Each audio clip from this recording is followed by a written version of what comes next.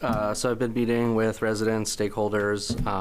Last week I met with GPCOG, the MPO, on potential funding options for the 302 corridor. Talked with Nate a little bit.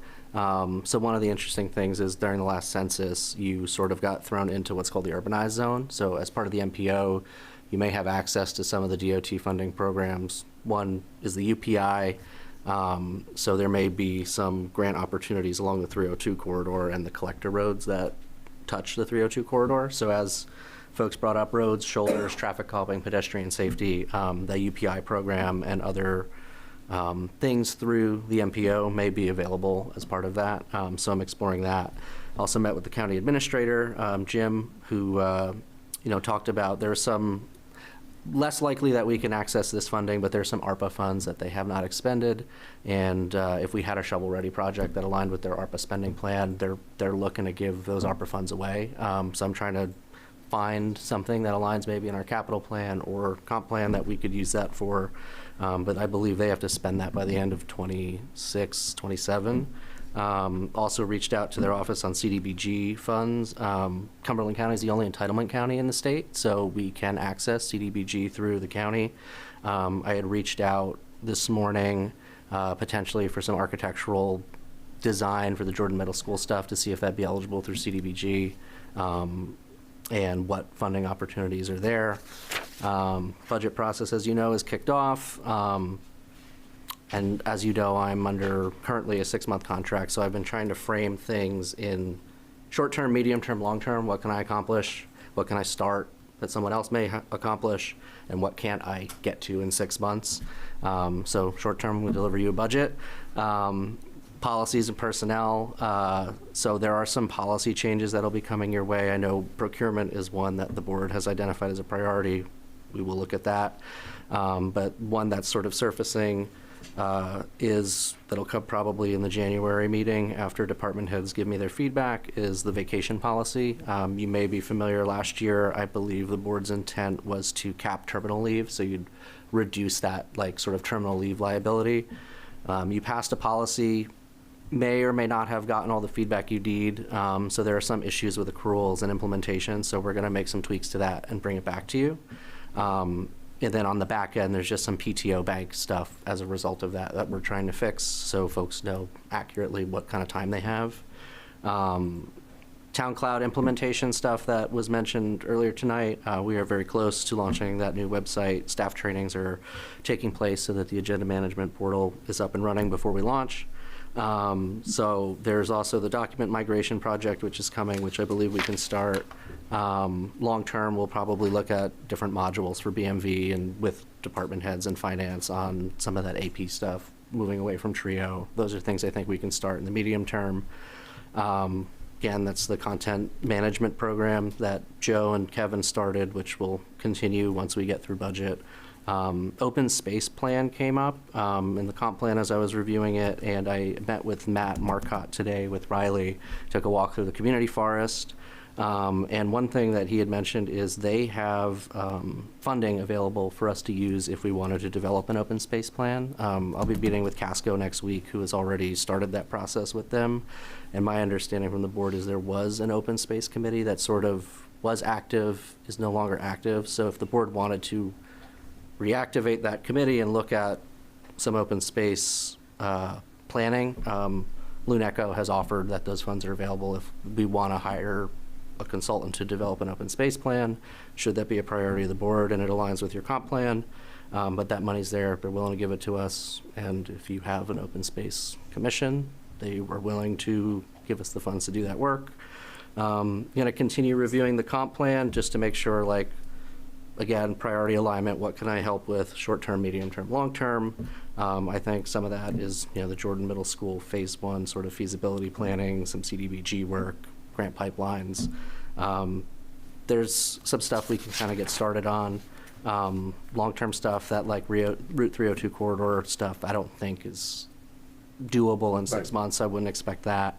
FY25 audit, as you know, we were behind schedule, and we want to avoid delivering you a late audit. So I guess I could ask at tonight's meeting But once Brenda's back, I would like to look at getting a temp. So in 2015, previous temp manager signed an HGAC contract with some temp agencies that I've used in the past. You still are active on that, but I wanted to potentially bring in some outside temps to help get caught up on reconciliations. I've also reached out to Hank Farah, who's a CPA that does audit prep for Wyndham and other communities in the area. Good news for us, he's very busy and he lives in Wyndham and wants to help us because he's local. We may want to use him for some audit prep work in the future, but was going to think about asking for an order not to exceed 5,000 of select board contingency, so I could engage some of those folks to help with reconciliation and We got to get caught up. audit prep work. So if you want to do an order tonight, that's fine. If not, we can do it at a future meeting. I don't think we have a choice. If we're not in the October schedule now? Is that what I just heard? No. Yeah, then we need to bring someone in to get us caught up. All right. Because we heard 2 months ago that we'd be probably, they put us off to October, and now it's December, so. Now there's some reconciliation work we still have to catch up on. Okay, then I think we ought to make a motion and bring someone in at up to that $5,000 to get us caught up, if that is enough. I mean, if you want to give me 10 not to exceed, I'll try to stay under that, but I think the bookkeeping work, we can get a lower rate temp with that sort of, because that's just hours. The good news is, of the projects that Joe started with Town Cloud, one of the products that, and I'm actually very impressed with the company, they're out of Norway. I kind of wrote it off as like, oh, it's another solicitation, but they were pretty impressive, and I'm going to meet with Kevin and the other folks on the team. But they have some automated reconciliation stuff. They have some CPAs on their team, and you're not the only municipality dealing with this. This is just, this space is, people left the workforce. They've inherited sort of the same stuff that Raymond is dealing with. So this, I think, is a tool that will benefit a lot of communities should they start to get a foothold in the area. And we deal with basically two vendors who are huge and don't care about the little guy. You know, biggest client for Tyler is LA County, 10 million people, millions of dollars a year in licensing fees. So when I put in a ticket, you know, they don't really care about getting to it. So knowing that there are folks sort of entering that space and servicing folks like us, and that that's an option down the road is, you know, reassuring. But again, just an order authorizing up to 10,000 in select board contingency to get. Can some I get a temps. clarification? Just, I really want to catch us up, but this is for the 24-25. This is for the FY25. Yeah, so the expense and revenue sheet we got the other day or last week, that's for this year, right? The one we're in Correct. now. FY26. All right, so this one is all caught up to that point? We're all set from July to November, I think it was, or October, whenever it was? I haven't had that conversation internally, but I was assured that your expense revenue reports are now accurate, so. Okay. Then I just think we ought to catch up on last year's, because we're going to be dealing with the same thing we dealt with the 23-24. So, you know, and we, I mean, this is, the finance director went on with the back operation. Is that what's going on? I don't want to talk about people's Yeah, okay. medical So I got to stuff. find out, I want to know timetables, though. Again, so asking for authorization to bring in a bookkeeper who can assist with some of that grunt work. And again, longer term, Hank Farah, basically what he does is he sort of ties your financial statements and everything up in a bow so that it frees up staff time to focus on budget development and, you know. Okay, let me say it a different way. I'd recommend the 10,000 then. Myself.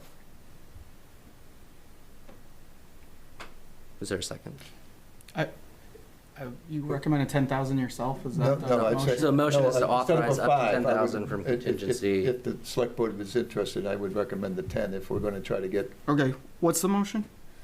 Motion to authorize not to exceed. I was asking if you guys would accept that as a motion. Oh, that's not the motion. No. Okay. If someone says it's too much and we want to go 5, I just want to get it started. I mean, we could do 5 and always have to come back too. But I'm not, one way or the other is not a huge difference for me. It's out of select board contingency, so. I'm comfortable with 5 right now. Have we spent any yet? None? No, you have to authorize that. Yep, then, Chris? I think 5 now, and we can revisit it if we need to. All right, I'll entertain the motion.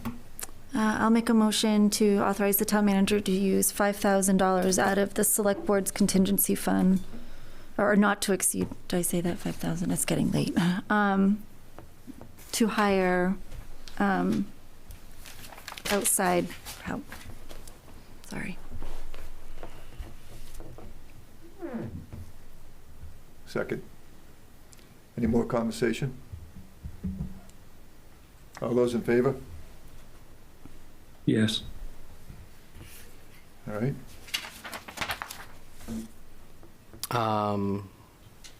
Next regular meeting is January 13th and February 10th. And that's all I've got. And upcoming holidays. The Christmas party we talked about, day after Christmas, New Year's Day. Next item is building access. Oh, yes. Yep. I can kick that off because I asked for it Yep. on the agenda if you'd like. So, as part of review of building security, I had to remove a code for something a couple weeks ago, which prompted me to think about just doing an audit of that. So when we conduct an audit of door codes and access permissions that were identified,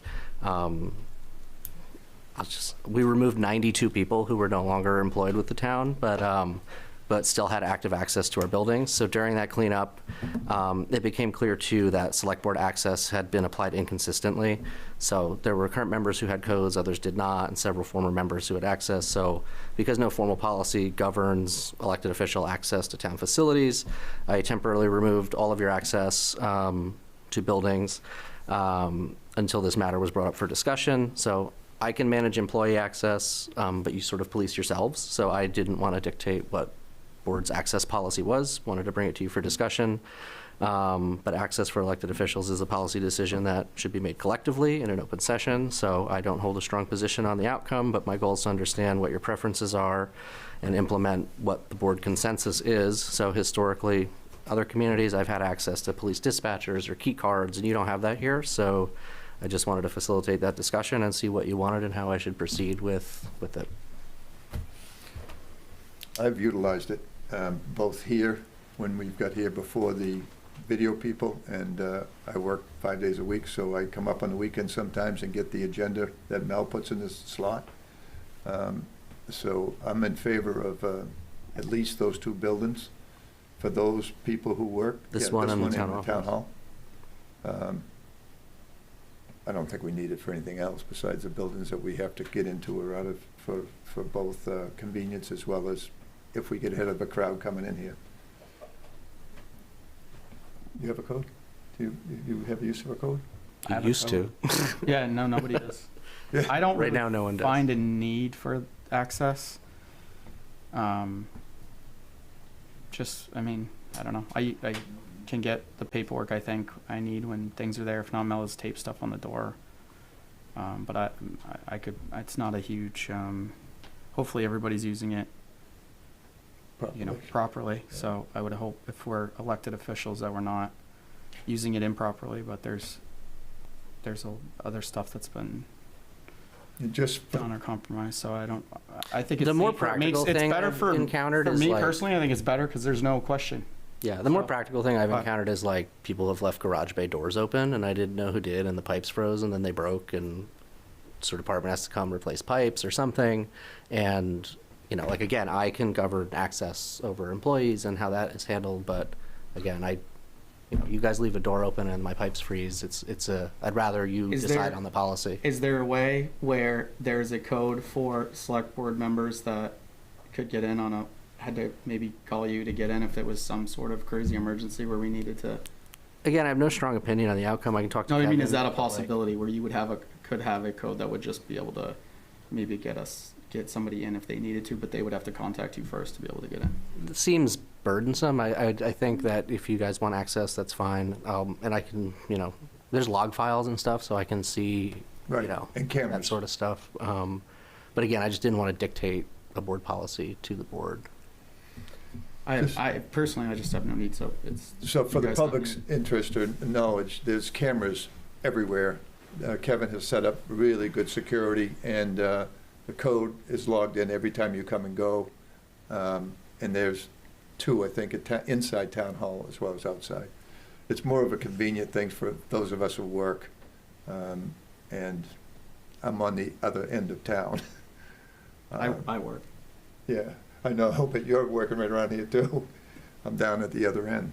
And there's not been a problem from Select Board, and I had no idea that many were existent. Did But we?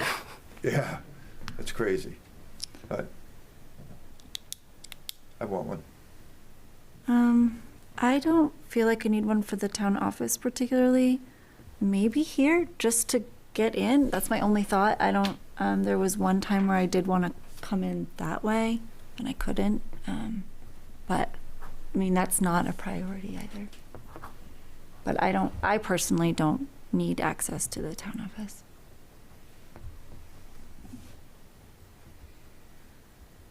Chris or Sam? Chris probably. I mean, Chris, yeah. I have access to the town hall because I'm an employee, so I really don't have any opinion as far as the select board goes. I don't need any other access to other buildings.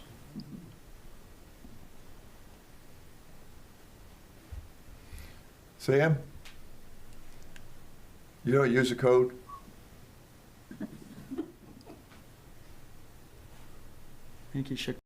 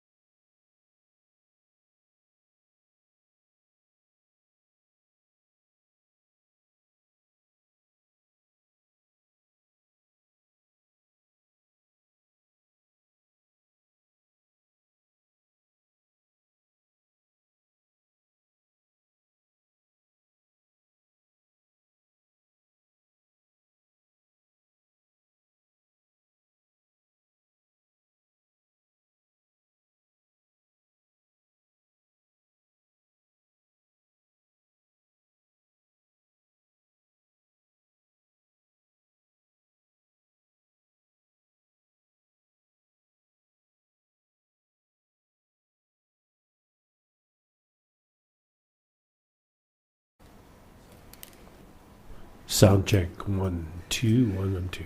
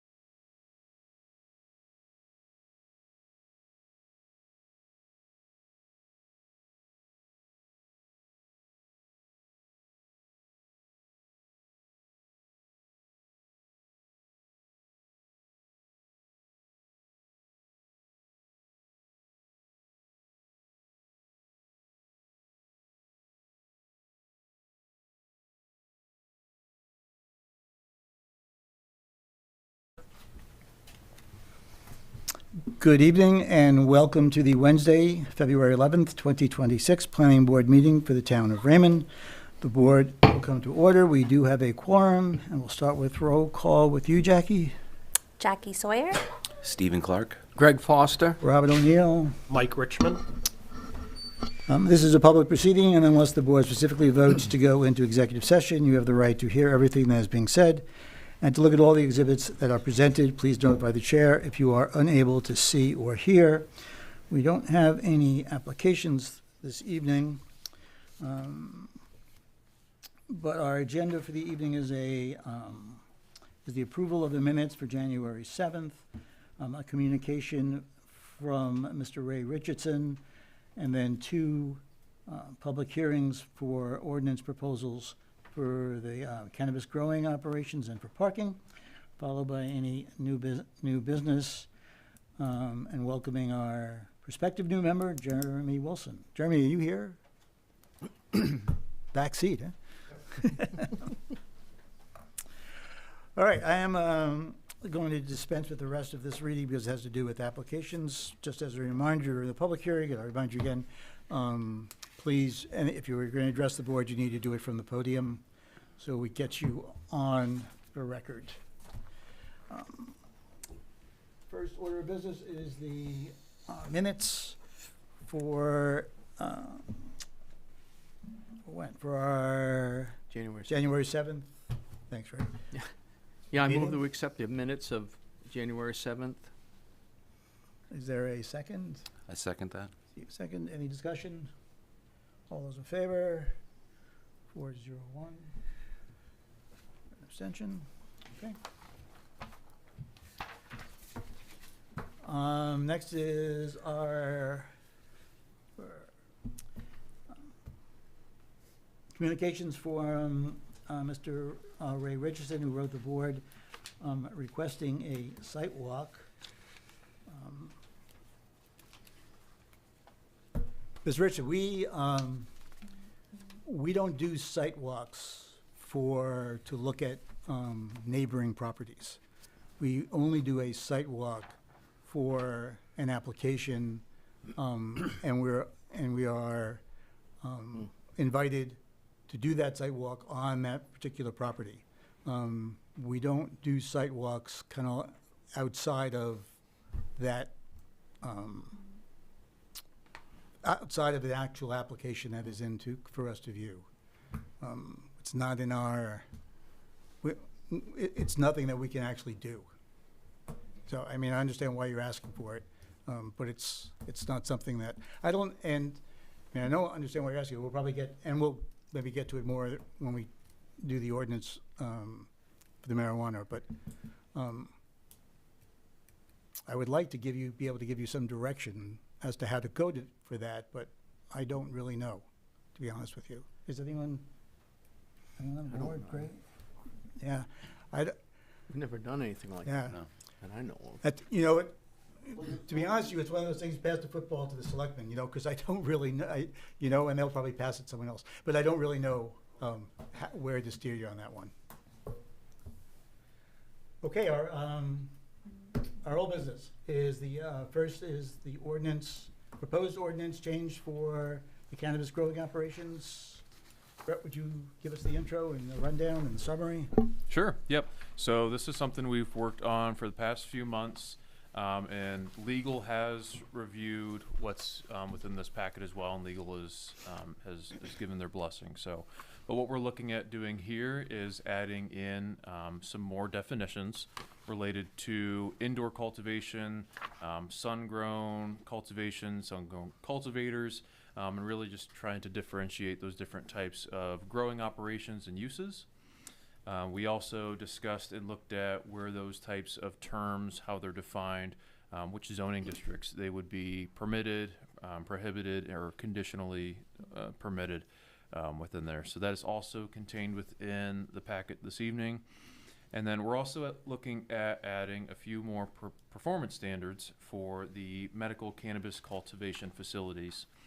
So with what we're looking at there, obviously we are not an opt-in town, so we are permitted to act under state statute with what we have in here. we're looking at implementing some setbacks for front, rear, and side yards based on the quantity of plants. So just again, high level here, if you are between 0 to 49 plants, that would be a 50-foot setback from your front, side, and rear.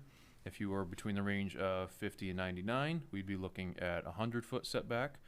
And then for 100 or more, we'd be looking at 150 feet. So we also, for all enclosed building structures utilized for the cannabis cultivation, we'd be looking at implementing forms of odor control to hopefully prevent that odor from passing on to adjacent properties. So that's the gist. Thanks. Jason, could you just talk a second about what it means to be a conditional use for a particular area?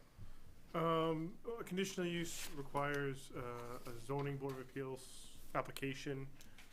There's a set of 6 or 7 kind of guidelines that follows site visit generally, and then a discussion on whether it is going to fit in the location that it's being proposed. So every conditional use then is going to go to the zoning board of appeals? Yep.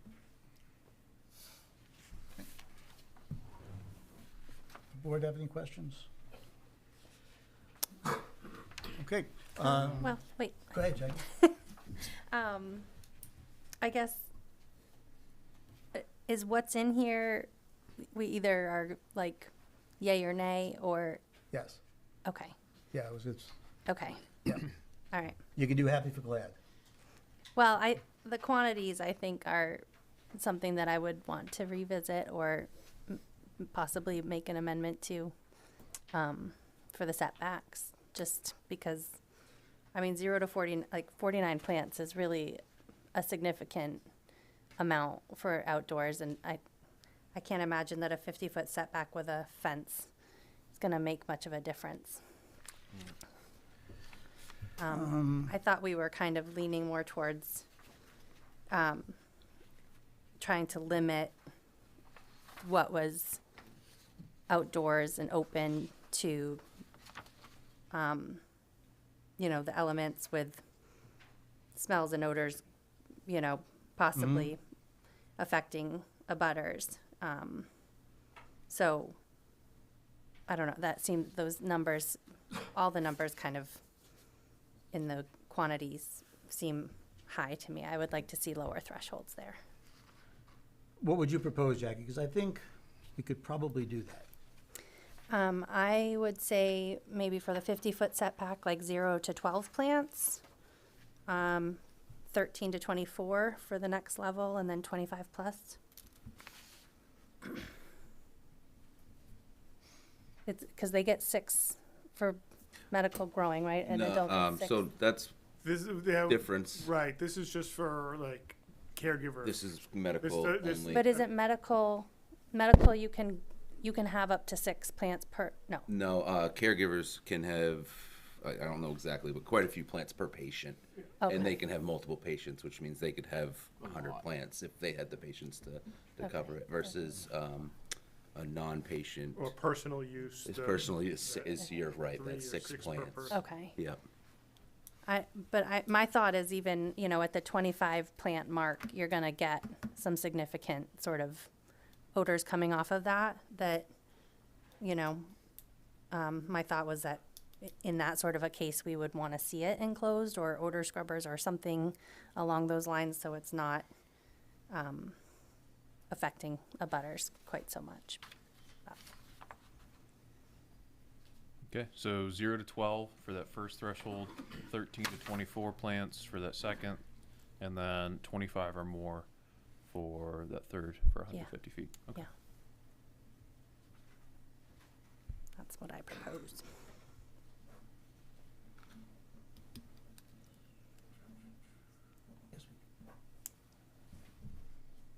Yes. I think we probably could adjust the numbers. Now, Yeah, it's not like an actual, so in my opinion, not like an actual. change to the verbiage of wording, or it's just but it is a significant change. No, it's not like a substantial, like we're adding an entirely new section or Or new changing a term or right. definition or anything like that. It's more of how we're classifying it. And I guess my question to that would be, is this plant count for sunrooms and open spaces, or is it just open spaces and then the sunrooms have air? Because obviously you can't have an air scrubber if you're growing outdoors, but you can have an air scrubber if you're using a greenhouse. So how, I guess that's one question I have too, is how, there's gonna be a big difference between 12 plants outside versus 12 plants in an enclosed space. Does there need to be an adjustment in count if they're grown indoors with air scrub and all, hitting all the check marks as far as air scrubbers and stuff?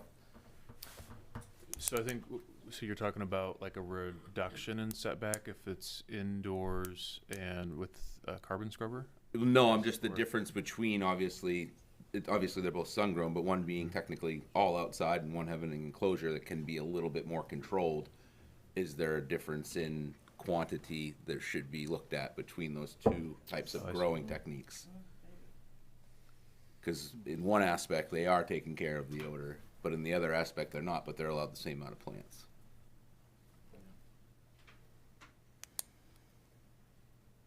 So I don't know if we can add just something between with air scrubbers, without air scrubbers.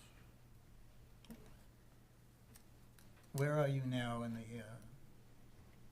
down under odor control, section 2? Well, no, I'm just saying the amount of plants that you would grow in the two different environments. Is this table applicable only to the sun-grown cultivation? I think Says is what you're indoor. asking, or Yeah, or this also includes the indoor. So yeah, so it is. It's So putting that group all into one versus It is, yep. being where in Mr. Richardson's case, the plants could, half of them might be outside, half of them might be inside, but they can grow the same amount in both places. Even though the air scrubbers are taking care of some of that odor. Right, subject that they meet the setbacks, obviously. Yep.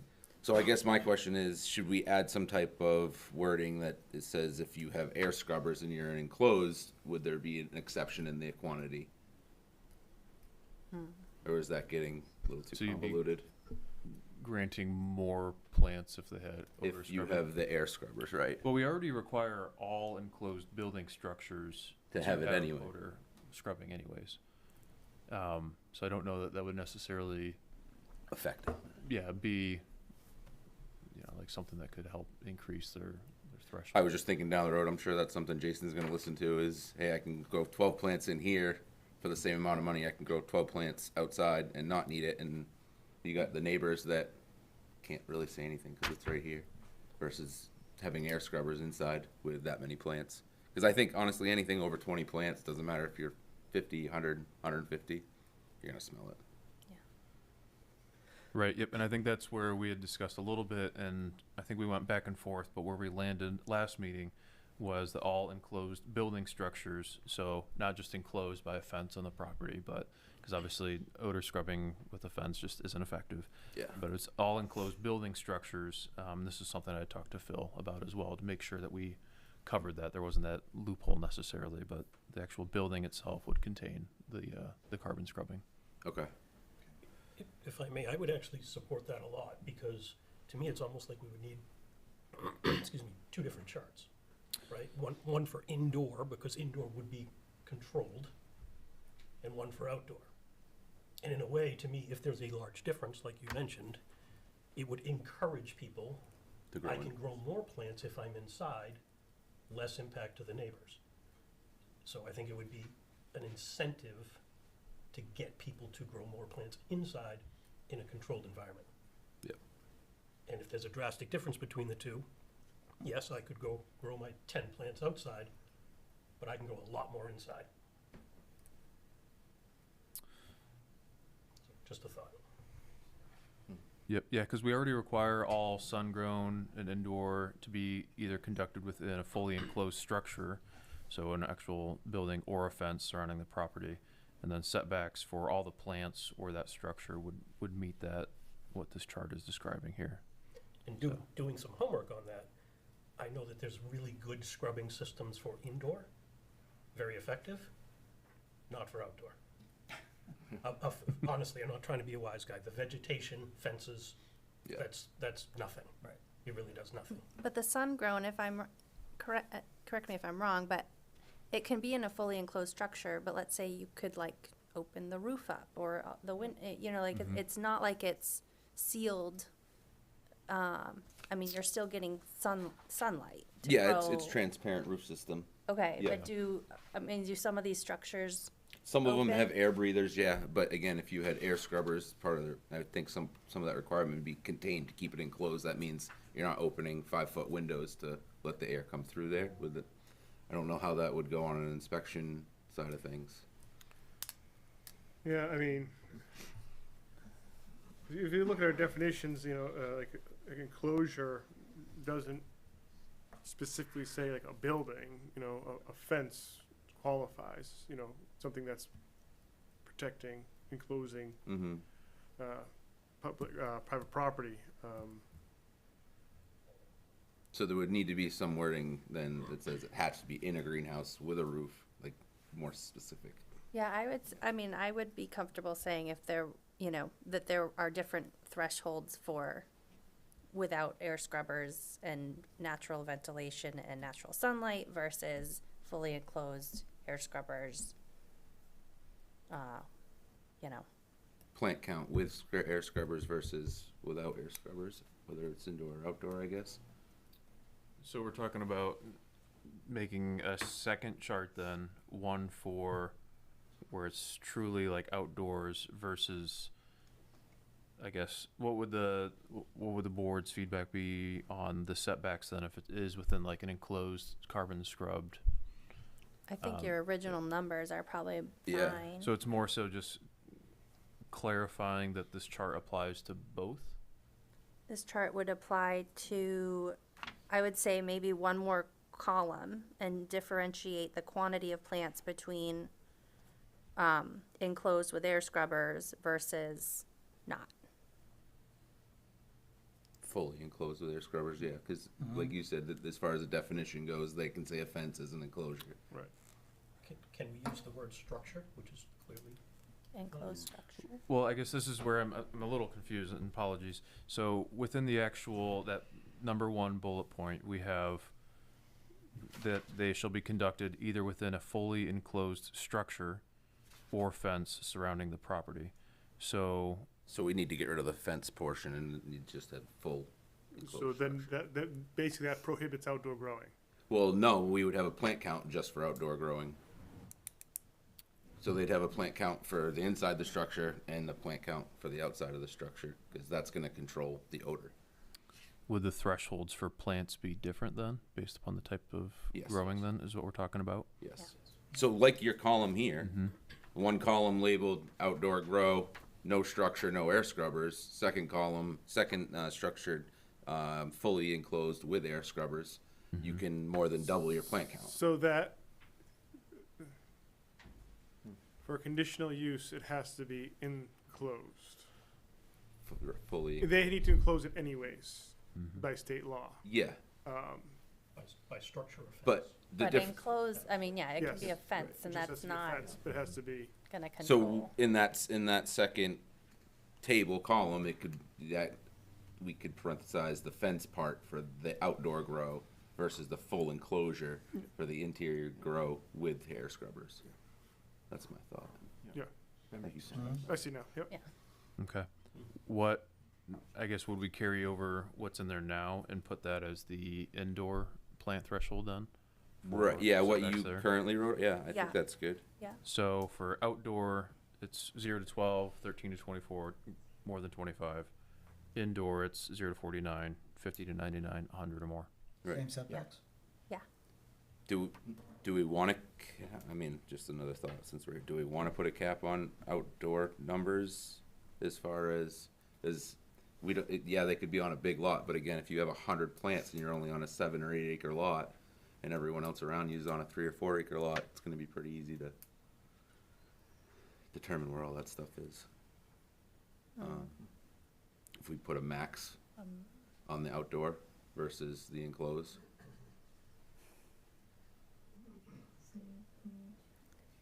You mean like no, not to exceed 100 Not to exceed more than 50 plants outside. outside? Yeah. without a full enclosure. Yeah. Like 50 plants is a ton of plants. And that even seems excessive to me personally. Yeah. Yeah, I agree, That's a but I lot of don't, plants also don't want to be planted. overly restrictive to, Right. Within You know. 150 feet of a neighbor, that's a lot of plants. yeah. Yeah.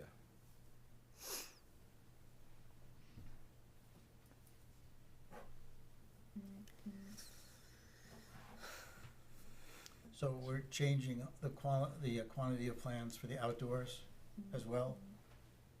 Yes. Yeah, so the Yeah. quantity wouldn't change for fully enclosed with air scrubbers. Right. It would only, we would include this lower rate for if it were sun-grown with fencing. But wasn't it 25? Oh, wait, I see, because right now it's 25 plus, is what you're saying.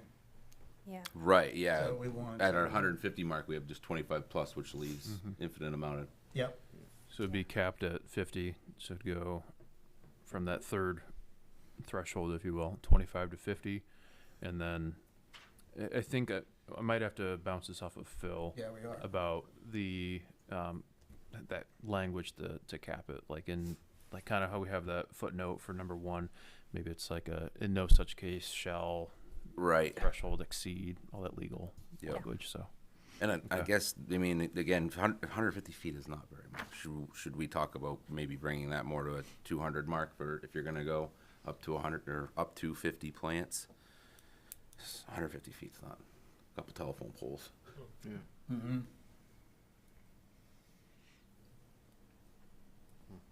So 250?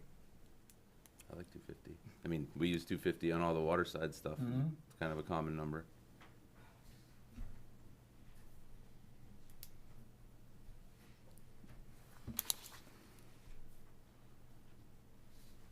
Okay.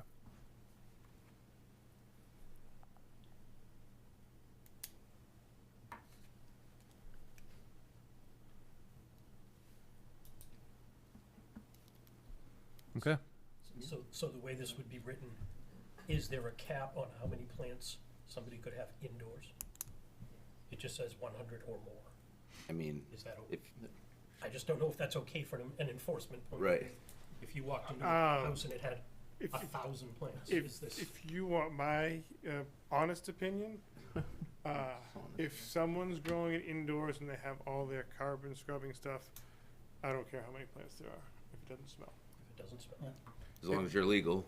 I don't want to have to go into somebody's house to count plants. Gotcha. I'm mostly concerned about the outdoor. The indoor, if I've not got a complaint about indoor. I feel like that'll make your job easier too if they hit all their check marks as far as taking on complaints. Let the state handle it. Right. That's what I say. It's less for me to do. Outdoor, I can see it from outside, or I can smell it from outside, and I know if I can look on Google Earth and I can see it. Right. It's pretty straightforward.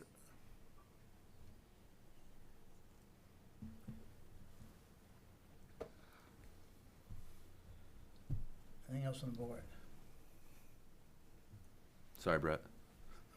No, don't apologize to me. All right. I think it's good stuff. I think this might be reaching that point where it might be substantial Yeah. enough where we have to maybe have another public hearing technically, but We'll I don't see. feel bad about it necessarily. It's good stuff, and we want to make sure we get it right. It's Yeah. important, so.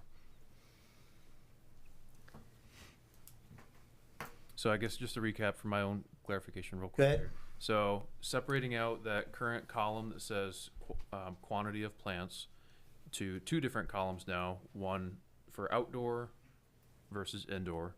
And I'll make sure the language actually matches how we're defining it, just to make sure that's clear cut. But for that outdoor column, let's just call it, the 3 different thresholds would be 0 to 12, 13 to 24, and then 25 to 50. There might be a footnote added depending on what legal has to say about certain legalese language there. Then for the indoor column, the 0 to 49, 50 to 99, and then 100 or more. And then changing that bottom row for the front, rear, and side setbacks for that largest threshold, changing 150 feet setback up to 250 feet.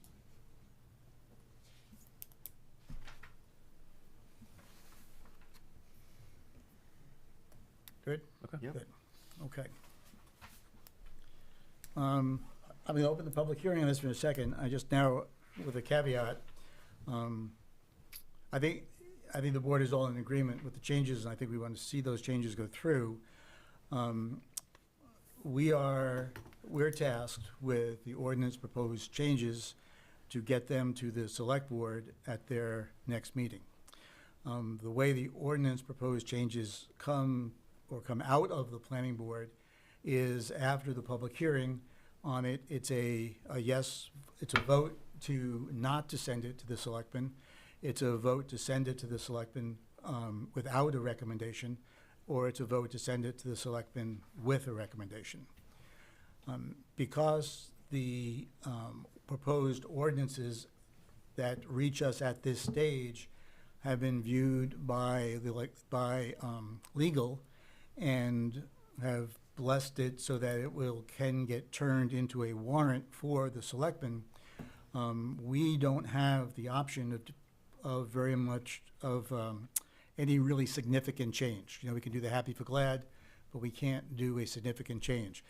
The changes that the board is proposing right now, in my opinion, going to borderline on whether or not that is a significant change or not. So the implications to that are, following the public hearing, we will proceed along the lines of that they are not a significant change. And we'll vote one way or the other to send this package as it's changed to the selectmen for including into the town vote in June. If in fact the legal comes back and says, no, that's a significant change, we would then be required to have another public hearing based upon that change.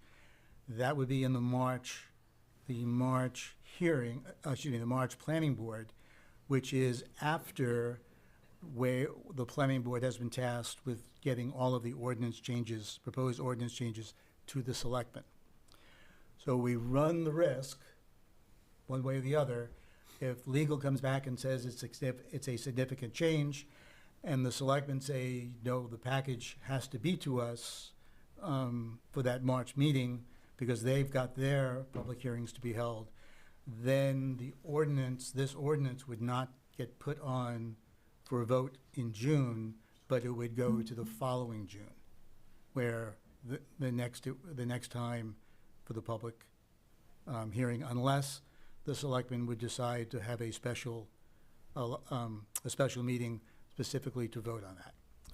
So I just want to let everyone know that's where we stand.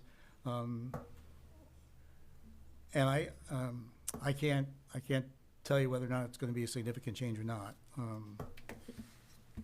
It very well could be. I think if it is, we will try to see if the selectmen will allow us to get it in later than the cutoff, but there's no guarantee that in fact it's going to happen. Okay, so with that good news, I'll open the public hearing. If you would like to speak on this, please do so. Go to the podium, state your name and address, and how you feel about the proposal. Hi, David Brown from Tenny Hill Road. I just wanted to go down through what I've read in here with a few comments about it. I've written to the planning board 3 times, twice last year about this, and just recently about this. I wrote to Sandy, your manager. Sandy. And okay, so Yep. I've requested a response but didn't get one, and I haven't had responses for anything else. So, but one of the things I brought up. So starting right out, cultivation, 100 amps, and when the state person came in to your board, he clarified that the language you have in there, in his opinion at least, what he said was that seems to have been copied from something that the state legislature was looking at many months ago, and they had already abandoned that. And what I said to you was, amperes isn't really a legitimate measurement of power because it depends on the voltage. And if you have you're talking 120, 240, 208, 460. It varies a lot. And so you really probably ought to be putting that in a kilowatts, I would say, or kVA is the, whatever. You might talk to an electrical engineer, but I think kilowatts would be a reasonable thing because we know how many watts a lamp uses. And so I think that's something you could enforce and that people could design to. But 100 amps, it would vary by the part of town you're in, how much you could grow. Well, so I'd like you to look at that. And that comes up again in the sun-grown thing down below. And the sun-grown, actually, I was curious about that because you gave them the same amperes threshold, or you jumped right over that. You're pivoting around that threshold, but it seems like sun-grown maybe would be significantly different. Maybe it would be 50 amperes or whatever. It would be how you would classify sun-grown, but it seems like why would you classify them right on that line? I don't know, it seems strange. Just wanted to mention at the bottom, when you talk about the opt-in thing, I would suggest that we come up with an ordinance. It's too late now, I guess, but from what you've described, but an ordinance that's a adult use establishment ordinance, and just say right in there, we have not opted in, and then you wouldn't have to mention it here. And this is so indirect as a place to put it in. I think if you had an adult use ordinance, and then someday that could be changed, so we could decide to opt in, but it would say we have not opted in, and not sneak it into this one. I wanted to mention the plant quantity.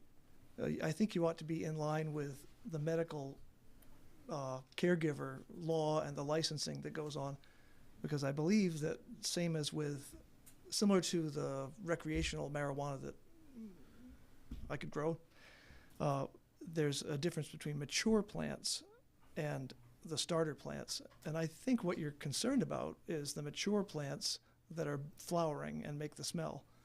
And so I think this ought to state mature plants in some simple manner, so that, you could read the state law about that and see how that works. You wouldn't have to necessarily say anything about the immature seedlings or anything. You would just say mature plants, and that's what you would count. And also too late to talk about the odor control and the setbacks, but it seems to me that there are systems. I mean, you can go online and for just a couple $100 you can buy something that calls itself a scrubber, but that's not what we want. I don't trust any of that. I think there's activated carbon charcoal systems that could really be counted on, but the way this is worded, it seems like someone has to buy something and then try it out, and then someone's going to come and smell it and see if they like it. And maybe we could have some guidelines. Maybe if it's not in the ordinance, it goes into some policy or something to have researched that and find out what people should be using. The air scrubbers are per square foot. So on an enclosed area, you get X amount of CFM per square foot. So that would all have to be calculated for their building size. Yeah. But I mean, it's like you buy a vacuum cleaner and it says it has a HEPA filter, but I don't trust that compared to a real HEPA filter, and I don't trust some carbon thing that you stick in your air filter, your HVAC air filter for your car. You can get those with carbon. Yeah, that doesn't do anything. So I just be mindful of that, I guess, as to what the technology should be for this. And then when you do get a good scrubber, I actually think these setbacks are overly restrictive. I don't see why somebody needs to be 150 feet away if they've got a scrubber that works. And I think 150 feet really restricts the lots. As has been mentioned, you know what the minimum road frontages are. I live out in the rural residential zone, and the minimum frontage is 225. That's what the developer gave everybody. So everybody's got a lot that's 225 feet wide. You wouldn't even be able to use that. And it's one of the most rural parts of town, unless you had some big lot. So I just think that I agree totally with what you said about separating outdoor grow and indoor grow and having a different table for that, and that makes total sense to me. But these numbers seemed appropriate for outdoor, and maybe the indoor doesn't have to be 150 feet, but I think we're past that point perhaps. But and I am concerned about the notion of perceivable odors and how enforceable that is. That seems it depends on the sensitivity of the person. I wish there were some technology to smell and measure it, but I don't suppose there is. We do too. Smellology. Thanks. They do make something called a nasal ranger. Oh, really? Yeah, I don't know how effective it is, but there We is could there is probably a tool. put one on higher. You can carry one of those, Jason? He's a radar. It's probably an expensive piece of kit. I Probably. don't want to carry it around. Ray Richardson, 84 Tenny Hill Road. Nice to be here again. First of all, not all lots on Tenny Hill are 225, Dave. My neighbor's lot's 200. Okay, that's just to clarify that. I like Jackie's suggestion. It's kind of like a compromise. Before they were able to grow 36 plants and the smell was overwhelming. So 49 plants isn't going to make a difference. 12 plants isn't going to make much of a difference, especially when Vern said that these plants get to be 10 feet high, 10 feet wide, and you got 12 plants. The smell is just going to be the same as overwhelming. My thought is this, is why do we want marijuana grown in residential neighborhoods where families are trying to raise their children? Now, I was young at one time, believe it or not. And mischief. When I was 14, I said, oh, let's go raid the cornfields or whatever. What do you think these 14-year-olds or 12-year-olds are going to be doing up on Tenny Hill some night? They go, oh, let's go raid the pot farm over next door. I mean, we really need to have a caregiver who can grow inside, have an outside grow that he can grow 150 plants? I mean, seriously. Now, I don't know if you remember what Vern said, but he said recreational, these guys can have friends that can come over and grow 6 plants, 6 plants, 6 plants, 6 plants. And before you know it, they'll be up over the 150 anyways. Now, my neighbor recently purchased the house across the street where he's living now, and he's turning the house right next to me into his growing facility and his business facility. So he doesn't even live there anymore, but it's all marijuana growing operation right now. So I'm really, like I said, I am understanding of his right to grow his marijuana, but I think marijuana on a residential neighborhood should be grown inside. I don't think there's a necessary reason for somebody to be able to grow in a residential neighborhood, especially these lot size. Now, I don't know if you folks, where you live, would want somebody to grow 150 plants next to you. So, and as far as the smell, there's nothing you're going to be able to do outside for smell. Nothing. Nothing at all. I'm going to be having a heart operation here in the spring. Hey, I had letters from my doctors, but Sandy told me I couldn't submit them to you folks. It's not understandable. It's personal. But I just want to enjoy my property. That's all I want to do. I'm not trying to be here tonight to make a riff what somebody else's rights are. I think they have their rights, and I have my rights. I just want to enjoy my property. I moved to Raymond, Maine after serving in the Navy, working on nuclear weapons. I get exposed to the stuff. It gave me a lot of problems. I'm dealing with those problems. My neighbor, on the other hand, and I sent you all the video, from New Jersey. No, not that that makes a difference. He was shopping, even before marijuana became legal, he was shopping states to see where the most lenient laws were so he could have his operation Because here. Richard, you gotta really kind of stick to the ordinance. Okay. Okay. I guess I don't have anything else to say then. Okay. Yes, you guys cutting it off on that? It is the ordinance, so isn't it? I'm sorry? It is part of the ordinance, really, is it? No, not people where they come from and. No, I'm not Right. saying so much where they come from. I'm saying that he was growing even before it became legal. Yeah, well, that's not, no, that's not part of the ordinance. All right, that's all I got to say then. All right. Anyone else?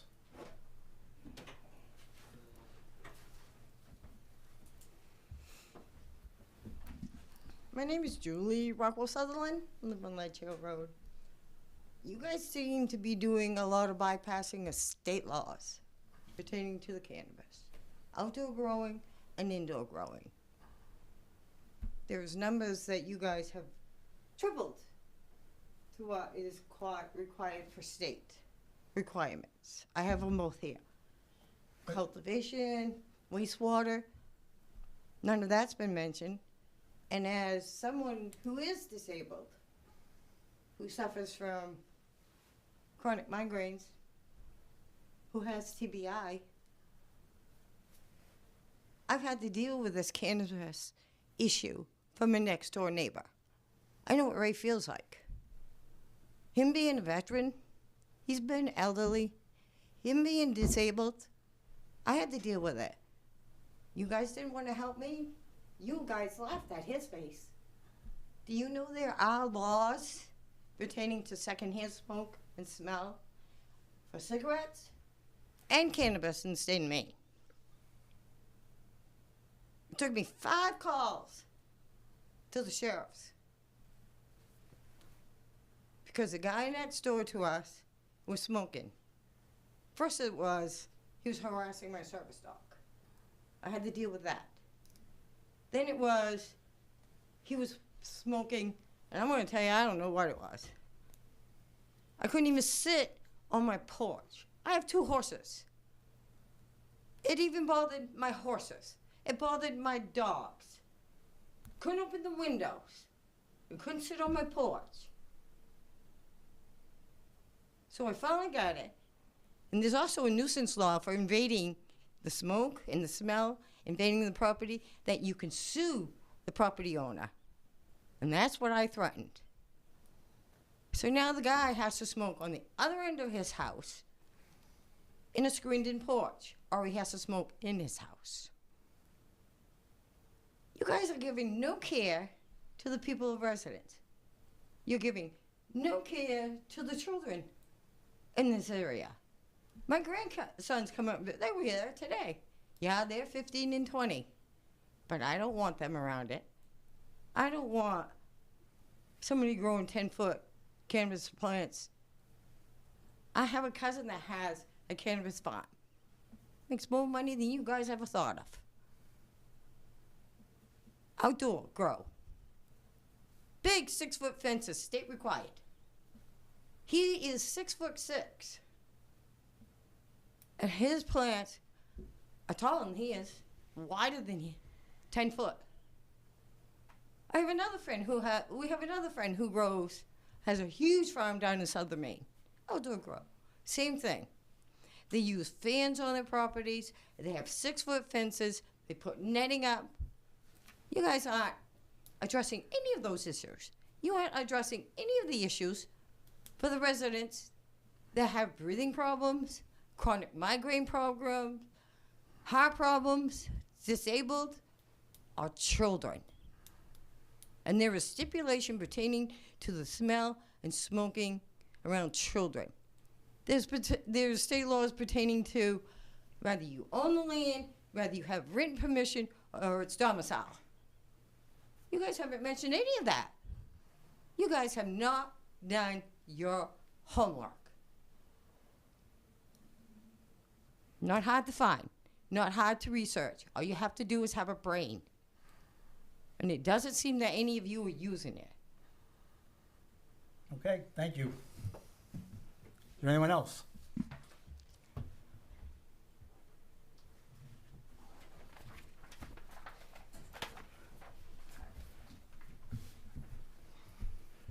Craig Messenger, 342 Raymond Hill Road. Mr. O'Neill, correct me if I'm wrong. I think the last time we went through a similar situation with a lot of people, a lot of passion, was the solar ordinance a few years back. Yep. And at that point, I think the BOS determined that we need to get an ordinance through. I know I'm going to hear from a couple people on it. But please be careful, be patient. I think they decided we get this ordinance through. We can recommend changes next year. The town can, or you folks can, Correct. or the select board can. But you can't do that if the ordinance isn't passed at all. So I would suggest for everyone just be level-headed. Let's try and get this through this time around, and then we can tweak it, make changes, look at what these folks are concerned with, and move forward. That's my suggestion. Thank you.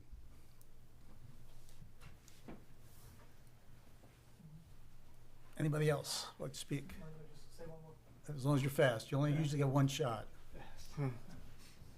David Brown, Tenny Hill Road. I just want to reassure people that someone has mentioned about whether you've done your homework. And this is a medical marijuana, a medical cannabis growers ordinance. There, you are entitled under the state law to do something locally about home growing for personal use. There is, you have some ability to limit that, I think. Not much, but some. You may, it seems to me, reading the law, that you might be able to, it says people need, you can restrict it, as long as you don't restrict it beyond people who are domiciled. You might be able to restrict friends who don't live there, something like that. So that would be something you could consider in the future. Okay, thanks. All right, I'm going to close the public hearing on marijuana issue.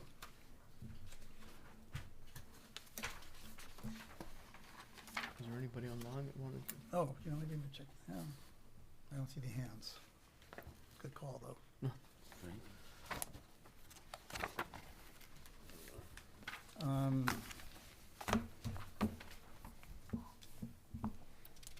Back to the board. So our option is not to proceed with the ordinance, to proceed with the ordinance to the selectmen with a recommendation, or without a recommendation. Anybody have any thoughts? I do just want to also say that I think this is a good starting point, and this is something, again, that we can, yes, come back to and make changes to and add to and strengthen as time goes on. But I think what we've got here is a good start, and it's something, and it gives us some teeth, and it sets some restrictions. Yeah, I think. Yeah, and we have heard, I mean, we this is at least our fourth month, if not longer, on this topic at meetings, and we've heard from a number of individuals from the other side that it's to that have their right, that have a right under the law to grow their plants. We had the state come down, and they reaffirmed that they had a right. And one of the things that we have looked for, nobody could actually give it to us, and we've kind of hit upon it tonight, is, you know, that the plants give off a sulfur-based oil that is rather odorous. But there is no one that can tell us, you know, a plant gives off this much, and it travels this far. I mean, there's no data for that around. So we have no way of limiting or restricting based upon the odor, because we have no data as to what that odor is. So I think, you know, to Jackie's point, is we're trying, and I'll be first to tell you the numbers are kind of arbitrary because, again, we have no data. But it is something that we get an ordinance in place. We have a set of conditions, as Jason described to you earlier. The conditional uses means that the individual that is going to grow under this ordinance is going to have to get a conditional use permit, and is going to have to convince the Zoning Board of Appeals that they're meeting the ordinance as it's written. And then going forward, if we find out that we need to modify it, we certainly can do that. But that's where we are right now with this one. And I mean, I appreciate everyone coming. We've had a number of people that on this, as I said, for about 4 or 5 months, that have come and have talked about this ordinance. So, not from you, can I get a recommendation from one of you guys as to what to do?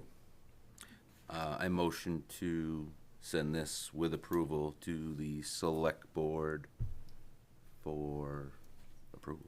Recommending approval. Recommending approval, yes. I'll second. Second. Is there any other discussion? All right, all those in favor? And you're an abstention. Okay.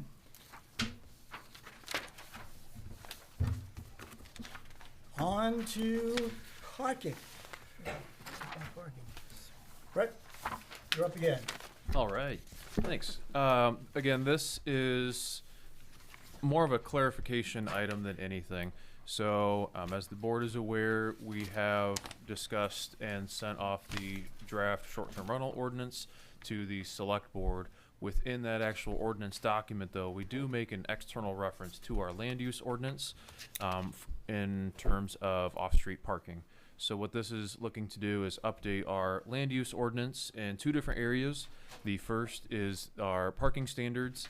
We added the short-term rental to that group along with other tourist homes, boarding or lodging facilities, motels or hotels.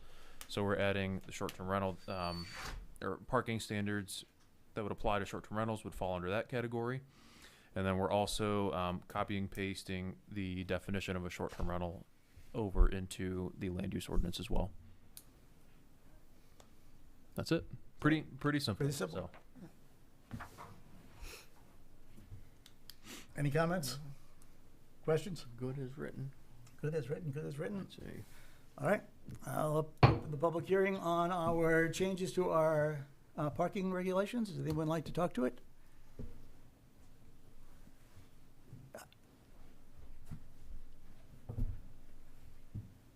Hi, Todd Roma, Raymond Hill Road. Mr. Chair, I just wanted to get a little bit grounded. I think you had mentioned it before, but in terms of, we're back here for the STR piece, which prior to you going to the select board, it was voted on 4-1 not to recommend. Now, No, it was voted on to recommend, but not to move with a recommendation. We forwarded it to the selectmen, right?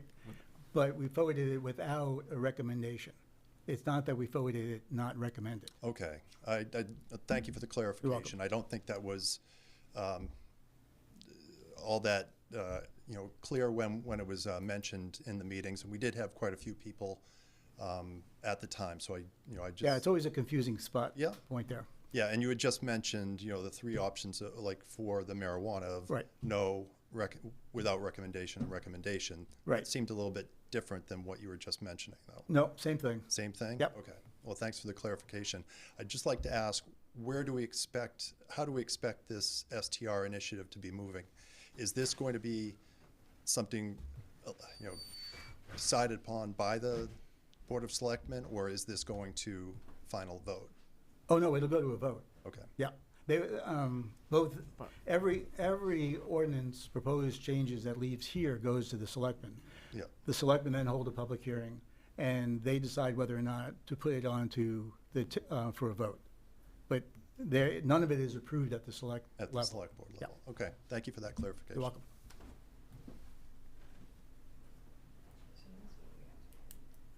Going once? Peter, you're awfully quiet. Too late. All right, can I get a motion? I make a motion to forward this on to the select board with a recommendation For approval? for approval. Second? I second that motion. Steve? Any discussion? All those in favor? 401.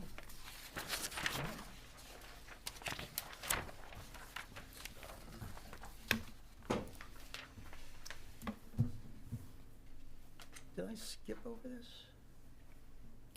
No, I think you're The bylaws. Yeah, I think we did.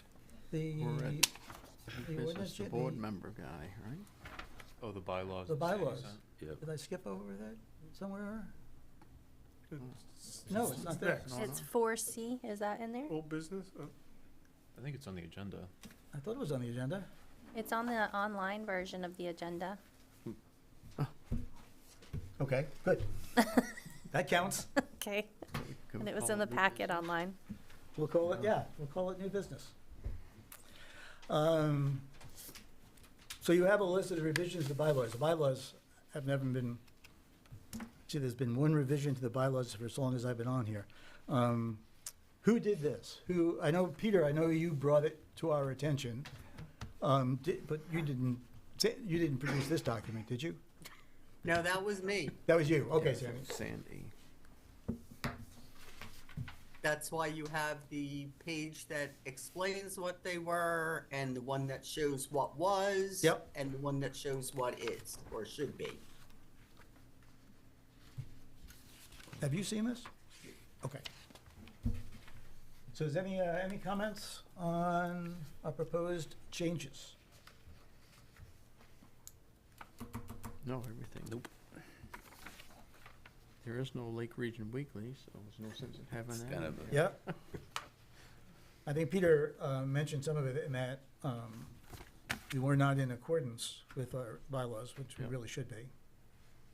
Correct, and that's what made me go through all of them, and I discussed it with Glenn as I was making the changes. Okay. Well, I'm fine with it. Fine. Fine. All right. I'll move to adopt the new amended planning board bylaws. Sounds good. Whatever. All right, so the revisions as presented, the bylaws have been, motion's been made. Is there a second? Second. Jackie's on the second. Any other discussion? I knew we couldn't get through the meeting. Uh-oh.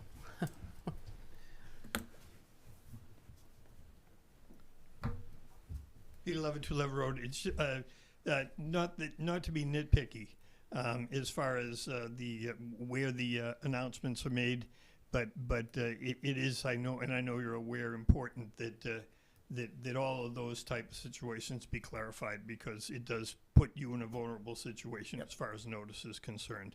And the one question I had was relevant to a previous comment.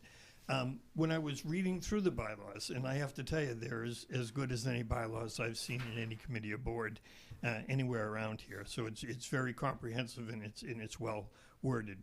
But what I would say is that a lot of what is considered in the bylaws is how votes are made, and the process and the like. I did not find, and maybe I missed it, but I didn't find it anywhere in the discussion in the bylaws anything about approving ordinances to go to the selectmen, and specifically that you can send it with a recommendation, with no recommendation, or do not recommend. And I was just curious if that was an oversight, or if that was intentional to not put that in the bylaws. I know that it really falls under taking a vote. So it may just be covered by your process for voting.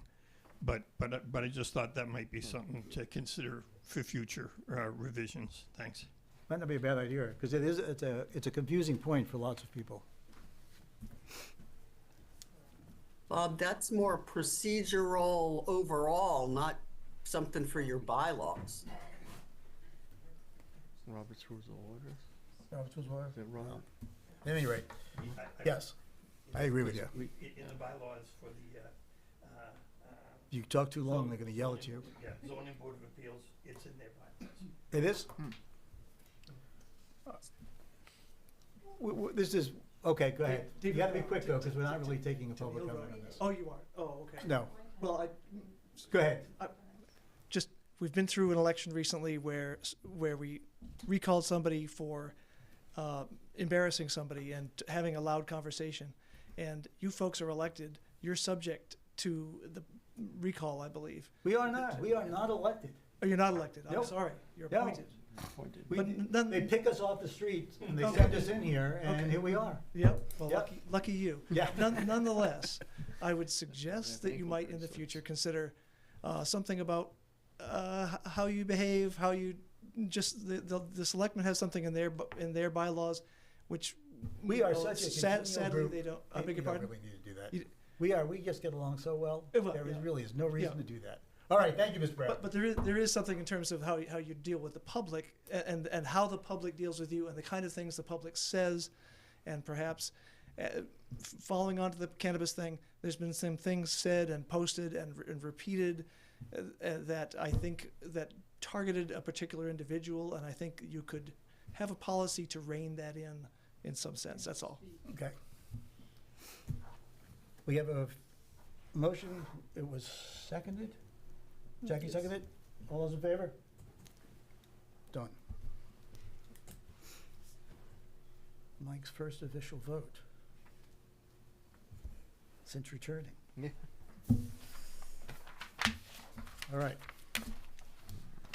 Jeremy, have we scared you away? No. Excellent. Thank you for volunteering, by the way. Do you have any questions for us? And you're going to need to go to the podium. If you just, sorry. No. Jeremy Wilson, 1 Colonial Drive. No, I don't have any questions. I've just been a lifelong resident and just figured it was time to get involved and wanted to join the board, do something. That's Excellent. all. So, been here since '79 and want to make sure we continue to be Raymond. That's You know all. how it works, right? We kind of, perfect, okay, with the ordinance.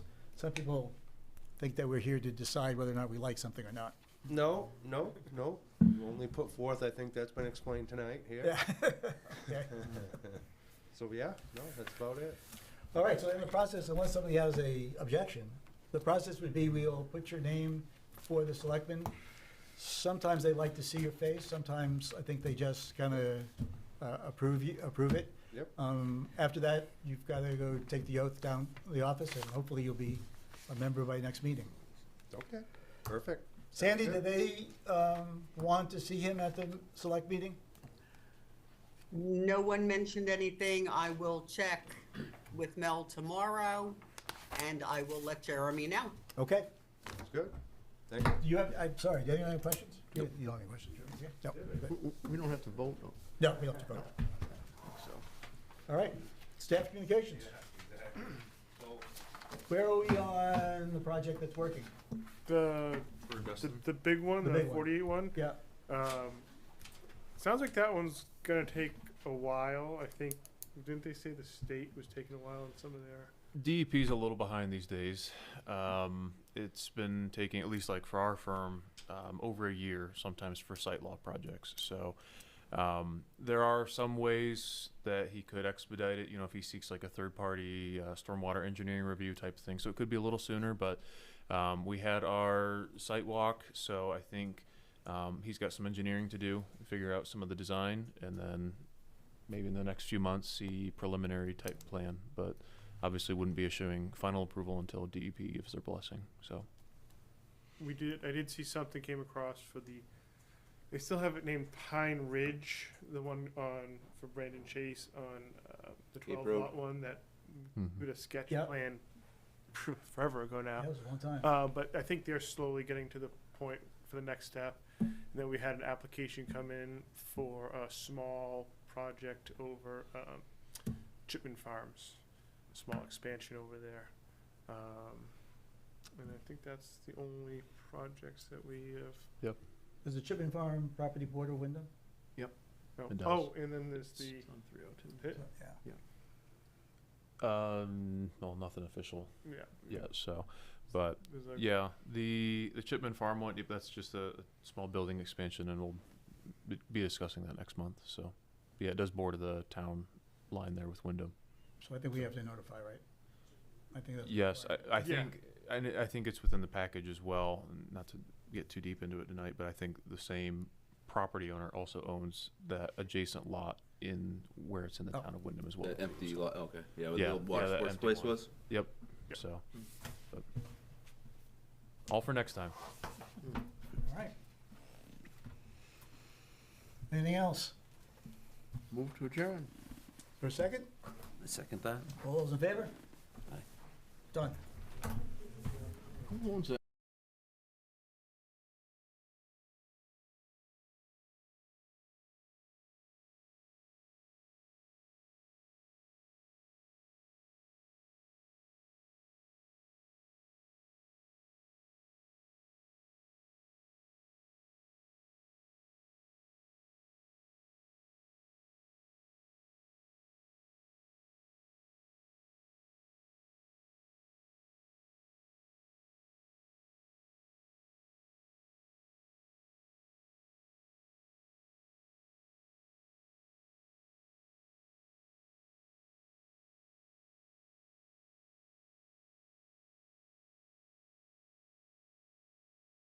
rewriting the banquet hall ordinance, and because I couldn't find anywhere where they showed that this was voted on. Well, it to has be not been sent voted out. on.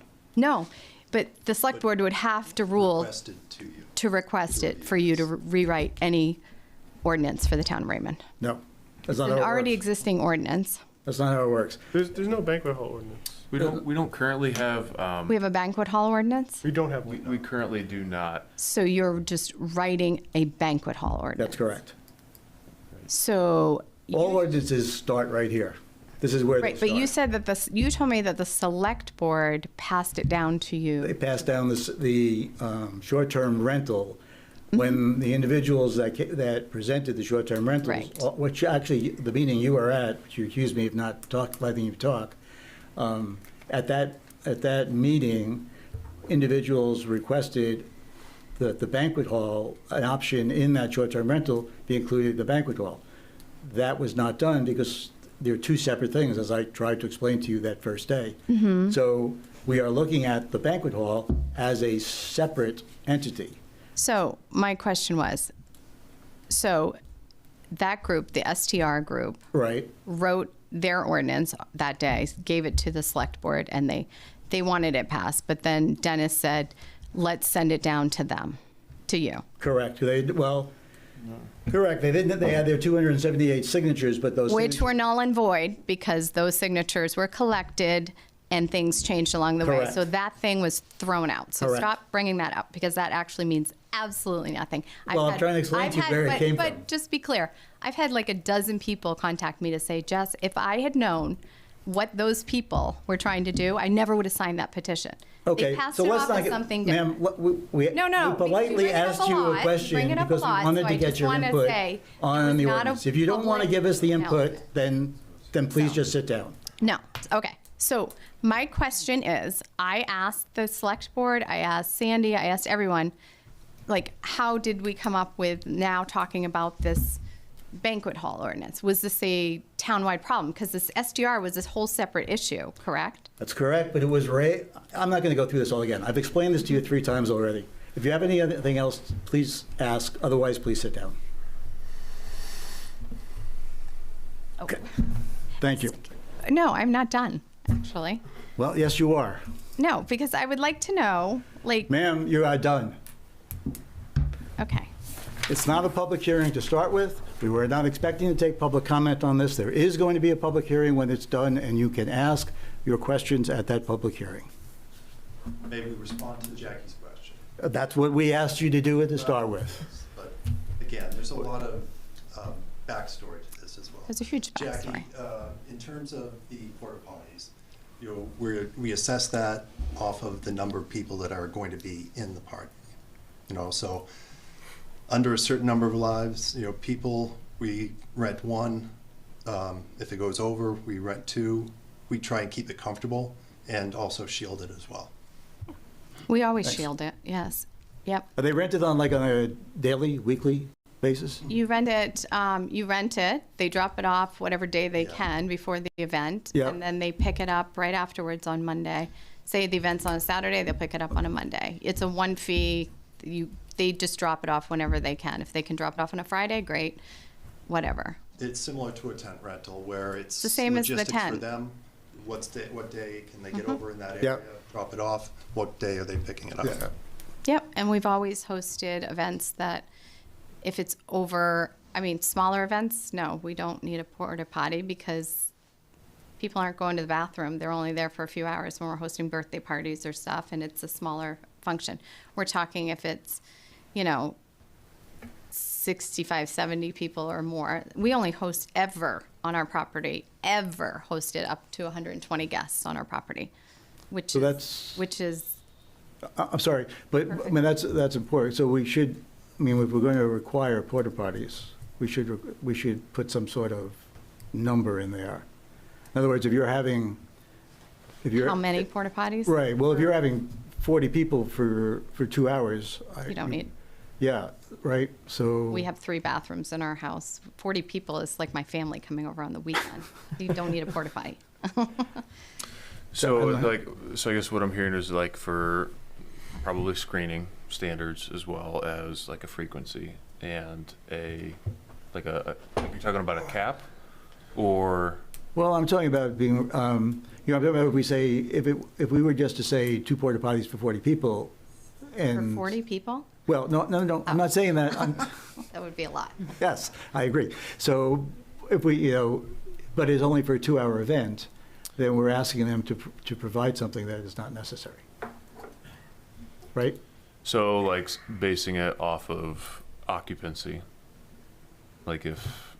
Well, that's the septic systems you use because they're based on occupancy. We're getting into occupancy loads here with a Yeah, we don't wanna banquet do hall that. with Okay. seating, and I don't see any way around not having an actual bathroom. Couldn't you just say sufficient, porta potties, Or not even porta potties, just sufficient facilities. facilities Yeah. for, Right? I think people can determine, I mean, some people Exactly, yeah. build a facility that Exactly. can accommodate a large number of We people, don't need to and some assign people wouldn't porta want to do johns. that to their Yeah. systems, so Yep. they might prefer to do. And then we get porta potties out of the mix completely and make Mark really happy. Just say facility. Why don't we just woods do are that? for. Right? If you Because I guys, think- obviously, the Roma Farm has been hosting private events on our property because that's what I do. Jackie, you know that. So if you want to use us as a template, if you have questions, we've been doing it. We only do few seasonally. We are not a banquet hall. We are not a huge function place, but we do host private events. So there's nowhere else in Raymond besides Kingsley Pines and Sylvester Camps. I don't see this being a huge thing in Raymond that all of a sudden all these banquet halls are popping up everywhere. So it's kind of directed at us. We do know this, and I know you don't want to hear it, but we know it. So if you have any questions, please feel free to ask us as the board, because I've been doing this for a long time. and Well, that's do it- great, and we would love to have that input, but every time you get up there, you become argumentative. Well, sir, All you right. have to understand the background. Well, I don't and want this to, is I a don't want long to do that. I story, want to work so- on getting a proper banquet hall, Mm-hmm. that ordinance in place for everyone's protection, for your I mean, Jackie said it perfectly at the meeting. You'll have something on a piece of paper that is the town ordinance that you know that if you're complying with, Excuse you're my golden. distrust of the town at this That's, point. that's your problem. No, it's you know? not. It's the Yes? town's problem. Well, that's your problem. No, it's the Well, if you town. don't trust the town, then what difference does it make what ordinance is put in place because you're not going to trust the town anyway? Well, we have every right not to trust the town. Well, So we've been through a lot So in go- this town. bouncing back, Yeah. go we ahead. would love to have your input in formulating the banquet hall as someone that is involved in banquet halls. But if we're always going to have a discussion as to, this other stuff, then please, we're not going to listen to it. Of course you're. Okay. No. But we got something done out of porta potties, which I think is better for the board and better for you and better for anybody else that holds it by just having a discussion on it. All right. Okay. Yes. I'm Don't leave. we're talking about commercial use, IBC, assembly uses. I don't see how porta potties will work with this. If somebody's renting out a place, they're inviting people in, renting it out, people have expectations of, one, safety, so there's gonna be all the safety, life safety codes that are involved Right. in that. I think we're conflating two different things. I think we're conflating someone just having a party at their house, that's a private party, and someone who's renting an event space out as an event space. I just think they're two completely different things. I would agree with They're you. getting We're defining that from indoor and outdoor, though, didn't we? Yeah, we didn't did. do that, we did that. We defined like the banquet hall as indoor.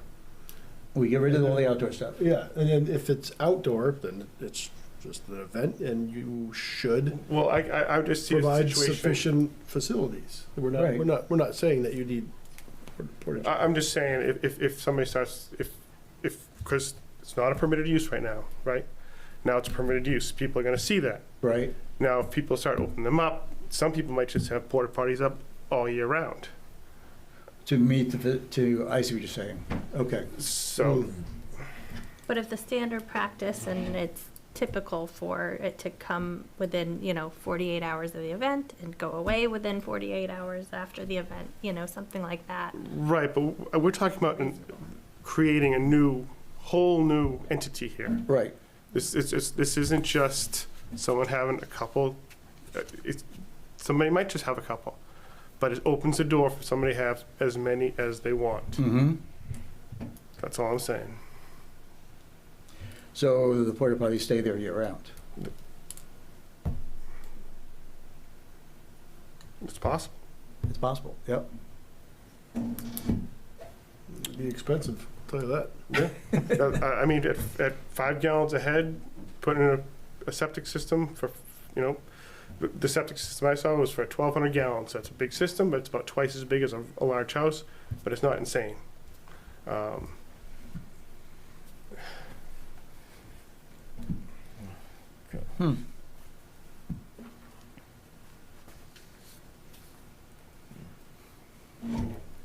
I'm just saying, if you go to site plan review, everything, I don't see how that will work when looking at the code book. Mm-hmm. It's just, if this is, because to me, this looks like a commercial operation that's going to residential zone. I wouldn't want porta potties next to my house all the time. Yep.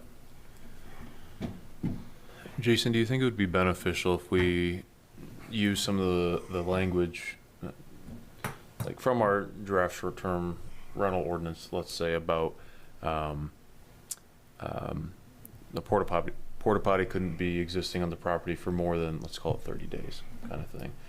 I think, and we can obviously extend or shorten that time frame, but at least it would give you the ability, if that porta potty remained on site for more than that amount of time, you could do a drive-by, get photographic evidence, that kind of thing. It would give you at least some provision to fall back on in terms of where that violation Yeah, would be occurring. and another part of this, if this is commercial and they're doing it, it's just going to have to be ADA accessible. They're going to have an ADA accessible bathroom.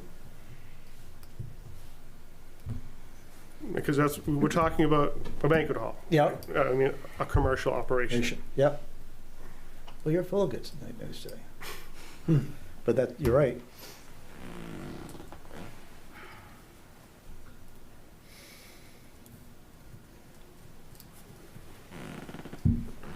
Unfortunately, you got to think of it of the worst case scenario sometimes. Yep. May I ask a question? Yes, please. Okay, Todd Roma. So Mr. Foster touched upon it earlier. When do you move from a property that has a barn that has hosted weddings, moving over to a banquet hall? Is that one and the same, or is there a transition? That's a really good question. So I would say that I think that what we're looking at is defining a banquet hall as a business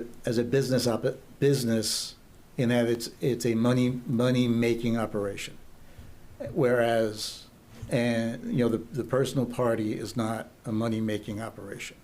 So I think that is, and I'm not, to be honest with you, I'm not sure the lawyers would agree on it's actually a business or not a business. And we went through this with the short-term rentals, and it was not a business. So, well, it's a business because it's used as a residence.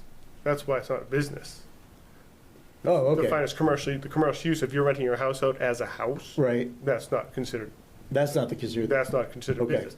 You can't rent your house out and say, have a motocross area in your backyard, charging people to drive in your motocross thing, right, type of thing. Then that's now a business. That's a business. You could drive your own truck around and have your friends over and do that. But the minute you start charging people to come over and use that, now it is a business. A business. Okay.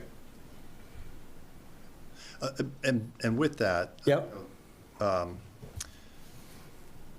Just to talk about, I've spoken to someone on the select board who has confirmed with me, hey, the federal government will allow you to rent your property up to 14 days without having to declare that income as a business, right? As a business. Yep. What we're doing, we live at our house, we rent it out, we give it out. Oftentimes we're just hosting for families and friends. We host for schools who want to come and get their photos done when the weather's poor, and we have a nice, well-decorated barn. We also set up an LLC because litigiously it's the right thing to do. If we have people coming through and coming over, we want to make sure that we are protected. So I'm wondering about these issues and how it morphs from being able to do, limited rentals of your property to then being put under as a corporation. Yeah, that's a good, I mean, Well, it's about renting it as a house or renting it to have a party there. yeah. I have a quick question. So in your case, is the event space and the residence on the same tract of land, or are they separated out into two different parcels, one owned by the LLC and then the residential? Same tract of land. It's the same parcel, all, okay. Yep. I mean, and actually, I've thought about this a lot. You could actually do away with this ordinance in some ways. You could have a home occupation, if it's wholly contained in an accessory structure. Right. You could conceivably have a barn, put the bathrooms in I there. was gonna say the put same everything thing. in there, and it's essentially It's a home office. It's a home occupation. Absolutely. And that is allowed. There's some things you have to go through. You're still going to end up with having to have a seating plan showing how many people are there. Have a septic system that can handle it. It's part of it has to be wholly contained within accessory structures. But the ordinances do allow for something along these lines without having a whole other ordinance to address it. I mean, we're kind of almost going into that area anyways now. Yeah. With this, but it's still, like I said, you'll still be subject to if more than 50 people, you're gonna need 2 entrances, and all that stuff. So the ordinances already do allow for something along the lines of this. It's just whether you want to have something specific to this, I think. In that instance, Jason, how are you addressing, you're saying you couldn't have porta potties, you'd have to have? The way the ordinance reads, everything has to be wholly contained within an accessory structure. That's how the ordinance is written. For home occupation. For home occupation. And it's it's limited to 2 employees outside of the family, so there's a little bit of gray area there when caterers might be involved in something like that. I'm not sure how that would work. We'd have to look at that a little bit. But it's occupation now. It's a business. So then it comes into ADA rules as far as running something like that just to make it accessible for those people too. If you're going to open it up and just for anyone to rent, essentially, rather than more targeted just to people essentially. Yes, exactly, and we do address that as well. Access into our barn, as well as into the house if necessary. So can we proceed this way without even doing this? Just in the discussions we've had here and talking about this, it seems like that. I think there still could be site plan review issues here. If a large parking area is going to create a bunch of impervious area, that's still going to trigger some site plan review, excuse me. If someone's going to construct a whole new structure, like a 2,400 square foot or so structure solely for that, that would probably trigger some. But we can do parking on grass, right? And but it would just come to you guys, and then you at that point the discussion takes place, and what you guys are willing to work with. And that would be not for a singular event. That would be that's for something that's going to be used as good to go for as a home occupation. But part of that home occupation would be what the infrastructure, so to speak, that would be needed to run that. Right. They would come to the planning board and present that. So that makes a lot of sense. A lot of those mechanisms already kind of exist in the ordinances without having to create the whole ordinance. Where you been the last 2 weeks? Well, sometimes you start one spot and you have to do all this other stuff, and all of a sudden you're like right back where you started. Yeah. So. Well, what do you think? What do you think of that approach to I know I'm not going to hold you to it, and I know that all the information is out there, but just in general, it would be almost everything that's. I'll let you explain. Go ahead. I'm not sure where you're going with that. Well, so we would still keep the definition, right? Because if we're going to add it under a home occupation instead of ZBA. Yeah. But home occupation with the potential, if needed, to be elevated up to the planning board for site plan review. Right. So we would still need to define that somewhere within Yeah. there. But still be permitted within all of the zoning districts. And then it would just be subject to our home occupation criteria. Yep. It's already within our Is ordinance. there- I don't have it in front of me, otherwise I would read Yeah, it. I don't want to put you on the spot. It'd be probably better I mean, to answer that after you got a chance the only to things, look at it. the few outstanding things I see are like the timing thing. We don't have anything. Actually, the home occupation does have some, you're not supposed to be able to hear at the property lines. There are some of that, some buffering things. I would hate to see someone right up against the property line. If somebody's house is Mhm. some of these, smaller lot areas. But that could be if addressed happen through planning board. through the planning board. Yeah, and then, abutters would be notified, so they'd be able to speak to that. Yep. But I don't know. What are you guys thinking? Better than this. I like that. I like it too. Yeah, makes sense. Hey now. Right, you did everything we I think Wayne wants to say something. Wayne? Yeah, I just had a question. How does a home occupation fit like in your industrial district? Well, I think we're gonna eliminate this. Yeah, right? we So- would pare it down, obviously, to where it's applicable. Yeah, so, I can't see too many home occupations in the industrial district, but you never know. That's why I asked. Yeah. All right. Can we proceed in that direction? Everybody happy with that direction? See what we come up with? I like it. Like it? Like it? Yeah. You gonna write it? Heck yeah. Gonna be better than this. Fantastic. So we do away with banquet hall completely. Kind of. I can erase Are they this. mentioned anywhere else in any of the other ordinances? Like banquet halls No. or? No, or- we have to add it. No. It's not defined anywhere or anything? Nope. Okay. I mean, you could add something to say it's okay in like the commercial district maybe, but even then, that's kinda, we don't really have any commercial district that would handle something like that. I mean, somebody could, I guess, in the future, put like a larger function hall in one of these commercial lots at some point. Then they wouldn't be in the home occupation realm. I mean, it could be now that they're trying to add more residential housing to commercial, so it's kind of a gray area there, but. Well, maybe we call it like a subcategory of the We could just in the commercial occupation district. as like a event venue or something, like a home event venue. I don't know, something. Well, I mean, the Well, in our commercial permitted, district. in our permitted uses, we could just add in banquet hall. Because we commercial? already have that term defined. And then it would just be subject to all the standard commercial district standards, so. Can I ask for a clarification on that? Yeah, please. Just in terms of the banquet hall itself, self-contained unit, what about how are tents treated It wouldn't be allowed. at all? It wouldn't be. No. Well, no, it would be, No, it wouldn't, not with the home occupations. no, it would be allowed in the home occupation, but you could come in for a special event for the property, just like anybody else. Like on a one-off sort of Yeah. thing? Mm-hmm. Like if you just do one or two a It would require site plan review. It would still have to be inspected by the fire inspector, seating charts, all that stuff. For a tent? Yes. And I think Wayne, I don't know, Wayne might have something to say to that too. On the Okay. tents? Yeah, tents. Yeah, tents would need to be inspected. That's in the code. But that's It's like existing. these home occupations that are holding events, that would need to be inspected too. But that's existing now, right, Wayne?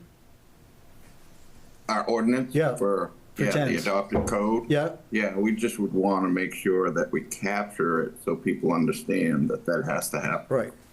So we're not adding any requirements. It's already there. Wayne, can I ask when the last time you inspected a tent? Does it happen often? It hasn't happened often, but as an example, when Fisherman's Cat set up the tent for outside dining, that was inspected to make sure that it was met the flammability requirements. There was requirements for the exiting. For an example, if they're aware that if they put any side curtains on, they got to have exits.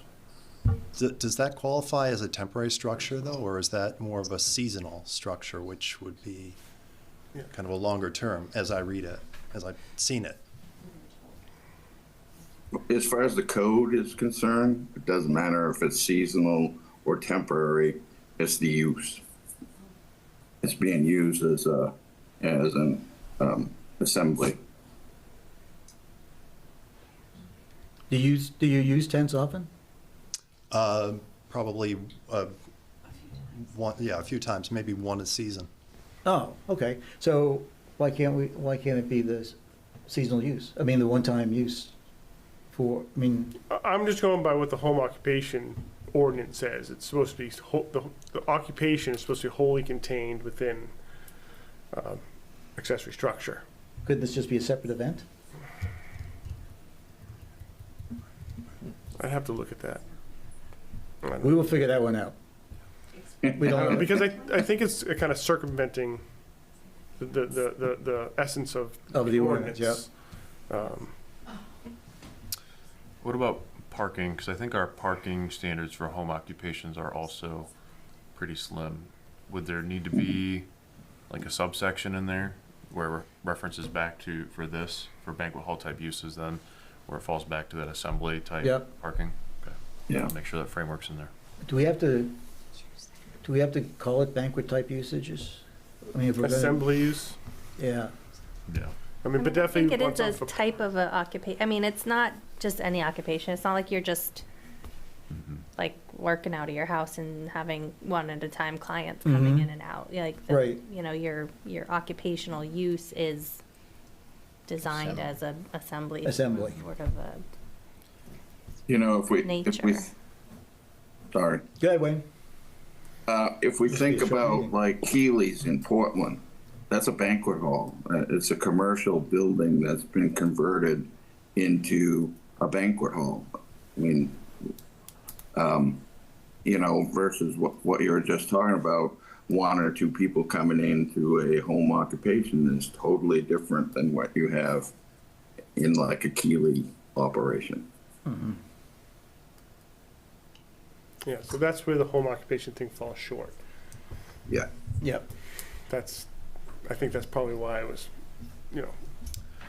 All right, well, I'll see if I can add in, like maybe like a subcategory of like just a note, like for where this is, since it's a larger type of use, but still under that home occupation, that it's subject to that assembly type use parking standards. So, okay. I'll see where that's most appropriate to fit in our ordinance and make sure that's captured in for next month. Yeah. So. My big concern is residential areas. If this going into residential areas, who knows how it would ruffle feathers. Yeah, no, that makes sense. You know, I feel more comfortable with everything inside because I feel like that's the best way to contain the noise. Anything else, any bright lights and stuff like that. It's just I think it sticks to the intent and of what the ordinance was, you know, Used to be an operation on Valley Road, near where you, a little further down where you in a barn. I don't know if they still run that or not. I don't know. They had three tents set up, you know, not this last season, but the season before. The place on Valley that I'm talking about? The horse farm. There we go, so. And in our case, we use tents, you know, from time to time. Like, as I said, we've used, you know, one a season. And we would have a function inside the barn, and then it would flow outside. And the outside. Yep. Then we're going to get into the outside, the noise. What about like bands and music and stuff? Is that inside? No, it's under the tent, and music goes off at 10 o'clock. Yeah. And we do monitor that because we know about the ruffled feathers. You know, that's going to get into a conversation which we're all aware of. And yeah, which we don't want to go that's there. why we're here, but we don't want to go there, right? But I do like the idea of trying to ferret this out without ZBA approval, because the last time we went in front of the ZBA years ago, they were unable to really find the definition of quasi-use. And so if we can come to something else that doesn't require that, I think that's a win for the town. Yeah, I'd like to do that because, I mean, if you look at, I don't want to put ZBA in a tough spot, because if you look at what they have to use in the ordinance by the required for approval, it does not, you guys would never meet it. We have a hand up. David What? Birch is gonna stand. Oh, David. David? Yeah, yeah. Go ahead.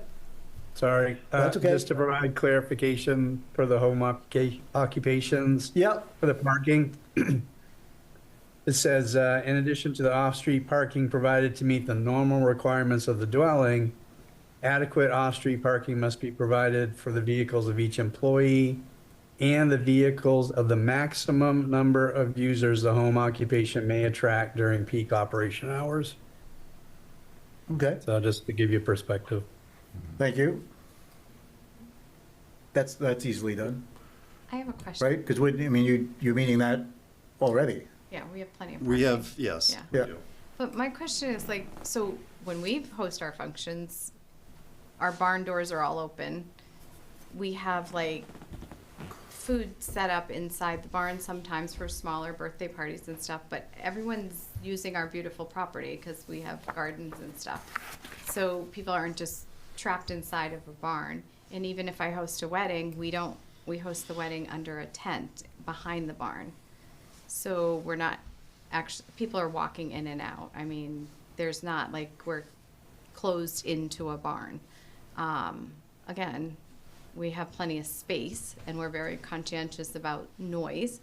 And when you have a tent that's larger and it goes down, it traps the noise in. So you don't hear much when you walk towards the property line anyway. So my question is, with this home occupancy, you guys kind of kept saying, or Jason kept saying, it has to be closed into a closed-in space, meaning we couldn't use our beautiful yard and gardens any longer, is what I you mean, were. people could walk outside and stuff like that. It's just You don't that- have to lock the doors. It's just that the band, The band food, goes under everything, the it has to be tent, it has to be in a closed structure. That's how, I think that's the reason why they allow home occupations in the residences is Right. it's not In our spilling case, outside. if we have a DJ or whatever, it's under the tent. The dining's all under the tent. The dance floor's under the tent. But it's still outside. Yeah, I know. That's what I'm trying to tell you. We don't fall under what you're trying to, Yeah, we have to work on that tent thing. because, But you only do that a couple of times. yeah, we're Right. seasonal. Yeah, so I think we live can on our find it- property. We Right. host these events. We're always there. We don't And- leave the property. And No, I'm just saying, I think we can find a way around Yeah. people being able to use a tent. I mean, I can't imagine we can't find some way around it. Like I said, in the family that I was helping with Philliesfield, they're building a very large post and beam barn, Right, and it's all going to be inside there. it's all gonna be inside, yeah, but, But ours has already been there and established, and we've worked hard on this. And we came to the town in 2017 and talked to who was in your position and who was in your position, and Alex? we've put a lot of money into Scott. our property to preserve it for Raymond. And we've done a great job. And then we bought the property next door to preserve that for Raymond as well. So these little functions that we do, we make a little bit of money to try to help renovate our other property next door. We're not some huge commercial Yeah, well, I think establishment. we're on a much better trail here, but the tent is gonna be a problem, and we'll figure out some way. That would be a huge problem because we are. No, it's right, yes. No, I didn't mean it like that. I meant getting the tent somehow into the ordinance as it exists is going to be probably a problem. But we can see, nothing is insurmountable. We can figure out a way. I'm sure we can figure out a way. It just, Wayne? Mr. Chairman, maybe combine, you putting the tent under the special special event ordinance. Maybe it would fit better there. Yeah, that's what we're saying, discussing, but then it doesn't fit with the home occupation. Right. What if the tent was attached to the barn? It's not, it has walls. It's just what the ordinance, how the ordinance is written. No, it's to allow people to do stuff at their homes without it being out there. Yeah. It's not necessarily meant for the banquet halls, but as I said before, there may be a way. It's not easy, because it's not a traditional home occupation. You know, normally home occupation, we talk about, you know, somebody doing mill work maybe, or having a little art studio, or sewing, or an office, you know, just doing accountant work. You know, it's more that type of stuff. You know, this is. Okay, so I make a motion, we have Brett figure this out. But at that same point, Jason, it's also not, I was writing down. it's not run 7 days a week. Correct, but it just there's no place for the ordinances right now, generally speaking. So then what we've done did not violate any ordinance. Is that correct? No, it did violate an ordinance. Yeah, it did. Having a tent, porta potty, and parking sign? Yes, the ZBA We, said it did. yeah. We said it did. We I were mean, gonna it's fine unfortunate that it did, but it does. It's a land use violation. It just is what it is. What What did it ordinance? fall, what ordinance did that fall under? What ordinance? It's just not a permitted or conditional use. It's not. And you don't have a home ordinance. occupation, correct? What? You don't have a home occupation permit to do it, right?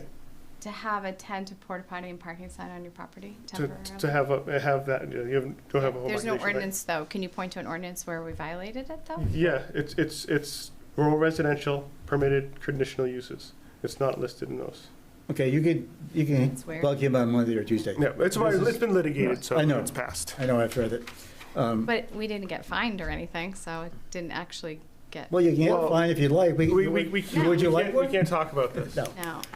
Okay, so I think that's weird. let's move past this. I think we got a plan we'll look at. So just to recap, the direction for next meeting, definition-wise, I think at least for the banquet halls, we're fine there.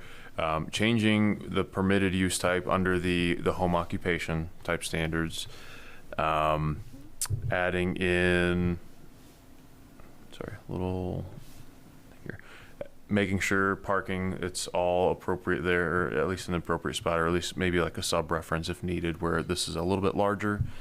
And then also doing some research for outdoor tents events, as those are a little bit separate from what we're talking about tonight. So, okay, that'll be easy. Okay. Piece of cake. Yeah. Piece of cake. Timeline, so the select want all proposed ordinances by March. Okay. So this is December. So we would have January and then February. February for, well, I guess we actually could do the public hearing in March and pass it to them in March. So we have 2 months.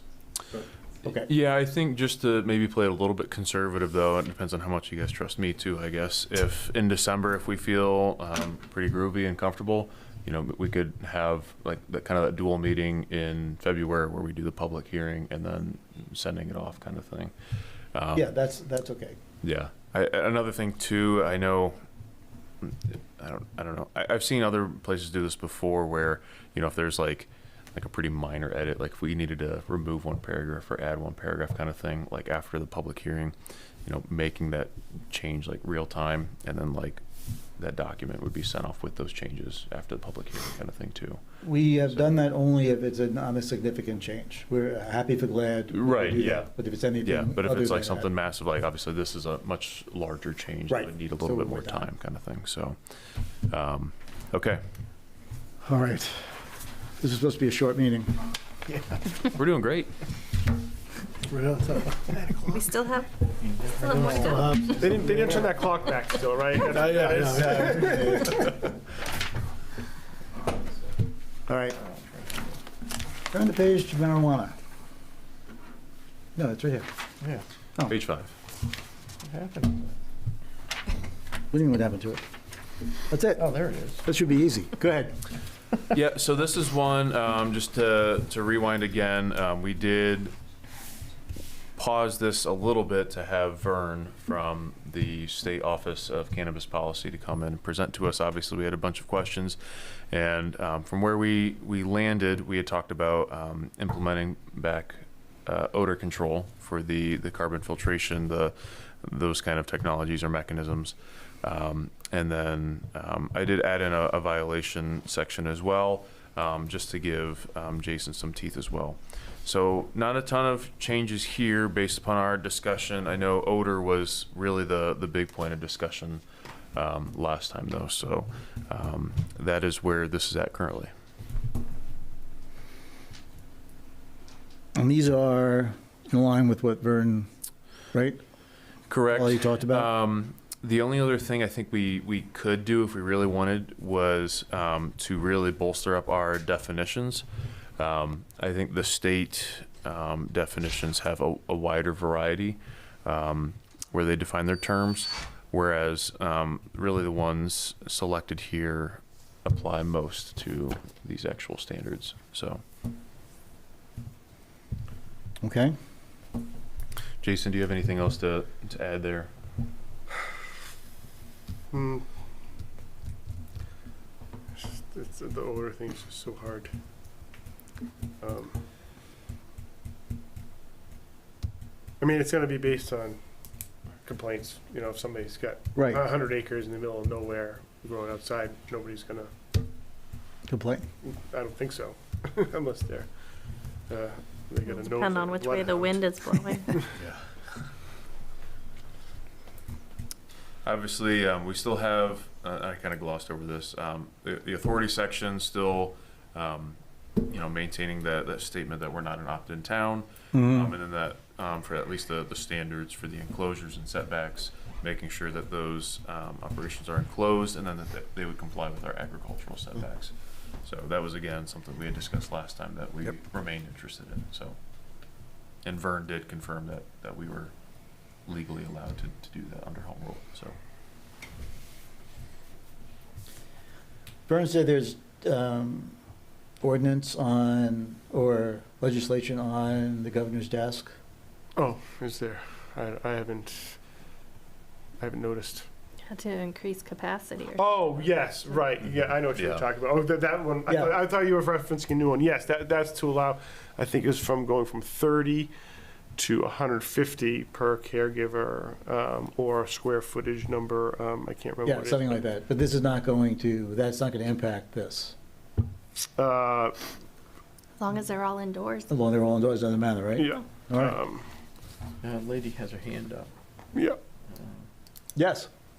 Is it Desiree? She's the one. Desiree? Hi, it's Desiree. Oh, hey, Desiree. Hi, Raymond Welcome Hill back. Road. Yes, welcome back. I didn't know when Vern came if it was open. I was under the impression it was open to public discussion, so that's why I didn't join. But I did review this, and you know that I have some points. The first one is that I just want to clarify that Vern isn't a lawyer, and we've spent a lot of money on our lawyers, like looking at this problem. And so it is obviously up to the interpretation of the lawyer. So obviously it'd be important to pass it along to your lawyers because some of the things he said were not, they were convoluted between, personal adult use, medical caregivers, personal patient rights, etc. It was pretty confusing in how he kind of grouped them all together. But on this specifically, I was looking at the odor thing, and I think that, the odor control just really is not workable, and it's also not good for the environment. Odor scrubbers don't work the way that this ordinance is proposing that they work, or it suggests that they work. The town of Wyndham actually tried to almost use this exact wording for odor scrubbers, and they removed it because even with using like multiple commercial grade odor scrubbers, odor still escapes. The code enforcement and the planning departments, they acknowledge that the technology doesn't fully eliminate odor at the property line, and especially in humid environments that you have to grow cannabis in. And, when you open the door, you use HVAC systems, you have air return, things like that. So it's not gonna, even if you have odor scrubbers, it's not gonna be contained inside the building. And I did do a little bit of research. So a small caregiver grow, which is the home occupation for medical cannabis caregivers, you would need about 4 to 6 high capacity scrubbers. And they would need to run 24/7, which would cost thousands of dollars up front, hundreds per month in electricity, filter replacements, etc. And it still wouldn't meet the standard of not going outside the property line. So, I just think like based on that, it's just not really enforceable. I live up on Raymond Hill, so some days it's not windy and other days it's really, really windy. And volatile oils can spread for miles in the air, which is like what comes off the cannabis that makes it smell. So I think that it would be really hard to kind of enforce this, especially for Jason, because as I pointed out, and I know Vern said, well, he could invite the code enforcement officer. I did clarify with our lawyer, we would stop the code enforcement, or any caregiver, legally compliant caregiver would stop the code enforcement at the door and tell them they are not allowed in because they're there on official town business and they are not part of OCP. Even if OCP is inviting them, they're not part of OCP. So I don't know how Jason would be able to go into medical cannabis caregivers' homes, right? Like where they're growing or even their greenhouses, and inspect them when like legally he can't.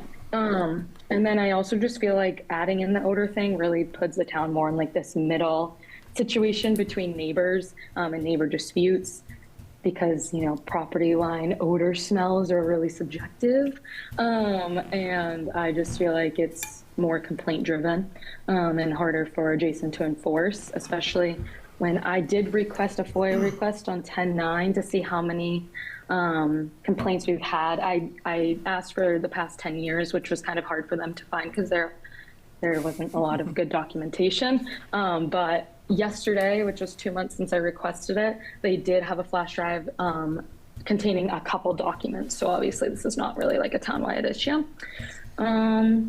And then really just, throwing it way on back when we first discussed this with the short-term rental ordinance, one thing that you guys really emphasized on that was this noise ordinance. You didn't want to impose it on short-term rentals because it would unfairly target one like industry or sector. You would have to look at it at like a wide basis to impose like a noise ordinance for the town. This is just focusing on one piece of agriculture, which is the largest agricultural crop in the state of Maine at this point. But we're not imposing odor scrubbers on pig barns, chicken coops, flower farms, making them go inside a contained structure, manure piles, any other agriculturally related things. So yeah, I just think that, maybe just keeping that same philosophy across the board, that this is only for cannabis and it's not for other agricultural things, is kind of singling out the cannabis, and really hard to enforce, just so hard to enforce. So yeah, those were my points. I was just hoping, maybe you guys would consider removing the odor scrubber requirement. I do think that you guys adopted the agricultural setbacks, which makes total sense, and I'm fully on board with that. I think that applies across all agriculture. But just instead of just targeting cannabis when it comes to odor, like if you want to do odor control, maybe you look at making all agriculture inside a contained structure with odor scrubbers. I don't like the smell of roses. If my neighbor's growing roses, they need to be inside a structure with an odor scrubber. Sounds kind of ridiculous, you know what I mean? But yeah, those are my points, and thanks. Desiree, yeah. What you said Wyndham removed the odor scrubbers. Did they replace them with anything? Do you know? No, because they don't work. Really, if you're using any form of like high capacity odor scrubber, it's just not going to remove the smell of cannabis, because cannabis's smell is driven off of volatile oils from the plant, especially when it's in flowering, and that's not captured in any current technology for any odor scrubber.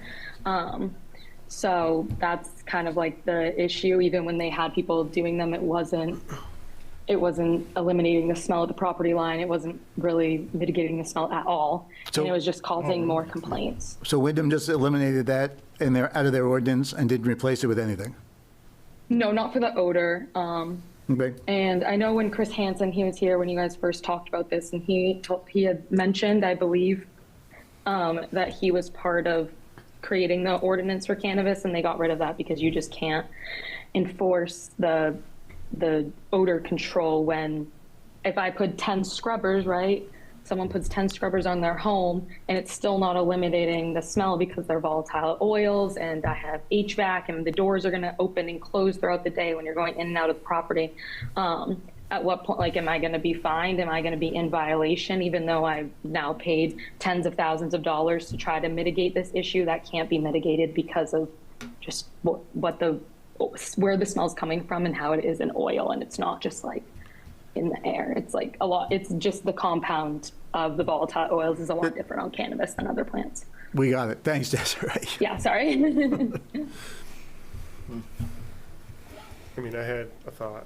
I mean, Good. we could, and I don't know how David will feel about this, again, go the conditional use route here, because it does mention odors Yeah. in the conditional use, and that would require a site walk, and then the applicant would kind of have to just kind of, it's up to the applicant to propose something that's going to meet the standards there. So, you know, we don't have to necessarily parse it out and figure out everything. We don't have to put the requirements on there.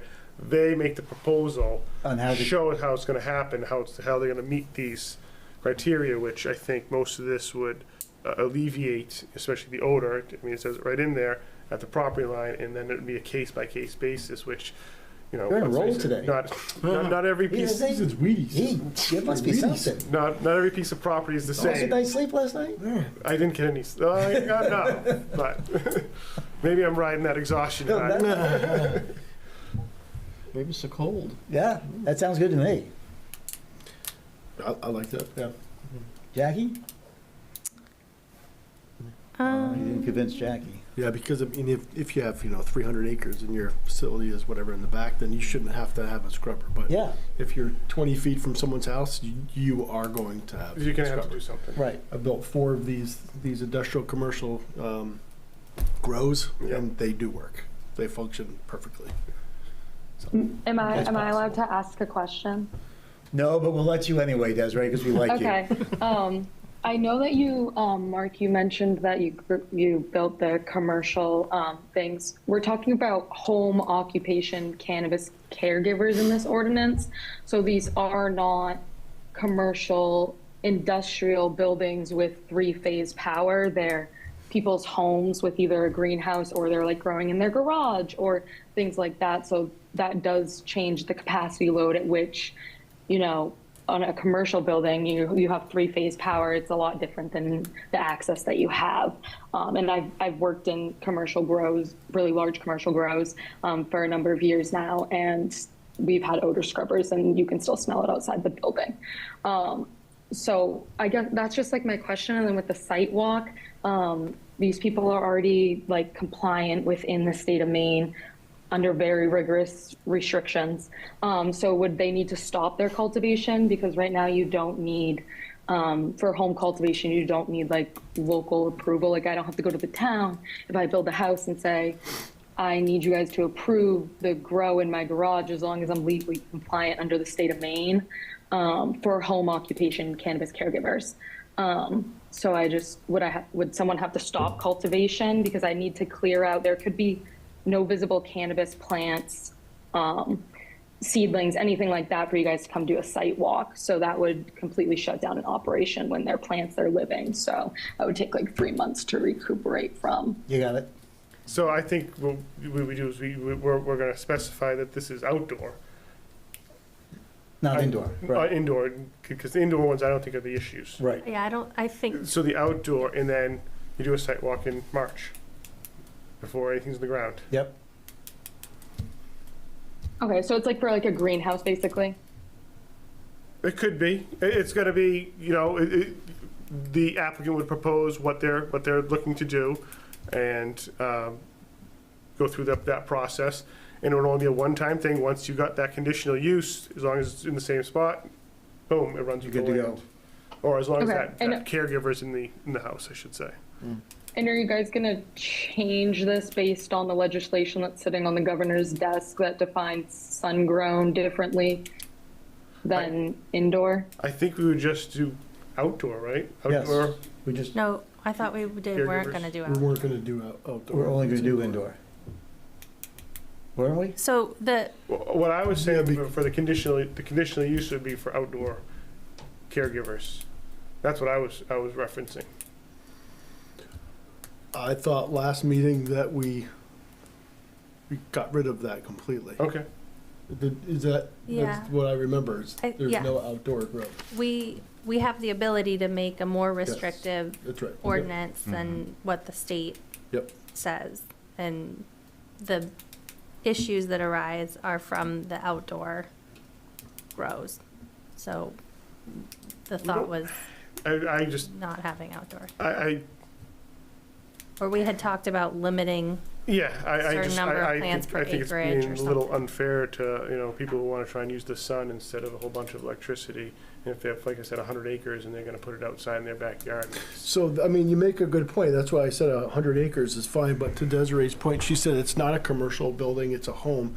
And that's exactly the point that I'm trying to make, is that it's someone else's home next to their home. Yep. So, again, I overuse this maybe, but your rights end where mine begin. Right.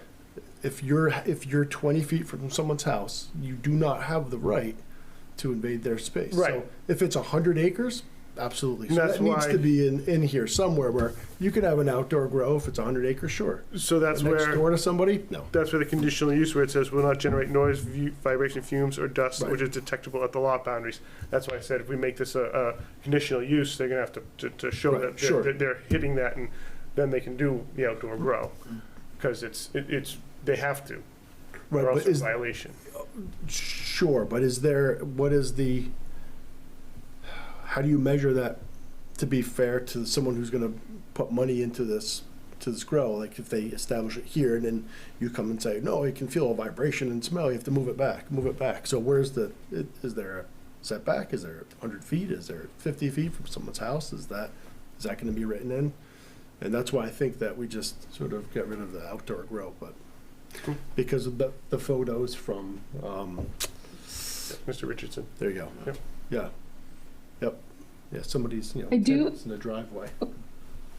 That's not fair.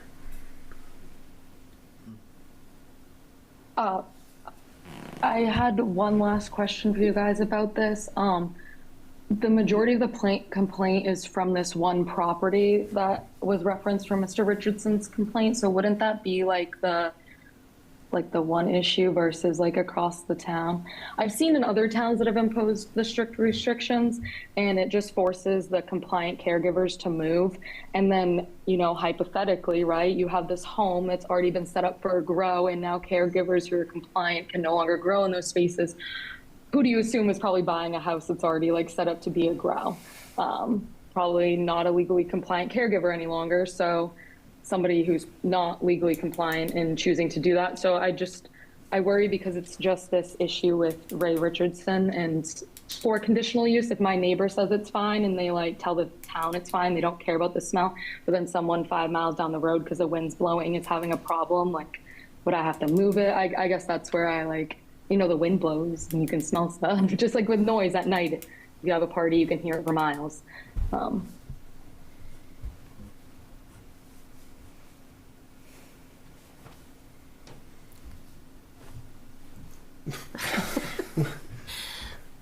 It's just so subjective, It it's is. like, and I don't feel right placing like like saying, well, this one's okay, but 3 is not. Like, I don't know that. Like, Yeah. It's not an easy.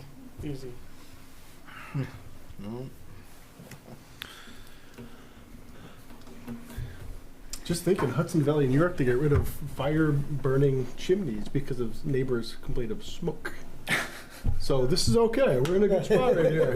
Yeah. So yeah, you can't burn wood anymore. So I mean, you could still grow it with sunlight in a greenhouse, can't you? I mean, you use sunlight. Right. Yeah. And that's yeah, and that was enclosure. one of the points that was made. That it can be in a greenhouse inside, and then what is this? The 100 amperes of electricity per 1,500 square feet. He said that was incorrect. That was. I think they removed. I think they removed that. Yeah, and Desiree might be able Yep. to speak to that actually, but I think that was removed from that Mhm. legislation we were talking about. Yep. Yeah, that was removed from the official legislation that was passed on to the governor. But does that mean I have to run underground power all the way back to my greenhouse and put an overhead scrubber on it? Sorry, I'm just trying to think about the logistics. My power ends here. If I have to move it to the end of my property So that way I can grow my cannabis. Now I'm gonna have to run like underground power there to run the odor scrubbers and the fans that you have to put in the greenhouse to keep the humidity down. What would you say is like the threshold between how many plants you have to have for it to like not be detrimental to do that type of work? Like if you have 6 plants, is that like, oh, it's too expensive to worry about? Or if you have 100 plants, is like you make enough off of your 100 plants that it's... If we were talking about like 2015, I'd tell you 6 plants would be great, but we're talking now about 2025 and the market is upside down. So like, to be honest, even in 500 square feet, like I'm paying my light bill. So, but this is what I've done my entire life, and I have a small hobby farm, and I have this, and I'm not gonna change course. So it would be like detrimental. It takes like that 500 square feet, which can be anywhere from like, 70 to 80 plants. I don't grow outside, I grow indoors, but I put my own adult use plants outside, my 6 plants out there, 3 plants or whatever it is. So now I would have to get a greenhouse and move those out back, or if I want to utilize the outside, I'm going to have to put a greenhouse in the back of my property, which is obviously going to cost me a lot to get power back there. Desiree, is that because you use the greenhouse year round? No, I grow in my garage. Yeah. Oh. So I haven't grown outdoors in like 3 years because I had a kid and built my farm. So, but I'm hoping to, with the sun-grown cultivation, that I was up at the legislation in Augusta when they were talking about this and discussing it. And obviously I was a huge supporter because it cuts down my costs a lot. It makes it environmentally sustainable. It decreases my carbon footprint. I'm all about that stuff. So yeah, I was planning to, obviously now I only have to get a greenhouse, and I just want to figure out the logistics of like where I'm gonna have to run power to, like if I'm gonna need these odor scrubbers, because once you put it inside the greenhouse, it just changes the logistics of growing outdoors a lot because of the humidity.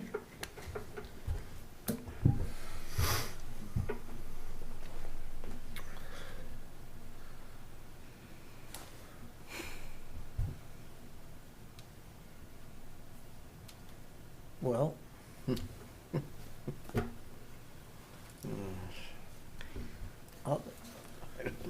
I don't know either. I don't want an ordinance to put undue burden on people, but I also don't want people to be stuck in their house in the summer with their windows closed because they can't enjoy their yard because of the smell. I mean, that's why I think a conditional use on it, the abutters are gonna have to be notified, they're gonna be able to show up at that meeting, they're gonna be able to voice their opinions, there's gonna be a site walk, and I hate to say, common sense prevails, but if you look somewhere and you see, well, there's not a neighbor for 1,000 feet on either side, it's the chances of someone being overwhelmed by the smell are probably pretty low, I would say. and also given the size of the crop. Right. Yeah. Right. And they'll get a sense. They'll obviously if they came in for it, they'd have to kind of give either a square footage. They'll show the plot basically, and that would kind of inform someone. So, but now we're back to outdoor with conditional use. Indoor. I think indoor is kind of taking care of itself. I don't think we've had a complaint about indoor. Yeah, I don't see why we would. Generally, they're using the scrubbers or something to try and deal with the smell anyways, so I don't think I don't think we need to create an ordinance for something that may not be even a problem. So we're back to outdoor as a conditional use. I mean, that'd be my preference, to be honest. I don't know if David's still on there and he has anything to say about that. Well, I think it makes a lot more sense because it could be individualized then. Because not every lot's. Right, not every lot's It's hard the same. to put something that's going to pigeonhole everything into one. Not every grower is the same. Not every piece of land is the same. Not every piece of land is the same. Not every butter is the same. Yep, and we could go by, say, not in the village zoning, stuff like Right. that, because village lots are going to be small, and they're more apt to have a lot of, people and families nearby. It's Yep. just the way it is. But in the rural district, the 3 acre lot minimums, 3 acres is a good sized lot, you know. I drive around town a lot, and I rarely smell it. Occasionally I'll get a whiff, but Yes? Yeah. Jackie? Yeah. What do you think? Reasonable option, I've heard. As long as we have motocross tracks in our backyard. Say Dave. as long as you're not charging people to do it. Does that mean like? There's the inconsistency again here. Every one that we've done so far is this banquet, and we've done the short-term rental, and we're doing this. It's all because of its business and a home. That it really is the problem. That is the problem. Yeah. Every single time. And I think the comp Everybody plan wants to make their money in their house. Yeah. which is understandable. That's the issue. Yeah. It's understandable. Sure, but then we're going to make ordinances like that. This is the major. This is why I have such difficulty with Yep, this. Is yep. that if it's your home, you should be able to do whatever you want with it. But we can't. Right. because We it's a can't, business, but but it's the- not a business. So but that's why it goes back and forth. I feel like that's why I said I want a ordinance- motocross track. Right, I'm going to build one. But I feel like these ordinances are actually allowing people to do more. You know, it's they're not trying to be restrictive. It's to try to put the guardrails up, essentially. So okay, Yes. we can get these people to do Yes. these things, but have some type of guardrails because right now there's nothing. So Yes. it'll be Wild West, and then Right. it's Solar. That's Right, the- I mean, it's the same. It's But the we same still, like you say, conversation. we still talk around the issue is we don't separate out the business Yes. from the home. right. And right now, they're both together. Right. And we can't separate them out. Right. Right. But if you do look at, what I've read, the commercial use of a house as a rental unit for a house that's been exempt for Oh, yes, right, forever. Obviously now, that was probably written 25 years ago when short-term rentals were different than they are now. Now it's much more prevalent. So I think, Phil did say, I believe, we could define something as a business if we wanted to, but I think that it's too gray, Yeah. if you ask me. So Okay. Marijuana, you got it? it should be simpler. I know you put a lot of work into it, and we paid you good money for it, but whatever. You get paid by the word, don't you? Good to know. Learn right fast. So, making the outdoor conditional, and from I guess what I'm hearing, it might be a little bit more appropriate to do prohibited in shoreline zoning, where those lots are a little bit smaller. So, Not shoreline, village. or village, yeah, shoreline, the smaller. Yeah, well, I mean, Lot you have sizes. Cape, Really, it's you have just Cape gonna be- because the Cape being all in shoreline zone really complicates when we eliminate shoreline zone. 'Cause there are some large lots out, and there used to be farms out there. It's. They got I mean, you could say LRR1 because that's the 2-acre lots on the water, and a lot of those are small lots. On LRR2 is Cape 3-acre minimum, and it's more expansive. I mean, it's Mm-hmm. Yeah, let me. I guess I'll have it listed out where exactly it's prohibited versus it's conditional. yeah, 600. What, protection's 100? Yeah. And So resource As a is comment? 50. Resource protection. Wayne's got a comment. There are areas of the country that have dealt with this for quite a while, and maybe we can get some ideas from different areas of the country instead of just our own neighborhoods.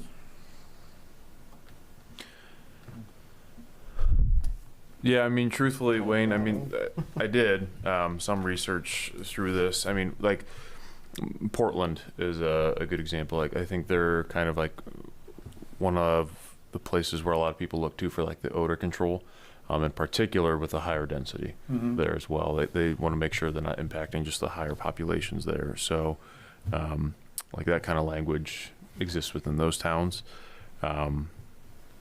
But in terms of just conditional uses, I mean, that's pretty simple just to make sure that's within our use table, so. All right. I think we're good with the marijuana, right? All right. Brett, Jason, and I presented the short-term rental proposed ordinances to the selectmen yesterday. They had some good questions. A lot of them were really questions that we had discussed, and they were just more curious as to we reached our conclusion. Their plan, when we left, their plan was to give it back to Jason and, Glenn. Glenn.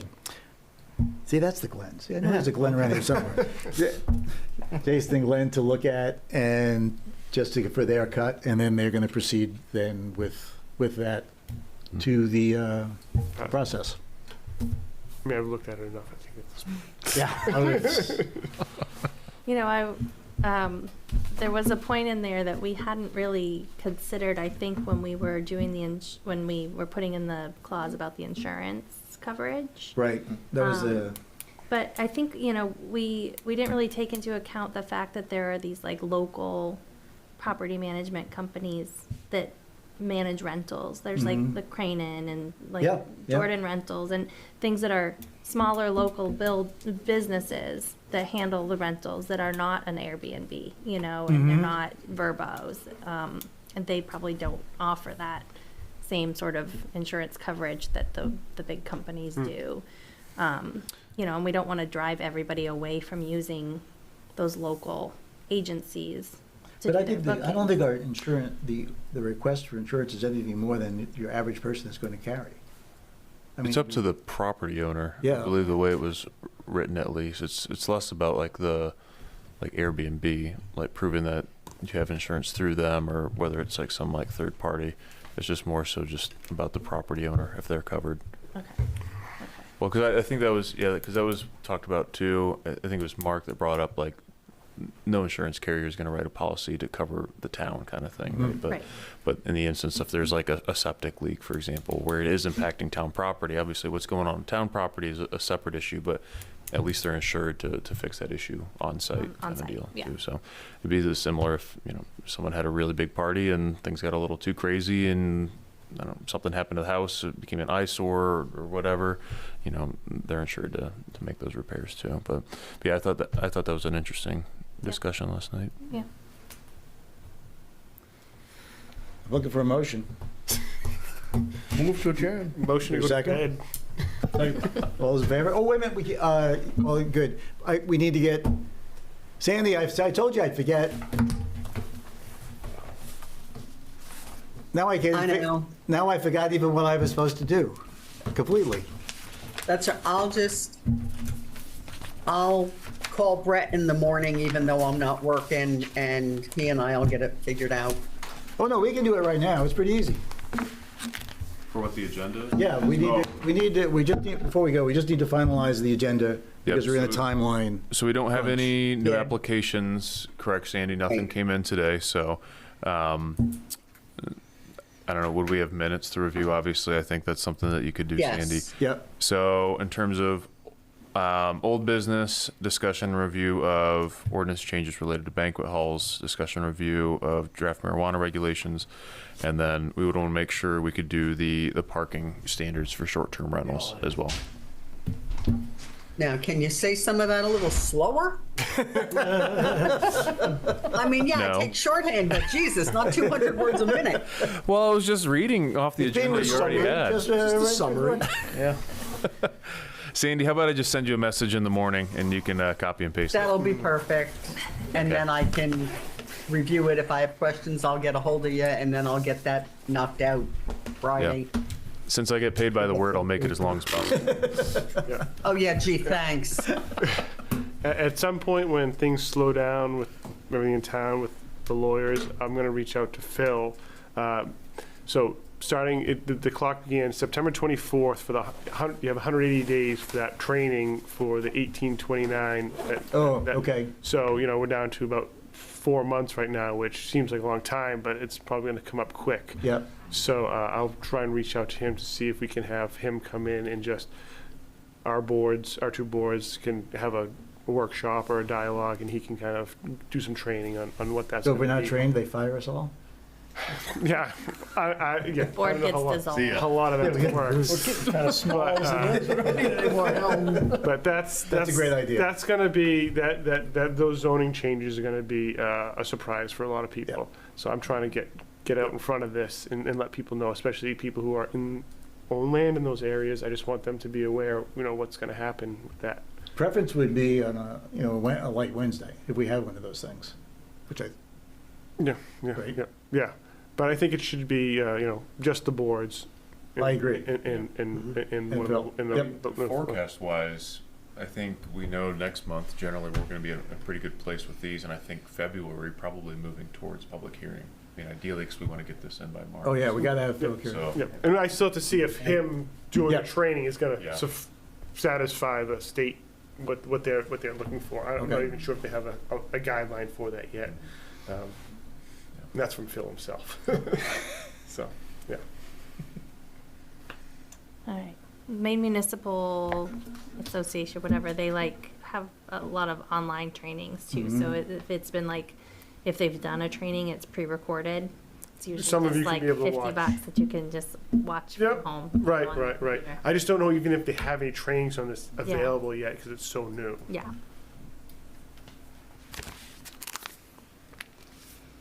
No one wants to leave, huh? Yeah.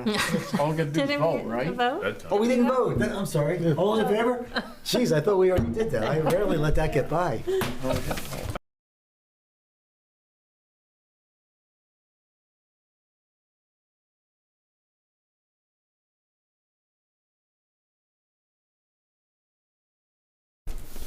Good evening and welcome to the Raymond Budget Finance meeting. The meeting will now be in order. The first item on the agenda is approval of the minutes from the previous meeting in September 17th. Is there a motion to approve the minutes? So moved. I'll second it. Okay, any discussion? No. Nope. Okay, all in favor of approval of the minutes? Okay, it's unanimous.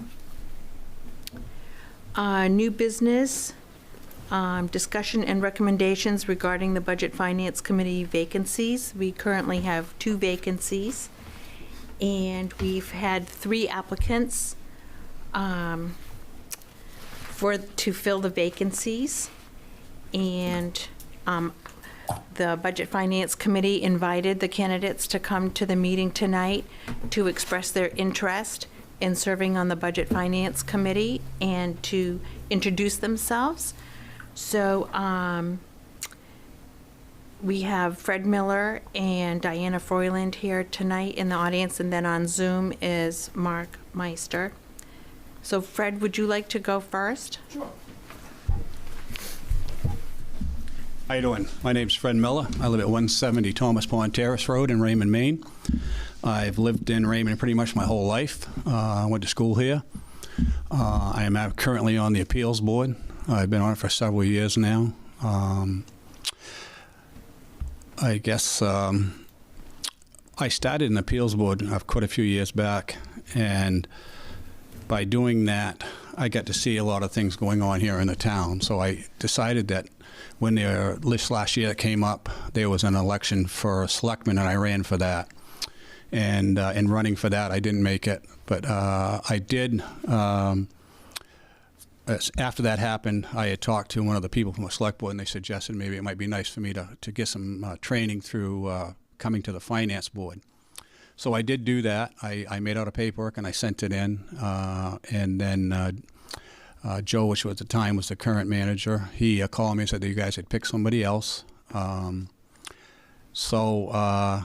That person, I understand, did not stay. So another thing that I got another call asking if I was interested still. I said, yes, I am. But I also made sure that I let Karen know that, my ultimate goal is that hopefully if there is another time next year, I rumored there might be somebody retiring, that I ultimate goal would like to run for that again. But I would like to be able to get some knowledge through here. Some background for me, I have ran a lot of businesses. I worked for about, but many years for a large company called Lilly Transportation, where I worked my way up into a regional manager. The regional manager of my territory was Maine, New Hampshire, Vermont, New York. And I was in control of all of the facilities of each place. Each state had at least 2 facilities. I had multiple hundreds of them, probably close to 1,000 employees that I took care of. I was on the safety committee. I did all the finance budgeting for them. I did all the building maintenance, anything improvement, equipment had to be bought. I did that for many years. I left them and I went to another company where I went in as their director of maintenance, and I worked for them, and my territory for them was Maine, New Hampshire, and New York. And I spent 3 years out in New York, plus doing my work here in Maine. My job out there was as they had a carrier dealership out there that the manager out there left. So they asked me to go out there. So I went out to Albany, New York, and I spent 3 years out there as the general manager of a carrier dealership for them. And I took care of everything there, ordering the parts, taking care of the finances, hiring, ordering materials, building stuff, and also was the director of maintenance for Chrisway Truck Leasing for all their facilities. And then I retired from that, or left that job, and I opened up my own business here in Raymond. I've been in here around 19 years as owning the flooring company. I moved out of Raymond, maybe 4 or 5 years ago, because the building sold that we were in. So we moved to another town close by, and that's where I'm working out of now. And I'm semi-retired. I'm 68 years old. I am still working, still doing flooring, but I'm also doing other stuff. And I enjoy being here. One of the things in my career, especially as I work these places, I always call myself the fireman. Wherever the fire was, that seems to be where they sent me. So I went to take care of customer relations or financial situations or just anything that was going on. And I guess that's my story. Okay. Any other questions? Any questions for Fred? Okay. Thank you. I know Frank. That's about the only one I know up here. So. And I did meet Glenn just a few minutes ago. So. Yeah. Fred, you scare me when you say you're 68 and I had you back. Well, I didn't want to say you're my when principal. you were I didn't want to real young. Well, thank you for your interest. Thanks. Thank Do you. you mind if I stay for a while? Oh, yeah. Oh, yeah, please do. He's a really good businessman. I've done business with Fred and his flooring business for a number of years now, and he's an excellent person as far as running a business. Frank. I've also done a lot of work for the town here too, so over the years. So. Oh, great. Thank you, Fred. Great. Diana, would you like to step up? Thank you. My name's Diana Freuslin. I live on Daggett Drive, and I'm interested in serving the town. I like to volunteer. So when we moved to Raymond in 2010, I ran for school board, served for 2 terms. And while on the school board, I was on the Budget and Finance Committee, and also served on many ad hoc committees that had to do with finances. Since my background, I actually have a double major in business and economics, graduated with honors, so I've had the opportunity to utilize that in businesses. So my husband and I have owned and operated several businesses. We had a private investigation business for a little while. And right now we have a property management business, and me, myself, and I am the office, which means I do all of the financial aspects of the business, the bookkeeping, accounts receivable and payables, customer service, anything office related and business related is my role. I've also served just community service wise. I've been a Girl Scout leader, a Sunday school teacher. So I really like to give back to the town, and so when I heard that there were vacancies, I thought that since my background really fits that very well, I thought, well, I would be welcome to serve until June while you have the vacancies. So, okay, great. Any questions? Any questions for Diana? Okay. All right. Thank you. Thank you. Thank you for your interest, and thank you both for being here. Let's go to Mark Meister. Hello, how's everybody doing? Apologies, I can't be in person. I'm traveling on business. Mark Meister, I live in 12 Giselle Lane in Raymond on Panther Pond. We moved here as a family 2 years ago. We've got, my wife and I have two young children in elementary. Excited to be a Raymond resident, and as I've been watching the town, decided to really love to give back and find ways to give back. From a professional perspective, I'm a managing director at Accenture. We're a $70 billion consultancy. I specialize in large capital projects involving warehouse management, distribution, supply chain systems, and have extensive finance experience around budget management, capital projects, OpEx management, staffing, operating models, as well as tech and automation. I think I bring, kind of a new perspective and a next generation perspective to, how we can help the town, and have very strong technical accounting skills as well. Happy to answer any questions. Look forward to hopefully participating. Okay, great, thank you. Are there any questions for Mark? Do you have any questions? Glenn? Would it be helpful to just go over the process of like the vacancies and what the next steps are? I don't know if they know or had conversations with you guys prior, because I can just do a quick overview unless you. That would be great, thank you. So the 2 vacancies were vacated by resignation. So basically, Finance Committee, you've introduced yourselves. They'll make a recommendation to the Select Board on whether to fill the vacancies or leave them vacant, and who, it would be helpful to have a recommendation of who you would like to see fill the seats. At the next Select Board meeting, they will declare the vacancies, and then they will have the option to either fill them until the next election or leave them vacant. So that would be at the next Select Board meeting. Okay. And that would just be until the next election, not for the term.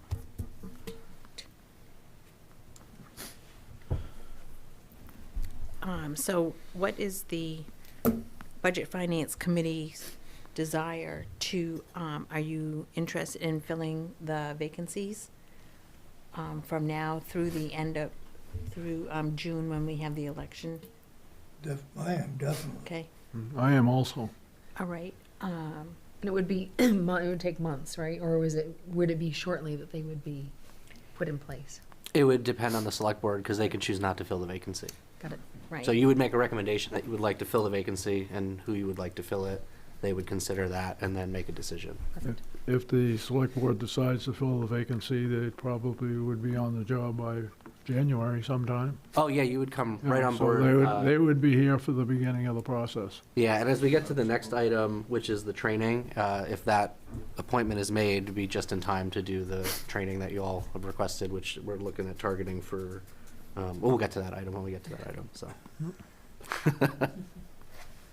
My recommendation would be to fill it, and I really appreciate the people who stepped up and are looking to serve. Absolutely. And what we're looking for is people who are not self-serving, just people who are looking to serve the town first. And we could really use a good hand this coming budget season. And I also appreciate that everybody understands that if you are picked, you still have to run in June. But I appreciate that everybody who's here is understanding of that and is still willing to take it on. So thank you to the 3 of you. Yes. So yes, my recommendation would be to fill it. Okay, so I would ask for a motion to recommend to the Select Board to fill the vacancies on the Budget Finance Committee. So I would make a motion to recommend to fill the vacancies to the Select Board. And I'll second it. All right, and would you like to make a decision tonight on the recommendation of? I think we should do that in executive session, don't you? I do. Okay, I agree. That's clear. all right. So then, at the end of this meeting, do we go into executive session now or go into? That's a great question, because I don't know if you have the ability to do that as this, but you're an elected body, so I'm not sure. I've never had a finance committee that could go into executive session. We have in the past. But were you supposed to? Can we have the conversation? Because you don't technically make appointments, so I would say, why don't you make your recommendations as individuals to the chair, and then the chair can make a recommendation to the Select Board. I just don't know if you have the ability. You're not an appointive authority, and you don't make decisions. You're advisory, so I don't know if it would be appropriate to call an executive session for a personnel matter. I don't think you can. Okay, so would they make the recommendations now or? I would just say later? email you as individuals. Email as And individuals. then we can make a, Because yeah. select board. Because again, because you're advisory in nature, you're not really making a decision, so it's fine. I also would like you to pursue whether we can go into executive session, because I'm pretty sure we can. I am too. We can cover that at the training at the next meeting. Okay. So yeah, I'm good with that, just making recommendations to the chair individually, and then the chair making that decision on the two to the select board. Okay. So just a question about the process real quick. So next select board meeting comes up, they say, okay, we're going to fill it or not fill it. And then if they do fill it, Karen can make that recommendation that night. Yeah, I would say come to the meeting and, just make a recommendation that we have 2 appointments we'd like you to consider.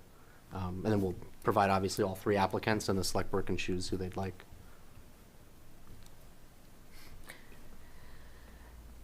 Peter?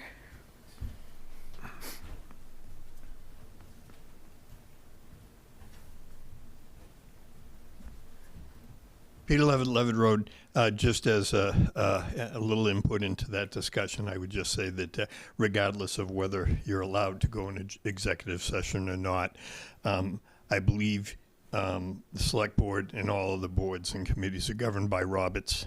And Roberts says at the beginning of the meeting, if you want to add an agenda item, you can vote on that. But once the meeting is started, you can't add agenda items. That's my understanding of Roberts. You're not bound by parliamentary procedure. You can, I don't know if you have your own set of bylaws, but you don't have to I don't adhere believe to. the bylaws address executive session.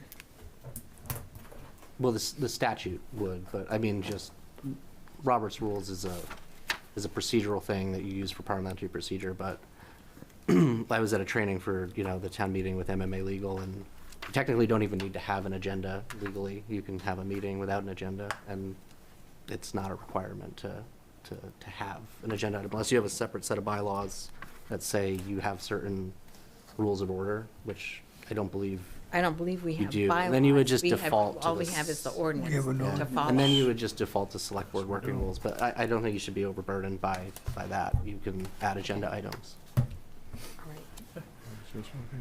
All right, I think that we'll follow the process that you outlined, and we'll have the members of the Budget Finance Committee send me an email with your recommendation, and then I'll make the recommendation to the Select Board at their next meeting. And their next meeting is on Tuesday, January 13. Correct. Okay.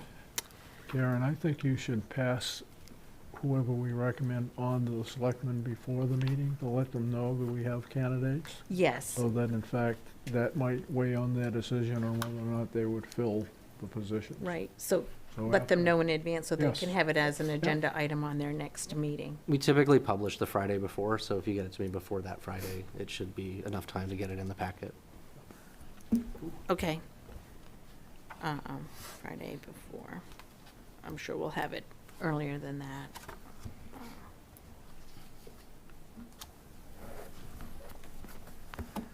Okay. Do the candidates have any questions for us other than what we've just discussed? Are there any other discussion? We can't hear them. Oh, Oh, you'd the- have to come up go to to the the mic. podium. Yeah. Oh, sorry. Yeah. My only question was when the select board were next meeting, just so that we know possible time frame. Yes. So just answered that. Yes. All right, thank you.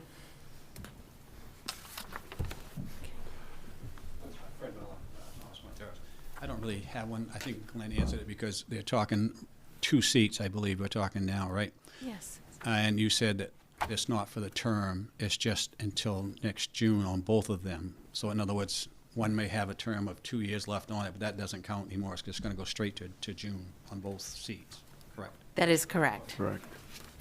Thank you for the question. Okay. Mark, did you have any questions for us?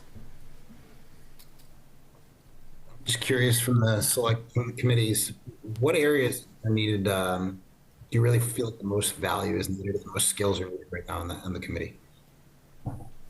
Where is the most help that you look for in this next appointment? I'm sorry, I had a little hard time hearing the question. You were asking where we could use the most, where we feel we could use the most help? Was that the question? Yes.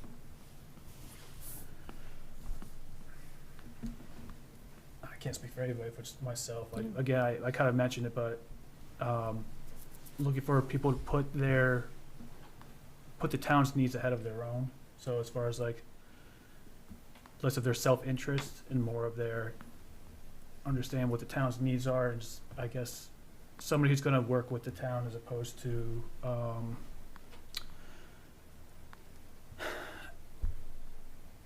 I guess someone's going to work with the town as opposed to creating I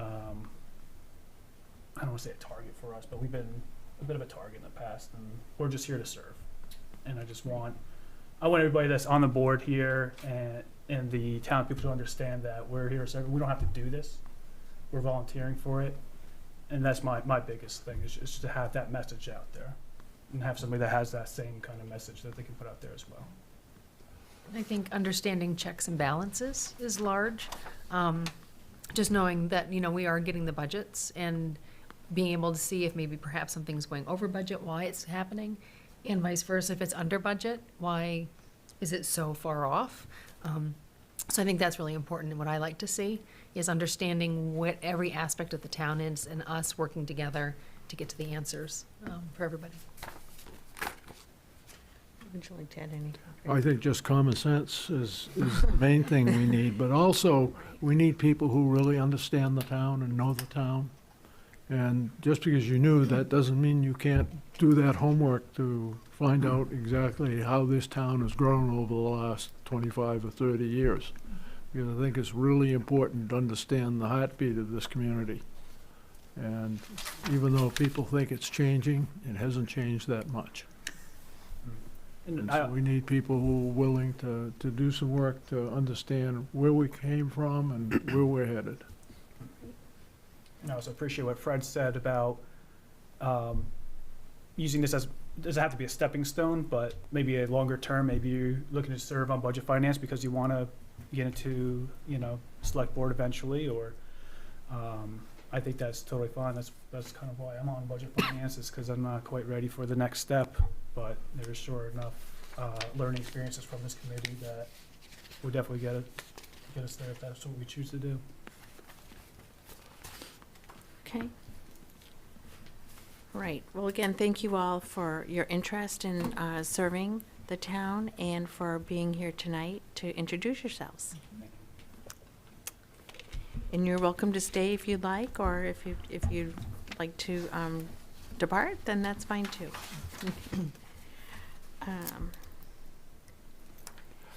Okay. Next on our agenda for new business is consideration of the Budget Finance Committee receiving training on the budget process. Okay, Glenn, would you like to talk to that? Sure. So historically, it sounds like there used to be a joint meeting of the Budget Finance Committee and Select Board, and they would do the elected officials training. I think some of you have probably had it. Maybe some haven't had it yet. Have you had the training? I've been this is my 4th year, I think, and I haven't. Really? Okay. Because Bernstein Sure said they used to do it as a joint training because I did the training on the 17th when I started for the elected officials, and obviously you as elected officials should have received the same training. We did that. Yeah, we did that. Yeah, so some of you have had it. So my thought was to invite them back to do that same statutory training, and in addition cover, the responsibilities of the ordinance and the budget process as part of another module. And they would be happy to come to your next meeting. And that's why I wrote a note. They can come at any time as early as 5 o'clock. I know you start at 6:30, but if you wanted to open, just let me know when you want them to be here. And they'll do it in open session, so the public will benefit from that as well, which I would have preferred to do at the last meeting as well, but sometimes they do it in executive, sometimes they don't. But they're available and ready to come at your next meeting. So that's great. So this is a good time to bring up that we had on the agenda, the next meeting was going to be Wednesday, January 21st. Their Bill is going to be on vacation at that time, so we were wondering if January 14th would work for everyone, or Glenn would try to find a backup to still do the 21st. The week before, so the 14th would be fine for my schedule as far as I'm aware. Okay, I think mine too. too.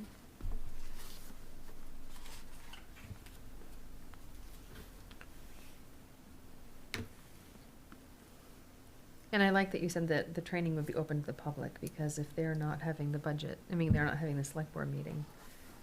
Till, when did you say that? The night before. The night before? Right. Yeah, the night before. 13th, All Tuesday the 13th, and would be Okay. Wednesday the 14th, it would be. All right, so they'd know anyway. Yeah, and it's funny, I've had a couple residents stop in and ask some questions, and I said, man, I really wish we did this training in open, so we're gonna do the next one in open, and it would've answered some of their questions right off the bat, so. Cool. Sounds good. I'm into it. And you said the select board may or may not be there? They've already had it on the 17th, so it'll be the same with an additional module covering the budget finance Gotcha. stuff. And you said that was the one that wasn't public. Yeah, you can do it either way, because sometimes they like to have the ability to ask questions freely of the attorney on different things, so, but sometimes we do it as a workshop and open too, because we're just really covering the statutes and, the FOA responsibility, like that part of it, and, so it'll be good. I like the idea of open as well. Okay, so are you available on the 14th? You both are. And what time would we like to start? Do you want to start at 5? Is that? How long will it take? Took us about an hour last time, but, so yeah, you would open it, do the training, and then go into your regular meeting, probably. How's 5:30 sound? Gives people, if that's, I'm open to whatever. if we did 5:30, that would be an hour, then we'll start our regular Okay. meeting at 6:30. That sounds good to me. Okay. So Fine. 5:30 sound good to Sounds start the fine. training? Good to me. Do the meeting at 6. Okay. Thank you. And 6:30 is the meeting. It'll be right here. Yes. Okay.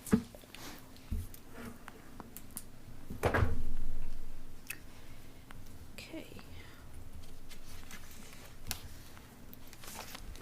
Actually, I'm sorry, before we move on, is this the right time to ask, I believe you had sent some additional training stuff as well. There was a link for, Oh, I sent some GFOA stuff. That was sort of at your leisure. It wasn't really anything structured. But if you're curious about just sort of GFOA standards and governmental accounting, it was just sort of the standard at which most of the public sector sort of like their policies, how capital budgets work. That wasn't really anything that you need to do. Just if you have interest, that was a resource if you wanted to read through stuff. That's, I think, what you're talking about, right? I sent some GFOA stuff Yep. over. Yeah, that was it. Remind me, is that pay, like, do we pay for? I believe No, it the was- library it's free and open. You can just go to the website. There's a bunch of resources. They probably do some structured trainings, but I didn't look at what their calendar was or if anything was relevant. But their other libraries just open and you can read through all that stuff. Okay.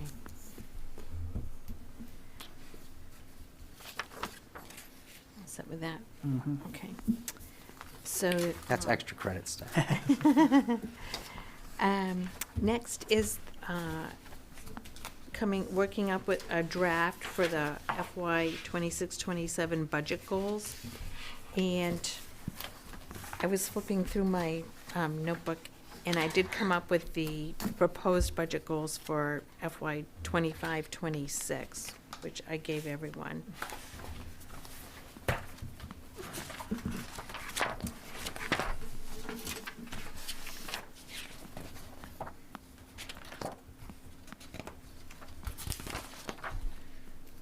So,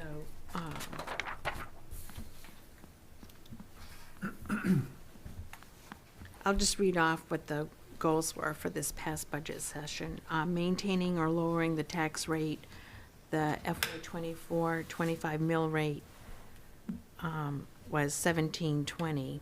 By reviewing procedures and practices to creatively see what it would take to do better. In other words, think about better ways to do what needs to be done. 2, continue commitment to the improvement and maintenance of the town roads.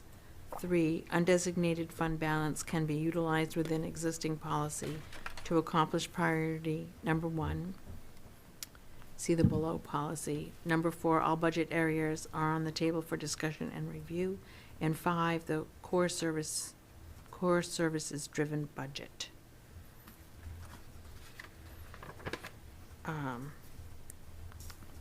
This is food for thought for what we want to put together.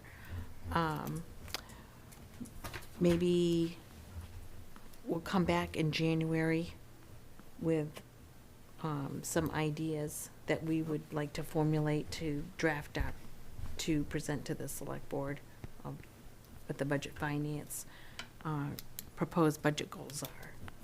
And then we can have an alignment with the select board. So our current mill rate is 18.8, right? So up from 17.20. So that would be, you know, obviously just that alone would need to get, if we're going to stay, you know, if we decide to stay at that rate or if we're looking to lower it, like that's the first thing we should do is look at number 1 and then try to figure out what our goal is.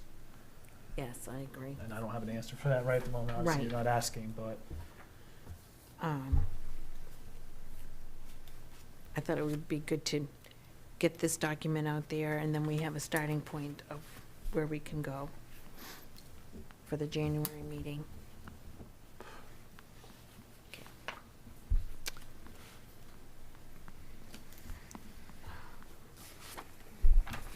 Does anyone have any thoughts or ideas that they'd like to bring up tonight, or would you rather wait? I thought that was a very good point, Sean, about the mill rate and what the current rate is.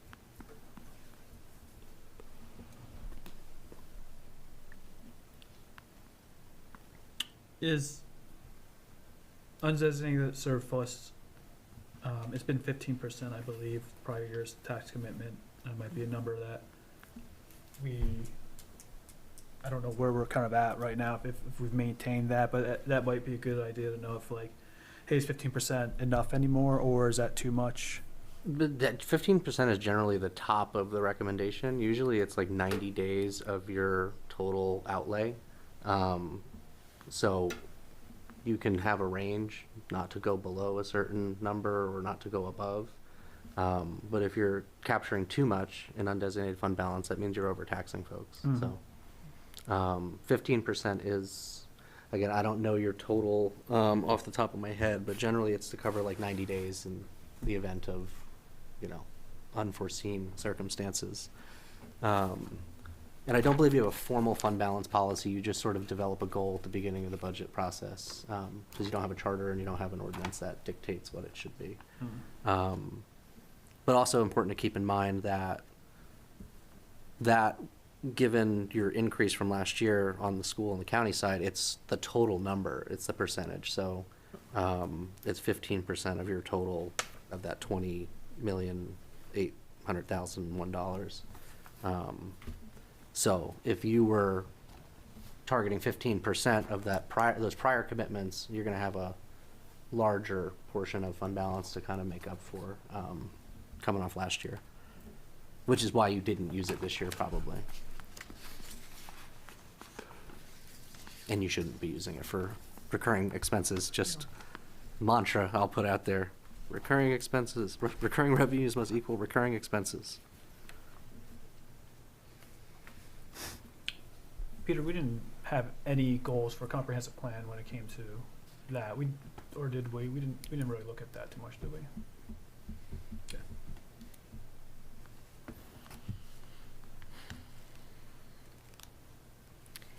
Okay, before we move to the revenue and expense Sharon, I get a report. question. Oh, I'm sorry. I don't know if this is the place to bring it up or not, but I guess I will. The largest portion of our budget is the schools. And I would like to know if there's a way, once the school budget has been developed and approved by the school board, that they would come and meet with us and go over it with us, so that we would have a better handle on that money. All we know is a gross amount. basically. But I'd like to have a little more information on the school budget and have them come and have a meeting with us and kind of lay the budget out for us. Back in the old days, when we controlled our own school, I mean, it was part of the responsibilities of the Budget and Finance Committee. And I'm not saying we're going to be here overruling what their budget is, but we would have a much better understanding of it when people ask us questions. I mean, we're the Budget Finance Committee, but we know very little about the school budget. Right. I'll be meeting with the superintendent in January. Again, I've always been part of not part of an RSU, so they usually, the superintendent would come and present. I'm not sure what the history is here, or if that's, you have to go to their meeting, but I'll talk to the superintendent in January and let him know that there's interest in getting more involved, and we have someone who served, so maybe Yeah. they have something to add. Diana? Yes, in fact, we did come regularly and present to the select committee on what was happening in the school board. One of the just to schedule, you're doing your budgets at the same time, so that makes that a little bit difficult, but we would always come. Our goal was to come like once a month, or when asked and needed, was to come and give updates on what was happening for these reasons, so that you knew what was happening. And of course, you're welcome to attend any of their budget meetings, but it's about the same time.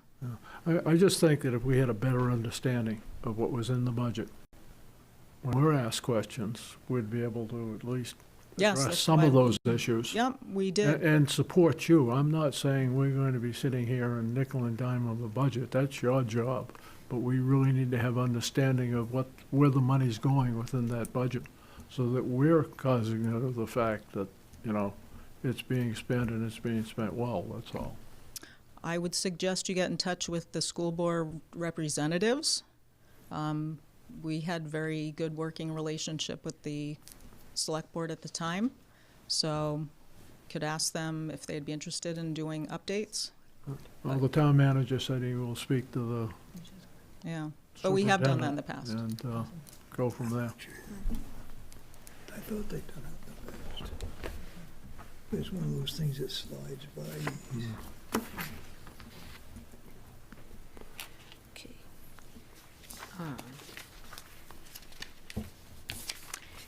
In the packet, did you receive the schedule for the Yeah, select I did. board Yeah, I and the didn't bring budget it. finance committee?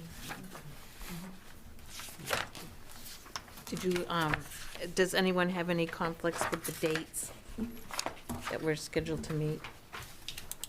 Did you see it, Frank? It's fine with me. Fine with you? I didn't see it, so I'll look at It's it. not I in have this- one conflict, Oh, but there I'll it is. Zoom.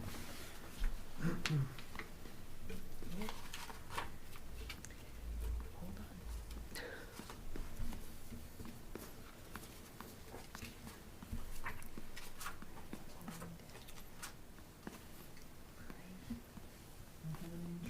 Okay, I don't have any issues. I'll send with that. I have, Start the when. I have one, February 24th. And I will be out of Zoom area. That's the that's- department head presentations.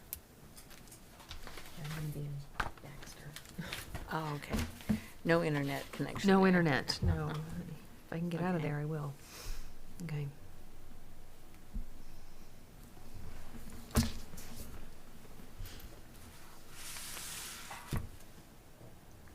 So that's the only conflict that we have so far. Okay. Good to know.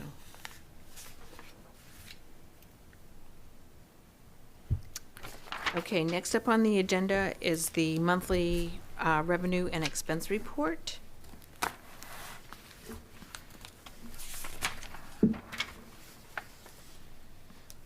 Oh, I just wanted to add one thing, because I think I formatted the report incorrectly. So at the top, the property tax revenues year-to-date, current is $10,976,929.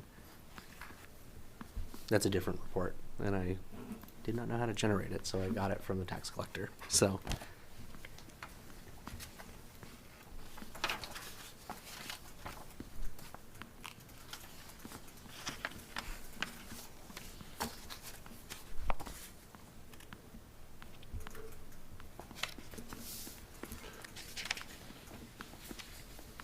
Do you have any questions or comments about the report? Does anything stand out to you, or are you okay with the report?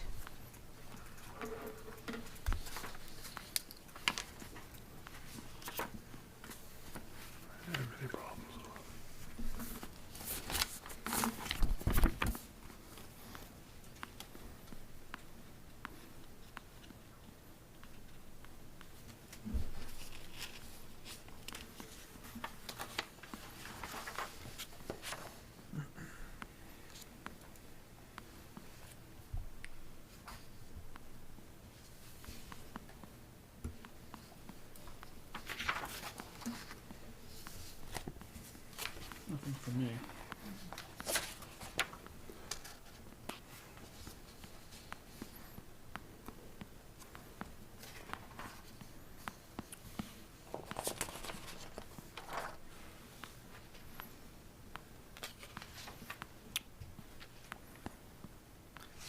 Can I ask a question? Of course. Does everybody know what fund accounting is? Okay. I just was wondering if anyone wanted a brief overview, and I know there's been some challenges with our AP system, and I'm looking at switching it out, but I think it's just important to understand that the system you have in place is not in government, you do fund accounting. This is not a fund accounting software, and it really is dependent on when you bought it and set it up. If it was set up as properly as fund accounting software, and I think for the most part, it was, but it does have its limitations in that regard. So I just wanted to kind of let you know that, you know. Give a quick overview, if you would, sir. Sure. So, and again, I'll just kind of distill it. And I'm not an accountant, so if anyone is and wants to correct me, it's just my kind of overview. But it's how governments track money for legally restricted purposes. So, like, a town is not a household with a checking account. It operates with multiple buckets of money, and those rules are adopted by the voters and the governing body typically. But government accounting tracks the legal authority, not just the cash in your accounts. So you have your appropriations.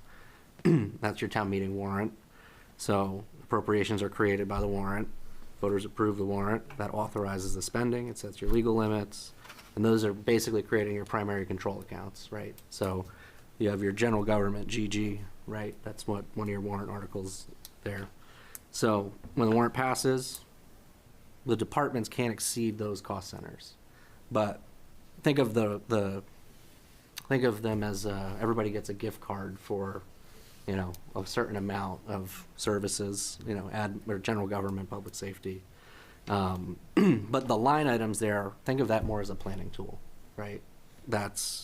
So you'll see sometimes over expenditures in a single line, but, you know, generally I would rather over expend a line so I can forecast accurately the next year, as opposed to being, you know, an administrator who's like, well, we're under budget and contracted services and here, so I'm going to just charge that off here so I don't make an overrun and whatnot.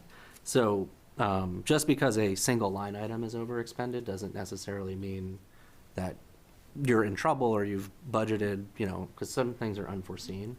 But just understand that, like, the control accounts are the important piece, and the other pieces are more of a planning and forecasting tool, and we do our best to stay where we planned to be.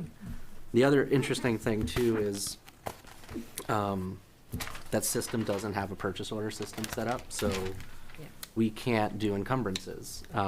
So what that sort of means, and what I would like to work towards long-term, and with the finance director, she agrees, if you have recurring expenses like your electricity, you know you're gonna drop $100,000, I can encumber that at the beginning of the year, so it doesn't look like I'm unexpended throughout the year, because I know it's coming, so it helps with forecasting in that regard too. So I just wanted you to be aware that, like, our system is currently not set up for purchase orders or encumbrances, so, like, you're seeing stuff, you know, be entered manually over time, so it's sort of a lag too. So when you don't do encumbrances, your available budget balances can look larger than they really are. But just wanted to kind of give an overview, and just, people like to naturally focus on certain lines, but it's important to just kind of keep an eye on, like, the control accounts at the appropriation level. Because again, appropriations are your warrant, your expenditures are what have been spent, encumbrances are what is committed but not paid, and then you have your available balances. But, so Trio does a lot of things well, a lot of things not well. What it does well is billing and receivables, tracking cash, transactions, but it doesn't enforce appropriations as legal limits, it doesn't track your encumbrances, it doesn't provide full, I don't know what the acronym means, but GASB level fund reporting. So, just understand that there are limitations in it. So, just kind of wanted to kind of give that little bit of an overview, because I know there's been some, issues in the past and whatnot, but hope that was helpful. What you use in Lisbon? What? You don't want to use it. Okay. Worse than it cost $1 million to implement, and it took 7 years, and it's overkill. We used Munis, Tyler, based out of Falmouth.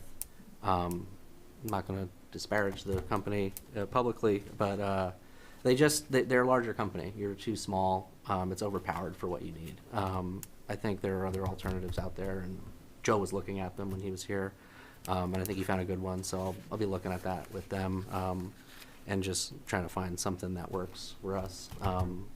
So. Yeah, normally when I go to other towns, I'm getting data, whatever I need. The majority of them are saying Trio on their. Yeah, I mean, because I think Harris was also based out of Maine at one point. I think Northern Data Systems or something. Or either way, you really have 2 games in town, Trio, Munis. But there are other things out there, and we'll evaluate them and kind of come back to the select board at some point when we're ready for that. But Well, I do trust that Joe was looking into the right thing, because if this is causing that many problems, or if it's just not good enough, or does some things well and not something other, like I am all for hearing. I know that's not our decision, but I'm all for hearing about other solutions if they exist. it has limitations. I think if you have a background as an accountant and in fund accounting, I think you'll find the limitations quicker than, it's very easy to use in some regards, but again, it is limited in what it can do. So Can we use Quicken? go to Lotus Notes while we're at it. Yeah. 3.5-inch floppy disks and Lotus Notes. I did hear that it's difficult to generate reports. You have to build them sort of like as custom reports. There are some preloaded ones in there that are set up, but again, it's as good as it was when it was set up. So if you got to correct historical data to generate a report, it can be cumbersome, but yeah. What about a purchasing module or something like that? Could that be? So it has one baked in. It's just never been utilized as far as I know. It may have been in the past, but we don't use the vendor or purchasing module currently. That goes with Trio? That's part of the package? So It's in there, yeah. I don't know it's if in there, but it don't- just hasn't been used. Correct. Okay. Well, one of the other things that we're going to talk about is the purchasing policy. Well, So- policy's different than like liquidating purchase orders through a software. You can do that manually, but yeah, the PO system and the vendor databases and stuff they're things that you guys don't pay for, don't utilize, and is not part of what the current operation reflects. It's a long-term, medium-term goal, as you saw in the memo that I had later. So.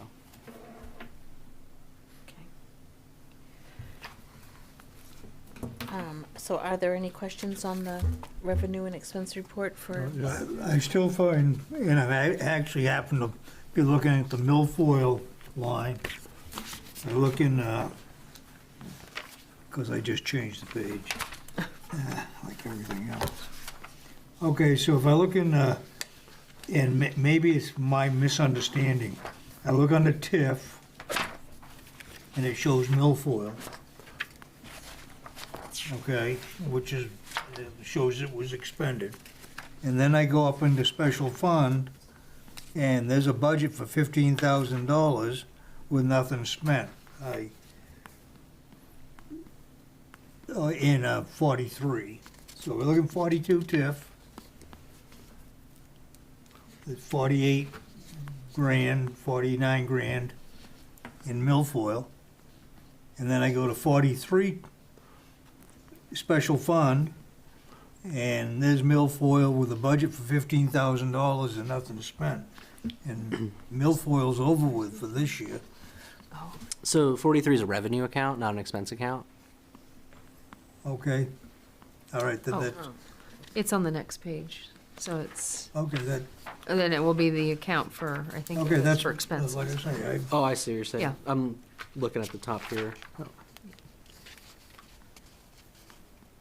So I will ask a question and get an answer for you for the next meeting, but generally, I'm just thinking back, so like, the TIF, sometimes you have to make transfers from the TIF into the general fund, so it may just not be reflecting a transfer that has yet to be made.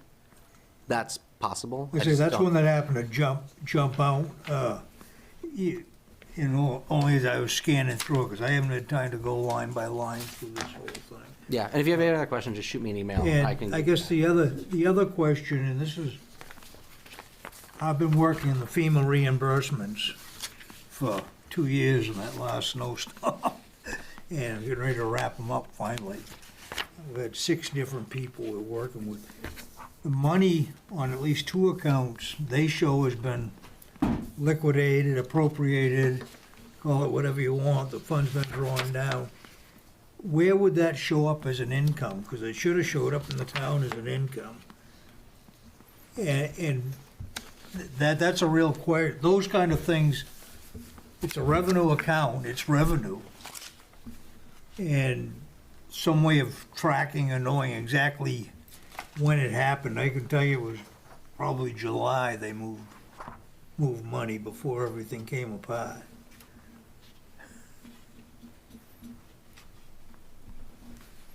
Again. And that's gonna be a question you probably have, you gotta go deeper than here, right?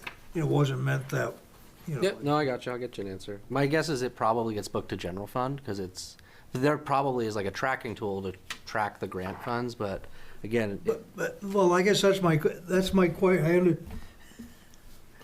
I won't even get into just going into general funds on it, but it'd be nice to know when this money comes in. And I don't know, I think it was total 68,000 plus, that came in from the federal government and another 10% on top of that from the state. Would have been a different one, but at least to know when it came in and that we got it for sure, instead of having it disappear off a computer down in Virginia. yeah, I'll get you an answer. I know we were, my previous gig, we got a disaster declaration FEMA stuff coming, and it was held up a while because of the shutdown and all that fun stuff, but right before I left Lisbon, we did receive our FEMA funds, so if it was part of that disbursement round, that same disaster declaration. Yeah, well, it was one of them. Yeah. What year, fiscal year, was it? 24, Yeah. I guess, So, early 24. I can't remember now. yeah, I'll look into it for you. Like I said, I've been dealing with so many, they only keep people in FEMA for about a quarter of the way through it, and then you start all over again, regenerate the same data. All right. Okay. The milfoil thing was explained to me, or explained to us a couple of years ago, and sorry to say, I still kind of over my head a little bit because I know that we put money into it, but we're also receiving money for our milfoil. We're not paying all that milfoil cost. I believe some of it's coming in to us. Not anymore. No, last year it was in the budget. Again, I was involved in milfoil because I'm on a board of directors for one of the marinas that was initially started it. We started the program, I don't know how many years ago, the three marinas in the Jordan River. And then a couple of years ago, the town says, we're gonna take it over. And they did, and we contributed to it. And then last year, they said, no, the town's gonna pay the whole thing, because we're at the same time, we're putting a budget together. And we were glad to hear that, because I can't remember how much we were putting in. That's interesting. Well, thanks for sharing that, because that's... Because they get a grant from the state that comes back against that, too. Okay. Well, I'll need another education on milfoil now that it's different. I'll take it with you as well, because I'm new here. Yeah, you didn't have to probably deal with milfoil too much out there. No, we didn't have a ton of shoreland. I don't have anything additional. Okay. All right, so we're all set with that. Next is, I had asked for an update showing what the actual numbers were for the school and the county tax. And so that's what this sheet is for. Yep. And just so you know, you can walk into any town office and grab that assessor's book, and it's usually like the last page of the assessor's book. There's a Okay. certificate of assessment with all those numbers in it. All right.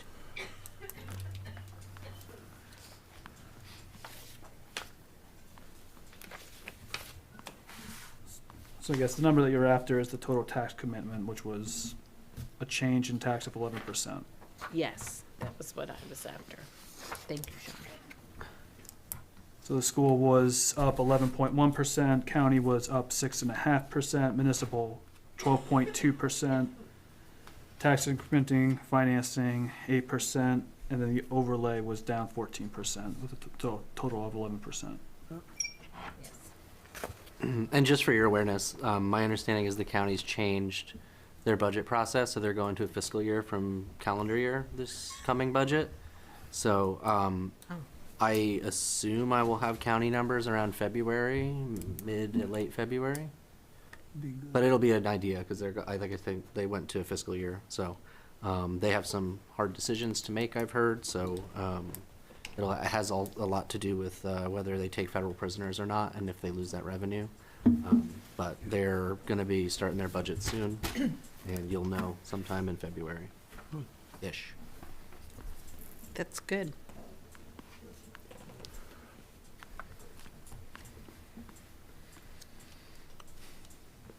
Yeah, I believe their proposed budget's on their website too, if you want to look at it.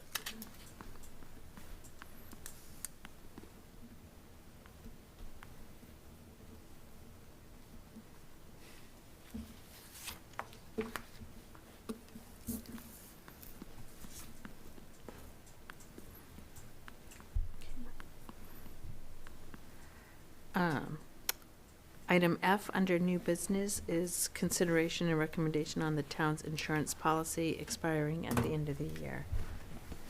So yeah, I'm not really sure why this one's on the agenda. Select Board has already charged me with looking at that. I've already renewed the insurance because you would have lapsed otherwise. So it has been renewed. I think we saw a 12% premium increase, which was in line. It looks like you budgeted appropriately for that, and it's, was anticipated. I was seeing like 17 to 20% on some of the other renewals from last year in my other place. But I've reached out to MMA, as the Select Board has instructed me to do. Once I get the dues numbers, I'll be able to get quotes on the property casualty, workers' comp, and their health plans.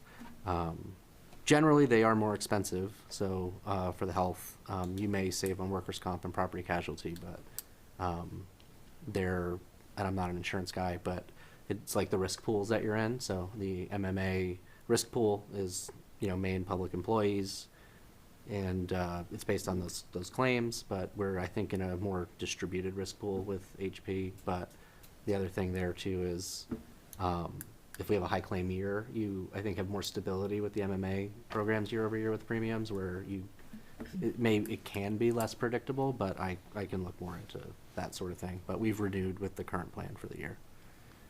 I know that agenda is obviously very late in the year, and you had to do what you do. I think that it was more of a, hey, we'll like to have this shop, because I don't know if it was shop previously in the past, so that was kind of like, hey, Yeah. if we're doing the best right now with You don't have a ton of carrier options, but something, and again, I don't know if it's feasible, it's just a thought, you can go self-insured, but then, that has its own sort of risks, but also something you can evaluate, so.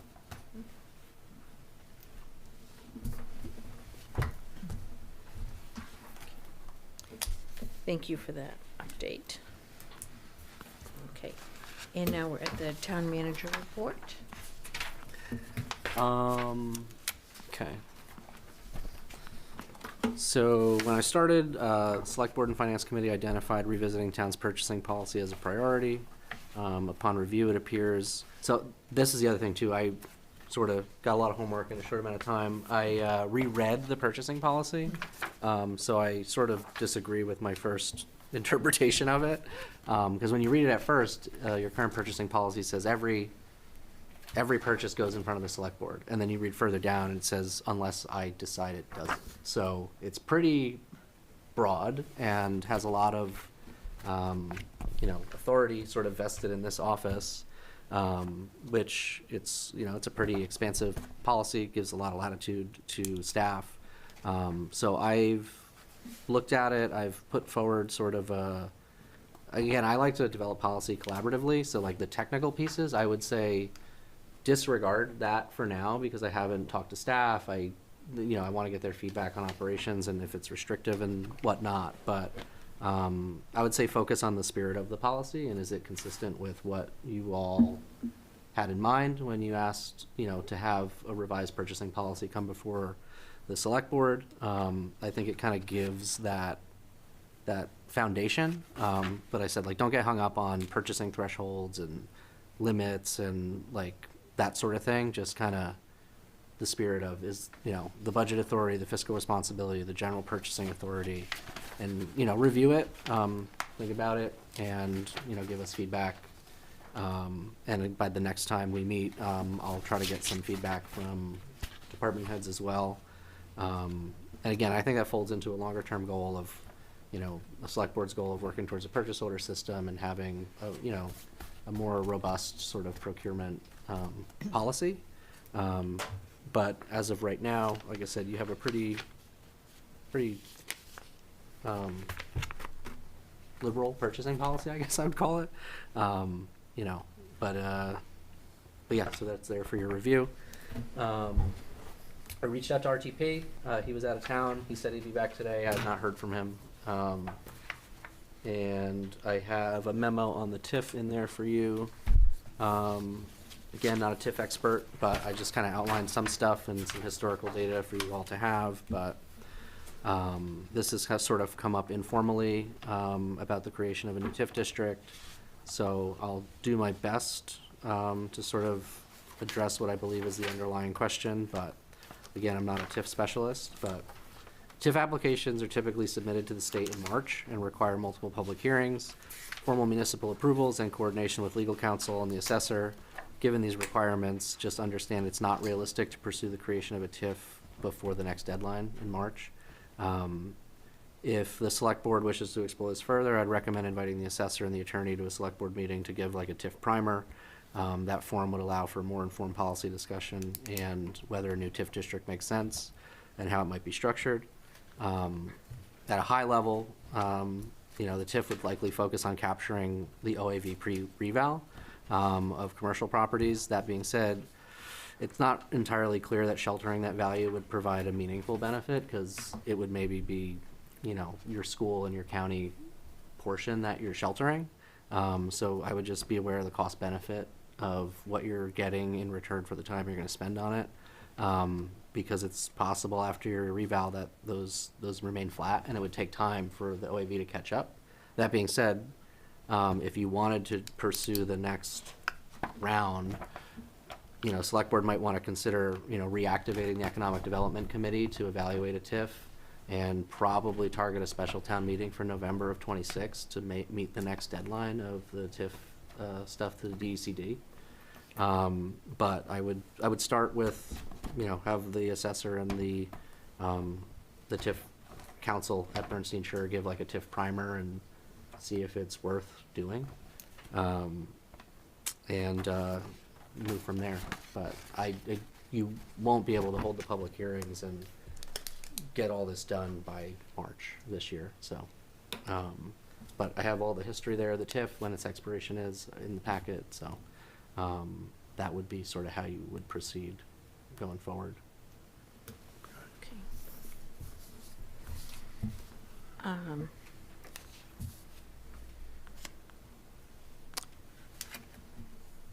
In the documentation, there's a letter Suluk put out. It's part of the packet, and it's dated August 19th of 2024.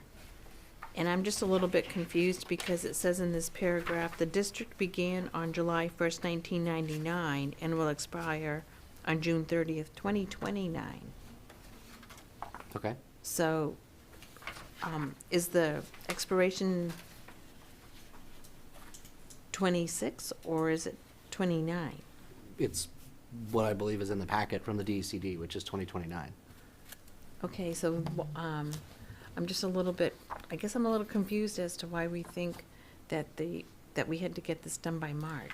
My guess is that you probably wanted to try and capture the pre-reval OAV, which would shelter your valuations before the post-reval valuations go into effect.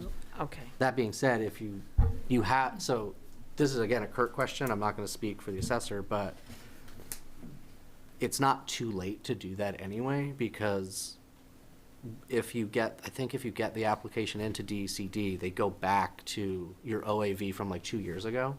So I think as long as you get it on the next application round, should you want to pursue it, they would go back to April 1st of 2026, I think, because it goes back 2 years, I think. So it's, even after your reval, it'll capture the OAV from April 1st of whatever date, as long as you get the application in on the next round. Yeah, it's not easy to understand. Okay, Peter.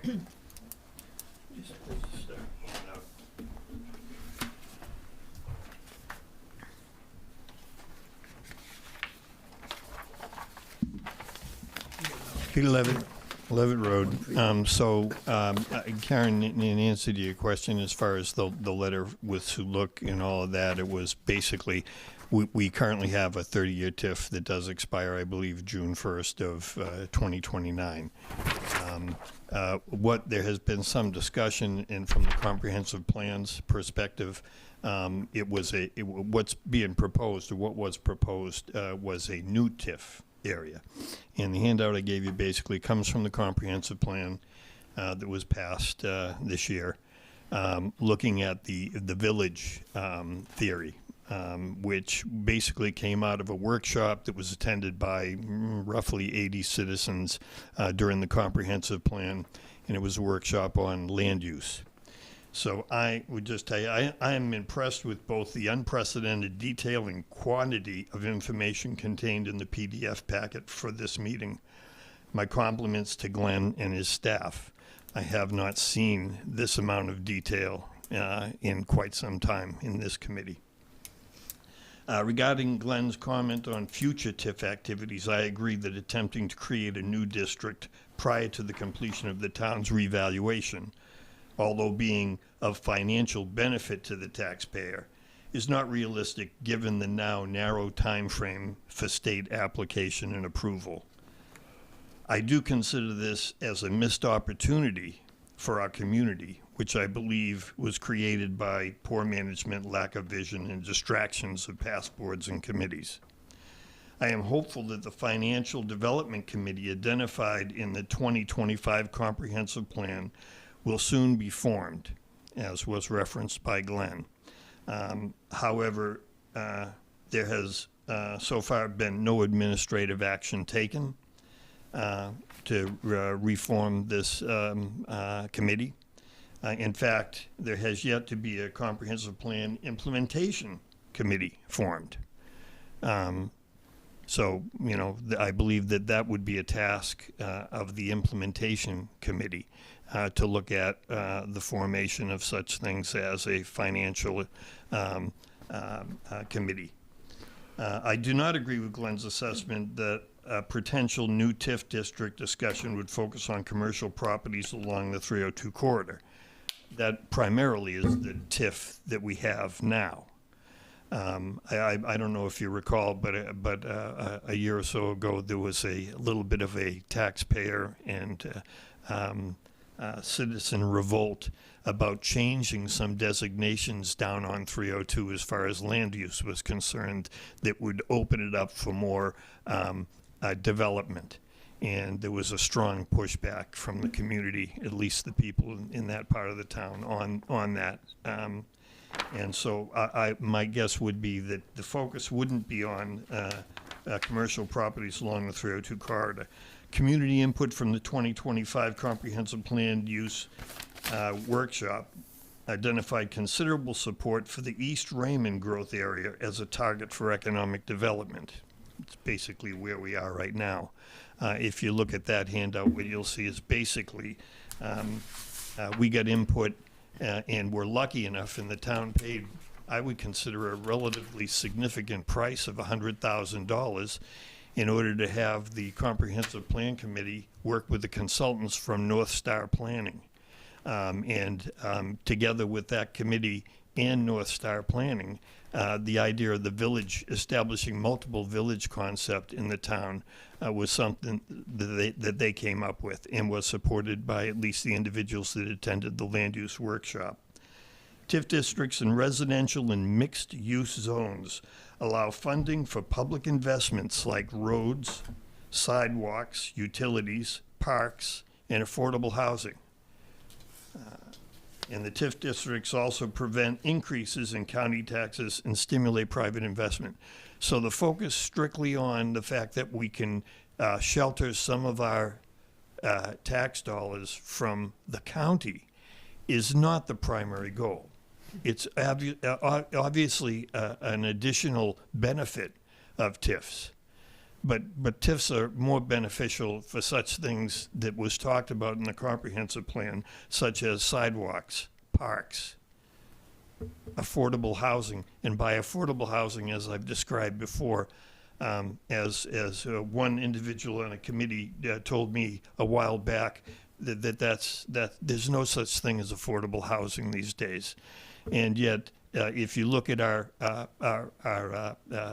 basic ordinances and planning, it identifies affordable housing as the price of housing based on federal and state criteria. That's the affordable housing we're talking about. It's based on individuals' income, not anything involving the price of lumber or toilets. So I guess in conclusion, I would just say this. $100,000 to have consultants that we worked with, and we have a couple of people up there that were on that comprehensive plan committee with me. You'd have to agree that in the 40 years I've been in this community, I have not seen anything close to that amount of urban and residential planning expertise as that group brought to our plan. And to discount that, or I guess to put it another way, not to recognize that the town taxpayers paid $100,000 for that group to come in of urban planners and residential planners and land use planners and gave us that expertise, should be ignored. I mean, that was money that was laid out that provided us with really a game plan for the next 10 to 20 years involving a number of issues, one of them being economic development. So I just ask you to digest maybe the idea of the village concept, the idea that this area with the Jordan Small School coming back to the town, with the fact that we have facilities here that are town-owned and the like, that it would be considered that this would be the new area for the development of a TIF. Thanks. Thank you, Peter. Thanks. Thank you, too, because I'm coming up to speed, and I thought we were talking about an extension of the existing TIF, so I didn't know the geographic area off the top of my head, so thank you. Yeah.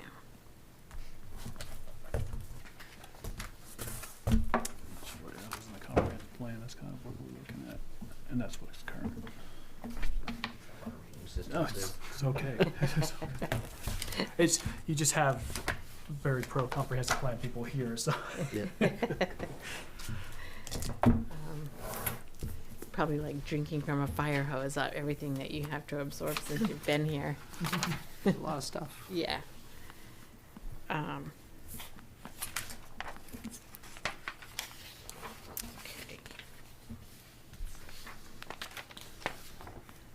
Right. So you reached out to the director of the RTP and you didn't hear anything back? He was out of town. He said he would be back today and give me some information, but I have not heard from him. But I'm planning to meet them soon, because I've had questions from the select board as well, because there was an increase, I think, in last year's budget or the year before with that program. Like, we're paying Yes. around 66,000, Right. and folks wanted to see, you know, with this contribution, what's going on with it. Are we getting? How was the performance Right. on the program? Yep. So No, that's I've what had we're questions from interested in. folks on that too. Yep. Okay, so maybe, hopefully, we would have something for the January meeting. As soon as I get it, I'll forward it along. Okay, too, so. all right, perfect, thank you. All right, so.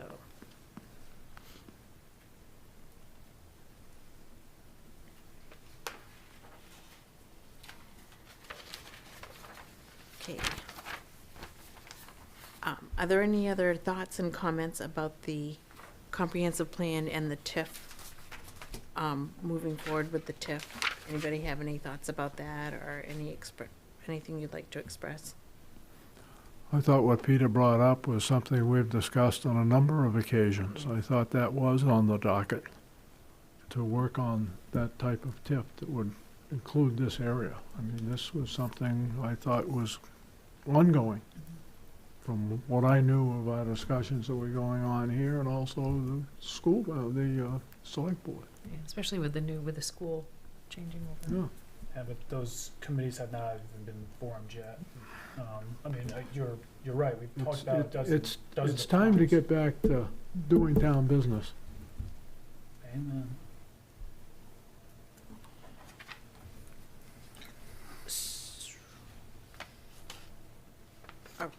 All right, so is there anything that we can do here, or is it up to the select board to move forward with this? Yeah.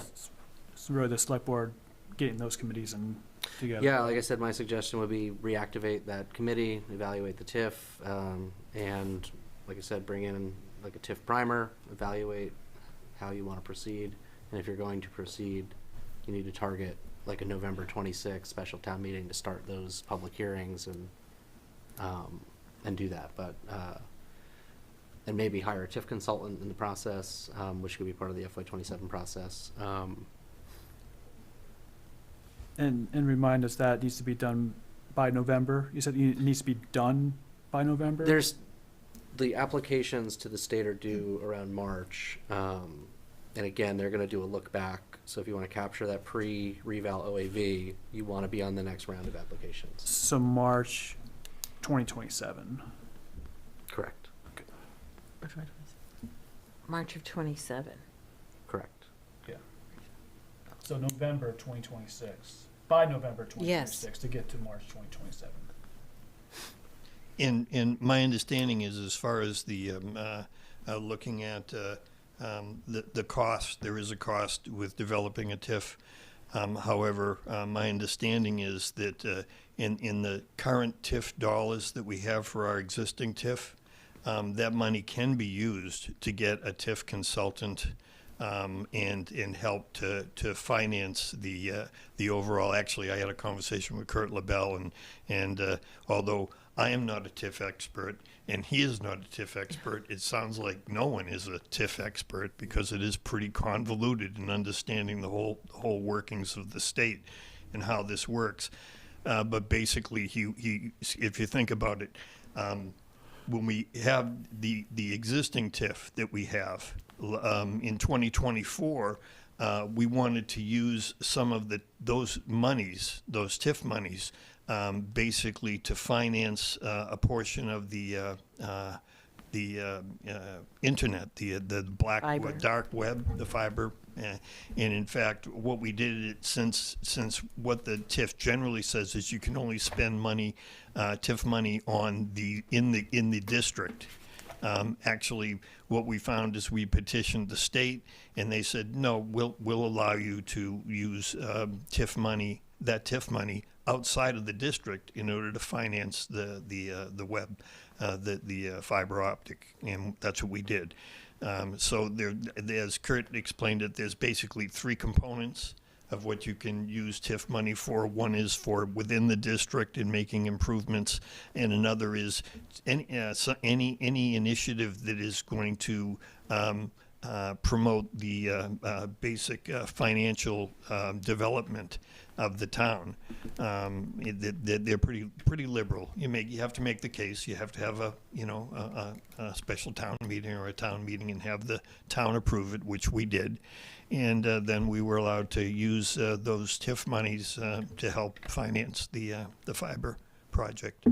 So it's just nice to know that financially there are dollars existing that we can use towards defraying the cost of establishing a new TIF. TIF is, I will share your comments about, I'm not a TIF expert either, but really North Stars, they are, right? They're. Typically, you bring in your attorney. There's usually a TIF attorney and you actually have a good one. He was on the other side of the table last time I had a TIF, but Phil Saucier is very good TIF attorney. Okay. I was just going to ask you a question that really is kind of off the subject, but Peter brought it up. Where are we with the fiber in town? I will follow up with Kevin. I was not on board yet with the last PACT meeting that they had on, it was like the day I started, they had a Sebago fiber meeting. I was not able to attend, so I do have the recording. I can forward you that while I look into it, but I can send you the recap from that meeting. I know there are a number of people who are quite interested. Yeah. I keep going by their building there on 302 once in a while, and I three or four trucks there, but they don't seem to move off the property. Yeah, once I'll dig up the email and I'll forward it to the board. Cool. Yeah, I'd be interested too. Oh, you said it was a dark web. It is dark. It's a, Sorry. it's a dark. Every time I get that bill dark from gray. Spectrum, I want to know where it is. Yeah. Dark ring, I think that dark web That's right, dark. responds to where I get my guns from. I believe those are public meetings too, so if you'd like, I can send you the agendas when they come out. Thank you. Cool. All right. We're at the point for public comment. Is there any public comment? Go ahead, Peter.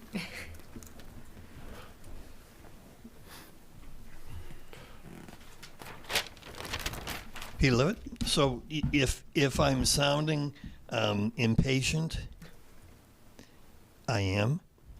If I'm sounding frustrated, I am. If I'm looking at this group of concerned citizens that are donating their time to work in the best interest of the town, I can certainly appreciate the difficulties you're going through now. I generally have attended every committee meeting in this town over the last 2 years because I've been concerned about the town and where it's going. And I guess I would tell you that the uncertainty of where this town is right now, for myself, is endemic. It's beyond belief.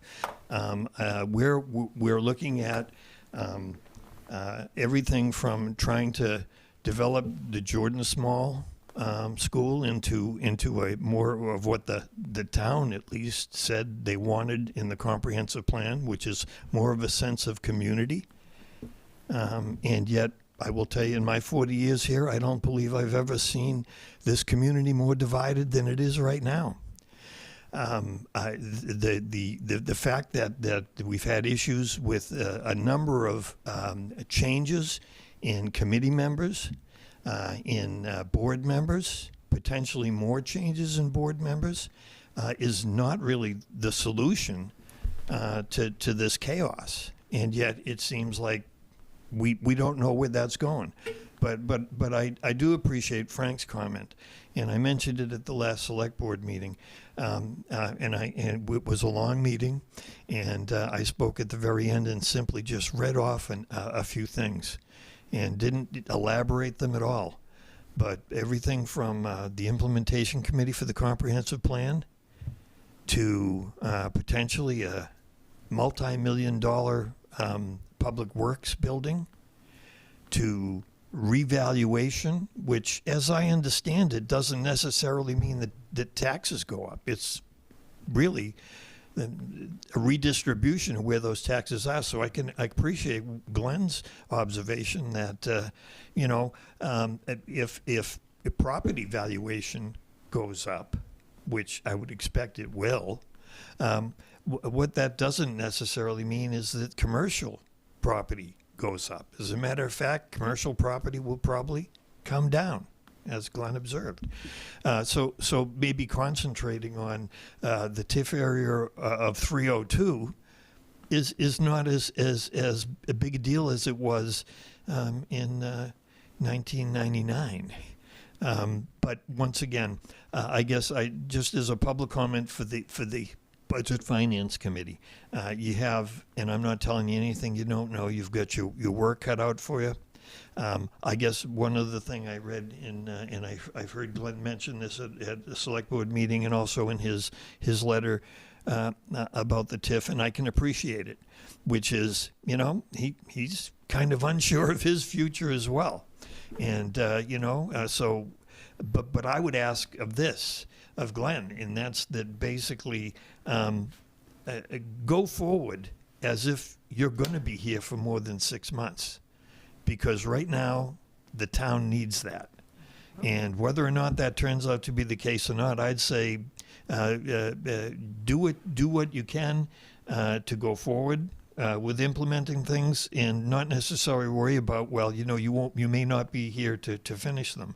I would ask you to just take the mindset of you are going to be here to finish them. Thanks.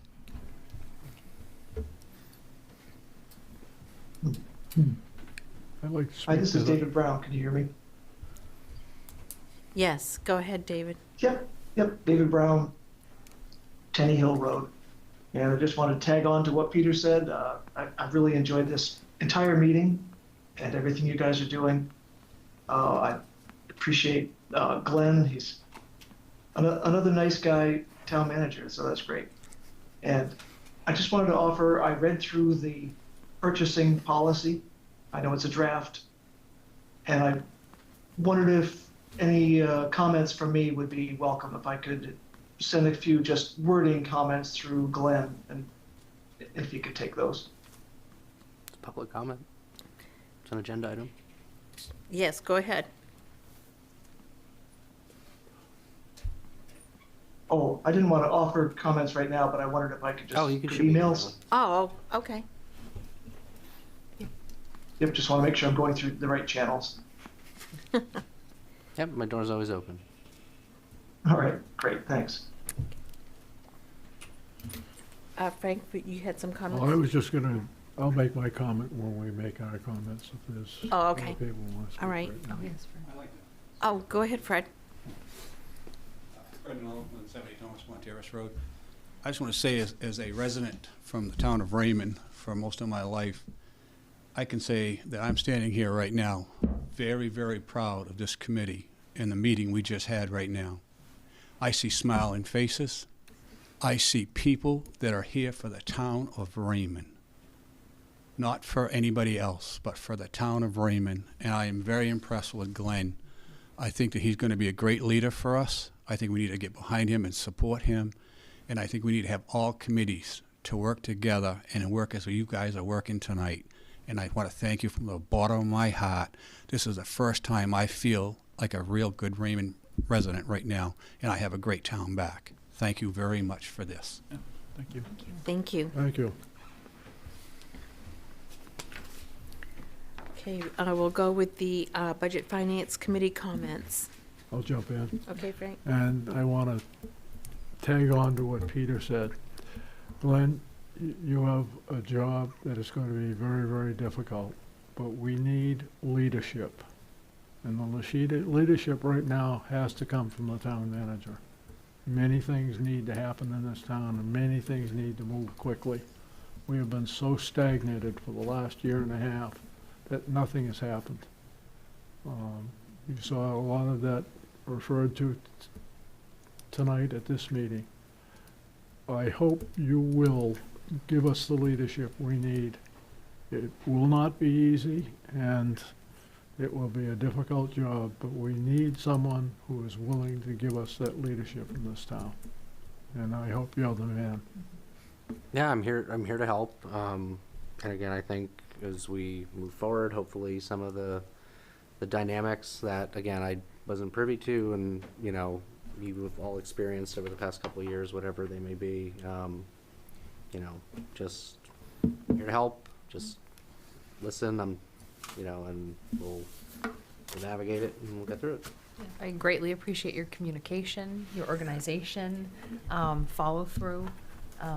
So that, I mean, for me, and like what you folks mentioned, just to see this, I'm like, oh my goodness, and getting the emails, I'm like, this is impressive. I mean, and you're doing the job that, you know, the town manager should be doing, and I think, you know, I back everybody else up on that. So far, so good. Right, we appreciate it. I would ask that, like, when we do future agenda development, that we develop it together, just so I can make sure you're all prepared, and because I know you had a busy week and stuff, so it was kind of a scramble to get some of that stuff together, because I'd got it Thursday night, and but so just as things are coming in with agenda items, just let me know so I can make sure we, you know, I don't like any of us to be surprised at a meeting. Like, we should, you know, just I'll answer the questions the best I can. That gives us some time to kind of work through if I'm answering the right questions, and but yeah, so let's just, like I said, I typically, it's a little bit different, again, because you're an elected board, that I typically don't have like multiple, I'm not usually supporting multiple boards at the same time, but my standard sort of process is, you know, I'll meet with the chair or the vice chair, we'll sketch out a plan for the coming agenda, then we'll do a little agenda prep, and then we'll do like a meeting the day of, so you're gonna do a dry run of the agenda, and if there are substantive agendas, you need more time, but again, develop it together, we collaborate, and you know, we got budget coming, so. Absolutely, we can do that. Yeah, I'd work with you on that. Like, if there's times that you can't meet, so you prefer to kind of meet, go over the. No, I'm just saying, like, give me a couple more days with like your draft agenda so we can refine it. So that way, if like I know the coming select board meeting, we have a lot of items coming. So I'm gonna meet with the chair. We're gonna talk about it. Maybe we need 2 meetings in January. Maybe we don't. So, but you know, just don't want to overload people either. So, you know, we've got a lot of items coming up for the next one. So. Yeah, I don't want there to be like a gotcha moment on the agenda either. So like if we can be, or not meet, but if we can get those things to you. Yeah, and sometimes you might even have like additional questions. I can get you more stuff or whatever. It's just so you're ready for the meeting. But also, this is our opportunity to work through those things, because I'm not going to have all the answers for the meeting, and we're going to have to come back to you. So and if it's a you process. Ever need time, or if you need me to help out with that too, by all means. Yep. And also thank you for this expense and summary report, and thank you for getting it to us. I haven't seen this in months, and thank you for sending this well before the meeting as well. I do have some comments, and they're kind of going off to Peter, but I want to kind of wait. And same thing with Frank, and actually you kind of brought it up too, is I do understand that there's a lot of committees that need to be formed and everything. I don't know what to write. There's never a good time, because you know we got budget season coming up. But I think let's let the dust settle on this recall first, and then see how, you know, start working on these committees. There's never a good time, but I just think that this is a terrible time to ask them to do anything additional at the moment. So that's just kind of my personal thoughts. But I would like to see them do those things. Just now they've got budget season coming up, so there's never a good time. But right now it's just I like to get past this recall. Okay. Any other comments? I just want to express my gratitude for the information, because The big thing we've been lacking is information so we could analyze it, and you've done a great job. I'll ask some funny questions sometimes, but it's a great job, and I want to thank you for that. And I hope that we can all go into the new year, which will be after the recall, and hit the road running, and let's get things to move. Great, all right, thank you. Not used to all the nice comments during public meeting, so forgive me. Well, the communication and the support package to go to the agenda was very well done, and we appreciate it. So I don't have anything else, so are we ready to adjourn? Move to the adjourn. Okay, right, Cliff second, and we are adjourned. Thank you.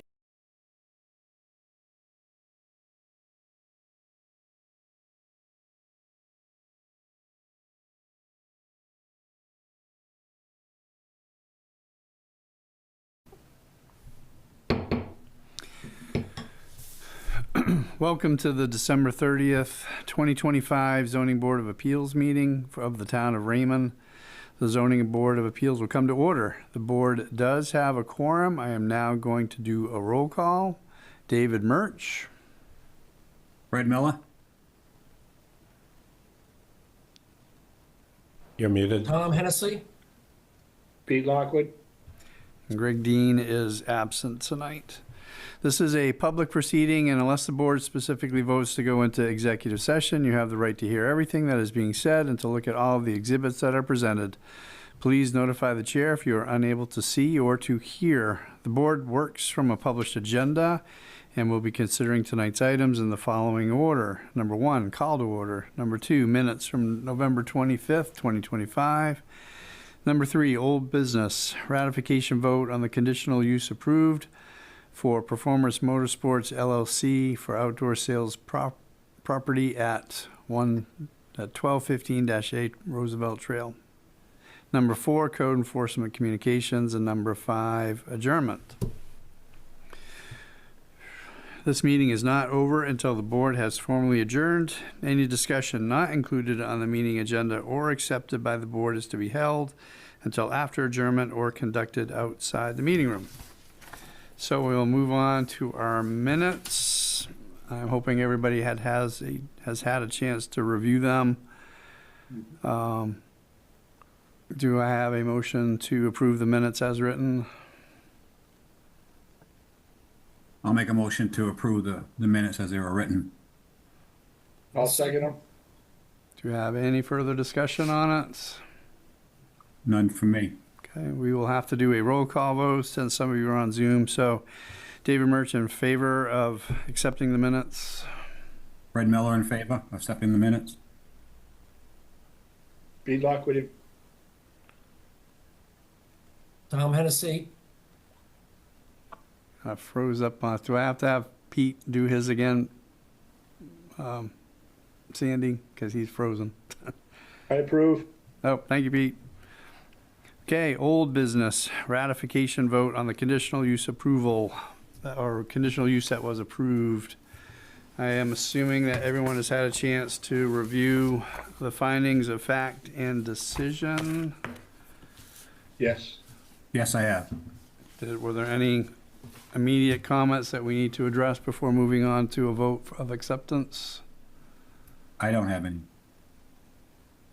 I do not either. None from me.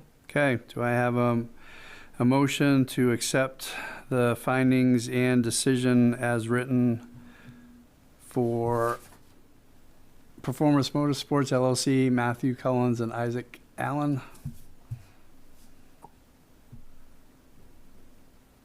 So moved. Second. Do we have any further discussion on this? None from me. None from me. And none from me. Okay. All those in favor, David Murch is in favor. Fred Miller, yes. Pete Lockwood, yes. Tom Hennessy, yes. Okay. So I have the document in front of me ready to be signed. Obviously, Tom, you are in Florida. Per Sandy, someone can sign this for you on your behalf. You just have to appoint someone to do the signing for you. I would like to appoint the chairman, David. I will gladly do that for you. Fred, are you looking to have me or have someone sign this for you tonight, or do you want to come in and do it tomorrow? Either way, I can come in the morning if you want me to, or you have my permission if you want to. It's up to you, Fred. It's all depending on what you would like to do. Why don't I stop in and I'll sign? That sounds good. Yep. Pete, what about you? I'll do the same. I'll stop That sounds good. in tomorrow and sign. Okay, sounds Yep. good. I'm going to ask Jason to just put that folder on my desk for you gentlemen to sign, because I'm not in tomorrow. Okay. Okay. Thanks. You heard that, right, Jay? Yeah, Thanks. no problem. I know you don't need anything else on your desk. Okay, Sandy, I've signed for myself, I've signed for Tom with notation that I did it, and 2 lines left Perfect. blank. Okay.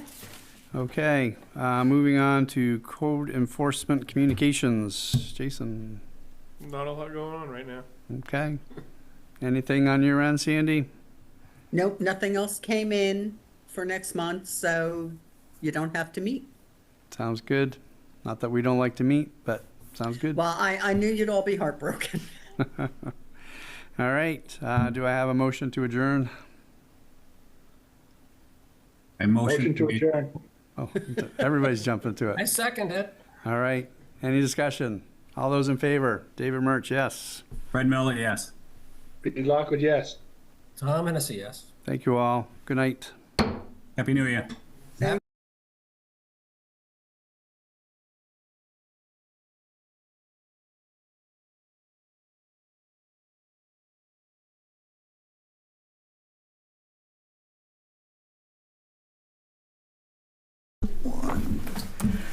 Good evening and welcome to the Wednesday, January 7th, 2026 Planning Board meeting for the town of Raymond. The Planning Board will come to order. The board does have a quorum. We'll start with roll call with Jackie. Jackie Sawyer. Stephen Clark. Greg Foster.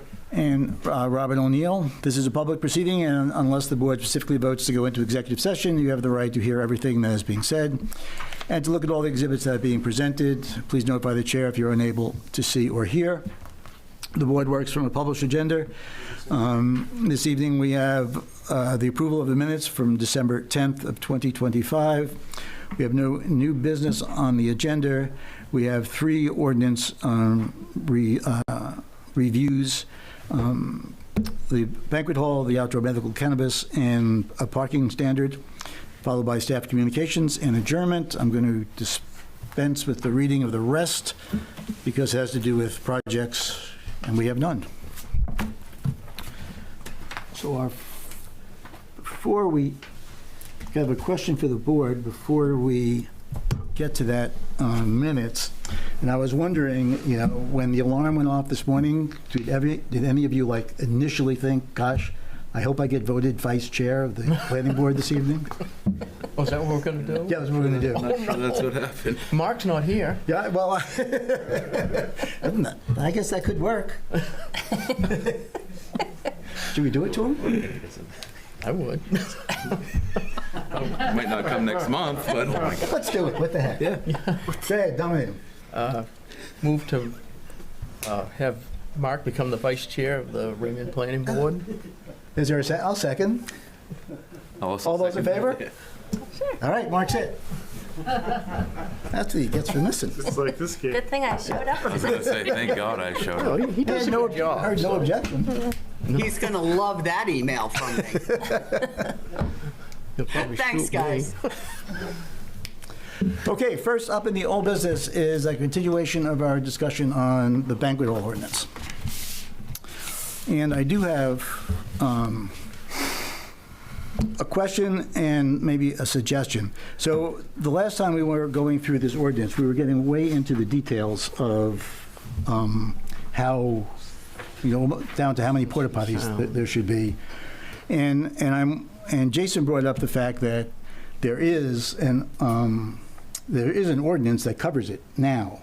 And I know that it came to us kind of as a half pass from the selectmen as part of the short-term rental. But I'm now kind of, after looking at it, is that I don't think anybody really wants it. I mean, even those that, as Jackie pointed out, even those that could have the potential to benefit from it don't want it.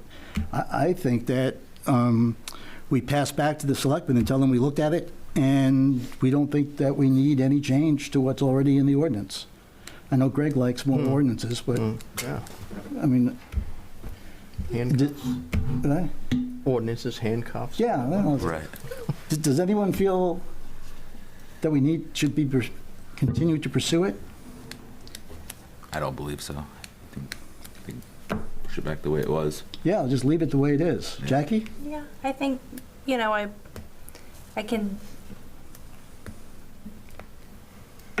can see a desire to, eliminate sort of the gray area or the unknown, but, I don't think necessarily creating a whole new thing is necessary, especially if all parties are kind of not, fighting it the whole. Fighting it, yeah. Yeah. Greg? No, I agree. You agree? Okay. Then I think since it was passed to us, we probably do need a motion that, so I'll leave it to, I move that we stop discussion on the banquet hall ordinance changes proposal, and we send to the selectmen our opinion that the current ordinance covers what it needs to be covered as far as the on the topic. Does that sound about? I'll second that. Everyone okay with everything? Jason? Sounds good. Right? You've done a lot of work on this. He gets paid either way. Yeah, He does. Okay. All right. All right. Then any other discussion? All those in favor? All right. That one's done. Did we need to do minute? I'm sorry? Did we need to approve minutes? Oh, geez. Thanks, Jackie. I skipped right the minutes. Thank you, Jackie. I was going to jump in on that. Good job. Good thing someone pays attention around here. Minutes. Any changes? Thanks, Jackie. No, I Maybe we make a should have motion voted to you. approve. Guys. Too Change late. that. I'll move to accept the minutes of December 10th, 2025. Is there a second? I second that motion. Any discussion? All those in favor? Accepted. All right. Thanks, Andrew. Cannabis.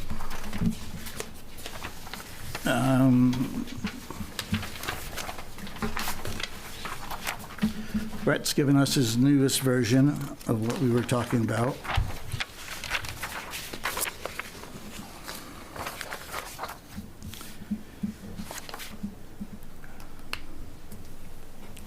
So I just, I went back and read, well, how we got started on this. And the main issue was the odor that was coming off of a large number of plants. Is that right? And Yep. and Vern from the state came, and I think we kind of got lots and lots of information. Desiree gave us a bunch of information. So now I'm wondering, we're saying, if I read this correctly, we're saying that you can grow it outdoors with the agricultural setbacks, but you still need some sort of odor cleansing apparatus. Is that? Well, I think this is saying for outdoor, sun-grown, it's either prohibited or conditionally approved, that there's, Right. yeah. So the conditional use is going to be whether or not you can show that there's no odor leaving your property, Yeah. which is like Impossible. impossible. It is. So in number 2, odor control, it's all enclosed growing structures, but we're including indoor, outdoor, whether it's in a greenhouse or not, am I right? Yeah, see, and I asked Jason about that, and Jason, you can jump in here, but Jason basically said, I don't want to misquote you, but, you know, even a fence around it is considered enclosed, Right. right? Structure. It's a Right. structure. Yep, Yes. So there would have to be some sort of odor mitigation around that. It's gonna be site dependent. You know, Exactly. If you're in the middle of 10 acres, it's not gonna smell. If you're in a neighborhood, people are probably gonna pick up on it. I think the thinking is, you know, if it's conditional, appeals board is gonna have to do a site walk and look at the situation and kind of have to make a determination, do they think that is close enough where the smell is gonna be detected at the lot line? Okay, that does make sense. Odor is gonna be impossible, one way or the other. It's gonna have to be, I hate to say common sense, but, you know, to me, that's kind of where it falls. But our ordinance is going to say, you know, even if you've got 20 plants growing in the middle of a 10-acre field, you have to have some sort of odor scrubber. I mean, the conditional use, it just says it can't be detected at the boundary. It doesn't really spell out how to do that. It's kind of up to the applicant to kind of show, you know. So it would take a neighbor to say, hey, I can smell it across property lines. They need to figure out something to do with their odor. Yeah. And then you would handle it at that point. That's kind of how I'm looking at it. Yeah. But this says here, all enclosed growing structures. Right. And we're saying that that's even a fence, shall be equipped with operational odor mitigation systems such as a carbon filtration or other effective air scrubbing technology designed to prevent the detection of cannabis odors perceivable beyond the property lines. Right. So so the concern about fences, like it's hard to put an odor scrubber on a fence, right? Yeah. So I think this is where, like what Jason was saying, the benefit of the conditional use process is at least it's part of that public process where abutters are notified. They're probably going to do a site walk and assess those kind of things. I think maybe there's an opportunity where we could add a line in here. I mean, we're already kind of talking about meeting the agricultural setbacks as well. So maybe it's not, but already has to comply with the setbacks. So maybe it's an or showing evidence that you meet the agricultural setbacks. If you meet the agricultural setbacks are not that far. Correct. So a large field that meets that agricultural setback is going to produce a lot of odor. Yeah, or maybe there's an opportunity where it could be a compromise that if they're not going to put in those carbon scrubbing things, maybe they increase the setbacks to 100 feet instead of complying with the minimum 50 feet thing as well, where that doubling the increased distance at least is an attempt to mitigate that carbon filtration odor scrubbing system. Is there any reason or knowledge to separate the two from, like, say, a greenhouse? Because if a greenhouse meets our building setbacks and technically they can have a greenhouse there and they can cover their odor, would we then not worry about that 100-foot setback if it was so big, I guess? And I guess my next question is, how is this going to affect the regular resident that's not medical caregiver, but they can still grow 6 plants in their backyard versus the neighbor who is a medical caregiver? There's, is the rules the same for both, or is it strictly for medical cannabis? Well, this is just strictly for the medical components of it. Yep. So it wouldn't be limiting the recreational, I think is what you're talking about there. Yeah, the adult, personal. Which is, I think, just 5 plants, right? It's either 3 or 6. I can't remember. Six. It's always changing. Yeah. They're going to change it, aren't they? So, I mean, I guess I can add in some verbiage there about in the event where, I mean, maybe it's worth just separating if it's enclosed within an actual structure building, excluding fences, versus if it's just contained within a fence on a property, about where maybe they need to double those setbacks instead. I feel like that would be the only way we could really effectively add air scrubbers is if it was in a greenhouse. Otherwise, we're just Yeah. not doing anything effective for it. Exactly. So, okay. I mean, the one good thing about the outdoors, it's a short period of time where they're Right. gonna have to control the odor. So it might be a situation where somebody grows it open air and then encloses it for that period where the odor is gonna be an issue. You know, like I said though, I think it's more beneficial to put the, applicant and say, you show us how you're going to do it, rather than us trying to hash out every scenario and cover all our bases in an ordinance. Right. I think that's gonna be, you have loopholes and there's gonna be blind spots. So, And I feel like some of it needs to fall back to this whole good neighbor thing too. It's like if you know you are overproducing pot and it stinks for you're the about to neighbor, put 150 plants in your need to- backyard, you right. wanna, and I think it's in your own interest not to have that Right. wafting about. Yeah.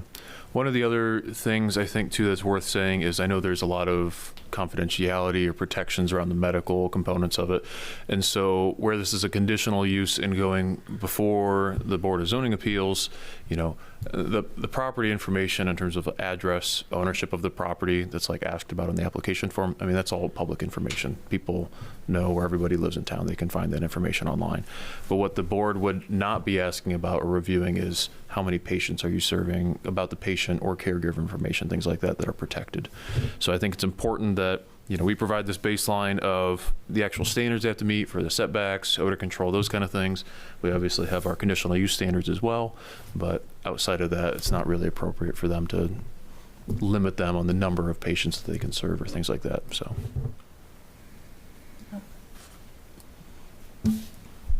Okay, so that minor or major change, but have a look at it. Is it okay with everybody? So we are up against the timeline here in that this has got to get to legal, and we have to have the public hearing next meeting. Can we do all that? Sandy, can we have a public hearing at the next meeting? Yes, sir. Okay. All right. Sounds Good? Good with everybody?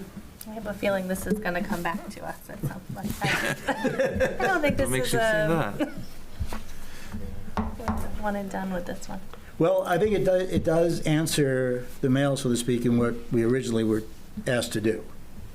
Right? So, okay. Last item is the parking standard, and that's simply really an admin, right? Yeah, this is just really more housekeeping administrative. I mean, obviously we have the drafted short-term rental ordinance that's off to the select board now, but we do make a reference in that ordinance to our land use ordinance section for off-street parking standards. So obviously we want to make sure that if that were to be adopted, what it's referencing is actually applicable to that. So it's really just adding in short-term rental into the parking standards that are most appropriate for it. So we need to attach it then, right, to the short term? I mean, we can't have them individually voted on, because if this gets approved, well, I guess it'd be okay. It won't mean anything. It won't, one space for each sleeping room. No, it'd be fine. Actually be okay. Either way. The only in a scenario where, let's say, the short-term rental ordinance does not pass, but this does. Right. Well, I mean, okay, it doesn't really apply to anything. It does apply, yeah. In the event that the short-term rental ordinance passes, but this doesn't, which I don't know, I would really struggle to believe why it would fail, I guess. But I guess it's technically possible. Still, I mean, I think that there's enough that kind of feeds into it that I think we could get it done. So I have faith. Yeah? Yeah. Okay, to the lawyers. 2 public hearings, Sandy. You got it. What else? Sidewalk. Sidewalk on the 17th. Right. Oh, I don't think I knew that actually, because I wasn't here. Oh, you were here, yeah. Sidewalk 17th, 9 o'clock. 9 o'clock. Yep. And we're going to meet at Honey Hill. Yep. Honey Hill and something. Honey Hills, yep. Yeah. Honey Hill and some intersection, right? I think I think you gotta go right up to the Honey Hills and park up by the duplexes up there. Okay. yeah, 9 a.m. Got it.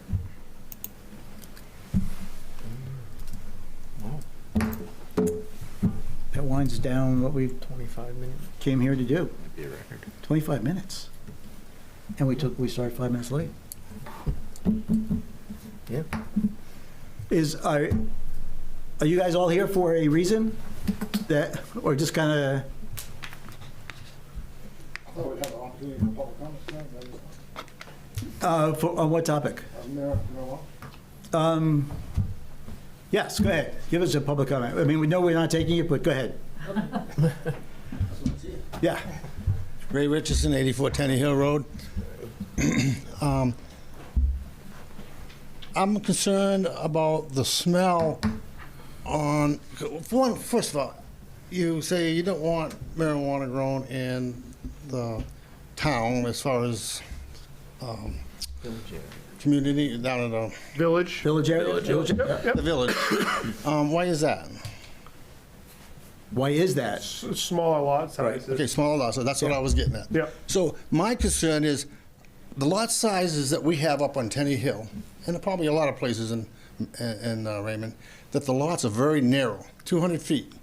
So even if you had a 100-foot setback, a 100-foot setback on this side, a 100-foot setback on that side, you're in the middle. You ain't got nowhere to go. So I think that the only way you're going to be able to control odor as far as medical marijuana caregiver is either to grow it outside, inside totally, or maybe say that the lot size has to be a certain amount. Like a 10-acre lot, if you're in the middle of a 10-acre lot, you're not going to smell it. But when you're on a 3-acre lot that's 200 feet wide, there's nothing you're going to do to smell it. You're going to smell it. So I think we've got to go just a teeny bit farther here as far as the odor control. I don't have any problem with my neighbor growing marijuana inside his house and its control. I don't have no problem with that. But when it's outside and it's so overwhelming for me, like I've told you before, and I've told the select board before, I'm a disabled veteran. I have heart disease. I have chemical sensitivity, and the list goes on and on and on. I'm not saying that my neighbor can't have any rights to do what he wants to do, and he should be able to do. But on the other side of the coin, I should be able to enjoy my life, whatever's left of it, without having to deal with this. And it all started out in the select board meeting, and they told me there's nothing they could do because it's a state problem. And I persisted, and I said, well, then I had Vern come down over there. And he says, no, there's more you can do as a town. And so now we had Vern come over to this side, the planning board. And he told you folks as well, there's more you can do. So all I'm asking the planning board is to be considerate of both sides. And I am. I'm considerate of my neighbor. I want him to be able to do what he wants to do within reason. But I want to be able to have my enjoyment as well. Yeah. And So and that's our goal as well. Well, when I read in here today, I didn't bring my glasses, unfortunately, that's why I couldn't see. But it isn't as spelled out as enough as it should be, I don't think. Because my neighbor, if the thing that they can grow 150 plants on a 3-acre lot. Well, but now they're going to have to show how that odor does not leave their property. Which they're not going to be able to show, right? But so if they can't show it, they can't grow it. Correct. Right. If the glove don't fit, correct. That's the quit. There you go. That's all I gotta say. So are you happy? Oh, I don't know. I got a degree in political science and history, but I don't get a degree in town politics. It's the toughest. You got that right. Yeah, that's what I have to say. You're welcome. I guess to that point, I think the only thing, I guess from what I'm hearing, maybe there's an opportunity to introduce a minimum acreage requirement on these. I don't remember us having a discussion on that before. We talked a little bit about. But it's so dependent upon the size of the lot. I think we were talking about districting, and coming out of those 1-acre minimums into a 3-acre minimum, because I think that's our town minimum once you get out anyway, it's a 3-acre, right? Well, 2 and 3. Yeah. But what about creating like a plot plan, more or less, just like for a house, and we have setbacks, and then inside of those dimensions, you need to have confined space for you. Because if they're growing 150 plants, they need a good amount of space, and you still need to meet those setbacks. Not like a double buffer, but creating some type of plot where you meet all of those setbacks. And they're only allowed to grow inside of that plot on that piece of land. Whether it's designated to a back parcel, so it's away from the roadside. Well, we could, it's a good idea. I mean, we could do something like that by adjusting the buffer size depending upon the number of plants. Yeah, I mean, Right? it would be similar to, I'm thinking of the short-term rentals, how we like scaled out, like, you know, if we're going to scale out the fees depending on the type of thing like that. So yeah, it could be very similar, you know, threshold of, you know, 1 to 50, 50 to 100, 100 plus. Right. If you're on a 3-acre lot, you can grow 25 plants, but you need, if you want to grow 150, you need to be on a 10 or a 20-acre lot. Well, what, if we just approach it by setbacks, it'll take care of itself, True. right? So if we just do the 50, 100, 150 for, and 25, 50 over 100, right? Yeah, Over 100, could. triple Well, the and setback. to the point, if there are, you know, lots, maybe really long and skinny and narrow lots where it's not feasible to make those setbacks, then, you know, technically they have the right to pursue a variance, maybe. But again, I mean, that's their right to pursue. However, maybe it's just not appropriate for that zone or maybe that property if they can't meet those setbacks. What do you think, Jackie? Yeah, I think I like that idea is that, you know, I mean, if they're long and skinny and you've got a piece of land on the back that still meets the 100-foot separation from other dwelling units or something, Right. you know, you might still be able to do that if you can't meet the boundary setbacks.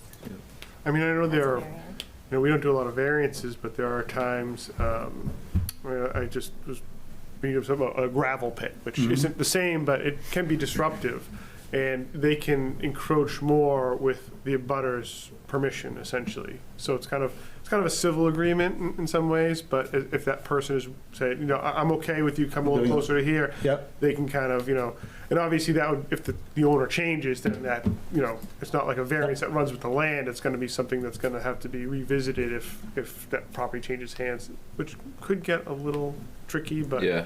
I know the gravel pits, they're allowed to encroach further with the abutter's permission. Okay. Okay, so I guess You can see the lots we could scale those setbacks then. there. Yeah, I'm thinking Have 3 some room tiers. back there. So we Yeah, there's go plenty of room right there. These are even longer. 0 to 50, 50 feet, 50 from 50 to 100, 100 feet, and then 100 plus would be 150 foot setbacks. I mean, that is a lot of plants, so. And again, if we could make front and roadside setbacks and make it pinpoint from the closest dwelling, then I feel like that would help out a lot. Do we have that wording in there, say, you know, 50 feet from the side or so many feet from the... Yeah, it is in there. In no case shall such structure be located closer than 50 feet to any abutting property line or 100 feet to an existing dwelling unit on an abutting property, whichever distance is farther. So Yeah. the kind of that similar language to be tailored in there, so. All right. Everybody happy?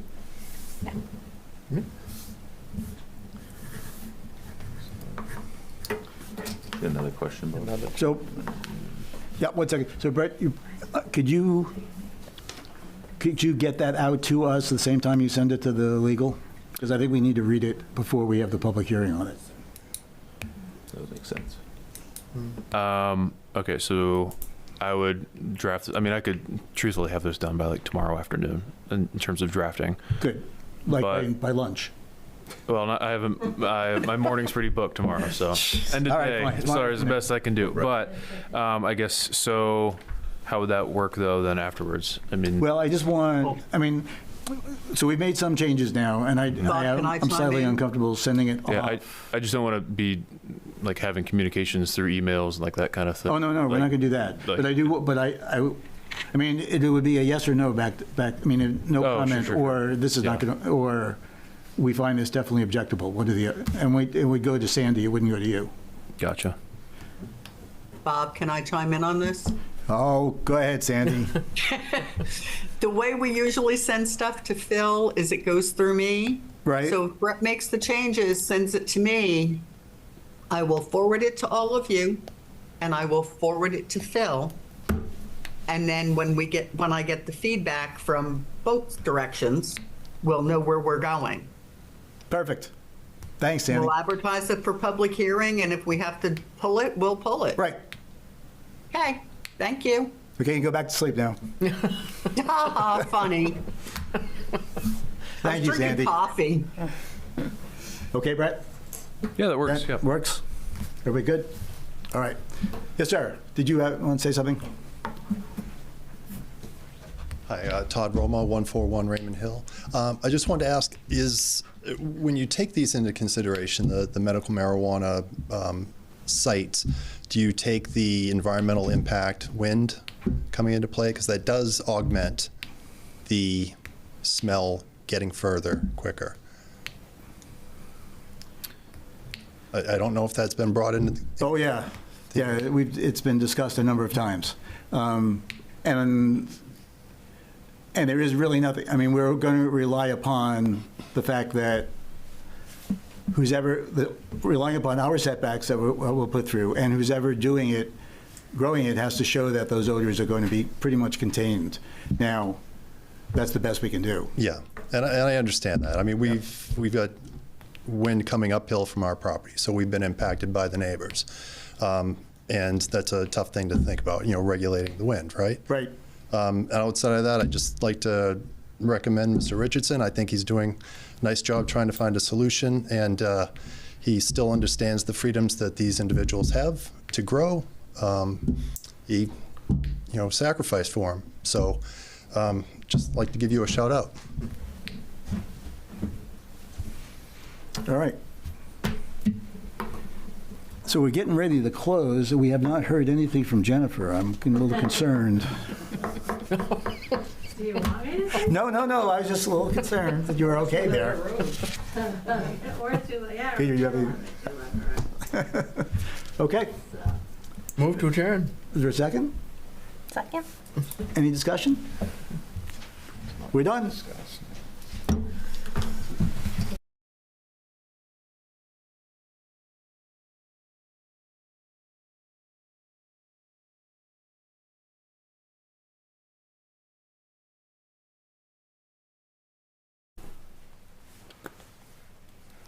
Good evening and welcome to the Select Board regular meeting for Tuesday, January 13th, 2026. The first thing on our agenda is executive session, but I'm going to begin with a roll call. Derek? Here. Chris? Here. Sam? Oh, You here? yeah, let's go into executive session. Oh, just a roll call right now, Sam. I'm just doing a roll call right now. Oh, yes. Dennis? here. Yes. So I'll be looking for a motion to go into executive session pursuant to 1 MRSA 40568, which is consultation with a code enforcement officer. So moved. Thank you, Sam. Do I have a second? Second. All right, and all in favor? I'm going to recuse myself, Kayla, because I was the one that wrote the NOV. Okay.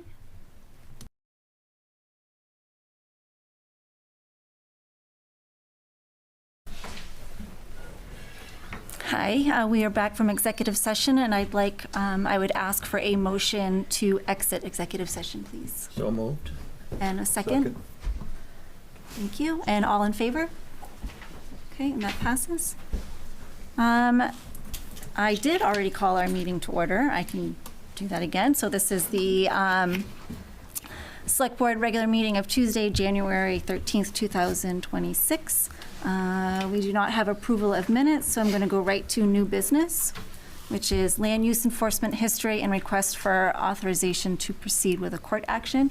And what I'd be looking for from the board is a motion to authorize Bernstein Shore to initiate judicial enforcement under Rule 80K. Second. I need a motion first. Do you want to be my first? Now I'll take a second. Okay. And all those in favor? Madam Chair, if if I could just request that the motion be amended to include the names of the parties of the violators in the action. In this case, it would be the Roma Farm LLC, Todd Roma, and Jessica Dobson. All right, so Sam, since that was your motion, Yeah. are you okay with amending it to include language of Roma Farm LLC, Todd Roma, and Jessica Dobson? Okay, and are you okay with the second? All right, all those in favor? And I'll make a note that you have recused yourself. Yes, correct. Thank you. All right, moving on to Thank the you, Madam next thing, which is, Pardon me. sure. Is there room for people's votes, like, to talk about this? This affects my property and my rights. Can you step up to the podium? Thank you. Thank you. Comments only. I'd first like to ask if, my name's Todd Roma, if anyone else had, anyway, I'll get into this. This decision here affects my property and my rights. I'm speaking tonight to correct the record in place to set a full set of facts before you. The memorandum requesting authorization to pursue litigation under Rule 80K omits critical information.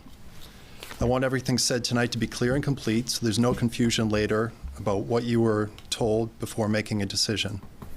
First of all, we are still hosting limited seasonal private events on our property. We're doing so because there's no ordinance in the town that prohibits private events, renting one's property, having a tent, porta potty, or temporary signage. This has been confirmed repeatedly by the town's own actions and inactions. No fine has ever been issued, no enforcement order ever been served, and similar activities occur throughout Raymond without enforcement. The Zoning Board of Appeals did not cite a specific ordinance that we violated. Instead, it relied on interpretation and opinion. After the process ended in spring, months passed with no follow-up from the town. During that time, we repeatedly contacted the town, including the former town manager and select board members, asking one basic question: please identify the ordinance we allegedly violated and explain what enforcement, if any, would occur. We received no response. Because nothing happens for months, and because we were continuing the same activities without being cited or fined, we formally demanded that the town either identify the ordinance in writing or refund the appeals we had paid. Only after making that demand did we receive any response at all. On October 24th of 2025, we received an email from attorney Grady Burns, who represented Code Enforcement Office during the ZBA hearing. That email contained a draft consent agreement demanding approximately $15,000 in permanent restrictions on our property. We were never contacted by the town prior to that email. We were never invited to discuss it. There was no negotiation, no meeting, no explanation, and no indication that the select board or town manager had authorized it. We simply were denied due process. A consent agreement does not simply appear in a landowner's inbox. It's a required process, and the landowners must be involved. That process never occurred here. That's why we did not sign the consent agreement. It was not a refusal to cooperate. It was absence of any lawful process in which to cooperate. Because the consent agreement appeared without explanation, we filed the Freedom of Information Act asking a single narrow question: who authorized the consent agreement and when? The town did not answer. Instead, after weeks of silence, we were told it would take more than 10 hours and require a $100 deposit simply to identify who authorized it, despite FOAA allotting 2 hours of free staff time. Now we're in Superior Court seeking that information.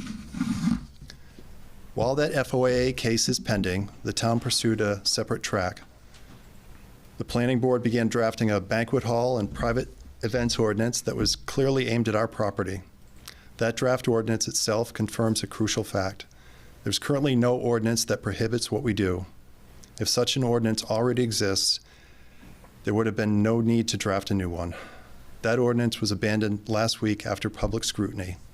Now, the day after, The town manager is asking the board to authorize litigation under Rule 80K. Rule 80K assumes that the town's factual and legal position is settled. It is not. There's still no cited ordinance violation, no disclosed authorization for the consent agreement, and an active FOIA case in Superior Court seeking transparency on those exact issues. This enforcement is based on a single neighbor complaint, not a townwide policy or consistent enforcement. Other properties host larger and more frequent events without interference. Selective enforcement based on one complaint is not lawful and it's not fair. Proceeding tonight would mean authorizing litigation while fundamental questions remain unanswered. It would place this board in a position of escalating a dispute before the factual and legal record is complete. Under these circumstances, the matter is not procedurally ripe for enforcement and should not move forward. Thank you for your comment. All right, we are now moving on to C, approval of liquor license renewal application. What about B? Oh, I'm sorry, B, next steps on recall process. I apologize.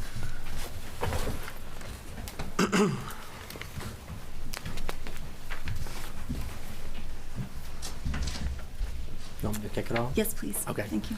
So in your packet was a summary memo sort of outlining the chronology over the past couple weeks. So I'll just kind of briefly go over it.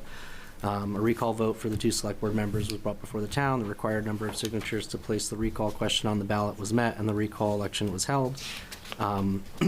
Following that, Select Board Member Dennis Morris filed a lawsuit seeking to enjoin the special election or alternatively prevent removal in the event the voters elected to recall him. The lawsuit asserted the state removal statute, which allows removal upon conviction of a crime against the municipality while in office, superseded or limited the town's recall ordinance. Mr. Morris filed an ex parte without notice to request a TRO, temporary restraining order. The Superior Court denied that request, finding that Mr. Morse failed to meet the legal standard for such relief, including demonstrating irreparable harm, a balance of harms in his favor, or that the requested relief served the public interest. The court denied the TRO and allowed the election results to stand. The court noted that Mr. Morse could pursue further legal arguments after the election regarding the interaction between state law and local ordinance. However, Mr. Morse elected to voluntarily dismiss the suit. The town's consent was not required for dismissal, and the town consented and waived recovery of the $225 as a courtesy, and the litigation has concluded.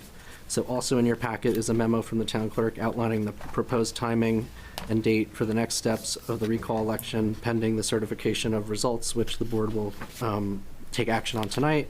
There's also a memo from the town attorney summarizing the legal process and our next steps. And then obviously all of the publicly available documents have been put in the packet so the public can view those. So I guess I can kick it off maybe to Mel, who can talk about her memo and her recommendation, what the plan is after that. And then there are 2 actions that the board will take tonight. Thank you. I'd like a point of correction, clarification. Go ahead. I notified the town manager that that wasn't accurate, and what he just read proves it. It said the judge said after the election I could appeal it. We actually filed the case after a public hearing and said we were going to file the case after the public hearing. That was a public, and the lawyer said after the meeting we would try to meet. And actually, Kayla, you're the one that made the recommendation that we met with the town lawyer, and we were going to file it. So that was public notice, and it was after the public hearing, not after the election. Correct. Those 2 things I want to clarify for the record. Thank you. Thank you. I guess I would ask if it's okay, and as long as Mel can be heard. You're good. Okay, I can thank sit you. here. Okay. So I wrote a memo in the packet. I'll just kind of summarize it. Upon Select Board's certification of the election results, there will be a vacancy on the Select Board. And then my thoughts were, since that vacancy leaves the Select Board at an even number, which could be problematic in decisions, it makes sense to fill that vacancy as quickly as possible. So I have even though the attorneys have said that the election does not need to happen within that 30 to 45 day time frame that's mentioned in the ordinance, it's kind of strange wording. I mean, why is there a range of time if the interpretation is that there's only a deadline? So I have coordinated with all the necessary departments and found a potential election date that would work within that 30 to 45 day time window. So I propose that the special election will be held on Tuesday, February 17th, just like the December election date that we used for the recall election. This timing avoids any conflicts with the school day and with any recreation programming.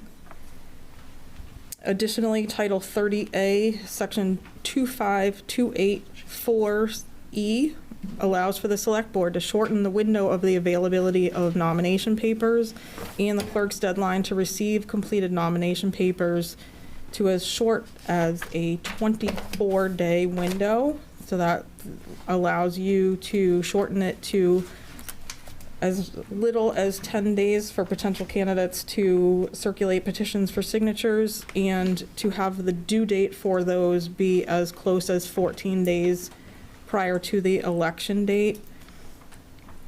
The timeline that I have laid out below in my memo is proposed to use as much of the 35-day time frame between tonight and my proposed election day, and balances the needs of potential candidates and voters. So if we do go with the Tuesday, February 17th as a special election date, tonight you will certify the results, and I would ask for a motion to authorize the shortening of the nomination process. And I have a form here for you to sign for that. Tomorrow, first thing tomorrow morning, I could have nomination papers available for any potential candidates. Candidates will then have 14 days to collect 25 signatures in support of being included on the ballot. The due date for those papers would then be Tuesday, January 27th at 6 p.m. when the office closes. I would take one extra day to validate the signatures that are turned in at 6 p.m. on that date and to create the ballots. And then on Thursday, January 29th, I could start absentee voting at the town office, and that leaves 10 business days for people to come to the office and vote in person as absentee ahead of the Tuesday, February 17th election day. I would even extend the deadline to request and or receive an absentee ballot to Friday, February 13th, to add an extra day in there. Typically the deadline is the Thursday before any election day, so that clerk and staff can do all the necessary preparations for election day. But since there is such a tight turnaround, we've all agreed that we would extend it through Friday, February 13th for in-person absentee voting. So. Okay, well, it looks like we have two motions to consider, and I'd ask if there are any questions or concerns about the motion to certify the municipal recall election results. I think you have to have a motion, have it on the floor before we can discuss it. Okay. So I would make a motion that we certify the municipal recall election results as presented by the clerk. Is there a second? Okay. Derek? All right, is there any discussion on this?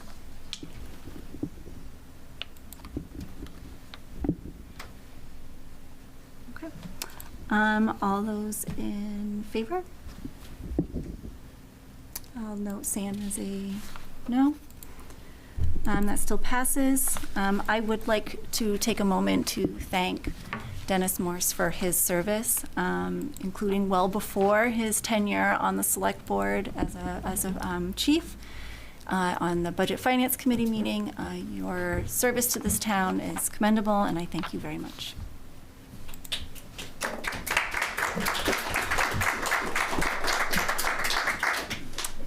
All right, so in order to discuss the shortening of the nomination process, I would ask for a motion.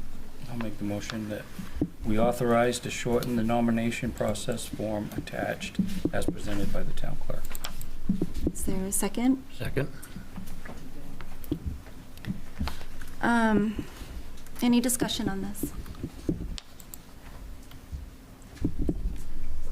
I think Yeah, we can do you that. can, yeah, absolutely.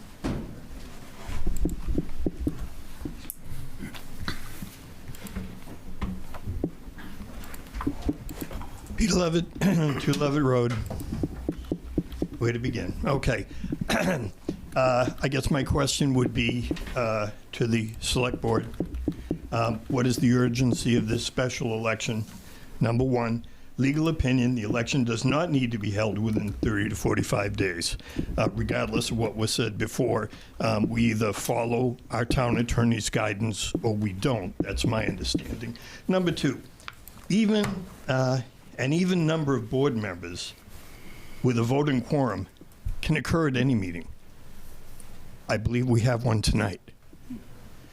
Conflict with school day and rec programs is avoided if the election were held in June, along with the regular scheduled election. No cost to the taxpayer for a special election. No need to shorten the period for individuals to be nominated and get papers in. And I guess lastly what I'd say is that from my perspective, and I would think anyone who's knowledgeable of elections would have to agree that the timing of an election has some effect on the outcome of an election. And as an example, Mr. Morris got 461 votes in June. He got 282 votes to recall him in December. The the timing of elections matters, in my opinion. Thank you very much. Is there any other public comment? I'd like to just echo what Peter said. I don't think that there's an urgency that we have to speed this process up. Again, we're having a meeting tonight with the 4 representatives. Looks like it's business as usual. So I would be against, shorten this window. I mean, 10 days and then 14 to gather signatures. We're kind of putting, both the candidates and the office workers at Town Hall in this, rush mode. And I'm not sure that the reasoning is, justifies it at this point. I think we should, take the allotted time, if not a little bit more, let this thing go through as the process was, described. And unless there's some kind of real moving, reason to do this earlier, which I have not heard yet, I would be opposed to it as well. Thank you. Thank you. Dennis Morse, 340 Cape Road. I'm not opposed to waiting until June myself, but quite frankly, the state recommends 30 days for for absentee ballots. And I think it would be a very large disservice to the citizens of Raymond who might be in college, who might be away on vacation, who might be snowbirds, to make it 2 weeks. I mean, again, perhaps if people really thought about the urgency, and for the lawyers to say that it's really just a 30 to 45 day just to call an election, not to hold it. It's pretty clear that they don't see the urgency either. And personally, 30 years I think I've been watching select board meetings. I've never seen a 3-2 vote. I've seen a few 4-1s, and I've been on the 1 a few times. But I think it's ridiculous to cut it shorter, hurt the citizens who may want to do an absentee ballot. Anyone have any trouble with mail? I mean, 10 days? It's a joke. And I really would have preferred to have a couple options for everyone to look at tonight as opposed to what's convenient. Thank you. Bruce Tupper, 118 Valley Road. I have to echo Dennis's concern with the mail. We know that we have huge problems right now getting and receiving mail. About once every 2 weeks, I get a stack that big in my mailbox. That's dated from 3 weeks before, 4 weeks before. So what's the problem in letting people have time to actually get their ballots in the mail and have time to return them? That would be my concern, that we're actually cutting that short, too short. Grace Levitt, Levitt Road. I'm adamantly opposed to this time frame. I know that I'm quite sure it affected the outcome in December on the recall election. I suspect that it will affect the outcome here. We want to be sure people have time to consider being a nominee and to talk with folks and to campaign if necessary, as well as the other things that have been mentioned as far as absentee voting. You're talking about February. All we need is one good-sized blizzard, and that will wipe out days for anybody trying to get into the office, if it could even be open. Not to mention the mail concerns. There is no need to rush this. It should be done thoughtfully. There have been a number of select board meetings over the last couple of years where somebody was absent and there were 4 people. And so that is not a problem. Yes, should there be 5 and should the seat be filled at some point? But let's give this some time for people to think and to talk and to communicate and be sure they have access to voting in whatever way they need to vote. Not to mention February is another school break. How many families are away? How many families will have the time beforehand to think about voting, to be a candidate, to be here? I imagine they already have travel plans if they're traveling somewhere. So this just seems like a needless move on my part, and I hope on the part of many. Please give it adequate time. Certainly June is fine. If it needs to be sometime sooner, at least give it some more time, much more time, for people to consider being a candidate, to talk to one another, and to take on a very important role. And I just want to end by thanking Dennis personally for pursuing, trying to get answers to questions. More on that later. Thank you. Frank McDermott, 2 McDermott Road. I'd like to second the suggestion of holding the election in June. My real concern is absentee voting. I'm leaving the end of the month to go to Arizona for a month. Probably won't be able to vote. I have a son and daughter-in-law who were in Arizona for the winter. It took 8 days to get an absentee ballot from here to their home in Arizona for the last election.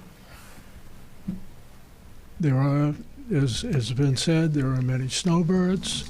There are many people on vacation. You are taking away their right to vote. If you have it in June, you're going to save money, and everybody will have a chance to do their campaigning for the seat, and we will get a much better result.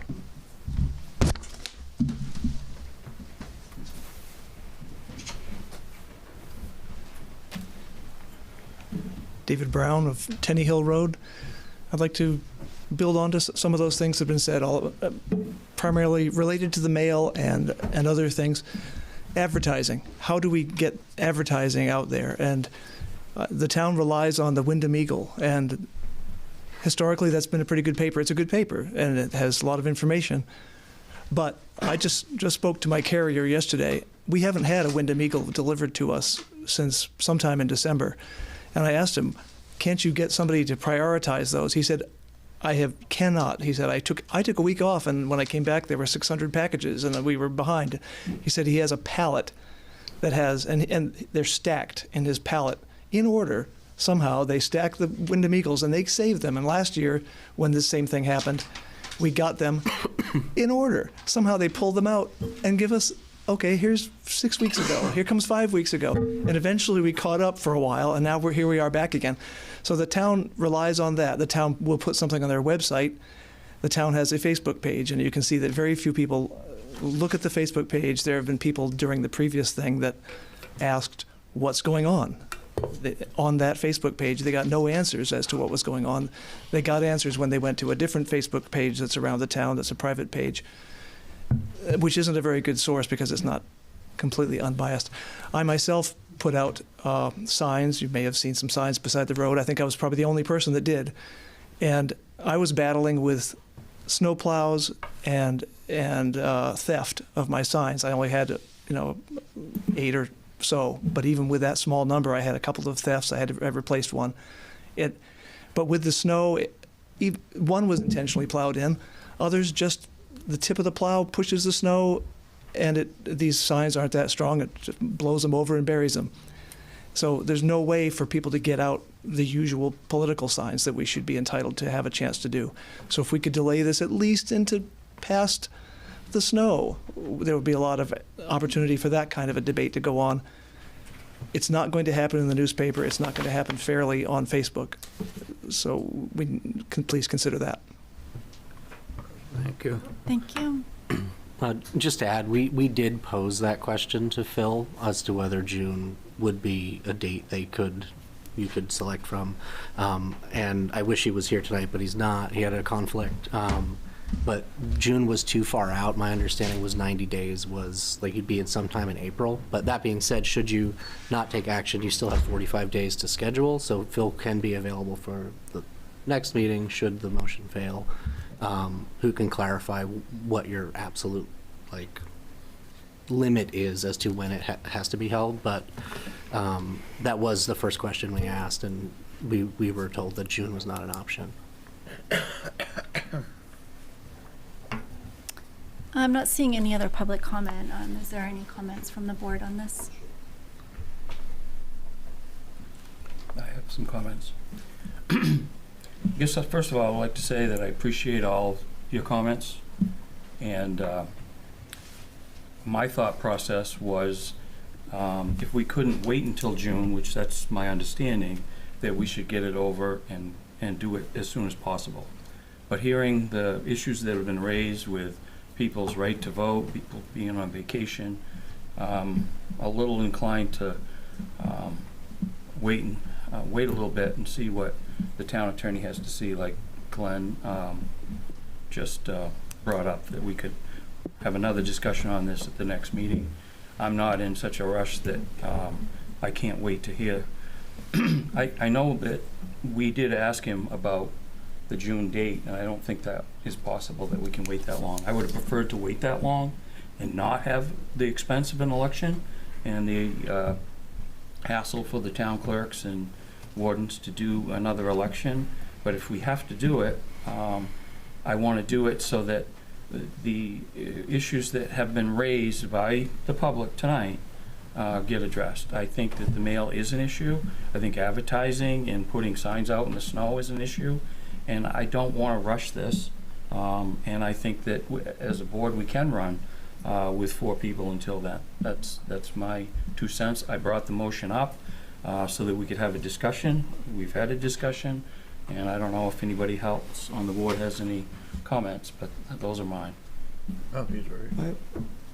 Yeah, I have some too. I think the only reverse to that I would have is the budget season. Obviously, this will be after that, so it'd be nice to have someone up here during that process. But legal counsel would be nice to bounce things back and forth off of for legality of it. But I'm not. I would like to save money, obviously, and go to June as well. But I think that's just too far from now, and I don't think we have anything between now and then. So those are really my only 2 thoughts on this. I do think the mail is not great at all right now. Okay, I did have a couple questions. And I'm sure I could look this up, so I apologize. But what is the normal time frame to collect signatures? It is 40 days.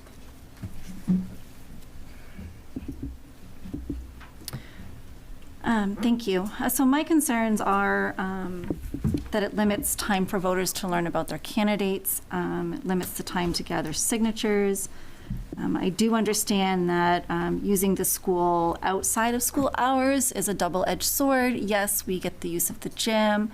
They don't have to send kids home for the day. But at the same time, that is prime vacation time when a lot of families are out. So at least we would need to be able to give them enough time for absentee voting. So I'm a little bit more of a proponent on meeting in the middle and maybe aiming for April vacation because that allows more time. That's too far out. April vacation. And I'm on vacation that week. Okay, so I mean, I think based on where the direction that the board is going with this, that maybe it sounds to me, and please correct me if I'm wrong, that we're leaning a little bit more towards getting further clarification if we can wait. So, you're right. What I would like to do, I made the motion. I would like to postpone my motion and table it until the next meeting. That leaves it on the table. We can talk about it at the next meeting, and then we can get legal opinion at that time and give Mel a chance to give us some options that were asked for. Yeah, I'd like to. You'd need a second on that. That sounds good. Yes, I do need a second.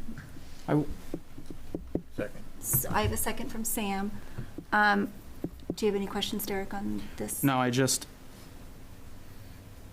two things, I guess, if we leave it open and we come up with the if we can get more information and between now and the next meeting, that would change us to figuring out a better time frame if there's a way to have it. But if we leave it open-ended and we're saying we're going to talk about it on the next meeting, then it kind of handcuffs us, I believe, to waiting to the next meeting. So I'm not sure. Are you trying to ask that we have a special meeting? I'm just saying I don't want to handcuff us to not be able to have that if that's an option. If we leave it open till then, we're kind of telling ourselves that we have to wait now a month to talk, like, if we get between now and then. Right, we're also not setting a date. Well, I think his like motion was to allowing. set a date for the vote. Did I was hear just that wrong? postponing my motion, and which opened it up for discussion. Right. So there's no vote. Oh, you're postponing the whole motion, never mind. Okay. Postponing the whole motion until the next meeting. I'll just bring it up now. So we have an executive session later to discuss an application for poverty abatement. There's a 30-day timeline in which you have to take action on that application. So part of that discussion we'll have later is you may need to hold a special meeting because we won't meet on our regular meeting until that time runs out. Right. So if you want to target a special meeting, we may have to have one anyway. So the way I postponed this motion was till the next meeting. Okay. I didn't give it a date. So if we have a special meeting for the poverty abatement, that would be the next meeting. Correct. If that doesn't happen, then we'll have it at the next regularly scheduled meeting, which is March 10th. February 10th. February 10th, I'm sorry. And does that keep us within the 30-day window of setting a date? So Or are we from just the date of barely- certification, which is when today. you Which need to is schedule. today. I'm in favor of this, and that gives staff time to propose new dates. Correct? Right. And then just, again, I'll get Phil to give some clarification, but similar to the last time this kind of came up when we were here in December, should no action occur, within that 30 days, the clerk will just have to pick a date. So, because they must call the election within that time frame. So if there is no So action from the board, must within 30 we will pick a date. Correct, but they'll meet 30 days from now, which means we won't meet again for however long until you schedule another meeting, so. Yeah, I'm just very personally a little uncomfortable with not giving these candidates the same fair shake that everybody else gets when they go through this process. And I think it would be a little different if they were just serving until the June election, but where they are serving the remainder of the term. Yeah. I believe that it's imperative that we give every candidate who wants to do this the time that everybody gets and a fair shake at it. I agree. And I think that that's an important thing that we try to endeavor to do while staying within our ordinance. I agree with that. So it sounds like we are in agreement. We want need to to vote vote. on your postponement of your motion. All those in favor of the postponement of the second motion until the next meeting. Sam did. Okay. All right.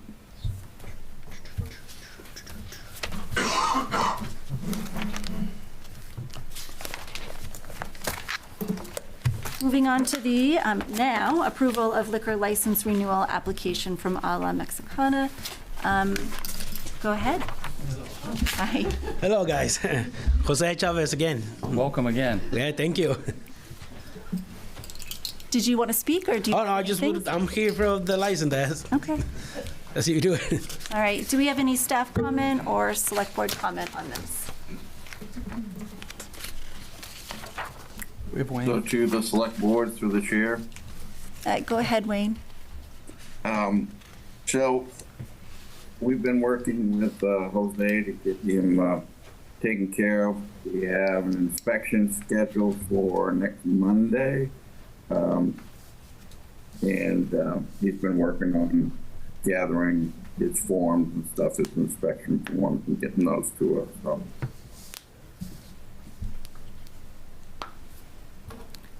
Okay, so if I'm hearing you correctly, you would probably want us to approve pending inspection from next Monday? Yeah. Yes. Okay. Any comment from the board? No. No? Okay, so I would be looking for a motion for the approval of the liquor license for A La Mexicana pending an inspection and resolution of any items found through that inspection. So moved. Thank you. And do I have a second? I'll second it. And all those in favor? All right, that motion passes. All right, Thank you for thank you. doing business in Raymond. Thank you, sir. Thank you. Thank you. Have a good night. All right, next is the appointment of Michael Richmond to the planning board. Michael, are you here today? He's on On Zoom. Zoom? I see your hand is raised. You can go ahead and speak if you'd like.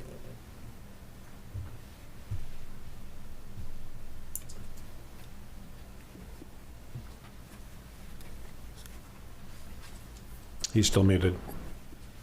Good evening, can you hear me? Yes, thank you. Yes, I appreciate this. Just really interested in rejoining the board.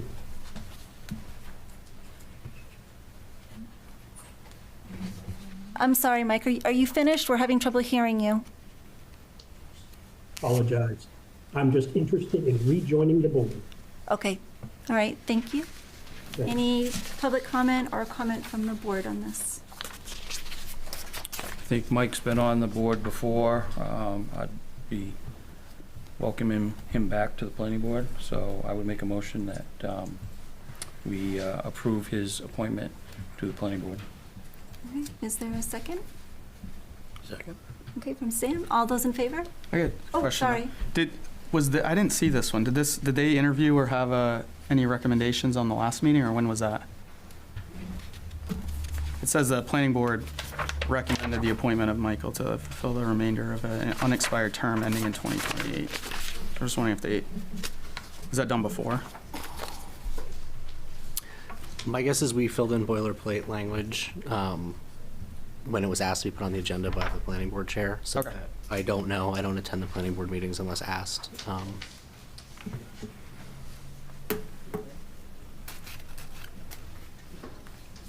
That's the only question I had. Yeah, we could.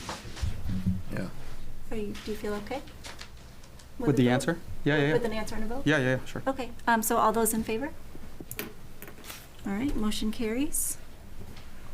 All right, next on the agenda is the Budget Finance Committee vacancies. Did you want to speak to this? No?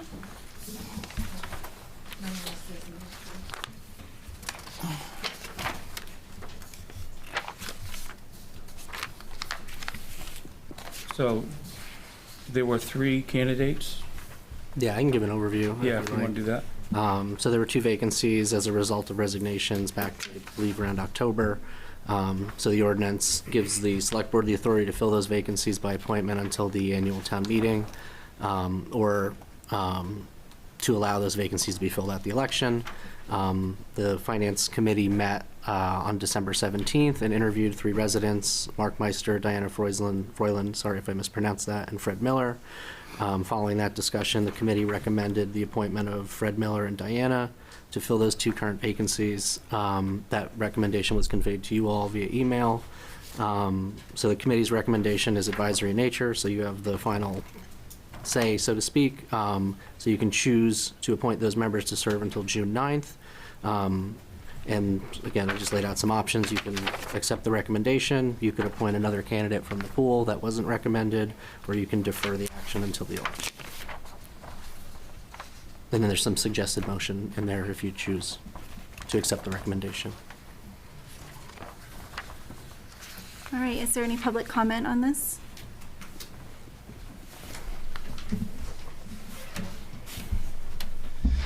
David Mertz, 2 Canal Road, Raymond. If it's the same Fred Miller that I'm thinking of, he's a valued member of the ZBA. So if Fred gets elected to fill the term or gets appointed to fill the term, can he still remain on ZBA, or is he going to have to? Yeah, there shouldn't be an issue. It's an advisory. Well, because it's an advisory board, and I mean, I don't see an issue. I guess if, I know Fred had mentioned running for select board in the future, I think that would change the circumstances. But again, I'm not used to having 2 elected boards, so, but in a normal situation, ZBA is a governance board that makes decisions, and the finance committee is a advisory board to the select board. Is Fred on Zoom? I don't see him. Regardless, if you choose to appoint him, I think you're getting a valuable person, so. And also with Diana. So valuable that you don't want to lose him? No, I don't interfere with what Fred wants. Any other questions or concerns from the board? I can make a motion if you'd like. Okay. I move that we appoint Fred Miller and Diana Freusland to the Budget Finance Committee to fill the current vacancies with terms to run until June 9th, 2026 annual town meeting. And Second. second from Sam. All those in favor? Are we doing both at the same time, or are we doing one each? I did it both at one time. Okay. That was the recommendation of the committee.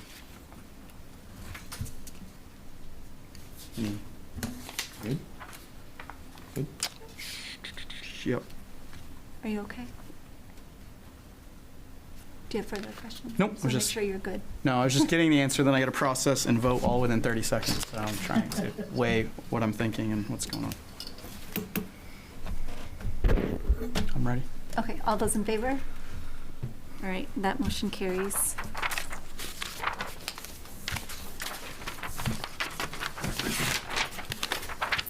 Okay, moving on to the Raymond Community Fund Policy discussion, and I would ask that you kick this off. Sure, that's fine.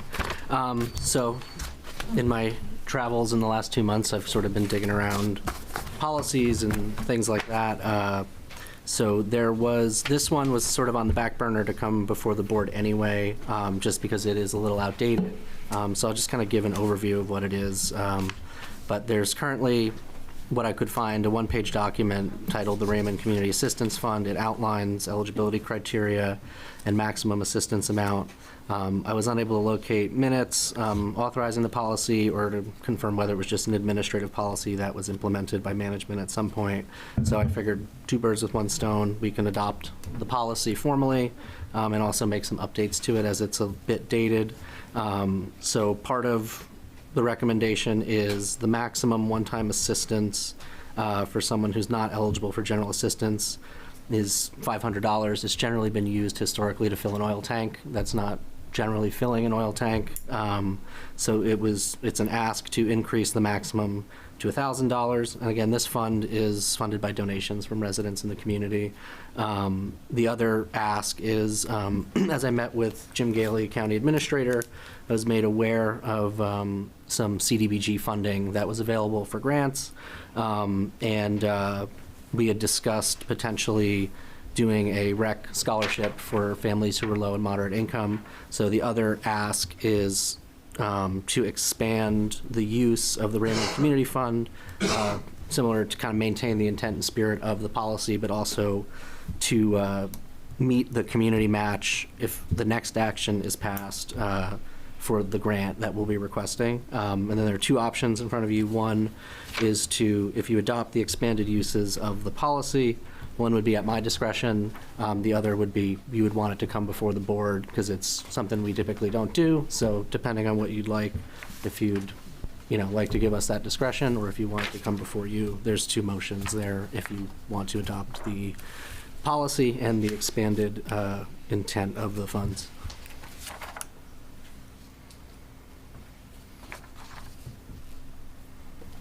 Is there any public comment on this item?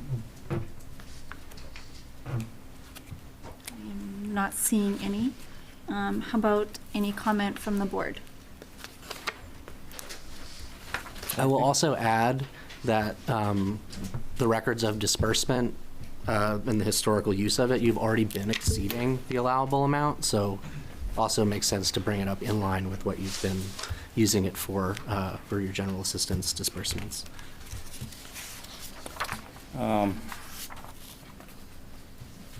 I guess I like option A, and I would make a motion to adopt the revised Raymond Community Assistance Fund policy as presented, increasing the maximum assistance amount to $1,000 and authorizing the town manager to approve eligible uses of the fund, including expanded assistance purposes when funds are available.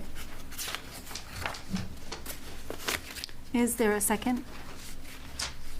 I'll second. Okay, and then discussion? I have a little bit. So this would leave the ball in your court to a certain point, because you can't, I mean, only up to 1,000 for one spot anyway. You can't just give out 20 grand to one person, one spot. Right. But also it stops you at what we have in that fund, correct? Correct, yep. Just want to make sure that that's clear.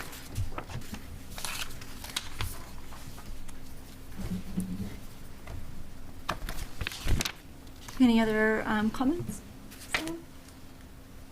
From my experience with this, with past managers, it was all at the town manager's discretion. And if he went over or under, I don't know what all the circumstances were, but I think this kind of cleans it up, gives you authority to 1,000, and we put the ball in your court unless funds run out or somebody needs more than $1,000.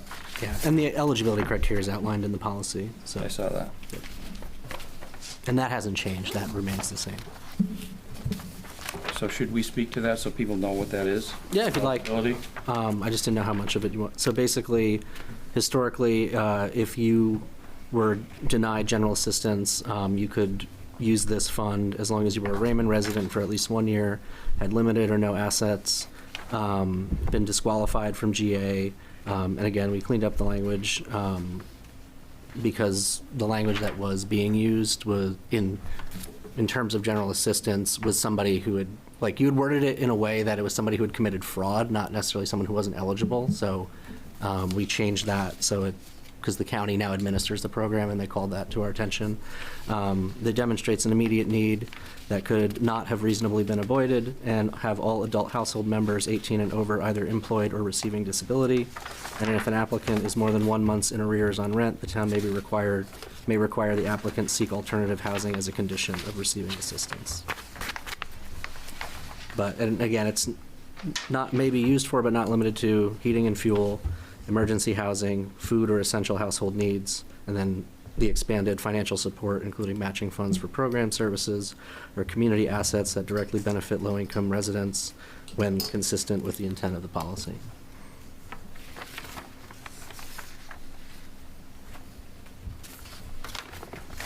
So I really like this for a couple reasons. I think updating it to reflect current needs from going from 500 to 1,000 is very important because we actually want to provide assistance to people in a meaningful way. This also gives us an avenue for potential use of CDBG funding, maximizing donation use. And then it's also a creative way to utilize funds in a different way. That's a big need in this community. So I am in favor of option A as well. If there's no further discussion, I'm okay with taking a vote as we've had a motion and a second. All right, all those in favor? Okay, that passes. Thank you, Glenn. Thank you. Okay, next is authorize the town manager to apply for a CDBG grant for recreation scholarships. Okay, so now that this policy's been amended, we'll use that as our matching contribution. So skip the overview pending approval. So we're going to apply for, sorry, not the exact number as of today, but I put 25. $23,960 to support recreation program scholarships for low-income families. The grant would fund scholarships to reduce financial barriers in town recreation programs for income-qualified residents. CDBG program requires 20% local match. So again, at the time I published this, the application wasn't ready, but this should cover 12 or more families for aftercare, childcare programs, and summer camps. So pending approval of this will be our board support portion of the grant application, and we'll go hand it off to the county tomorrow before the deadline. When's the deadline? What's that? When's the deadline? Tomorrow. Oh.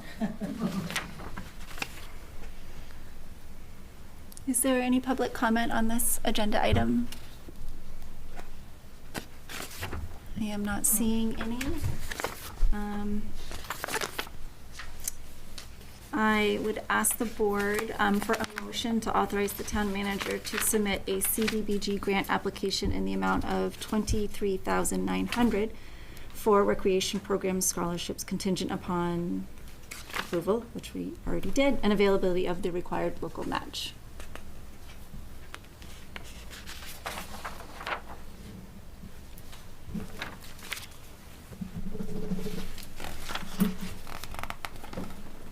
Is there a motion? So moved. And is there a second? Sam with a second. And any discussion?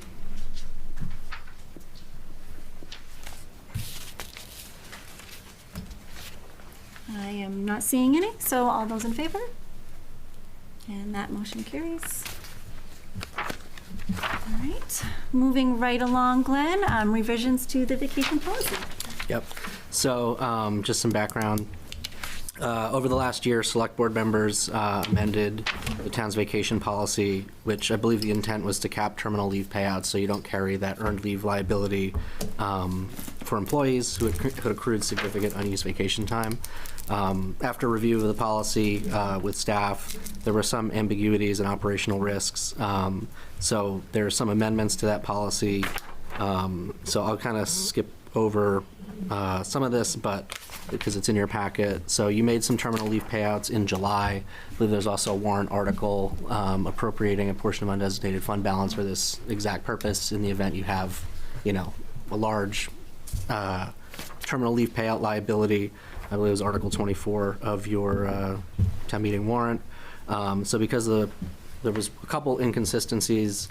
One, the policy was structured around calendar year rather than fiscal year. So even though you did this payouts in July, the way the policy read, earned leave payouts were also due at the end of December. So I approved those because it was consistent with policy. That totaled $23,158.82. So I believe there are two motions. One was to authorize a budget transfer. So move to authorize the use of funds appropriated from undesignated surplus in the amount of $23,158.82 for employees' benefits to cover unanticipated FY25 vacation and terminal leave payouts in accordance with the previous policy. And then also the motion after would be to amend the changes, and just to highlight those. The policy change is to clearly distinguish between earned leave and unearned leave. So you were front-loading vacation historically. So in theory, if I started my job on the 1st of January and I was front-loaded 2 weeks vacation, and I said, by the way, I'm quitting in 14 days and I'm taking 2 weeks vacation, there was some ambiguity there on whether or not that time was earned or unearned. This clarifies that it is unearned time, and if that happens, they'll be deducted from their last pay, or hopefully just not approved in the first place if they request the time off. But again, it removes that unearned leave liability. Also, we've moved away from the practice of front-loading to an accrual-based policy that will work with your payroll system. So again, because the leave payouts occurred at the end of December and folks made those decisions based on the fact that they thought they were getting their stuff front-loaded, there's sort of a sunset period where they're still going to be front-loaded as of January, but it's unearned leave now, which is clearly spelled out. And then as of next year, everything will be caught up on the accrual basis. So all leave will be earned, and you won't have that payroll liability. And the caps that you put in place remain, so you can't carry more than however many hours the policy dictates. But again, it was just some cleanup with that policy, and again, that's for non-union employees.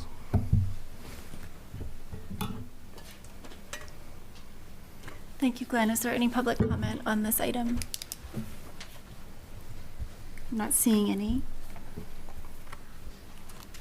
Questions from the board? I think because I'm an employee, I'm going to recuse myself from the conversation.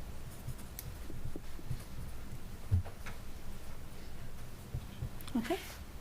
Derek or Sam, do you have any questions regarding this? No. And I just would like to thank you for forwarding the language in an email earlier, and it may be Yes. in the package. Yeah, sorry I packet now. omitted that initially. So I want to make it clear that I did review that and approved of the revised language.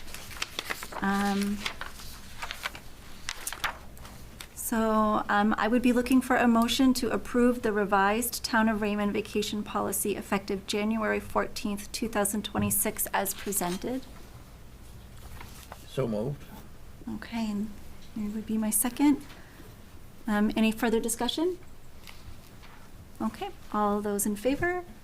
And I just would like to note that Chris did recuse himself. There was the second motion too for the budget transfer. Oh, I apologize.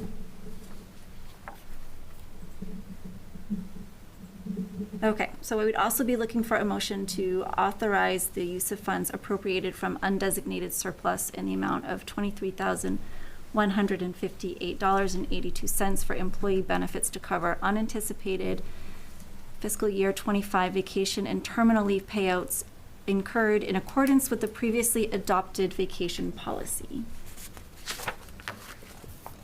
I make a correction too. It should actually be fiscal year 26. That's my fault. Okay.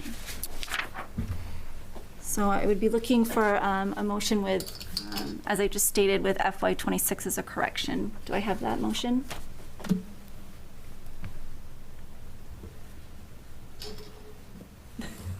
So moved. Okay, Derek, do I have a second? Second. Second. All right. You're it. All those in favor? And I'd also just like to note again that Chris recused himself from this vote as well.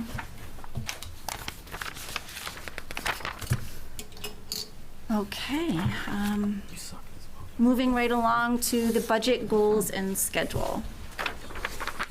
And in our meeting materials, there's a draft schedule of the budget development. I believe that we did have a peek at this at our last meeting. And curious if there's any public comment regarding this agenda item. I'll just add that it was discussed at the last Budget Finance Committee meeting, and I believe there was only one conflict, but the board member who would have been absent for, I believe it was the March 3rd meeting, would still have a quorum, but again, there's plenty of members from Budget Finance here as well if they want to speak on that item. And I believe there was some initial feedback from some members at the 9th meeting about the start times, and that was still up in the air. So just looking for to adopt the schedule so I can start planning with department heads and scheduling the meetings.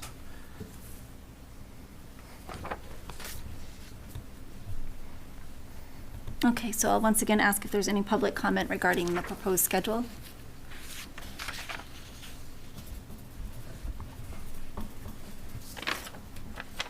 And any questions from the board?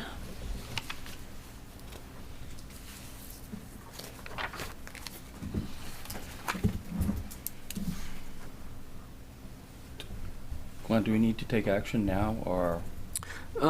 No, but it would be helpful to have a confirmed schedule just because we'll be starting up February 24th to kick off. How would we proceed? This is a draft. Approve it as proposed? Yeah, and I'll just make corrections to the descriptions, but I'm just looking for the times and dates to get confirmed, not necessarily who's, because I'll work with department heads once we confirm, and then if they have vacations and stuff lined up, I'll schedule department heads based on their availability. This somewhat aligns with last year's I used last year as a schedule. template, yeah. So I'm in favor of it, and I will make a motion that we accept the schedule for FY 2027 budget development, starting July 1st, 26 through June 30, 2027. Second. Any discussion? I would just like to make note that I would like, and I know this is just the proposed schedule and we'll add to it, but I would like to make sure that we're adding plenty of public hearings to discuss the warrant articles. Okay, I think that'll be a part line of, here. Yeah, and I think that'll be part of some of the discussion later, because depending on whether you decide for secret ballot or open meeting, secret ballot would mean we need to have the warrant articles drafted sooner and proofed sooner. So that will all sort of be dictated. But an open town meeting obviously would be an open meeting anyway. So, but yeah, once that's decided, we can kind of work that sort of stuff in, because I believe you did that last year. You had an additional public hearing. And then we can adopt this proposed schedule, and you will fill in a time, like for Tuesday, March 10th, once you've. Yeah, and again, we can always revise this, but I think the more important part are the workshop times and dates, so that way I can coordinate with department heads who may or may not be around, or tell them not to schedule time off because they'll be coming in that day. So. Okay. All right, if there's no further discussion, I'm okay taking a vote on this. Okay, all those in favor? Okay.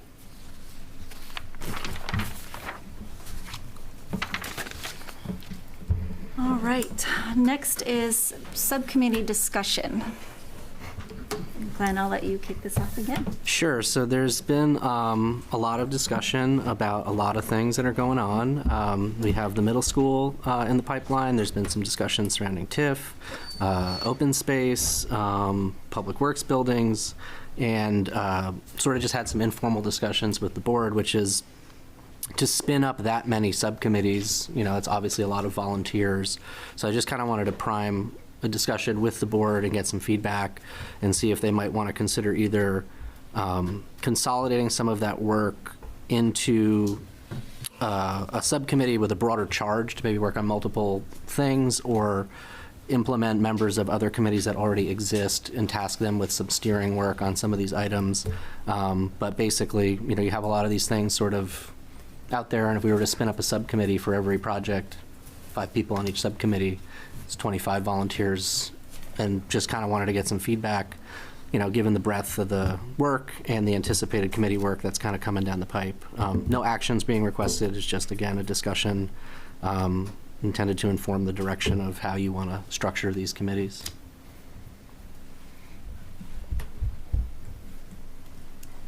Is there any public comment on this item?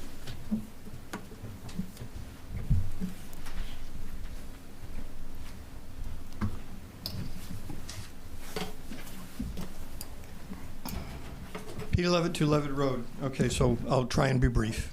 I try. Timeline of action for the Comprehensive Plan Implementation Committee. May 13th, the Select Board did not place the Comprehensive Plan on the June town warrant. That's just a fact, and I'm not going to belabor how that happened. But normally, it would be on the warrant, and it wasn't. June 2nd, 2025, Select Board adopted the plan, but did not set a date for the public hearing or the vote. June 17th, 2025, Select Board sets the date for public hearing and special town meeting vote. That was a new board. August 12, 2025, the comprehensive plan is adopted by the voters of the town. October 14th, 2025, the Select Board approves the structure of the Implementation Committee.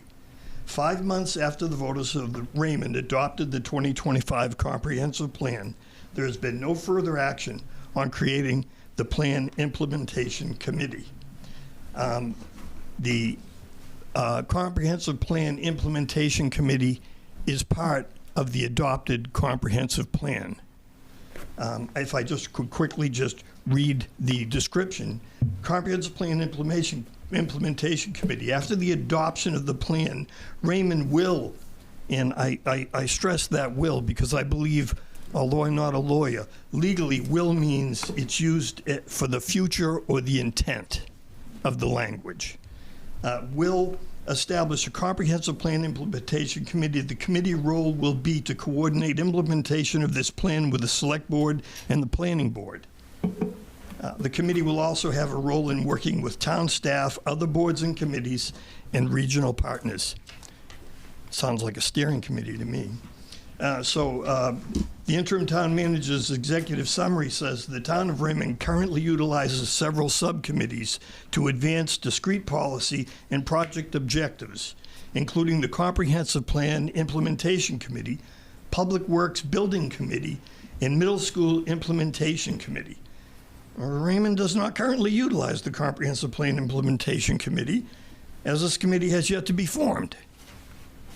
Reference to the Middle School Implementation Committee, I can only assume means the Jordan Small Middle School Building Committee, which was also discussed at the October 14th meeting, and the composition voted on unanimously by the board.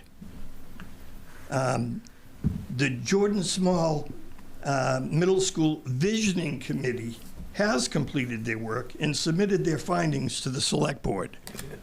The Building Committee does not yet exist. The Public Works Building Committee does exist.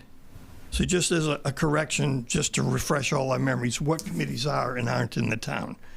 The composition of the Comprehensive Plan Implementation Committee, as adopted by the Select Board unanimously on October 14th, was decided it would comprise 13 members with 5 members from existing boards and committees. Sounds like a steering committee. Consider whether it is more appropriate to consolidate related functions into fewer committees or alternately to assign specific project work to steering committees drawn from existing committee memberships. That's part of the interim town manager's executive summary. If the board chooses to change the comprehensive plan by altering the implementation committee, there are several options the town can take. I always like to give options. So number one would be submit the changes to the state, which will trigger another state review and further delay implementation of any of the actions identified in the comprehensive plan. Or B, going forward with changes, the changes of the Comprehensive Plan Implementation Committee, and adopt it without a state approval. Just simply means we would have a comprehensive plan that wouldn't be approved by the state. Could do that. Or third, submit a warrant article to repeal the adopted comprehensive plan and just start all over again. So we can do all of those things if we start messing with this plan as it exists now. And I'd leave that up to the board's discretion on how you'd like to proceed. There are 7 adopted priority actions within the time frame of the first year for implementation. 7 priorities of actions that the people of this town approved. And we're 5 months into it of the year, and we are yet to have a committee. There are also 20 adopted short-term actions with a time frame of 1 to 2 years. And once again, haven't even started on those because we don't have a committee. So I guess I would just remind the select board that you've already covered a lot of this ground. You voted unanimously to put together the composition of the Comprehensive Plan Implementation Committee, and I guess also the middle school. So I guess what you have an option to do is to repeal those or reverse those decisions and start adding other compositions to the committees.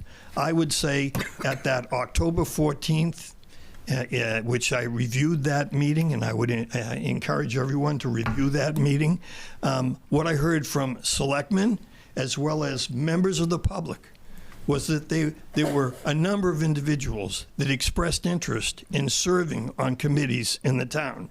So I guess we could suggest that given the breadth of current and anticipated committee work, there may be practical challenges in recruiting and sustaining sufficient volunteer participation across standalone bodies.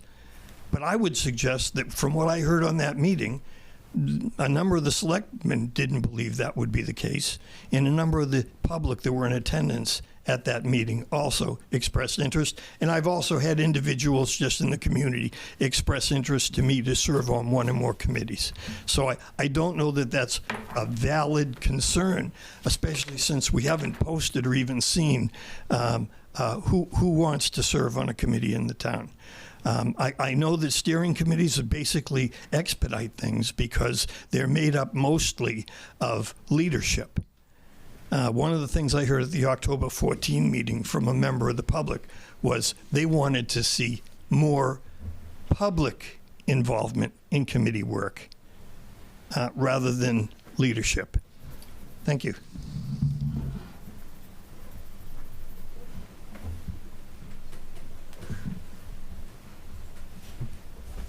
Any other public comment? Questions for the board?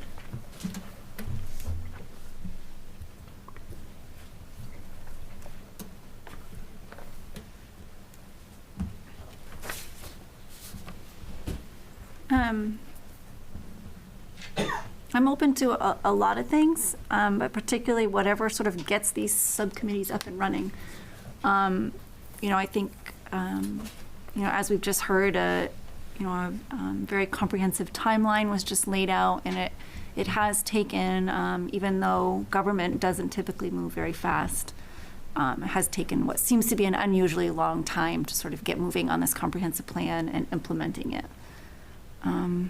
But I'm also in favor of consolidating when you can. And again, the intent surrounding the discussion, there are also, again, you would know better the institutional history than I would. There are opportunities right now, like Loon Echo Land Trust is willing to fund completely an open space master plan if you want to do one. You had an open space committee. I don't believe it's active currently. I don't know if there's current membership. But again, if that's something you wanted to explore, is one of these existing committees or members from those existing committees a good option to task one of these items to? The other is the discussion surrounding a TIF. Typically, you would involve your economic development committee at some point, which my understanding existed at one time but may not exist currently in its current form. Do you, when you get to that later TIF discussion, create another economic development committee or task some of these existing committees with that work or members from those existing committees? Intent was not to repeal or modify the structure of an existing committee, just there are more steps to a TIF discussion than just doing it. And typically, if you're engaging with your economic development group and it doesn't exist, that's another committee down the road that may get created. Or same thing with open space. If the comprehensive plan implementation committee, and again, I have not fully read the plan as I'm focused on budget currently. If they task the open space committee, you have to activate that committee. Like, again, is there to think about work that can be tasked down the road to other groups? I don't know. That's why I'm asking. And it's my understanding that we can change the composition of a committee at the statute allows the select board to create subcommittees to put project work and all that stuff. But. So in theory, we could get the comprehensive plan implementation committee and the JSMS building committee going and make changes as we see fit later on down the road. Absolutely. I mean, comp plan stuff, I'm not going to speak with any sort of authority on that, but the other advisory committees, at your discretion, you can dissolve and create at any time. Comment, Kayla? Sure. So you and I were both on the comprehensive plan committee at one time. You stayed throughout. I moved on. But in that comprehensive plan, we do discuss TIFs, and there's a whole chapter on TIFs. So maybe the thing is get this comprehensive implementation committee going and filled, and then maybe a subcommittee out of that committee could look at the TIFs. That's just an idea. The Public Works Building Committee is already established, I think. And then, so the only other thing we would have to really do immediately would be the Middle School Implementation Committee, am I right? Right, so now you have two large capital facility projects kind of working in tandem. Why have two when you can have a facilities committee, perhaps?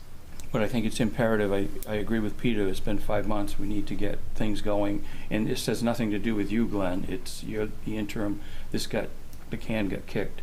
So what I'm saying is, I think it's imperative we get that going and see where that committee leads to, and then get this Public Works Committee going on their tasks. I don't know if that makes sense, but I think you got it. The Public Works committee is already in place, and we have talked about the comp plan committee and the composition of it. So, I mean, that one's pretty easy to get started and get going. I think it's the JSMS one.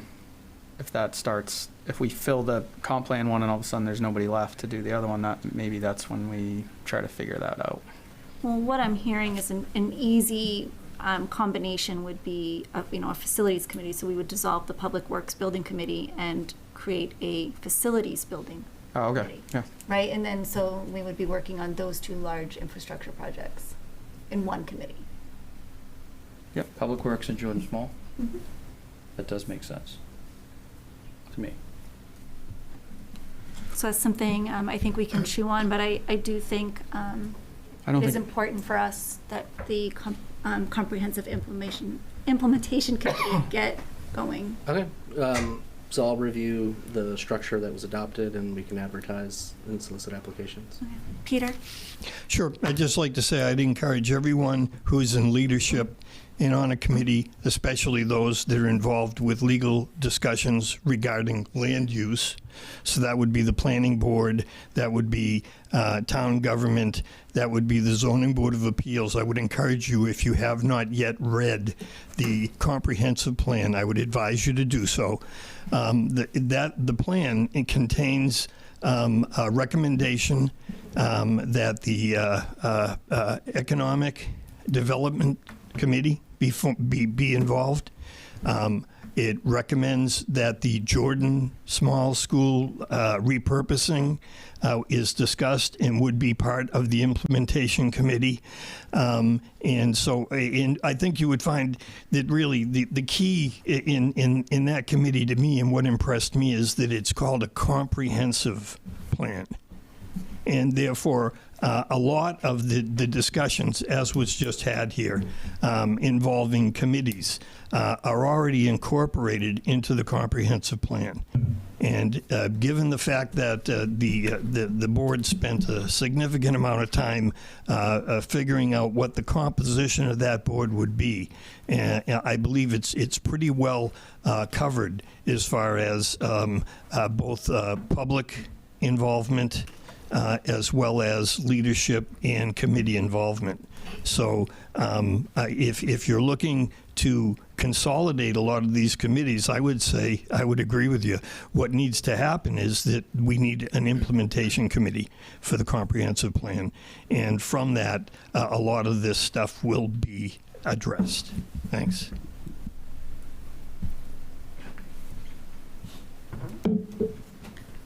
Is there any further discussion on this agenda item?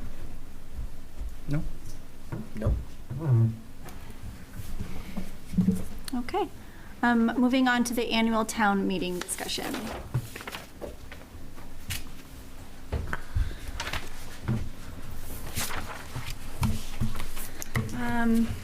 I will ask if there's any public comment regarding this to start.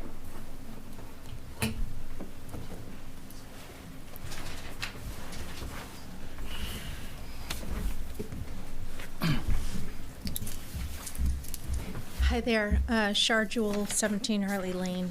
I've lived in this town my whole life. My family's been here for well over 100 years. So I started coming to town meeting when I was a little kid, got dragged there by my parents and my grandparents. And back in that day, the gym at Jordan Small was chock-a-block full of people. It was standing room only, and people were boisterous at times and had great discussion, and things got bounced around and sorted out and voted on, and it was a great day. We even stayed there long enough to have lunch. So that was what town meeting meant to me growing up, and frankly, I'd love to see that again now. Some years ago, town meeting devolved into, a core group of people showing up, 20, 30 people or so, versus hundreds. And so then we had a town of 4,000 to 5,000 people that was getting the decisions being made by 20 or 30 people. And that's not how a democracy should happen. And unfortunately, people these days are so busy and so stretched and have other competing priorities, just as, past attendance at select board meetings and school board meetings. Unless there's something to fire people up, they don't take the time to come. And so I think that town meeting has had a similar fate. And while I would love to see in-person town meeting, a day of voting and discussion, I don't want to go back to a situation where only 20 or 30 people are making decisions for the entire town. It's even with the all-day voting, it's sad to see that only a few hundred people come to vote, right? It's terrible. People sit on their couch and get distracted and do other things and then complain about the decisions that are made that they didn't actively partake in. But it's the story of our lives today, I guess. So while I'd love to see the in-person voting and the public town meeting come back and happen again, I don't think it's feasible or the right thing to do for our town. Thank you. Thank you. Thank you.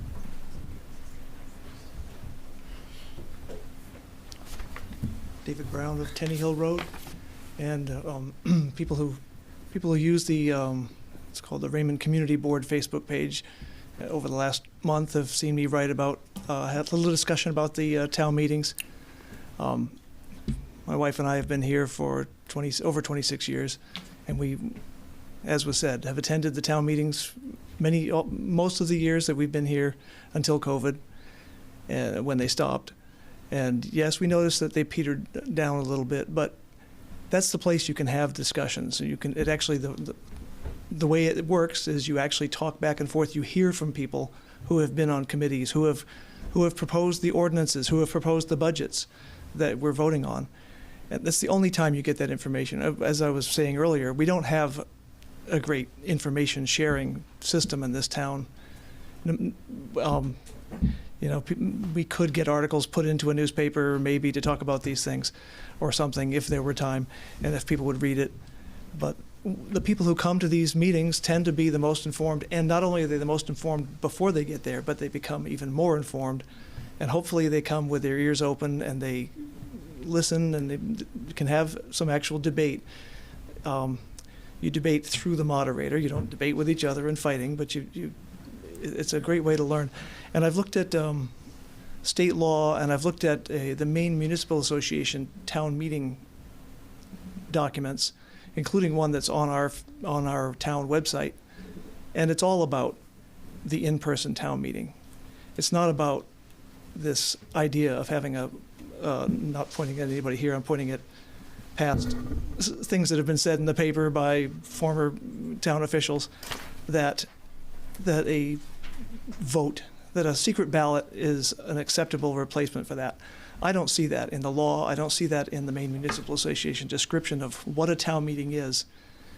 And so anyway, I've said enough, but I really want to see it come back.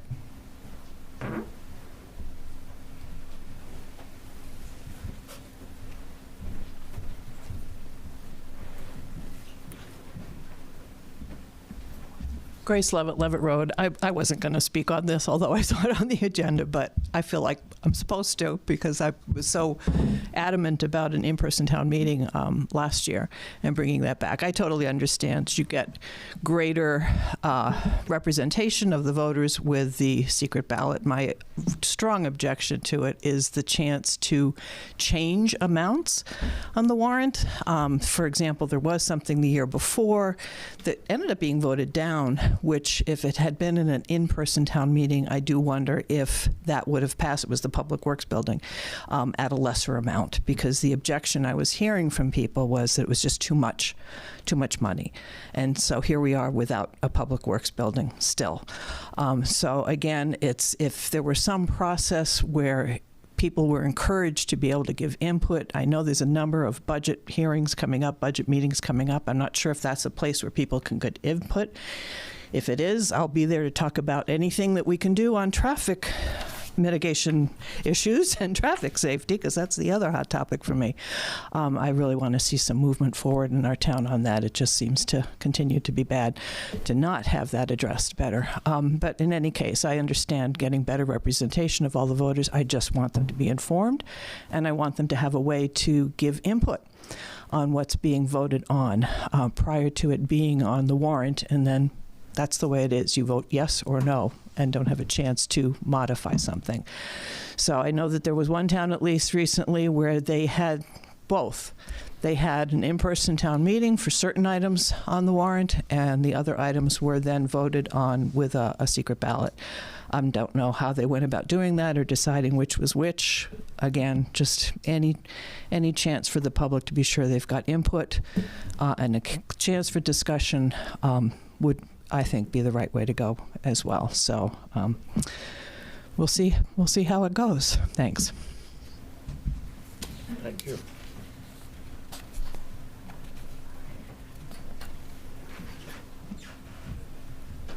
Jennifer Danzig, 38 Pulpit Rock Road. I too, like many, remember bringing my little ones to the all-day town meeting, and it was quite an affair, and we had lunch, and the kids played, and we had good conversation, and we discussed, and we learned a lot, and we had good community. We used to be a caucus state where we got to do that too for our regular elections, and since moved to primary, since moved to secret ballots, which can, give better participation in terms of allowing people to come throughout the day. I'm not sure that the secret ballot gives people better, we're not getting as much as the informed voters. And I will say that I guess the last few years' elections, the town warrant is very long. There's a lot of legalese in it, and people show up and they don't know what it means. And they don't know that they can ask for clarification, because I think I've seen, because I work the polls too. So I've seen where people show up and they don't know something. Specifically, there was something related to solar that I was involved with, but there was a different solar thing on the ballot. And they're like, well, I thought I just voted on that. And I'm like, no, that was different. This is this. So people are not entirely sure what they're voting on when they show up. So in that regard, is it better that we have greater participation? That being said, I think better education would, regardless of which way we go, if you do town meeting and it's low population, those people are really well educated because they're there. If you do secret ballot and you have more people, finding a way to better educate them in terms of letting them know that if they have a question on the ballot, they can go to Sue Carr and they can ask for the whole warrant and they can read that. People don't know that. Once you get your ballot and you go into your secret ballot box, you think that you can't leave. But you can actually go to Sue and you can say, hey, can I see the warrant on this? That's not something that most people know. I only know because Mel told me. So, but the other thing would be, and Dennis had mentioned this when he was on on the select board, I guess a year ago. It's just, and it was too late for that one, and we were going to try and enact it, but having plain language on the warrant. So we have the whole legalese. We have the, select board recommends, budget finance recommends, select board doesn't recommend, but maybe like in real English, a little blurb summarizing what that legalese all means. Because to the layperson, if they're not following all the select board meetings, if they're not following all the planning board meetings, if they're not on all the ordinance workshops, they may not know exactly what they're voting for. They may be intimidated by it. They may not know. But if we had, and I don't know if it's legal, so you'll have to pose that to, the powers that be. But to the extent that you could have your legalese on your warrant for a secret ballot, but then also have a way to sort of explain what all that is saying. Because when we get the warrant, it's this thick. And not a lot of people are reading all that. I'm a nerd, so I do. And I have a master's in tax law, so I know legalese, and even I don't know sometimes what they're talking about. And I know enough to be dangerous. So any way that we can help our community members participate more as informed voters and more as people who it creates a better community, right? Because now they know what they're voting for. They don't feel duped. They don't feel, and they're not like, hey, wait a minute. Wait, I didn't understand that, and I voted on that. So I don't know if that's possible. But if you go the secret ballot route to get more participation, let's do some more voter education to the extent that we can so people know exactly what they're voting on, because that was the beauty of town meeting. If you went in not knowing, you came out and you knew. Thank you. Thank you. Dennis Morse, 340 Cape Road. I attended all the annual town meetings. I don't ever remember just 20 people there. I know my memory's getting bad as I age, but I will tell you this. I think times are changing. The younger generations, they communicate through their phone. The secret ballot definitely has its place. All our surrounding towns that shut down annual town meetings during COVID all went back to them, and we didn't. So I did a lot of reading on the law, and the town manager type of government actually calls for an annual town meeting. And we had members say that same thing. Voting secret ballot is the same as a public town meeting. I disagree with that, and I think this is going to continue every year when we talk about this until we simply have a open public meeting with a vote on going to secret ballot. Because then once you have the public meeting decide to go to the secret ballot, it becomes a done deal. From what I've talked to, I called up Augusta. All it would take is the people who really like secret ballot to actually show up like we all used to do when I first got here. And I know when I did the public safety building, the bleachers were filled. There were a lot of questions. It was an all-day affair, and it was overwhelming when they were done on all the warrants. In fact, one warrant, I remember we had to line people up on one side and one on the other so we could count them. It was kind of fun. I know people didn't like it, but there was babysitting service, there was lunches. I'm not saying we should go back to that. I brought up at one of our meetings that you could probably work it out where it's a hybrid, where you could have a public meeting, do it early, and be able to leave the public meeting, do your secret ballot, drop it off, and then people could do the ballots after that, so it'd be public. I don't know how you'd work it out, but I'm sure that the lawyers we have and use a lot, and the creative people that are in this town, we could figure a way to do that. And I think once it was settled, we just go with what it was, whether it was a hybrid, whether it was secret ballot. But I think if enough people showed up, it would end up secret ballot because it is more people's participation. You would definitely have to have a public meeting, though, because blanks have showed up a lot. When I ran in '24, I bet there was 30 or 40 people that came out and came over and complained. And Joe and I were standing there together, and they'd say, I didn't know what I was voting for, so I didn't vote.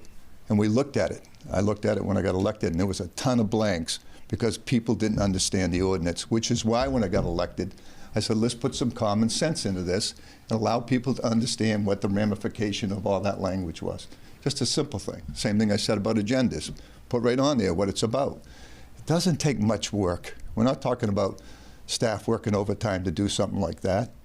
We're just talking about trying to make it common sense language for the people to understand. And I do believe that one public meeting with a warrant that you would vote on, and everyone who votes, and it ranges on, what, a governor's race is 2,700? Our municipal is 800 to 1,000 with secret ballot. I don't think you'll see 1,000 people at a public meeting. I don't think you'll see 800 ever again at a public meeting. So why not have that one time where everyone shows up, we vote through the secret ballot or the hybrid, and then let's get on with being a community. 'Cause I think the hybrid is the way to go myself, whatever way we do it, so everyone gets to hear and get an understanding and vote right afterwards. Thank you.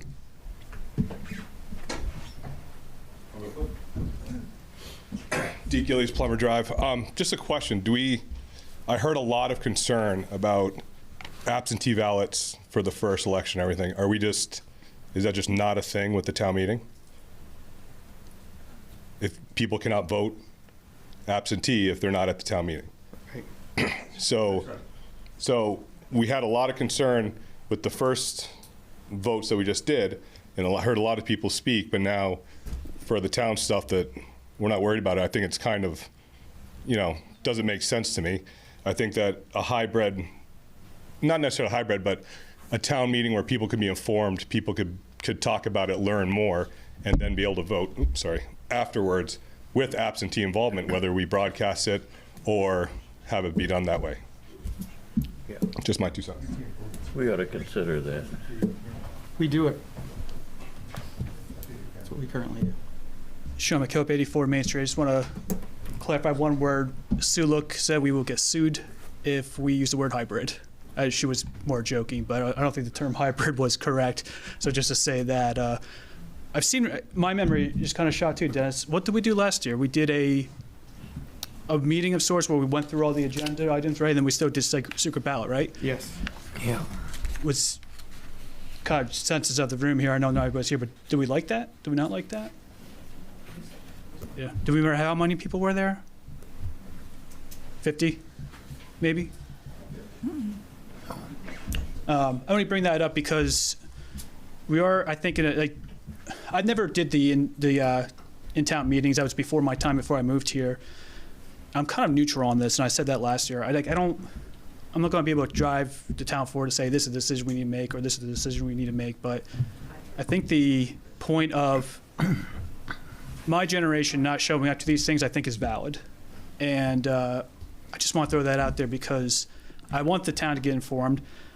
I also feel that there were things on the ballot that weren't originally on the ballot a couple years ago that went over my head. And even though I'm budget finance, I'm looking at these things. Just like Jennifer said, a lot of this stuff, it's going over our heads.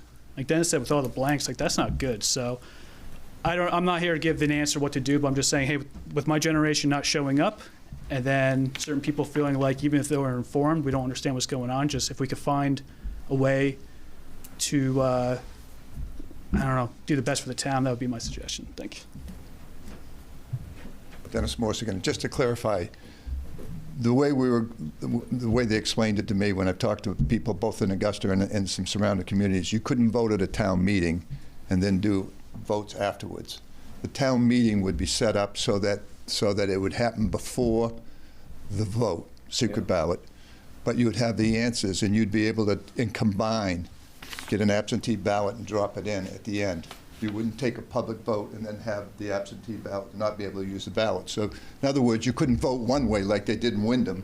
Then people left and they did a vote of reconsideration. And the people who left were really upset. That you can't do. So you couldn't have a public meeting, take a vote, and then have people vote whatever way they want to. You'd have to take that public meeting and just set it up in a timetable where the ballots could be done after that.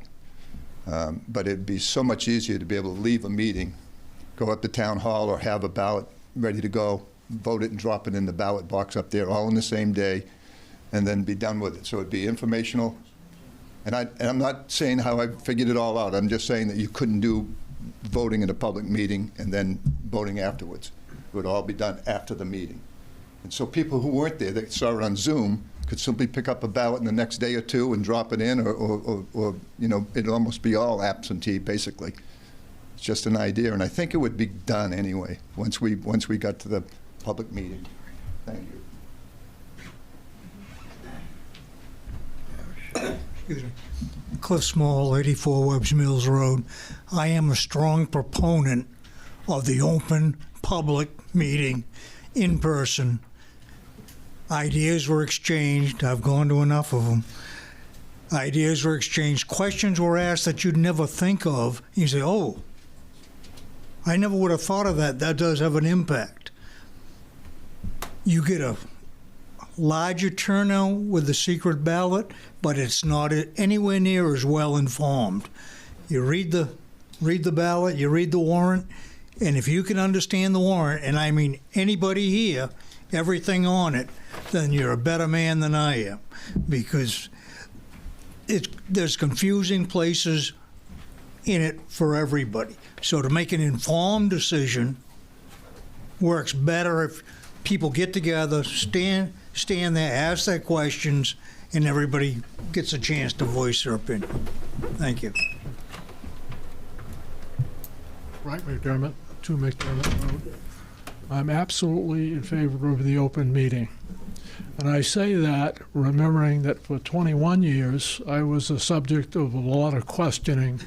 And I probably shouldn't say what else, because I was the principal, superintendent principal here, and I had the answer to all of those people in that room on the school budget. That doesn't happen anymore, folks. I could probably be a superintendent again. The way to get the open town meeting attended is to make it a very special day. What we need is a music man, folks. We got to get people excited about voting. We got to get people excited about getting together with their neighbors, having a discussion about what they want their town to be, what they want their town to do. If you don't have those discussions, nobody gets involved. At an open town meeting, people get involved. We have 2 schools. Jordan Small could be where the meeting was held. The elementary school, that could be where the rec department could entertain children. So that if you have kids and need somewhere for your kids to be during town meeting, that would be the place. We would have a lunch. The meeting would adjourn for lunch.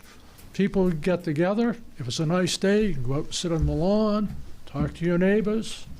3/4 of an hour later, you come back in and you continue the meeting.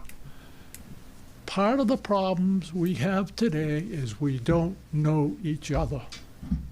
We really don't. I have 65 or 70 homes up above me on Tenny Hill Road. I can remember when you couldn't get up Tenny Hill Road unless you had a high clearance 4-wheel drive vehicles. Now there's 70 houses up there. But you know, I think I only know 2 or 3 people on that road. And I've lived there for almost 60 years.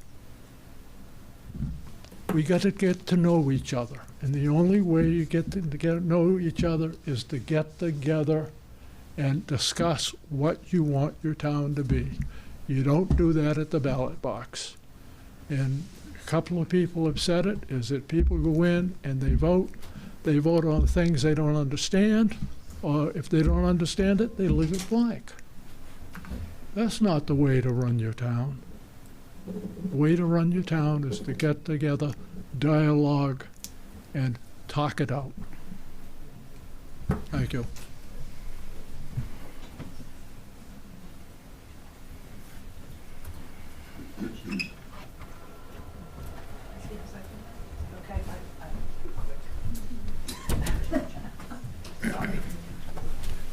Grace Levitt, Levitt Road.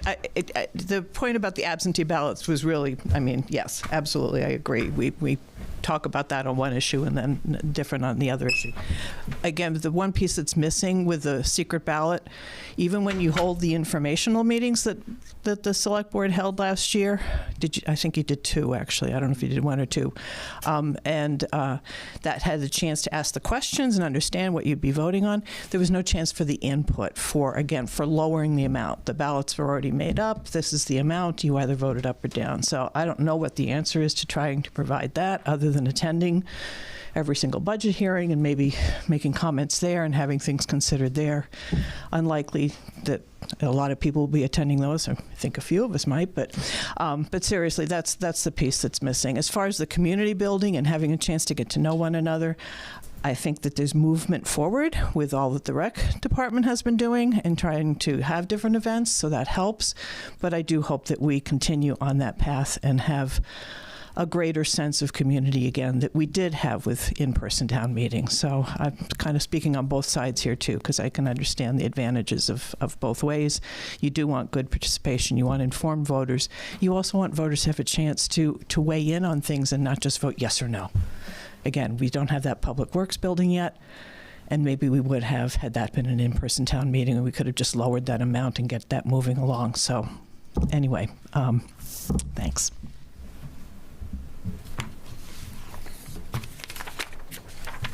Any other public comment? I'm not seeing any thoughts and comments from the board.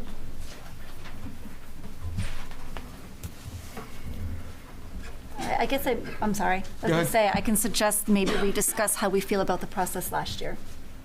Yeah, we went over this last year quite a bit, and I think the consensus was that we had, for me anyway, that I found out from hearing from the people that show up to these meetings, a lot of people that are, doing travel sports or have kids. Those are the people I talk to a lot, obviously. They do need and want absentee secret ballot just to be able to get their vote out there, and that's why we added the public hearings, so that people can come, discuss, have a sense of community, all the cool parts about it. That's what we are here to do and talk about and come forth and figure out, and for those people to get educated and then go to secret ballot, so you do get the numbers of the people weighing in on those things. Like we said earlier, people that aren't around, people that are out of state, they can't absentee ballot vote with a open town meeting. So I think that's the best of both worlds, obviously, but that's just my thought on that. I think the other thing I think in theory, some of it can't be perfect, all of it. You can't move numbers around and stuff, but I think if you're going to have, I don't know how many people are going to show up again. We've had as low as 30. And that includes the staff that are here and the people that are there. And then you have, I don't have them in front of me. I did have them when I did all of this numbers last year. I went through with a fine-tooth comb over every single election over the past 15 years and figured out, which was which. We had a good selection of open and secret ballot because of the way things used to be versus the way they are now. So it wasn't like a 1 or 2 year here and a 40 year here of numbers. It was compiled pretty evenly, and it was way more, obviously, votes for the secret ballot. So I was in favor of that part of it. And as far as changing the numbers, I think it's just hard if you're going to have those people there. Like I said, you have 1,000. I don't know how you're going to what number you're going to change. Are you going to get it down to $1? You're going to have these people over here at this set amount. To change a warrant, that you need to be coming to the budget finance meetings. You need to probably be more involved if you're wanting to be the voice of changing a number that's going through. We have all the committees, they recommend them or they don't recommend them, and then they get sent through. You elect these officials to do a job, and hopefully they're competent enough to get it done and get it to the people, and then it's on there for recommendations or not. So that's my feelings.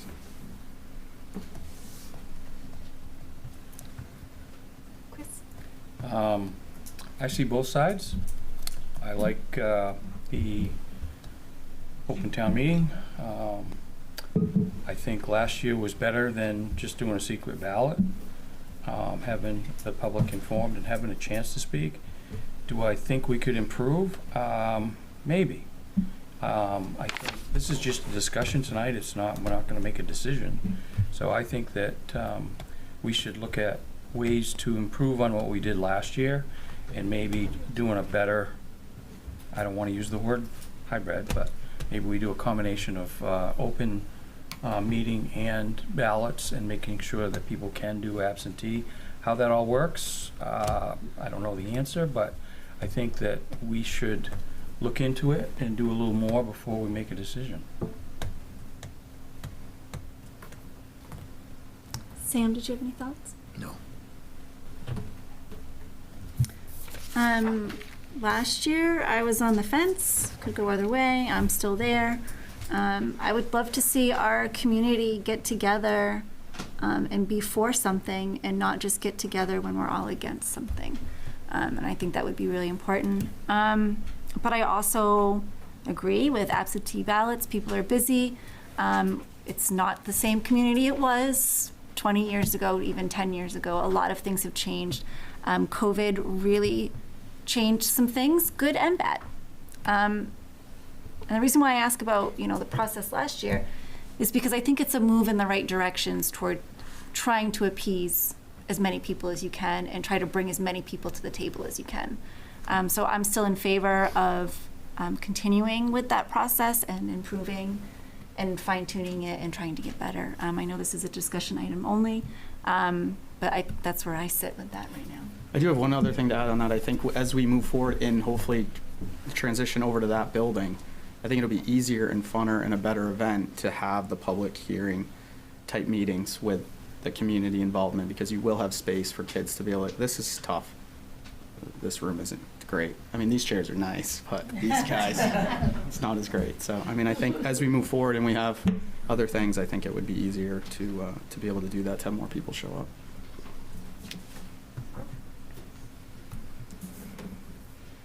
Last words on this for tonight? Oh, I'm good. No. Okay, then I suggest we move on.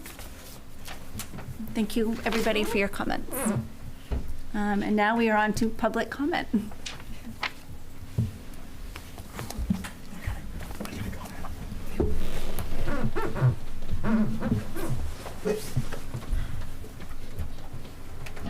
Beloved to Levitt Road. So first and foremost, thank you to Dennis Morris for his service to our community.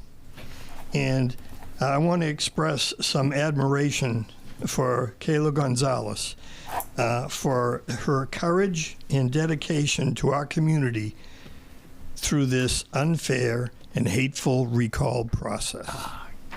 So thank you.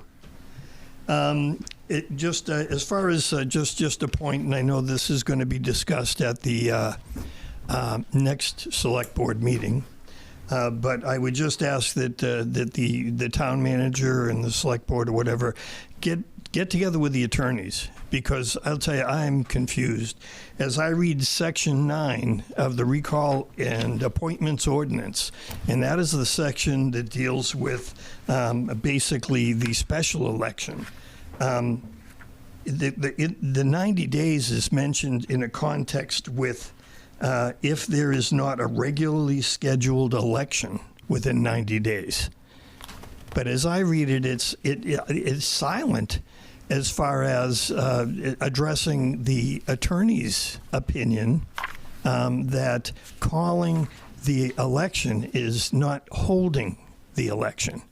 So the requirement to call the election is clear. But holding the election, I just like, hopefully, and I know you'll get to the bottom of it, exactly what does the attorney mean by that? I'd also be curious to know if the attorneys made that interpretation prior to discussion with the interim town manager and the select board, where you got the impression that the 90 days was the limit. But I'm sure you'll investigate that. But it does go to my third point, which is in my opinion, and I've been talking about this since October, when I will tell you that that's when I first became aware that there was such a thing as a recall ordinance in the town of Raymond, because we had never used it. It was put together in 2012, and I'd love to be able to poll the people in attendance right now and ask them, how many of you were aware of a recall ordinance in the town of Raymond prior to the recall being initiated? So I'm going to use public comment for what my understanding in parliamentary procedure is really intended for, and that's to ask that the select board place on a future agenda prior to the public hearing on the warrant for the June election, a consideration of revisions to the current recall and appointments ordinance, which I believe, even from the attorneys, are a little bit conflicted on exactly what it means.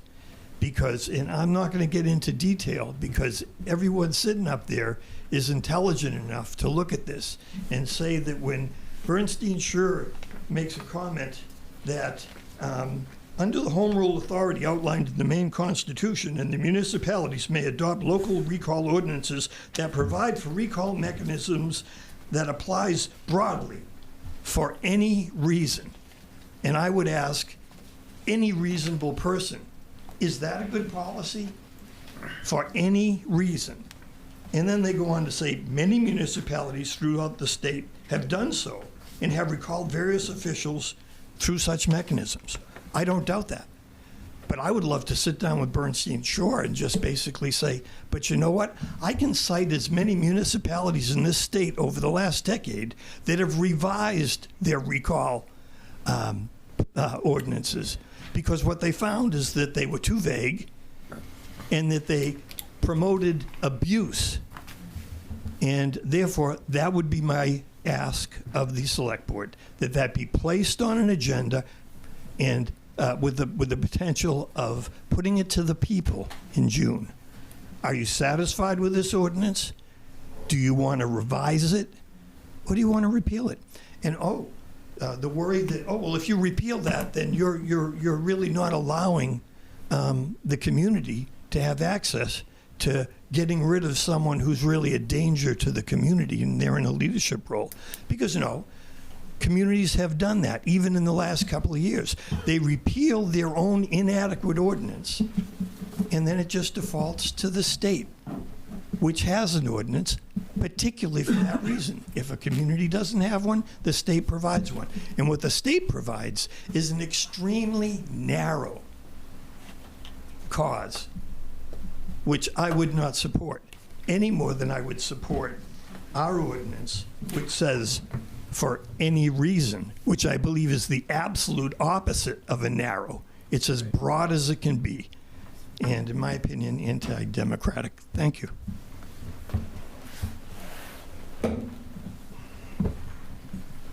Bigger.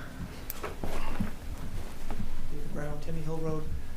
Just not reiterate what was just said much, except that I agree with the reading of this Article 9 in here, the Section 9. When you read this 90 days, up above, it was very clear as to the number of days in terms of when the recall election would happen. And so is the state's recall election ordinance. The state's ordinance ends at the recall election and doesn't describe what happens after that. But we did, and yet we used different words from the recall ordinance, which actually set a timeline for the election itself. And then this Section 9, which uses just much different wording. It just talks about this thing that was discussed much earlier about the 30 to 45 days, and then it has this, if there is not already a scheduled election within 90 days of certification. So we're looking at the certification date to set the 90 days. Now looking at the calendar, 90 days from today is obviously April 13, and the school vacation week is the week after that.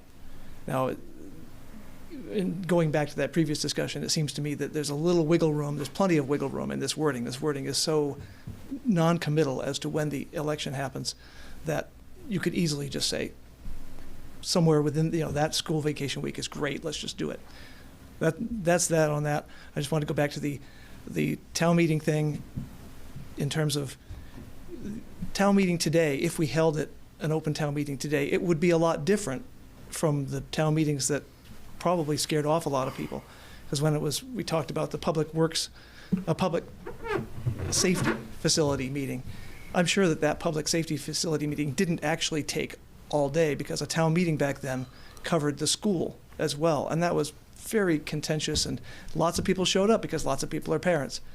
And a couple of things happened over the years. And one was that the school budgeting, the state budgeting cycle changed to later and later in the year. And so our town itself voted. We actually voted on when the town meeting would be as a group. And we kept moving it. You'll look at the town warrants, you'll see it moved from, I'm not sure, someone said it actually happened in March. Used to be the second weekend in March. That someone said that. and then it went to April and May and June, and it doesn't need to be there at all. And I know this year is difficult because we're behind on our budgeting, and we're behind on this replacing somebody from the recall election. So it would be a big ask to move it back a month and into May. But as was brought up, June is busy with sports and graduations and proms and whatever, all that stuff that happens. I think we could get more people, not the numbers we used to have probably, but we could have a lot better participation if we just could move it back a month and start from there. So it seems kind of premature to me to take a vote this June on whether we'll have a secret ballot or an open meeting, because we'd still be in that June cycle and we'd still get the same people. So that'd be unfortunate. I'd also just want to mention that when that was mentioned tonight in these comments, it's clear to me that there wasn't ever a vote, or perhaps even a select board vote, to change to a closed secret ballot meeting. Now, maybe you'll find that somewhere if you look at the history, that it was voted on by the select board, but I'm not aware of that. So I think that would have normally had to be voted on.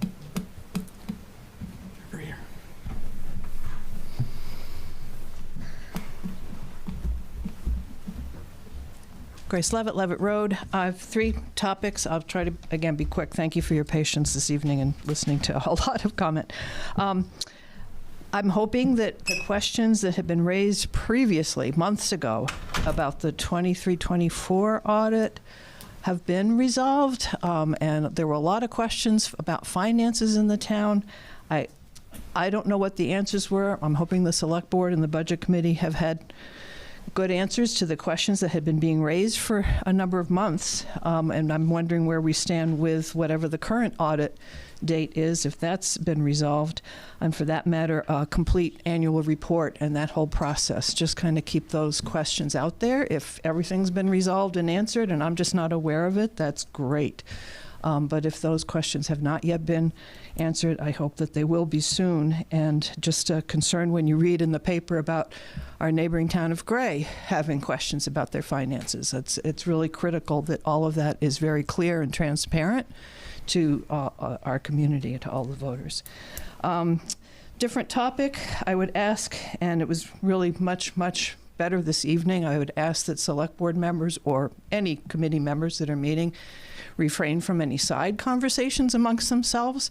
It is a public meeting. We need to hear what's being said. That has happened in the past quite a bit, sometimes at length. I mean, it's, a quick, yes or no kind of a question. I'm not talking about that, but there was some lengthier side conversations happening, along with, I was told that, I guess it was the December 9th meeting, there was a Zoom chat going on for those that were on Zoom. And who knows what was being said there, but we have to get up to the podium and the microphone to speak, and so I would hope that the chat is not available whenever somebody's attending on Zoom, unless there's a good reason for that, but I think that could be detrimental in some respects. I guess there were some comments made that were not appropriate.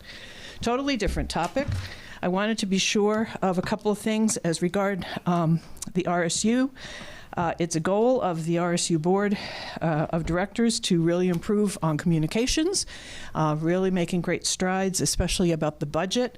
There's a great document that the RSU 14 Board of Directors Finance Committee has put together on the budget process and some information about the budget, and they will keep updating that. It is available through a link, on the agenda for the Finance Committee. If you go to the RSU 14 website, and if you go to the School Board tab, and then you go to the committees, and you go to the Finance Committee, the agenda has the links right there to a Google Doc. It's also available couple of other places on the website for the RSU 14, and that will be updated. They're also planning on holding some informational sessions so that the Finance Committee can help the full community of the RSU to understand the budget process and to be sure that people are really informed and understanding it, and not just coming to the May hearing on the budget and asking questions there, but having an understanding of the full process as it is being built now. Did you want to say something? Yeah, I have that. I got it yesterday. I can forward that on to Glenn. To the rest of the select board. Yeah, wherever. Well, the select board, but also if Glenn has it, he can put it out maybe on the town website or something like that. That'd be great. It's an easier find than trying to connect all the dots. Yes, and on our website, I'd mentioned before on the town website that I appreciate that the school newsletter, that's another part of the communication from the RSU 14. It hasn't been updated with the January one yet, so hopefully that can be. I know people have been busy, but if that could be updated when it's available, that'd be great. It is right on the RSU 14 website. It lists the different meetings and what the topics are that are being addressed at those meetings. Each of the school buildings, the administrators have been giving presentations on the state of the school. So those presentations, again, are also right through the agenda. You can see those or watch the meetings if you want to watch some more meetings. But also the Facebook page for the RSU has them readily available. So you can see all the really good stuff that everybody in the school district is doing for the kids. The projects kids are doing, work that's being done in curriculum. I am truly, truly amazed and impressed with the district that we are so fortunate to be a part of. A lot of really good work going on. So I hope some people will take a time that presentations aren't all that long, and you'll just be better informed about all that goes into the RSU 14 and the importance of the budget and supporting that going forward. Let's see, trying to do this in a way. Let's see. So they are on there on the Facebook page. It's RSU 14 Wyndham Raymond Schools is the Facebook page. If you have trouble finding it, I'm glad to help. And those are continuing on, and the budget process will continue on as well. There's also going to be a survey coming out from the Finance Committee asking for questions that people have. What would help you understand the school budget and the budgeting process? Last but not least, I definitely want to mention, I mentioned at the December Select Board meeting during public comment that the Wyndham Raymond Adult Ed program for the winter spring was available. It was on the website, and I said this would be coming to your mailbox. It was sent out in mid-December before the holidays. These are the various programs. There's certification programs, there's adult ed programs, there's wellness programs, there's all sorts of really good things that the Wyndham Raymond Adult Ed offers us. I stopped at the post office because I never got one in my mailbox, and so I had to go get one from the Wyndham Raymond Adult Ed office. He was astounded that they hadn't been delivered, because a lot of money is spent to send these to you all, but you should each get one. The post office said they've got a backlog, and they're in your boxes now or coming to them. So again, this is a month ago that you should have received it, so I hope that others are getting it if you haven't yet, and we'd take a look, and it's not too late to sign up for an awful lot of really good things, again, that are available to you as a member of this community. Thank you for listening.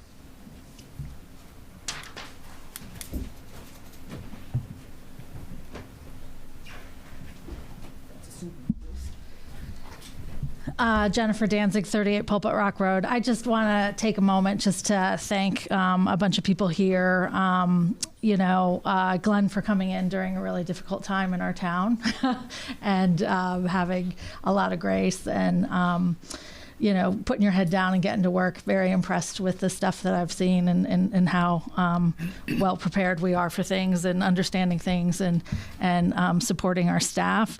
I want to thank Mel and all of our town staff who, have worked under 3 different select boards, multiple town managers, continue to kick ass, get the job done, show up with a smile, just do excellent quality work, educate all of us and help us, get the most most out of our town.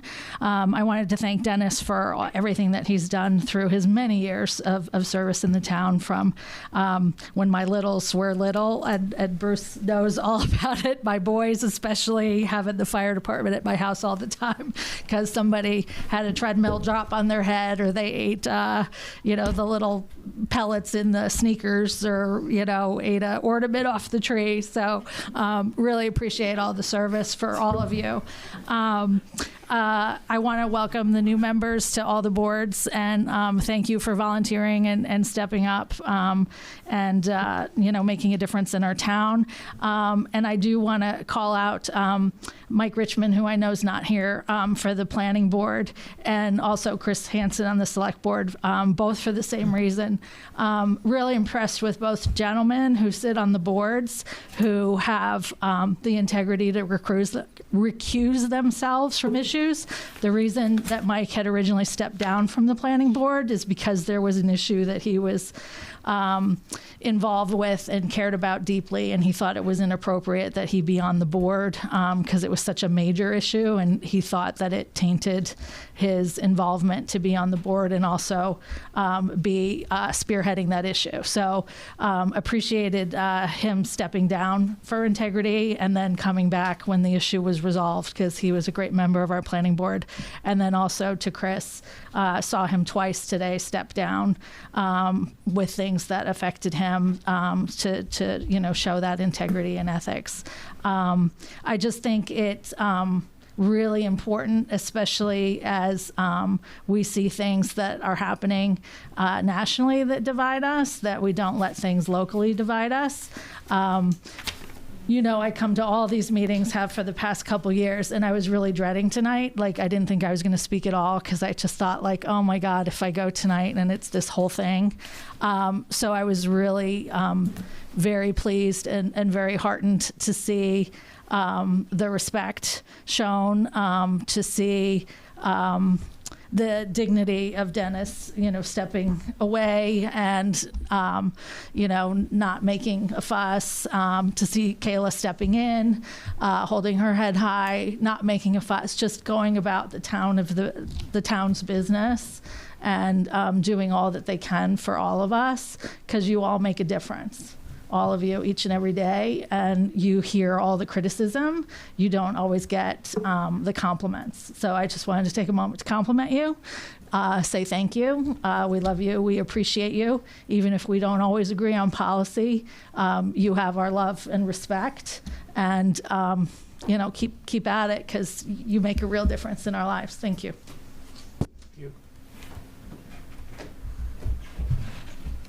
Dennis Morse. I'm going to say something. I like the tone. This is the first time in a while that I've seen a group in here civil, not groaning and moaning in the back corners when someone said something they didn't like. So I'm going to point out a few things that I've noticed. 25 people were here at the meeting, and I think there was 16 on Zoom. Two, both the clerk and the town manager were the only two that were non-residents. If you think about that, what we heard is that's who used to show up at a town meeting. And believe me, I see it as more than that. But this is important, because when we started in June, when I first took the chair, I said one day I hope to see this place filled with civil, good conversation. So I'm very grateful to see that happen, whether I'm on the board or not. It's really, really nice to see. So I want to show some gratitude to some people too. Everyone who voted. I was shocked that 260 people came out and voted for me with such a short notice, and only one little public notice, or two, one for the public meeting and one for the election. Total of over 500 people showed up in the middle of school break. That was impressive. Say what you want to. I mean, I expected a blowout by 300 people to sign a petition, 300 people against me, all the negativity that was thrown this way. But I feel good. I really feel good that the people showed up and supported me, and the phone calls I've got since. So to the 461 people that did vote for me a few years back, I hope I didn't disappoint you. Glenn, I told you this was a great town, and you're seeing it tonight. Sam, I love you. Kayla, you did a great job. I'm glad you hung in there. I told you you'd be a better chair than me. That was an exaggeration. But this town is much more than this recall. This recall is over and done with. There'll be an election, we'll move on. I do believe the select board will move on in correcting the recall ordinance for all the reasons that the people have spoken from before. But I want to thank everyone who voted, both the ones that voted against me as well as the one that voted for me, especially the ones who voted for me, because it matters. It matters that 550 people showed up. It matters that there's 35, 40 people here tonight. This wasn't a call out. We didn't call around and say, please show up. Oh, they did tell Kyle. I said, I really like how you talk. Please come tonight. That's for transparency. And the rest of you, it's important. If we have more of these meetings, the town will grow. We'll go back to when we had Founders Day and everyone was eating fried dough. And I'm not talking about a Founders Day. I'm just talking about getting together where we could run around, the kids could play. The reason I get up to tell you all the gratitude I had is because Raleigh's not here tonight to add that light humor she always had. So I'm speaking on behalf of that good sense. So thank you all. Thank you, Dennis. Any other public comment? All right, I'm going to close public comment. Just want to make note that I did look at Zoom and I don't see anyone's hand up. Moving on to select board comment. Is there any comments tonight? No, I don't think I don't need to. They were made. Chris? I would echo what Sam just said.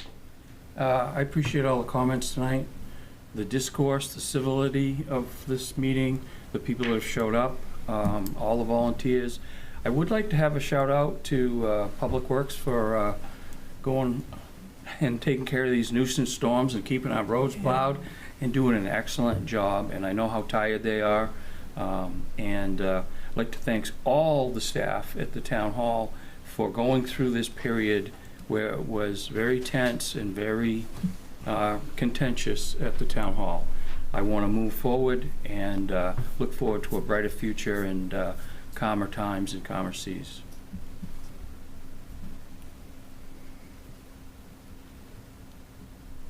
Do you have anything, Derek? I'm good, thanks.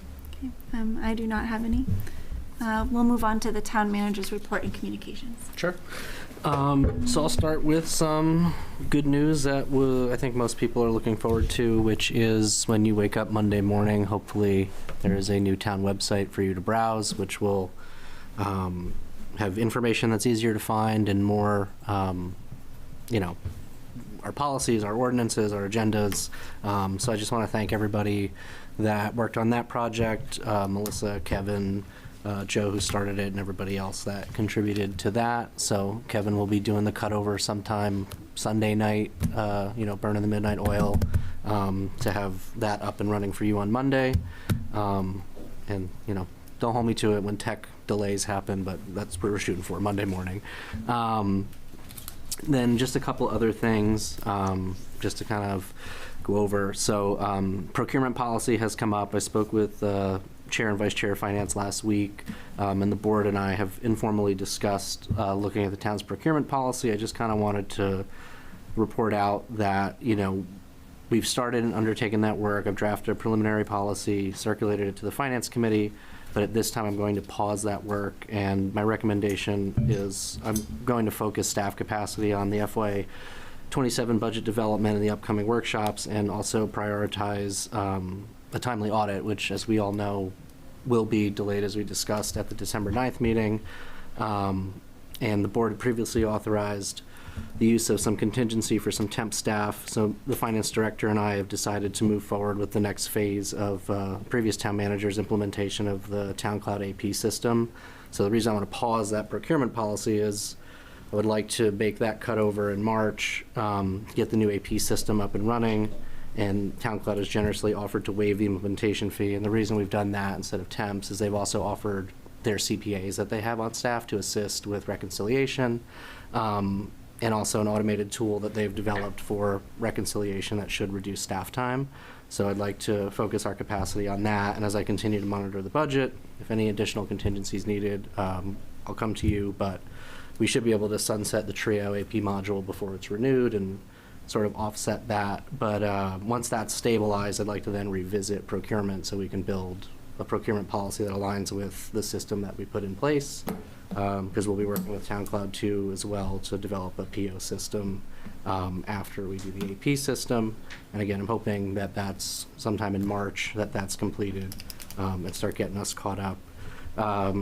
Last Finance Committee meeting, we discussed tax increment financing. I'm only bringing that up tonight because I'd like to see if the board would like me to invite the assessor and the town attorney to our next regular meeting to kind of give a TIF primer, benefits, what are the next steps, because, you know, the timeline that sort of we discussed at that meeting would be quite compressed if you wanted to successfully implement a district before the OAV of the reval went into effect. So you would probably have to shoot for a November special town meeting to create a TIF district if that was the appetite of the select board. That being said as well, if there are zoning changes that are required for what's outlined in the comp plan, that's another layer to that too. There's ordinance work that needs to be done. But again, I'd like to just kind of, if the board wants, invite Phil and Kurt to the next meeting to kind of just talk about TIFs. I would appreciate that. Okay. And then last, I'm not going to put Bruce on the spot, but he decided to come to the meeting tonight. We're wrapping up contract negotiations with the IAFF, and I anticipate bringing that to the board for ratification at the next meeting. Would that be safe? Yeah. Other than that, I'm sure I can think of other things, but that's the most I've got for you at the moment.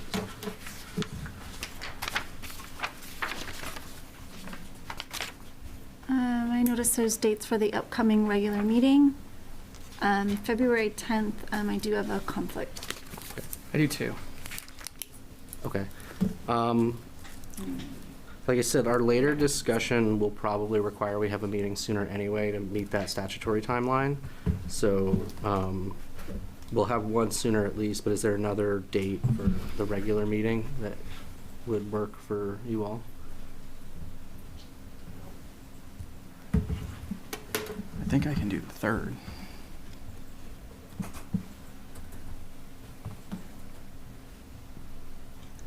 I am open the 3rd I can do the 3rd. and the 17th. So on either end. Let's hold both because my initial conversations with Phil and Kurt were based on that 10th meeting. So let's keep both to see which one they can do. And we may need it anyway because got a lot of stuff going on. So let's have 2. We can cancel one if we need to. Is everybody okay with March 10th? As it stands I'm right good. now? Okay, looks like we're good on that. I don't see anything under upcoming holidays and closures. Nope, the only holiday coming up is Martin Luther King Jr. Day, but we're already closed, so. All right, so next on our agenda are 2 executive sessions, and we will plan to adjourn after those.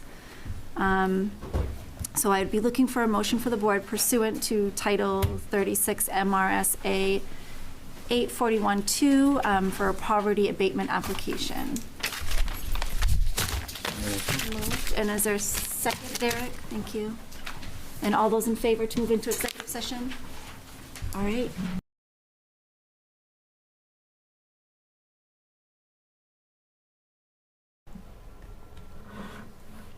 Hi, welcome back. I'm looking for a motion to close executive session or to leave executive session. I make that motion that we exit the executive session. And a second, please. Derek? Second. All those in favor? Okay. And then I would like a motion to enter into executive session pursuant to 1 MRSA 4056A, discussion of personnel matters. So moved. Second. Okay, and all those in favor?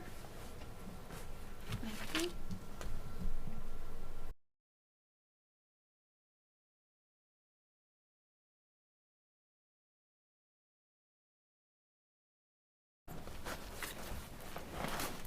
Thank you. I'm looking for a motion to exit executive session. So moved. So moved. Okay, I'm going to do Derek, because I saw your hand up, with a second of Sam. All those in favor? Okay. And then I need a motion for adjournment. I make a motion that we adjourn the meeting.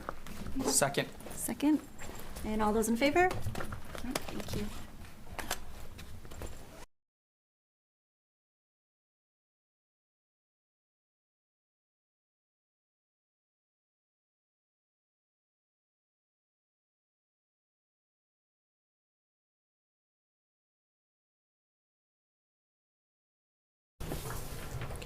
Good evening and welcome to the Raymond Budget Finance Committee meeting. The meeting is now in order. And to begin the evening, we will have training with the town attorney. Yep. So I just want to welcome Matt Tarasevich back, and he'll be conducting your training tonight from Bernstein Sure. Again, Matt Tarasevich. I'm pleased to meet all of you. I don't know how many of you were here. I think it was about 2 years It was 2 years ago. I actually looking for something else on my phone today and found when we were having it here 2 years ago. 2 years ago, so well, I'm happy to be back and really glad to see all of you. How many of you were on the committee at that time, or you knew? You were here. Who's new? I'm new. Today. Today. There you go. How many of you have also had freedom of access training? You've had it? Yes. Have you all had freedom of access training? Okay, well, one of the things we'll go through is during this hour, because I'll try and make sure that we stay on times, is that as a elected member of the budget committee, you're required to have freedom of access training. So you have to have that. So I can provide that as part of what we're doing here today, and then you'll be certified as having received that training. I'm sorry. You can move that. I had to bring that in today. That's fine. Per statute, you're supposed to have that training. And so I'll provide it, and then you'll be certified. And you should keep a copy of your certification at town hall. This is so. Is there a signature page at the end or anything? There's not, but I can email it to you. Okay, that's fine. I can provide it to you. It's on the state website. Okay, so I'm going to go through some basics. I'm not going to dive too deeply. You're certainly welcome to ask me questions, but I'm going to try and move through these things. And whenever we talk about any type of training of this type, of your rights and responsibilities as an elected board member. This is the new one. I always start with the statutes. So you have a packet in front of you, 2 packets. One is the freedom of access training. I'll hold that off to later on. The other one is this bound packet, and that contains where I start off is with statutes that may apply to you, or which are things that you should know as an elected official. They might not be directly on point for what you do, but they're things you should know and understand, because they might come at you somewhat in a related manner. So the very first one is something that's not directly on point to you, but I always focus on this because I think it's good body hygiene, so to speak, is 2635 statute that talks about select board acting as a body. You're not a select board, you're an elected body, but you are a body of the town. And the direction in this statute says the intention is that the select board should act as a body for all matters that they deal with. That is also true of any elected committee, whether you are elected or appointed. You should always act as a body. And what I see is a problem in the past is when boards, committees do not act as a body, and you begin acting as individual agents. Now, you're all elected, you all have certain agendas and things you want to see accomplished, but when you're here together, you're acting as a body. Okay, you vote as a body. And if you make a decision as a body that not all of you agree to, well, majority rules, and that's what it is. But The problem I see often, and the purpose why this statute is actually was put out there by the legislature, is to give a warning to elected bodies to act as a body. Because when you don't, if you act as a free agent, you get outside your lane, bad things can happen. And that can be, in some cases, liability can attach to you. Because you are essentially, as long as you're within the authority that's granted to you as being an elected member of the committee, you're fine. It's when you do things outside, you're acting outside the scope of the authority, then you can get in trouble. I'm not going to give you any examples of that, although I could.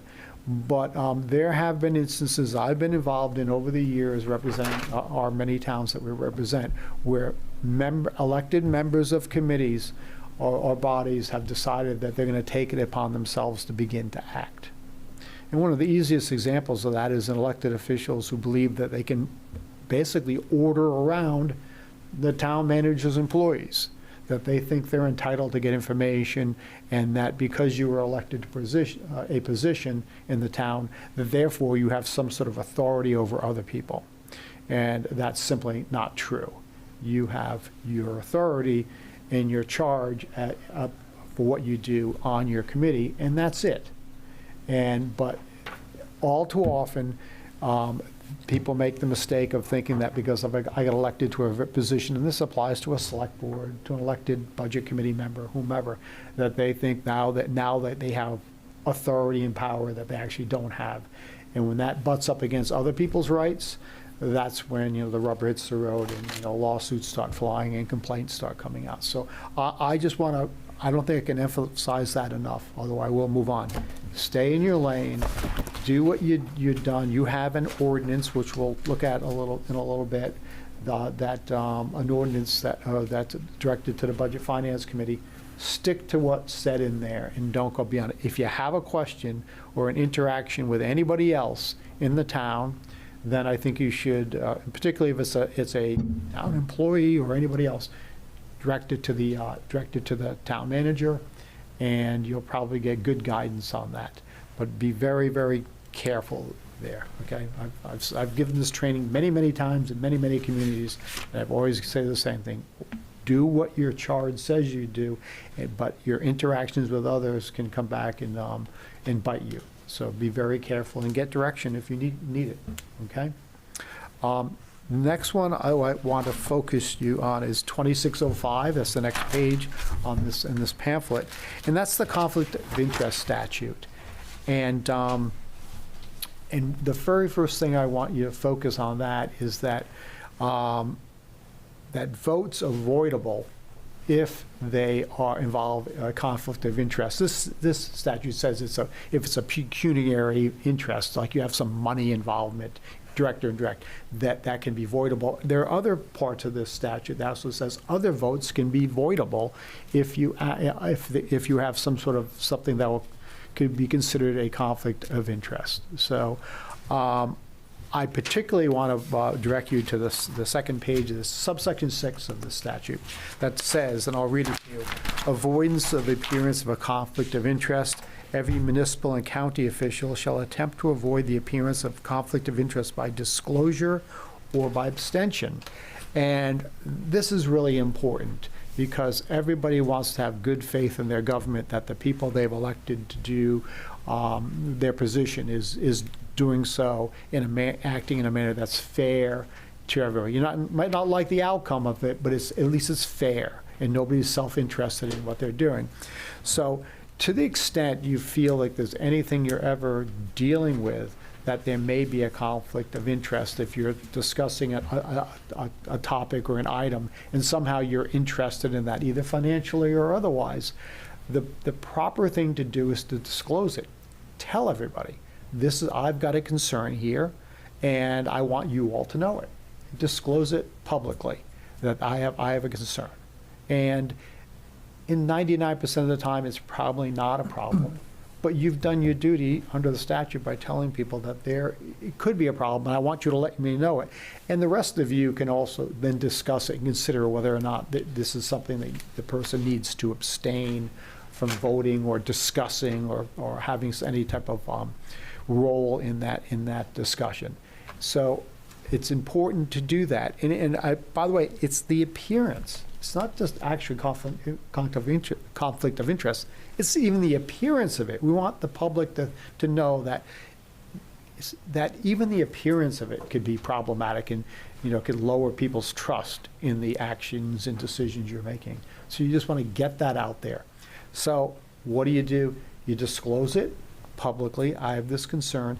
And if you think somebody else on the committee has a conflict of interest, it's your obligation to disclose that as well. I think somebody may have, can we talk about this? Get the information out there so everybody has confidence in your decisions.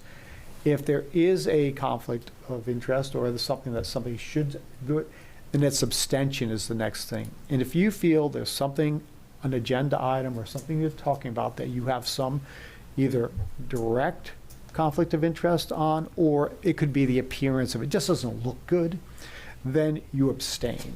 And by abstaining, you say, I'm going to abstain on this issue. Doesn't mean you're abstaining on everything. It's just on this particular issue, I'm going to abstain. And when you abstain from somebody, you should get up out of your chair and walk away from, the table here. Just walk away. You don't have to leave the room, but you should walk away, because that signals to the public that I'm actually stepping away on this issue.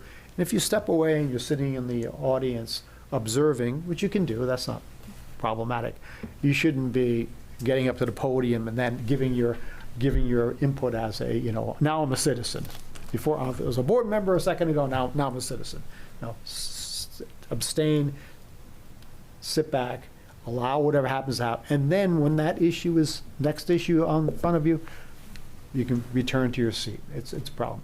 If you know there's a real conflict of interest and on the board and somebody isn't willing to abstain, you do have the right as the board to actually vote and remove somebody. Typically, I've only seen that happen once or twice in my career when somebody would not step away when it was pretty clear that they had a conflict of interest, and a full board voted, you need to leave, you need to step away, and then you should step away. Most people are people of intelligence and goodwill in my experience, and if they realize this, they hear it, even if they're really aware of it themselves, they'll step away. It's not really a problem. But it's disclosure, abstention. Okay, so this is an important statute, and I'll also just remind you, it's so important that if you look at your ordinance that governs this committee, it's referenced in your ordinance. The conflict of interest. This statute is referenced in your ordinance. Okay? How does it apply to bias? Bias is a different issue. Bias is, everybody has a bias. Bias is total bias that is also connected to a conflict of interest, either because you're related to somebody or you have a financial, that's a different issue. But everybody has a bias. It's a bias that's improper, like you're never going to decide on this, or no evidence you hear, information you hear is going to allow you to consider it because you're so set in your mind. That might be problematic, but it's not bias. Bias is but different. If I had a bias on a decision before a board I was on or a committee and we were going to vote, would it be appropriate for me to abstain? I think so. I think if you could not fairly hear something or consider something, I think that may be an issue. Oh, right. Okay. Do we have a Well, I was just suggesting that this is a training designed for the board at, okay, the board's expense, not the public's. Okay, very good. Okay, thank you. Then I'll okay. It was a good question, though. Agreed. Okay. The last subparagraph 7 of this thing also talks about that the town can adopt a ethics policy, and you in fact have adopted an ethics policy. It's referred to in your ordinance, and I have attached a copy of the town's ethics policy at the very end of this packet of materials. So you have that. To the extent you haven't seen it before, the town is very helpful. They added a signature page there. So you should, to the extent you have not signed off on that ethics policy previously, this is very bad. You should do so, and return it to the town manager, and he will hold that for you. I think we do sign this when would come for your election. When you're sworn in, typically you would receive this and Just send us. Cool. okay? But to the extent you haven't got it, you've got it. But it's also always good to take a look at it. One of the things I found all too often in my career is that you look at something once and then you never look at it again. It happens. But it's all, this training is good, I think, for you because we're gonna get a chance to look at some of these documents again. You might not have looked at it. Some of you have been on the committee for a while. You maybe haven't looked at it for a while. Some of you newer members are looking at it for the first time or whatever.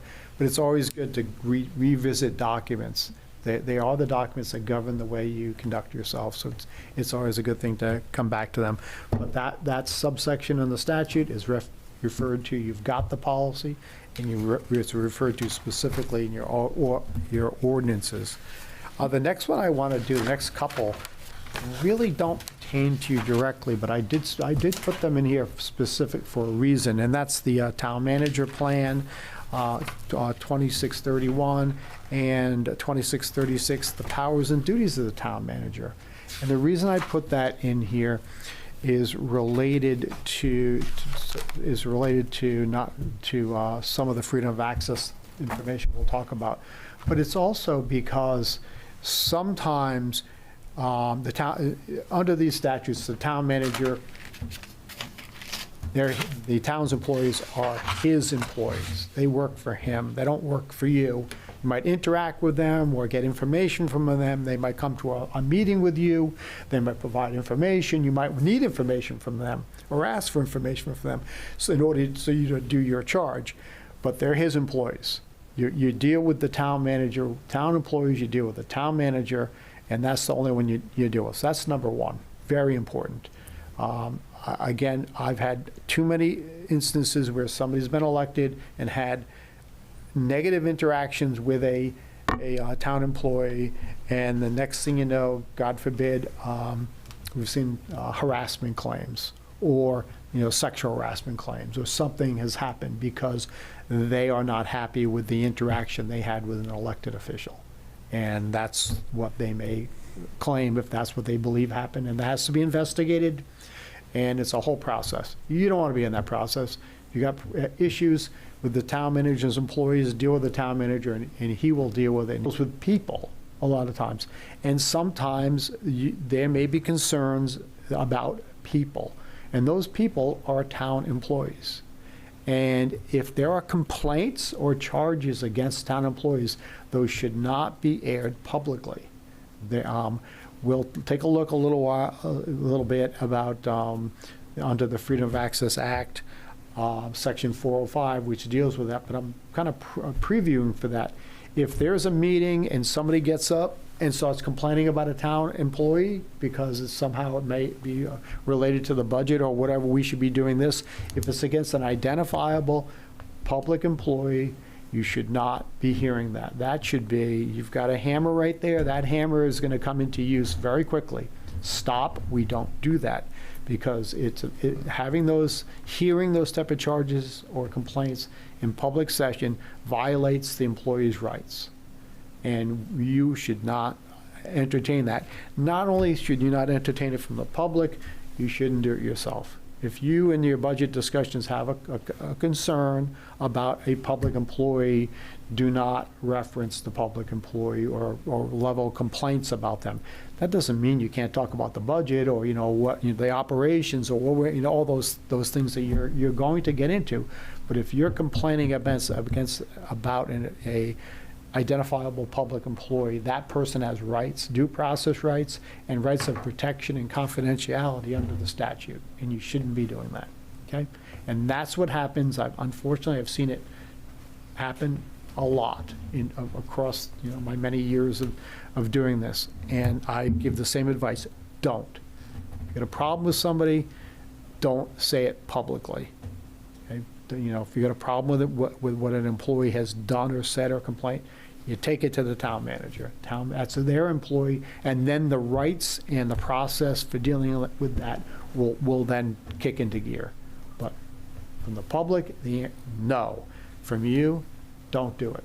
Okay? And because if you're violating somebody's rights by saying things about them, and then you've made yourself a target for a complaint against you. So don't do it, okay? And I think most of the time it's somebody in the public. That's when it really happens. Yeah, I appreciate that you probably would never do that. People in the public don't understand that. They're not getting this training. You are. And your role is to say, stop. No, we're not hearing that, okay? So that's the reason why I just want you generally understand that the town manager's role and his authority over basically everybody who's employed by this town, okay? So that leads me into kind of a preview of the freedom of access training. And the next statute I pulled from this packet. You've got it in here, in your packet for freedom of access. We're not going to look at that right now. But the thing I want you to understand, again, and highlight this, is under Section 405 of the Freedom of Access Act, we have executive sessions. And I don't know if there's a circumstance where you all would have an executive session. The question came up in the past. I would say I answered to the best of my ability in the moment, but when they were considering appointments, because they were filling an elected vacancy, they had asked if they should go into executive session. I think in the moment we made the right choice, just because, again, it's an elected office, so you don't really get to do that behind closed doors anyway. Yeah. So. Yeah. But after speaking with you, you do have that authority when it comes to appointments. And so subsection 6 of 405 goes down, and it says right there, 6A, then one of the things in there is appointment and duties and things of that nature. So those are all things that can be heard in executive session.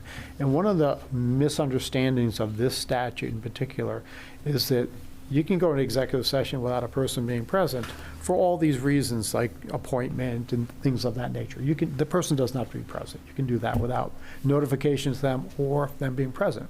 That's fine. A lot of misunderstanding of that and misreading of the statute because it's badly written, okay? Just put it out there. It's poorly written. The second part of this, that very long run-on sentence says, or the investigation or hearing of charges or complaints against a person or persons subject to the following conditions. Now, I don't believe there'd be a circumstance where you would ever go into executive session to hear charges or complaints against anybody. But what I just said a few minutes ago is why I want you to know this, is because under that statute, that a person who has complaints against them or charges against them, they do have rights, and those rights are to have those type of charges and complaints heard in executive session, and it won't be by this body, because if it was something that might reach the select board, for example, but it won't be here. So you, again, will use your hammer if anybody's making a charge or complaint against it, because this statute provides a mechanism for somebody who has charges and complaints against them to have it be heard in executive session away from the public, okay? So I'm just saying, you hear charges and complaints, the hammer comes out, and we stop that discussion, okay? I'm only highlighting it for that very reason.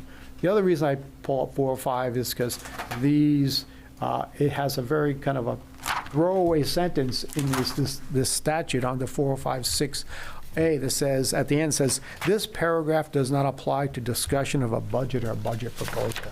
So it means basically you're not going to an executive session to hear a budget proposal or a budget discussion. That stuff is always in public. And they put that there specifically because I think in the past, at some point, somebody wanted to go and talk about a budget in executive session and not let the public hear what they're doing. Well, what you guys do, you're doing it in public. It's a very public exercise, okay? So the statute says you can't do that specifically. Not that you would, but it says you can't. Yeah, my guess is people probably tried to get around that loophole by using the budget as a way to maybe reduce headcount for not performance reasons. So if you're going to talk about maybe reducing headcount for budget reasons, could be, or talk about it in open.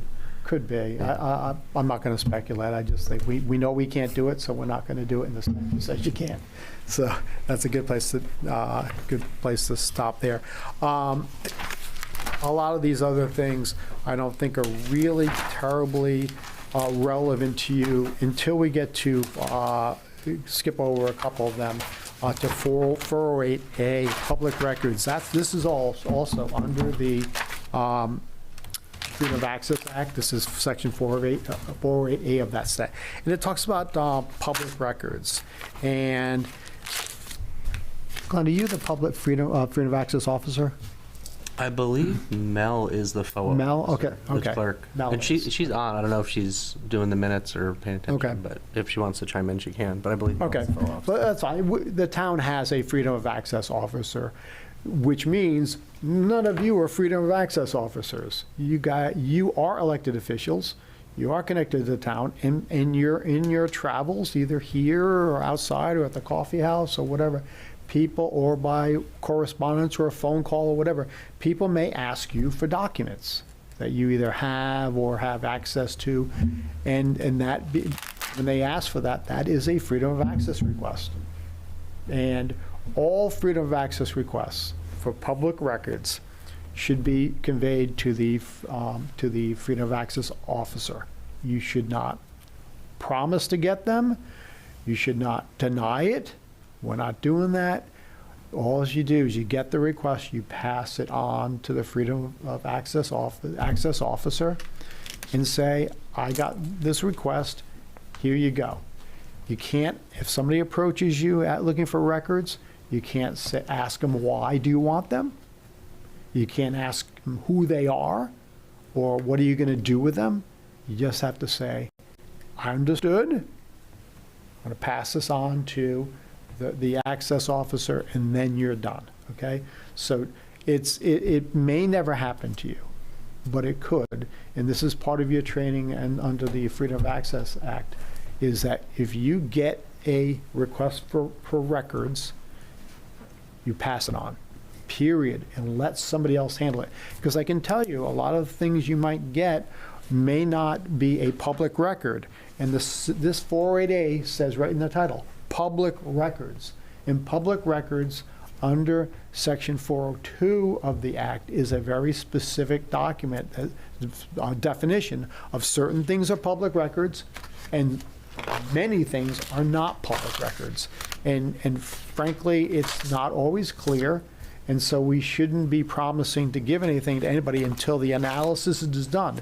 Is the document you're asking for a public record, and therefore, or is there some statutory provision that says it is not a public record and therefore does not have to be provided, okay?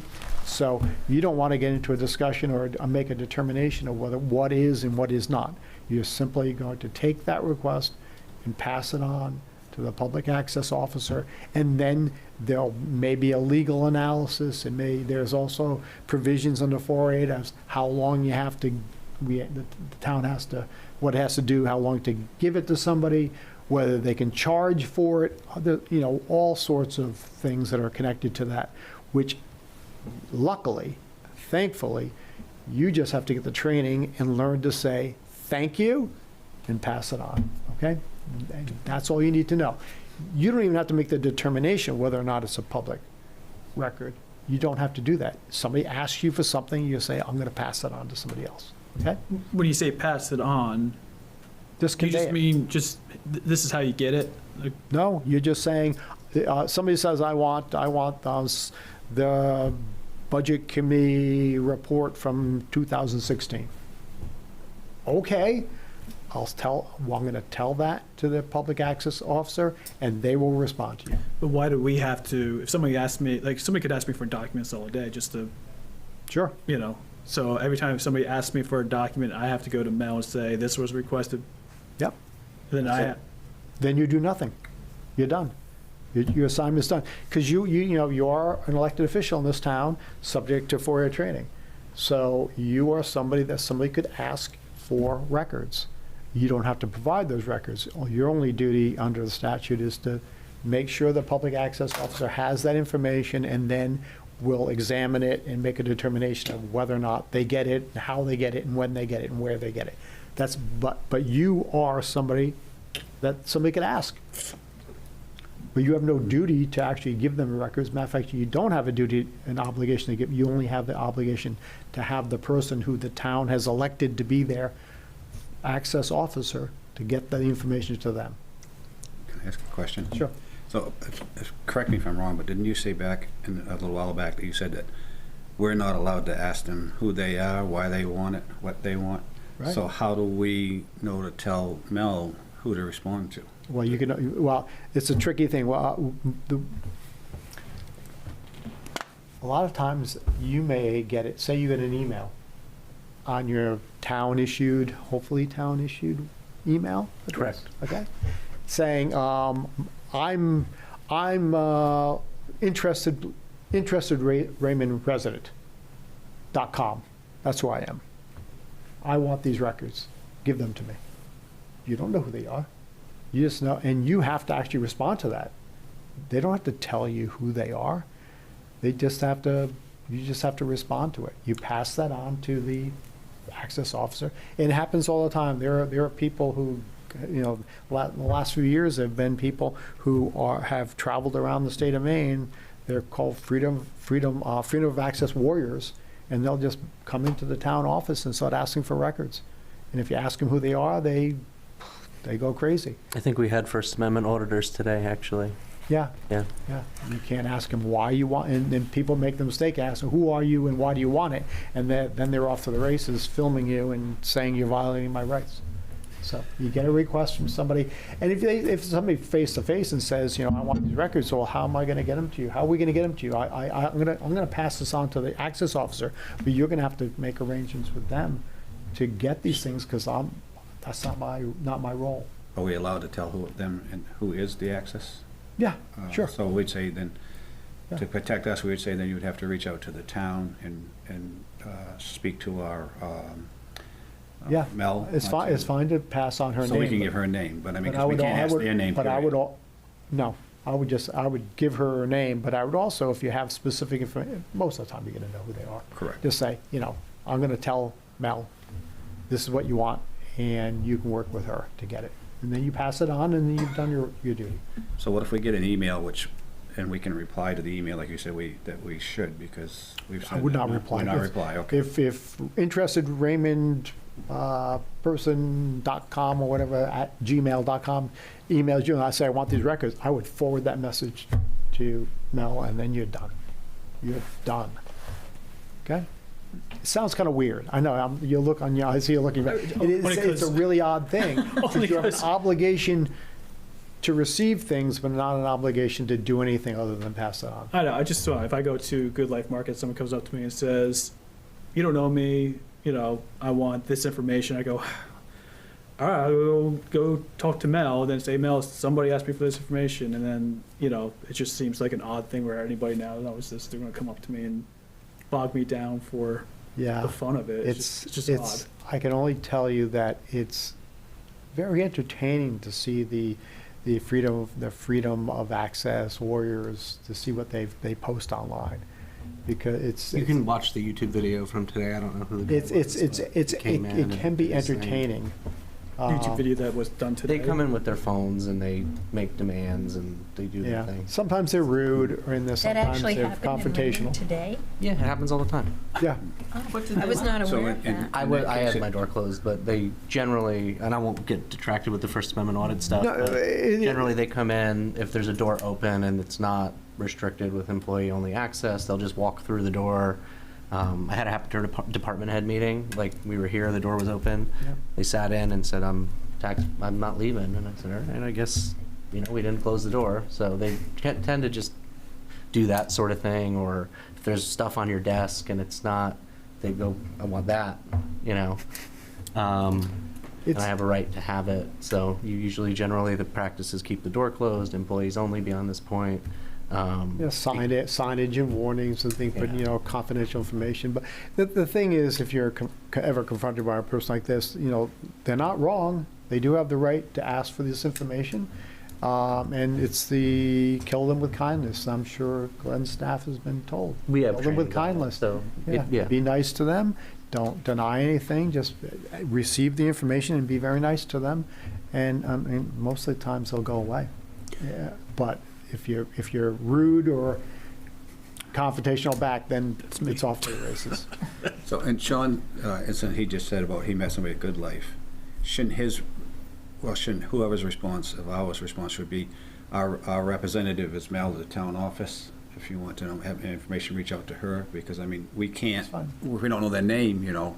Yeah, that's fine. That's fine. That's a fine. In other words, we're not obligated to carry that to her, as long as, especially if we can't ask them their name, is to say to them, we have a person at our office that handles that. I've used the example of somebody you don't know who they are, but that's a pretty rare event. Usually it's just somebody wants something and you know who they are. You know, how can I help you? You just pass on the information. Okay. So, okay, what you're saying is kind of different than what you're saying to pass on to Mel, where you're saying. I would say pass it on. I would always pass it on. Because you if you don't know them, you can't.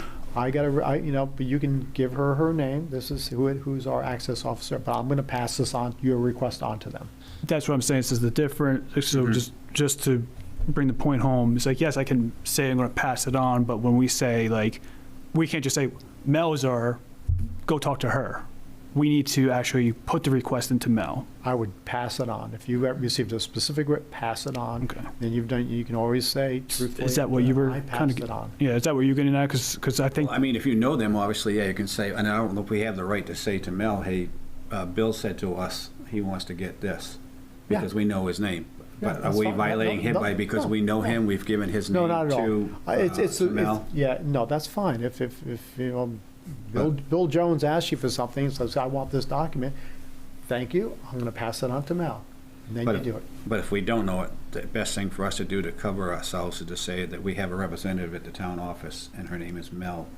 Or the town clerk. Typically, you can just say the town clerk's office will help you. Yeah. I don't want to belabor it, but it's, just pass it on. You've done your duty, pass it on. Okay? But it happens. You may get this type of request. So, okay? So, I think that's the next thing I wanted to focus you on, just as, again, I know you guys probably recite it back to me, is your ordinance that, for your committee. And as I said at the very beginning, acting as a body is very important. You have certain charges that you are required to do, set forth in Section 5 of the ordinance, and that's what you do. You, as a body, you do these things. So I caution you for the 10th time, be very careful about acting outside of the body, of being out in the public as talking about things. Act together. As a collective mind, you'll come to a collective action. But acting individually or commenting publicly about things is probably not wise. And that's the advice I give to everybody. On Section 6, I just want to again point out to you again, conflict of interest statute is referenced, and the code of ethics is also referenced. So this is, we're going to a lot of belt and suspenders here. You're cross-referencing these obligations. Okay. I've also included for you a copy of the personnel policy. Now, you're not town employees, but certain parts of this policy apply to you as elected members, okay? And on page 9 of the Article 7 of the personnel policy, you'll see this page, it refers to integrity of service. And I think that is, although this talks about town employees avoiding of actual reason result in creating an impression of using public employment for improper purposes, that's pretty close to what the statute says on the conflict of interest statute. It's pretty close to what your code of ethics say. So I just highlight this for you so you all understand. Everybody's operating in one way or another who is connected to the town of Raymond under the same operating principles, that you're going to act ethically, fairly, not do anything that is of a personal interest, but it's always for the betterment of the town. And so I want you to understand everybody's, not just you, but everybody's operating under the same advice.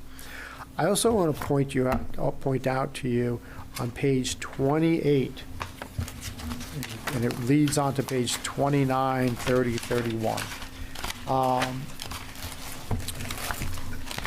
Article 26, if I can read my Roman numerals correctly, is the prohibition against harassment, discrimination, retaliation. Now, it's probably pretty rare that you'll be in a situation where this might apply to you, but let's be sure it does apply to you. That because you do interact with members of the public, you do interact with town employees, and you interact with each other. And so this article and the following one, which is Article 27, which is sexual harassment, these all apply to you. They do. You don't have, as an elected official, a free pass on harassing somebody or discriminating against somebody, or sexually harassing somebody. All these things apply to you. You also don't have a free pass to retaliate against somebody who might appear in the public and you don't like what they say. All these things expose you to potential liability. So it's important that you understand and read these sections and understand they apply to you, because it's happened in the past where I have been called in to deal with situations, either my town or been hired separately as an independent investigator for another town to explore allegations that an elected official has harassed somebody, has discriminated against somebody, has retaliated against somebody. These apply to you. So my thing is, don't do it. Don't do those things. Act fairly to everybody. Treat each other well. And if you have any type of concern that maybe I've done something or said something that's inappropriate, stop, think about it, and get some advice. Either through the town attorney or the town manager could advise you as well. But I want you all to know, I have defended these claims where elected officials have, for whatever reason, have been accused of these type of activities. And one example I can give you is a elected official who continually went into the town office looking for materials, looking for information, to the point where the employee was upset by it, was complaining about it, and then ultimately filed a sexual harassment claim against the elected official, saying that the continual presence in the town office, going in there, demanding things, the female employee felt threatened and felt there was some sexual component to it.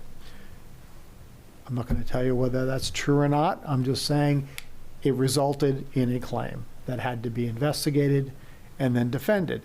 And so you do not want to be in the situation where somebody is making this allegation against you. If you need something from the town office, ask the town manager or whomever, you'll get that information. Rest assured you'll get it. And by the way, if you're looking for information, probably the rest of you are interested as well. So that's not a bad thing to want information, to want more information about things. It is unwise, I can tell you, if you are directly interacting with town employees in order to get things, or if you're in the town office constantly, like every day, looking for stuff, because the presence sometimes leads to the, maybe at times, perhaps incorrect assumption by somebody that you're there for some untoward reason, okay? Rest assured, I don't believe any of you would ever do this, but I'm telling you, I get paid to defend these things, and I see probably once every year or so, some elected official, somebody is filing a claim against them.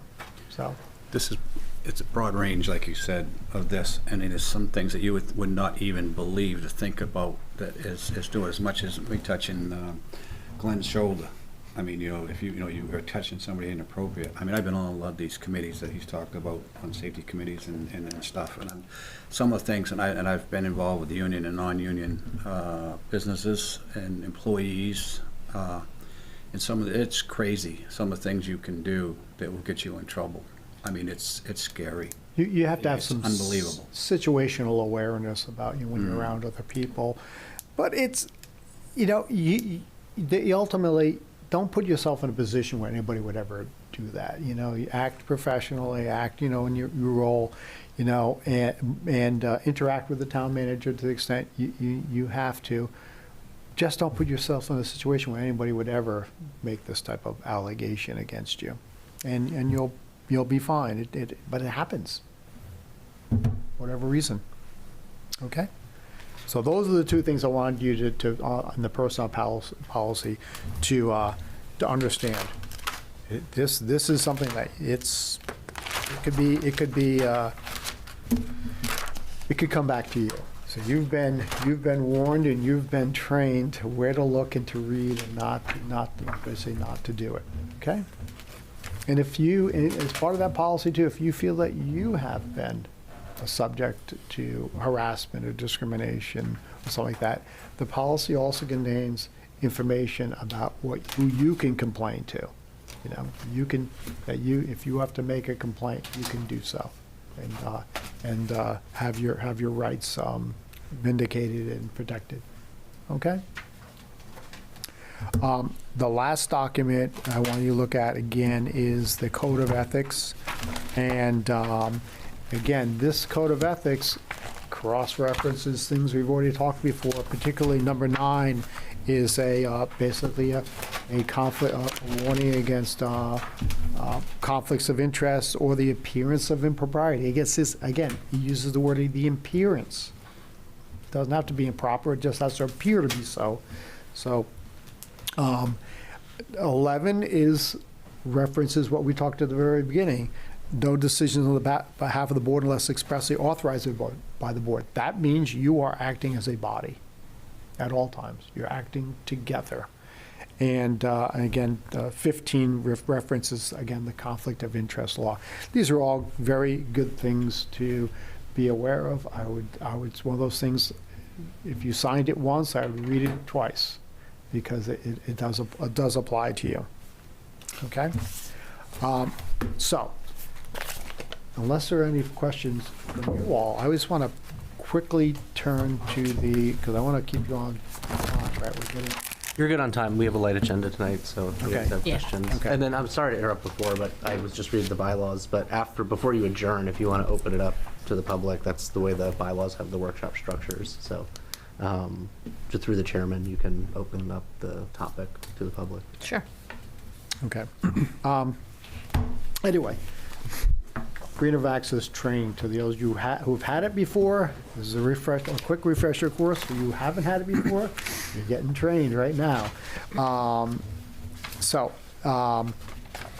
Public proceedings. You're all aware that you have, that you're required, if you're going to have a public meeting, you are going to have an agenda. There's going to be public notice put out so that people know that there's a meeting. The statute addresses that, how we do that. There is, that's the open meeting requirement.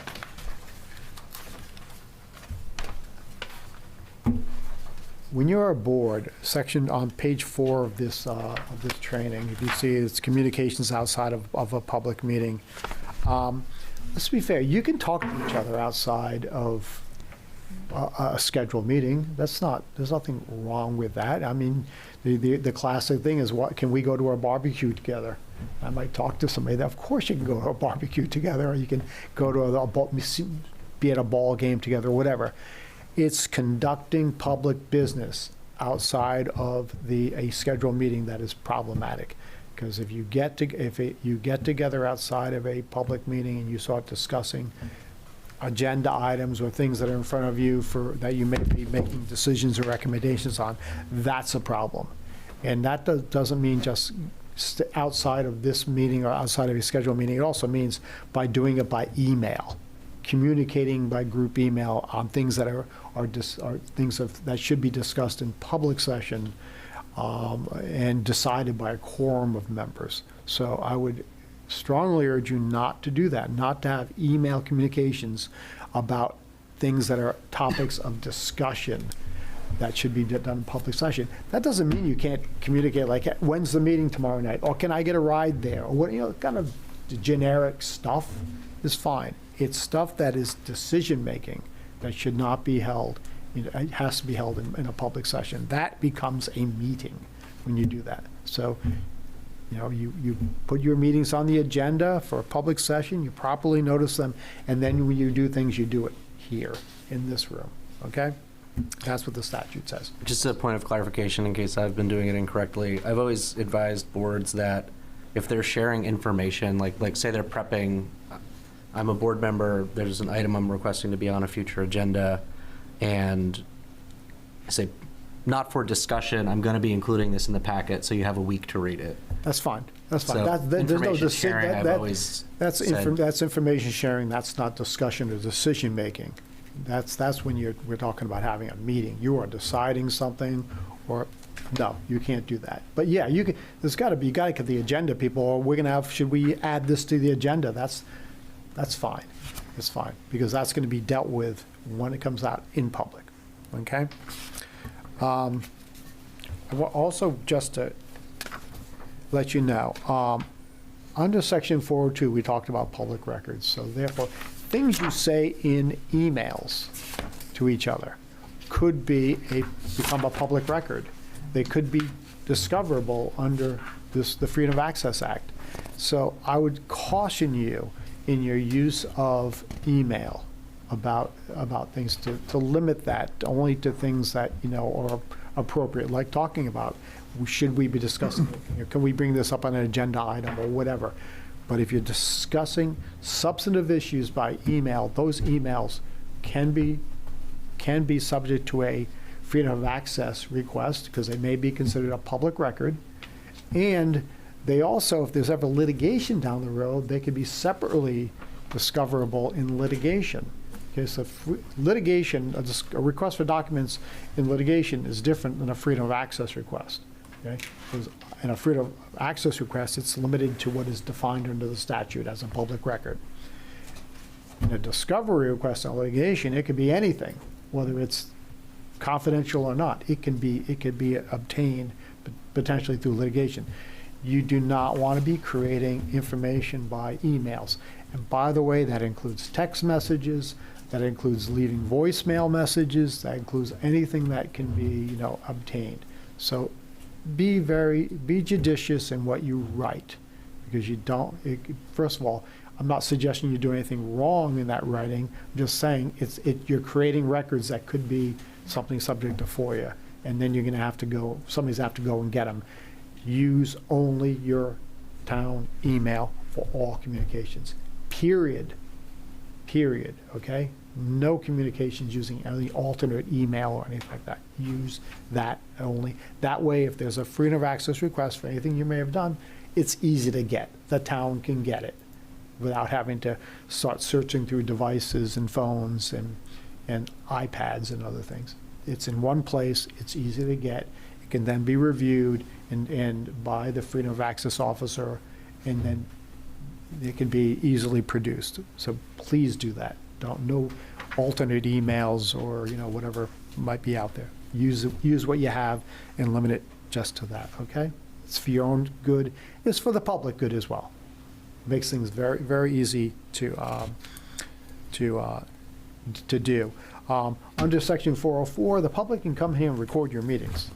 I know you have meetings that are probably on public access, and somebody can come here and record you as well. I would just make a caution to everybody. We live in a strange world right now where everybody in the world has a recording device on them. I'm pretty sure one of you owns a phone. I'm pretty confident everybody you meet in the world nowadays has a phone. The phone, it can record you, it can film you. Be very careful, because Maine is a state where you can be recorded secretly without permission. Just be very careful about your comments in public. You're an elected official. This is my advice to you. It's kind of outside the scope of this, because you're not creating a public record by doing that. Somebody else is doing something. Very careful if somebody's approaching you and asking you provocative questions or things, or asking you about what you might decide on an issue, or they could be recording you, and that you don't want to do that. Take your position seriously. This is not only good legal advice, I think good advice for all of us is, be careful about what you say, and you'll usually end up in a good place. I don't want to ascribe bad things to people, but people will do that. Happens all the time. Okay, we already went through 405. That's so you're aware of that. You know, it usually doesn't have much to much. I don't think I have really too much effect on you, but you just so you know, it relates back to the complaints and charges as people. You're not going to have that because it'll end up someplace else.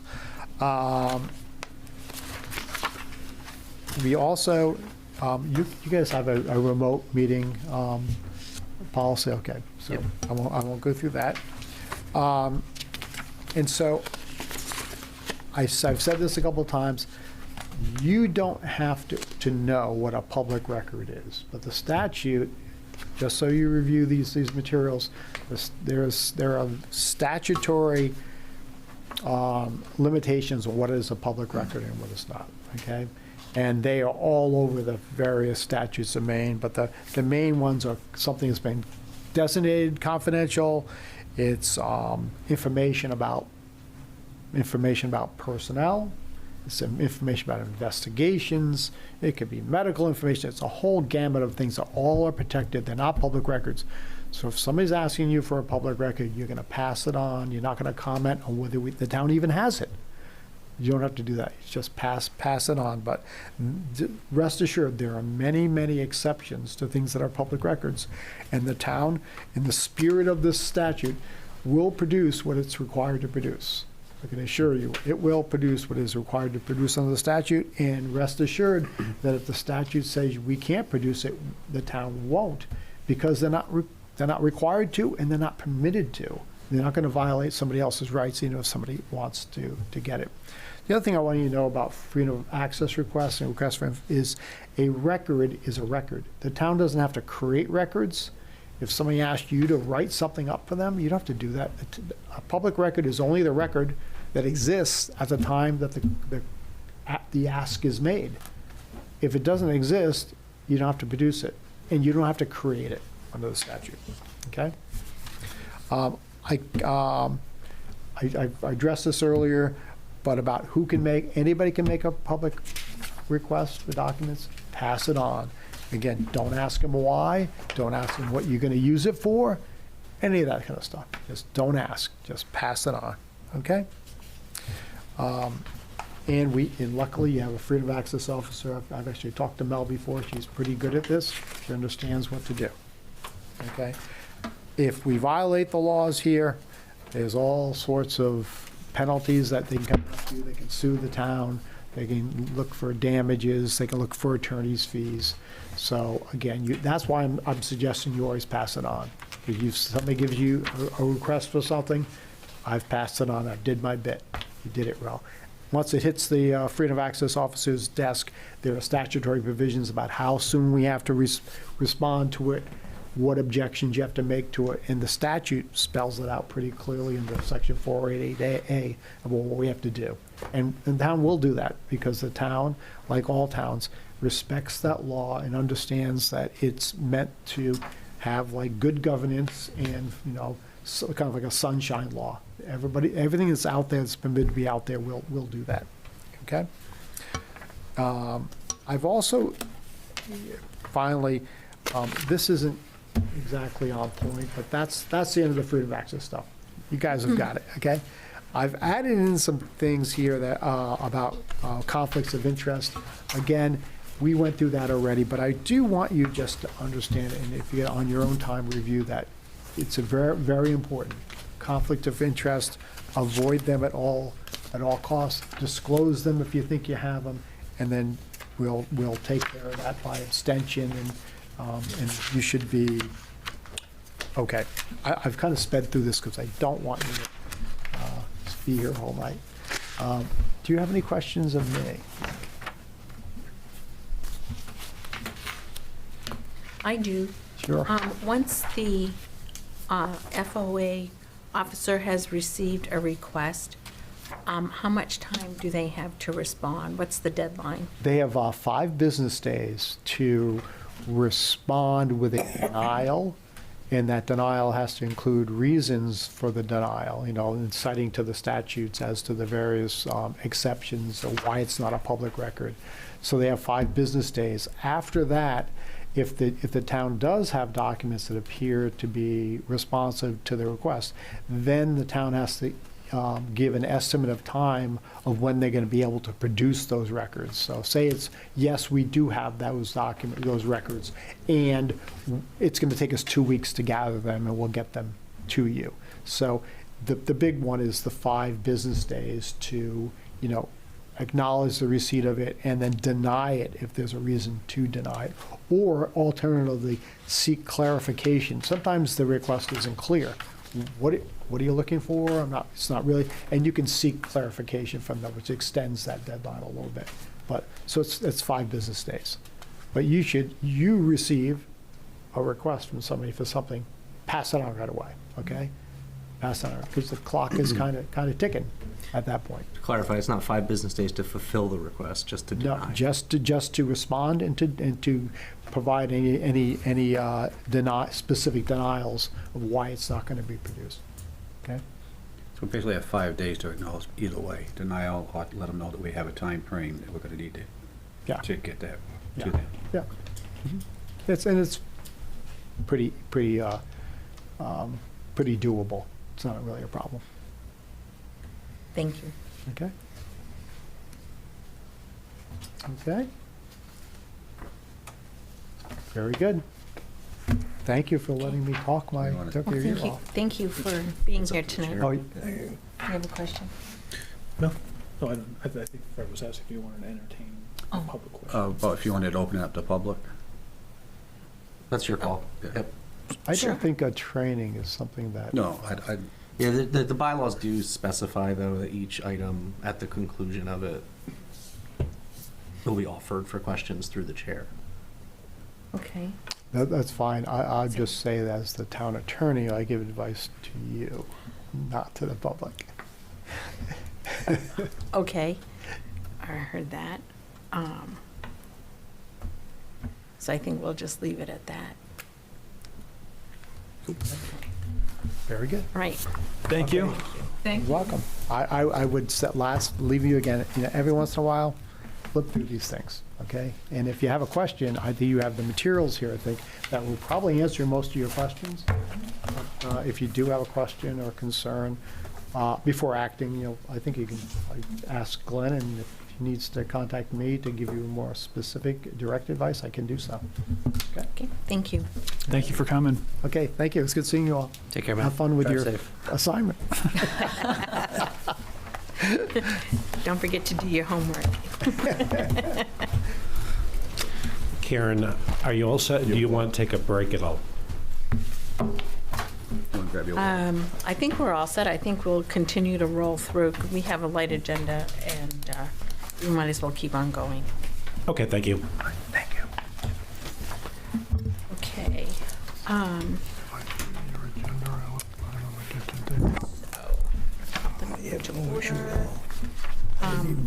Item 3 on the agenda.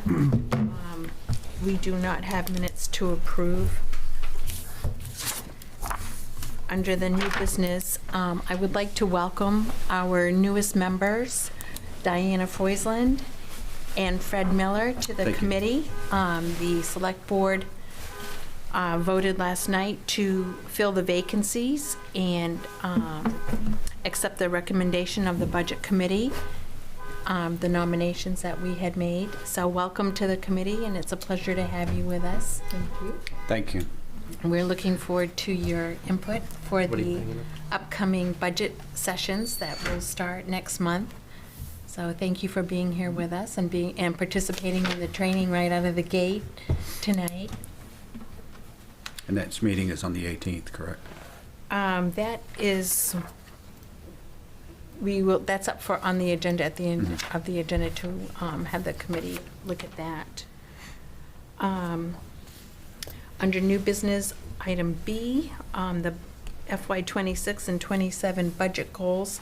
I don't know if anyone on the committee would like to express any budget goals for this upcoming session.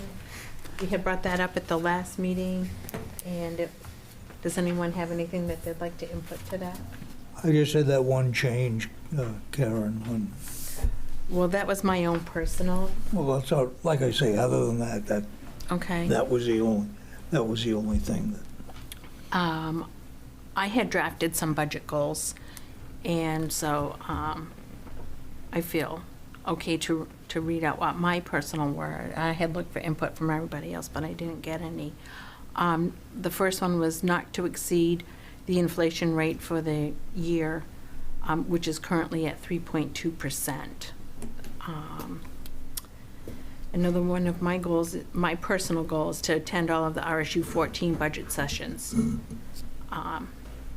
based on the experience of what happened last year. Number 3, continued commitment to the improvement and maintenance of the town roads. 4, undesignated fund balance can be utilized within existing policy to accomplish our goals. And all budget areas are on the table for discussion and review. And the last one is core services driven budget. This was taken off, lifted from the proposed 25-26 budget goals. Okay. I do have one more to add, because actually it was brought up and it kind of reminded me about traffic calming. I know that's something that's we've discussed a lot, and we had some things that were money to put into signage and everything, but I really think the town is still going to be demanding more than just the signage. I agree. Traffic calming initiatives in the budget. Okay. Anyone else have anything that you'd like to add? All right. Just for new to the area, I can assume where some traffic calming issues may be occurring, but what are some specific areas of town where you've noticed? But I just for operational sort of awareness. It's really town-wide. I mean, we discussed Main Street. We discussed name any other. Egypt Road. Egypt Road. I mean, now we have fatalities going on there. So like that was kind of what started bringing it out. So those, I mean, just 85. I mean, you can just name any road. Is an issue. But those were some of the areas that we were going to focus on first. Was going to be Egypt Road, Main Street. I don't remember if we had it. There was, I don't think it was Mountain Road. I forget exactly what. Raymond Hill Road. Maybe it was Raymond Hill Road. Those are some of the areas that we were going to start focusing on first. I'm trying to remember the name of the program, but there are some. I can get some probably DOT signs through some of the those radar signs for free through DOT. Oh. I've gotten them in the past. Yeah.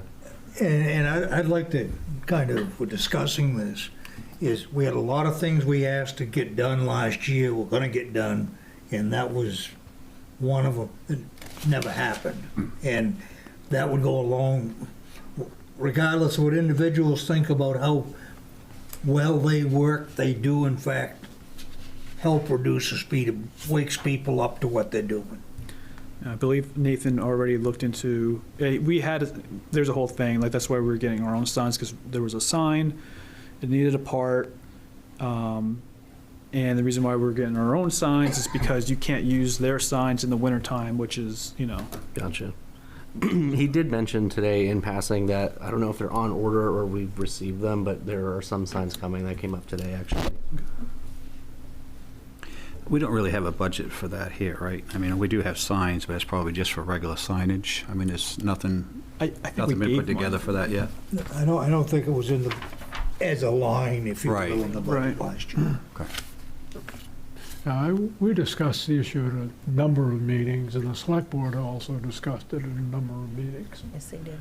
Well, I assume this 5,500 is just for regular signage, has nothing to do with the the sign that tells you speed or anything. No, like that, I don't right? believe it is.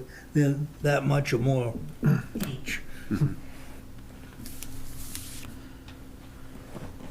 So I would have brought that up, except that last night's meeting actually reminded me of what a hot topic issue still it is. Yes. Yep. Okay, Karen? yes. Yep, yeah. Oh, Peter.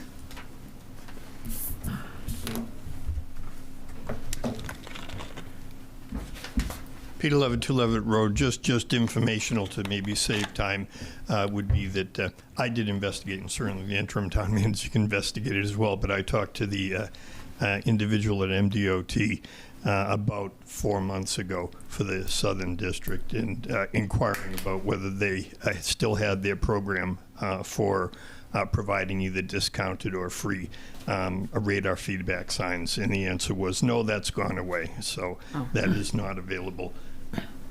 Thank you.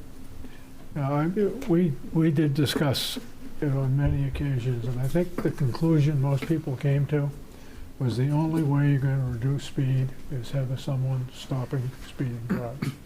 And we just don't want to face that. There are calming measures you can do, but they are back and forth. There's nothing that stops. If you want to see how to get speed down, go through Yarmouth. Yeah, I know you said that exact thing, and there's no doubt that's exactly what it needs.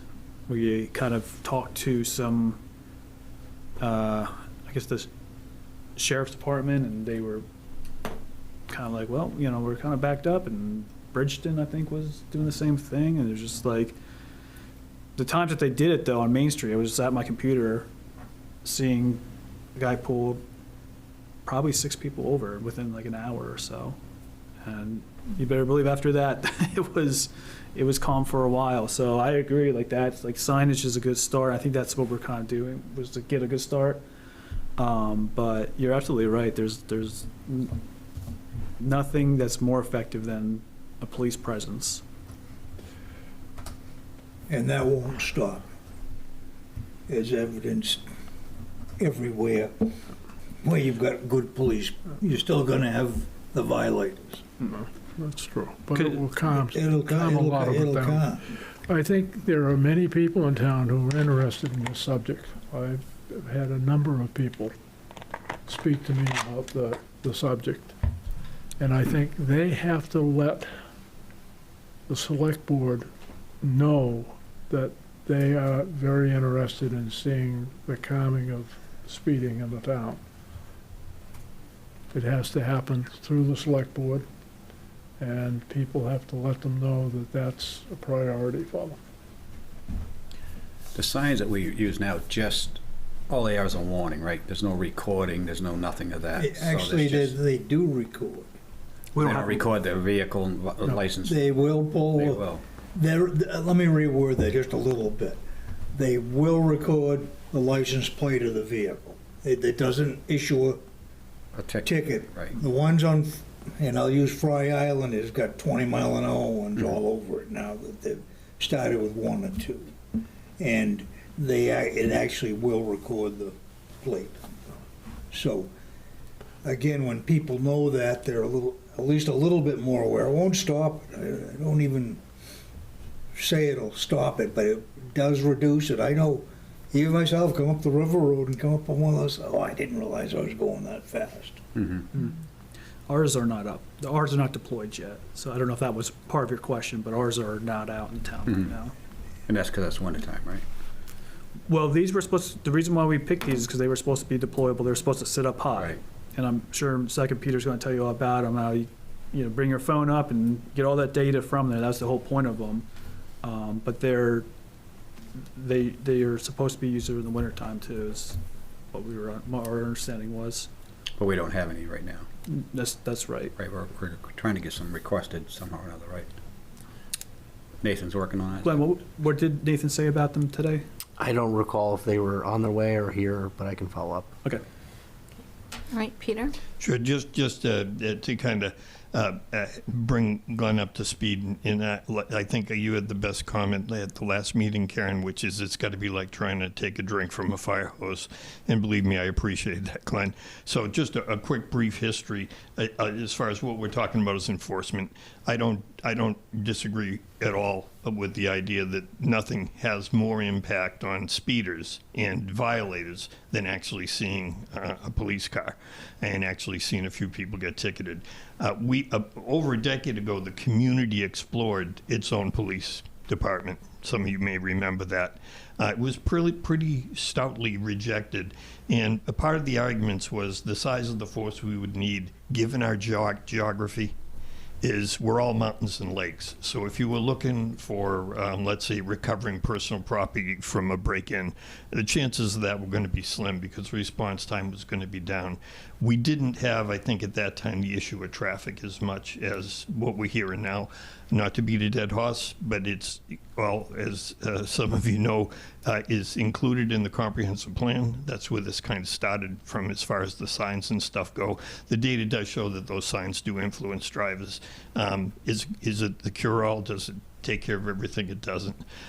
We also investigated recently as far as could we get the sheriff's office to give us more time? And the bottom line is we don't, and I didn't know this, we fund the sheriff's coverage of the town of Raymond through our county tax. So there's no, and they have 8 or 9 different municipalities that they cover. And basically, the time is not designated through contract, so they don't give us any specific amount of time. It's where they're having activity at the time and where they feel that they need to put their force in place for the most effective enforcement. So short of contracting like Naples and some other communities have, of having additional coverage, the question was that they still, it was possible they wouldn't be able to provide any more coverage anyway because of their staffing issues. But anyway, just that's a quick background of the enforcement part of it. But my understanding of traffic calming is that it's kind of similar to approaching, if you believe in climate change, is that you don't do one thing, you do everything. Everything that's in the toolbox you use. And so I think that would be the point of discussion in thinking about what monies need to be spent would be getting the information, a little bit more of the research of what the data is showing is what has the most effect, bang for the buck. And from what I found personally was that those signs do work. The reason we're going to the pole-mounted, as was suggested, is because the trailers can't be out there during the winter because the plows will just crush them. But a pole-mounted device, like you've seen in a lot of other communities around us, is basically the way to go. Depending on how the bells and whistles, it can simply be telling you to slow down. You're telling you what your speed is. If your speed is under or at what the limit is, it's some that will give you a smiley face, kind of like that.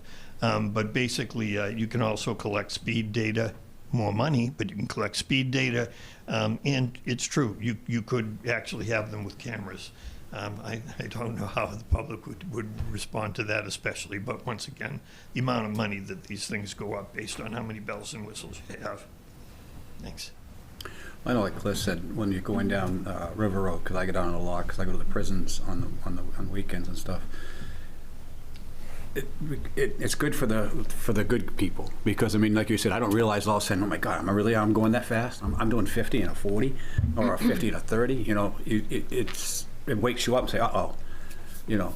But as far as pictures, I think now, when you go through, especially you go through Portland, a lot of your traffic lights now take pictures of you as you go under it. So, I mean, I don't know if there's any legal reasons why we couldn't be taking pictures, or... I don't really want to go down that rabbit hole, but there have been constitutional cases for red light cameras and stuff, and I don't know what the status of that is. During this meeting, I kind of did a little research, and it looks like the Maine legislature is doing a pilot program to implement automated speed control systems in highway work zones, which would issue tickets from the automated cameras. I think Sanford was in the news recently for their AI cameras. I'm not sure what. I think they took theirs out of service, if I remember. Yeah, there's been a couple. One town did and one town didn't. I think you could have a whole meeting on that and probably a Supreme Court case at some point, but I'm sure the technology exists. Whether or not you're allowed to enforce it remains, because we don't have a police force either, so who would issue, like, or would they just sort of,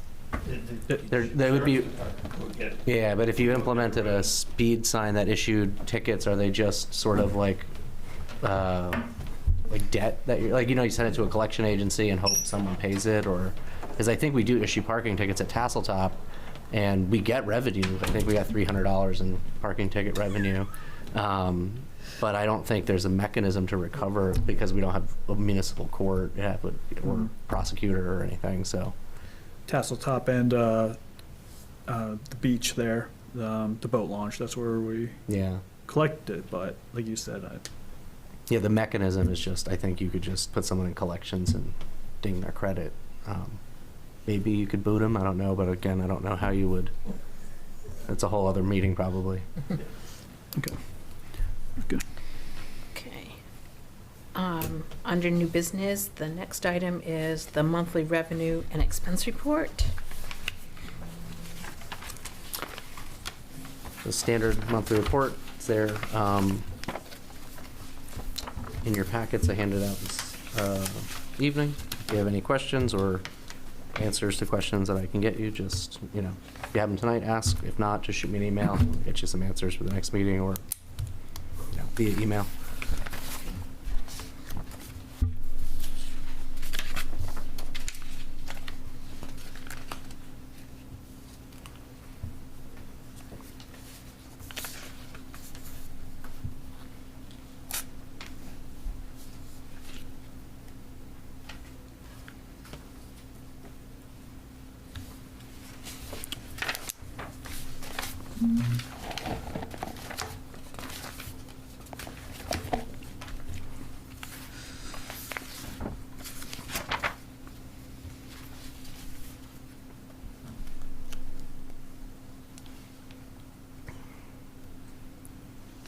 You all set? If I could just bug you, Glenn. Sure. How is Homestead a revenue? It's a question for Kurt. Assessing is sort of a dark art, but I believe the homestead is reimbursed by the state depending on, so your certified ratio dictates the level of homestead that you're reimbursed. So I believe because you're in the process of a reval, you probably have a reduced homestead reimbursement from the state, but those are revenues that the state gives depending on how far away from market you are, and it's reimbursed by the state for folks that claim the homestead exemption. Okay. But I will confirm and get you a technical answer if I'm sort of off on that one. We've got a couple of them, and sometimes they just kind of go over my head, like Homestead is one of them. We talked about milfoil being kind of one of them. I mean, I think the milfoil is a little bit different, but there's just a couple of these that just still kind of throw me through. And if you have any questions, just again, list them off in an email. I can get you answers and bring it back to the next meeting. So very good. Are you all set? Yeah. Any other questions? I would make a comment, really appreciate getting this, and Glenn, you've got us a whole bunch of information that we were looking for months. Not just this, but other things too. Yeah, and I'm quick to criticize, but I also want to say getting the information goes a long ways. Well, again, my thanks would be to the staff because I generate the reports. I don't do the behind-the-scenes work, so my hat's off to them for, Well, I putting that all mean, together. across the board. Yeah. It's true. Okay. All right, and then next is the town manager report. Sure. So I just have a couple things. Last night, the select board adopted the draft budget schedule and confirmed the budget schedule. I will finalize that and now confirm with department heads their availability on workshops so I can start scheduling. But I hope to have you the deliverable to review at least 2 weeks before we introduce. So I'll try to get that to you by February 9th in time for budget introduction at our joint workshop on the 24th. So we kick off on the 24th, and we've got workshops scheduled through March. And then again, depending on how the select board decides on open or secret ballot, that will dictate the deadline for us to draft the warrant articles. So open meeting would mean we have some more time. Secret ballot mean we have a little bit less time. We'd have to draft them a little bit sooner. So those dates may change depending on the structure of your town meeting. But again, that's sort of laid out in the handout from the last time. But I'll finalize this and send it out to you. All right, thank you. Ridership, I believe I forwarded, I think his name is Don Libby from RTP's info. You had, I think you started mid-September with the RTP service. So you had about 100 folks riding September, October, and that increased to 124. Plan to meet with Don in person at some point, and he'll keep kind of supplying us with that ridership info and see how it's trending. Any questions on that one? Well, like I said, those are the things we need to ask for, and you got them right out to us. I appreciate that. Yep. So in my manager's report last night, we discussed the TIF from last time. It was discussed at this meeting, confirmed with Bernstein Sure, because we'll be having a special select board meeting on the 3rd for recall poverty abatement, and Phil's going to be there. So I said, let's do your TIF primer. So I plan to invite the assessor and the attorney to the February 3rd meeting to discuss TIF. So that will be the next step in that process. County jail funding situation, I believe. I forwarded the chair and vice chair an email from the county administrator about the county budget, so I'll just kind of give you an update. Long and short of it is, if their revenue streams stay consistent with their federal contract for inmates, they are looking at a 5.37% increase. They've received a lot of public pressure to terminate their contract with the federal government to stop housing immigration enforcement inmates. If the commissioners amend that contract, the federal government has said they will terminate the contract. If that happens without federal revenue, you are looking at a 13.77% county increase, which I believe, I can't remember the number. I wanted to say it was 5 million and change. I think 3.3 million in revenue that they would lose. But again, that depends on the decision of the commissioners. So if members of the public or elected officials desire a certain outcome, I would encourage you to reach out to your county commissioners and let them know how you feel. But that is the county budget. That's all I've got. And Diana and Fred, I will forward that email to you that we had gotten from Glenn before you joined the committee. So you'll have that information for your background. Thank you.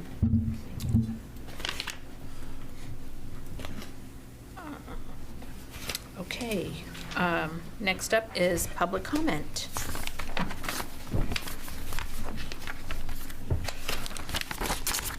Peter Levitt. So just Jermaine was just said, as far as the potential for a 13.7% increase in county taxes, it does emphasize the fact that anything that we can do to reduce our county tax would be in our best interest financially. It's not the bulk of the budget, but it's a chunk of change. Certainly TIF districts would do that. As far as I do appreciate that I was considered being able to ask questions and participate in the training. I do appreciate why, certainly the attorney's feeling is that he's here to advise you, not me. But what I was getting at as far as the bias question is this. I've served on a number of boards over a number of years, and the conflict of interest, especially where it's mostly tied to fiduciary, it covers that portion or aspect of it. And as far as bias is concerned, I do understand the definition of the word, so I do know that everyone has them.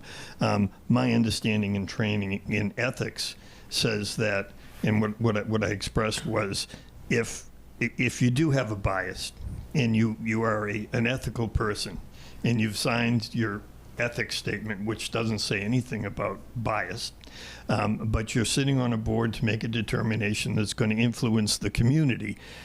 If you can't make a clear decision on voting based on the fact that you have bias, then what you're really compelled to do ethically, maybe not legally, is to just say that you really cannot participate in the vote because you have a bias. And that was the point I was trying to make. And I think that oftentimes in the discussion about voting in boards and public service and all that stuff, that's not really discussed, and I can understand why, and that's because no one knows that for sure except the person that's doing the voting.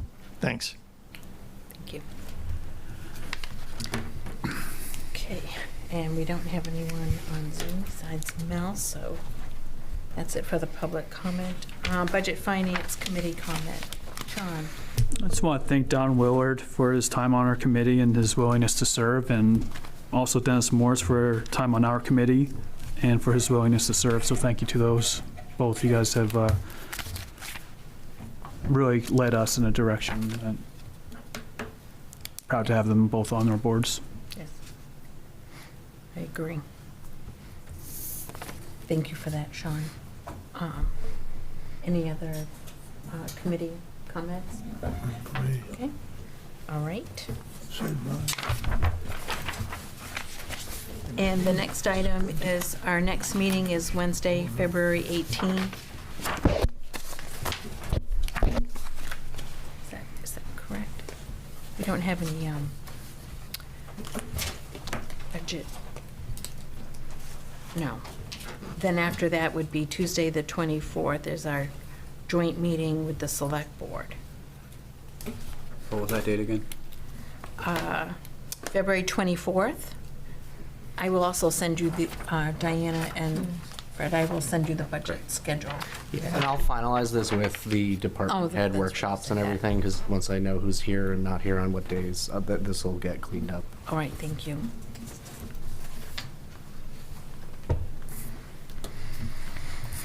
Does the February 18th work for everyone?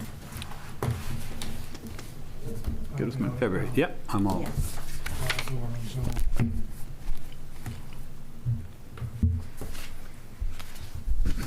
And you'll be on Zoom. Okay. All right. Okay.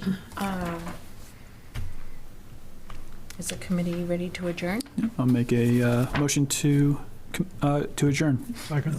Okay. All in favor? All right. All adjourned.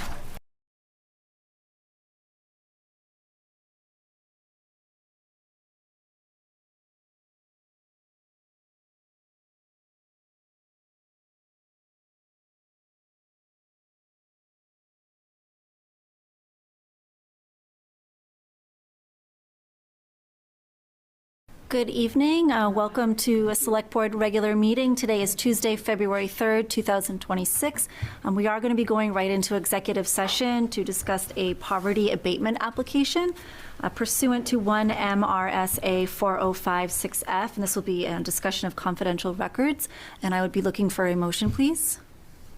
We'll make a motion that we go into executive session to hear the poverty abatement application, Section 36 MSRA 841. Second. Second. And all those in favor? All right.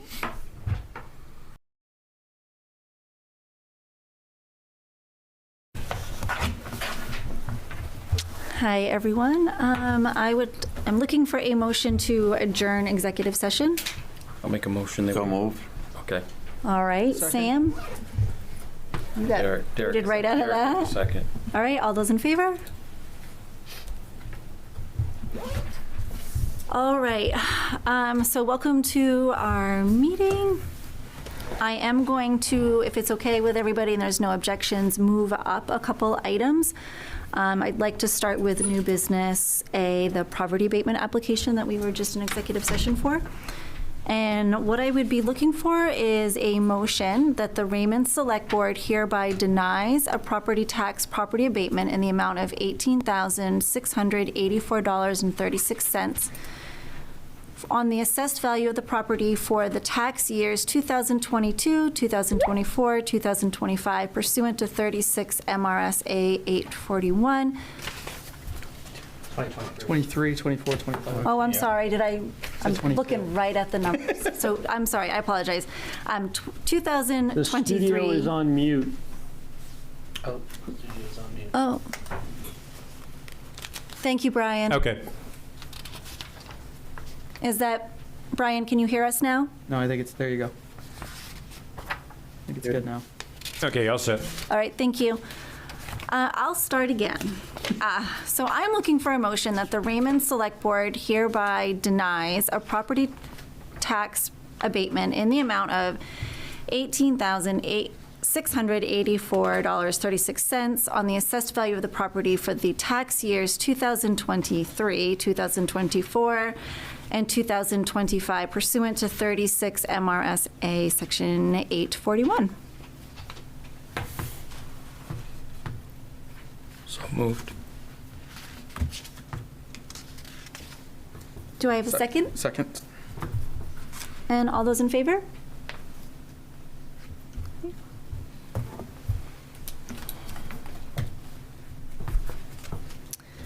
All right. And then Phil is here. So then again, I apologize. I would like to move another item out of order, and that is 4F, the TIF discussion. To keep in mind the our lawyer's time. Bill, could you make me the host again? I can't share my screen. Okay, hold on.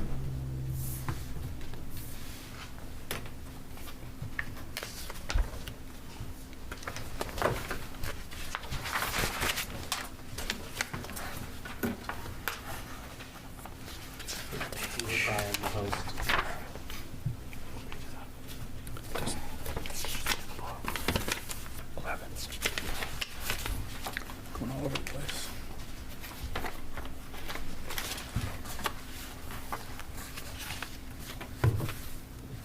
Phil, do you want to come up here? No, this is a different one. No, it's a different one, Yeah, sorry. that's another bit. Yeah, that's fine. I've got a couple mics up here, or you can go over there. Glenn, you should be all set. Thank you, Bill. I think it's the ball.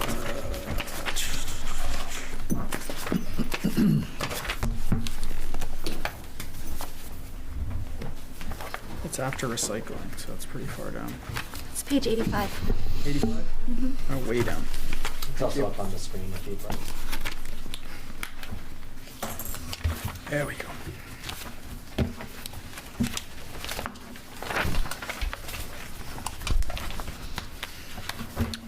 I'll just dive in. Yeah, go for it. Great.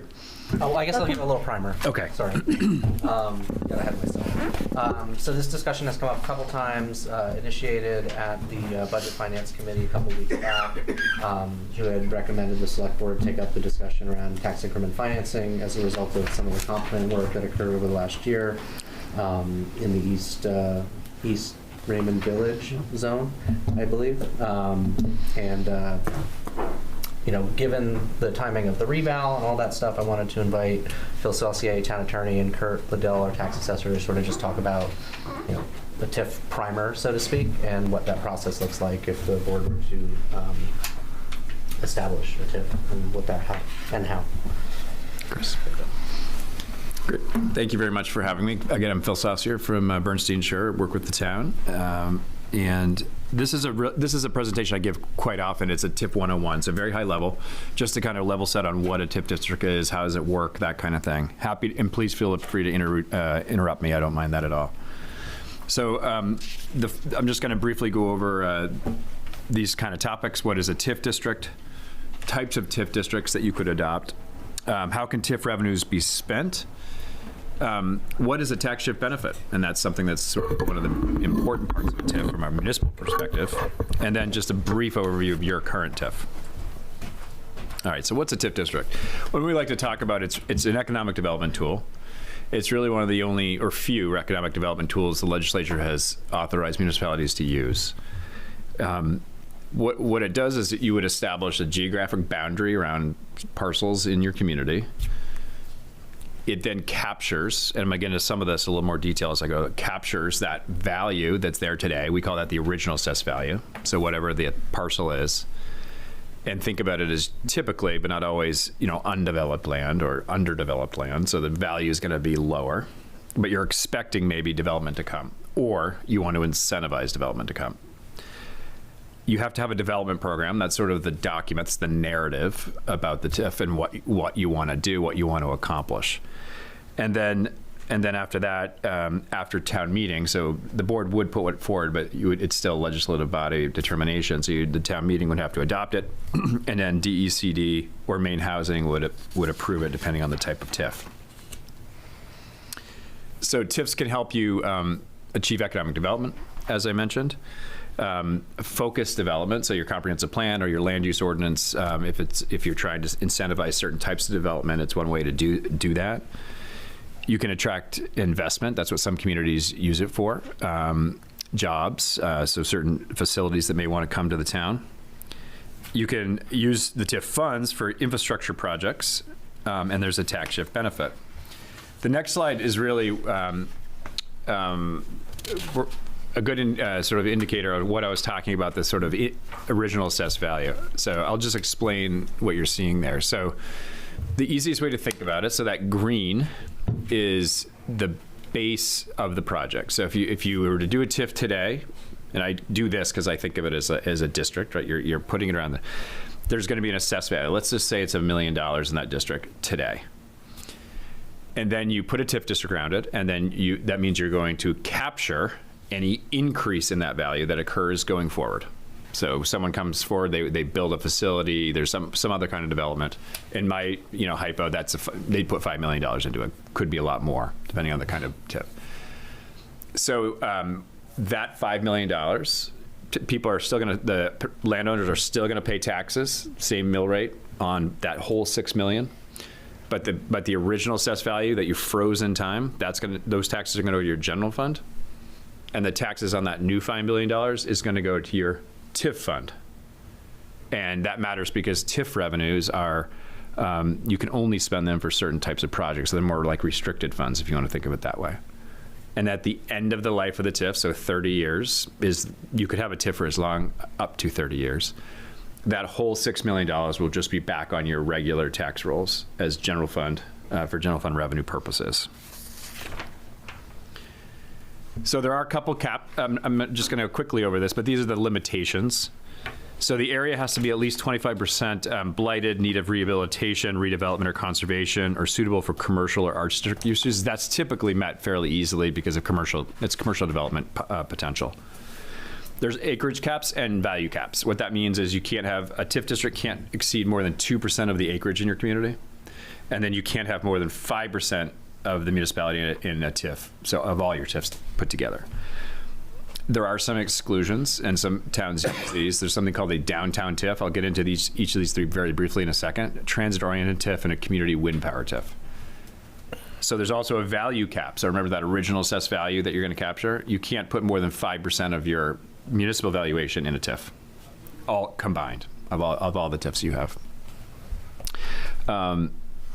TIF districts can be up to 30 years. I have a question on that. Yeah, please. So if it does go over the value, it just caps at that value, but you could still do it in that area, or you're just not allowed to do that area if it's... So you would, yeah, you couldn't do it if it went over 5%, but remember that it's frozen in time. You want to think of it that way. So you'll know ahead of time if it's going to meet the cap or not. Anything that grows, that's the revenue that you're going to capture, or the value you're going to capture. The limit is 30 years. However, just a year or two ago, the legislature did allow for an extension for additional 20 years if you're going to use at least 75% of your revenues for affordable housing projects or transit-oriented development. I've worked with a few communities that have now triggered that, and so those are 50-year TIFs. It's just that the last 20 years, it's for those restricted purposes, so transit-oriented development costs or housing or affordable housing costs. So there's two basic kinds of TIFs. They work very similarly.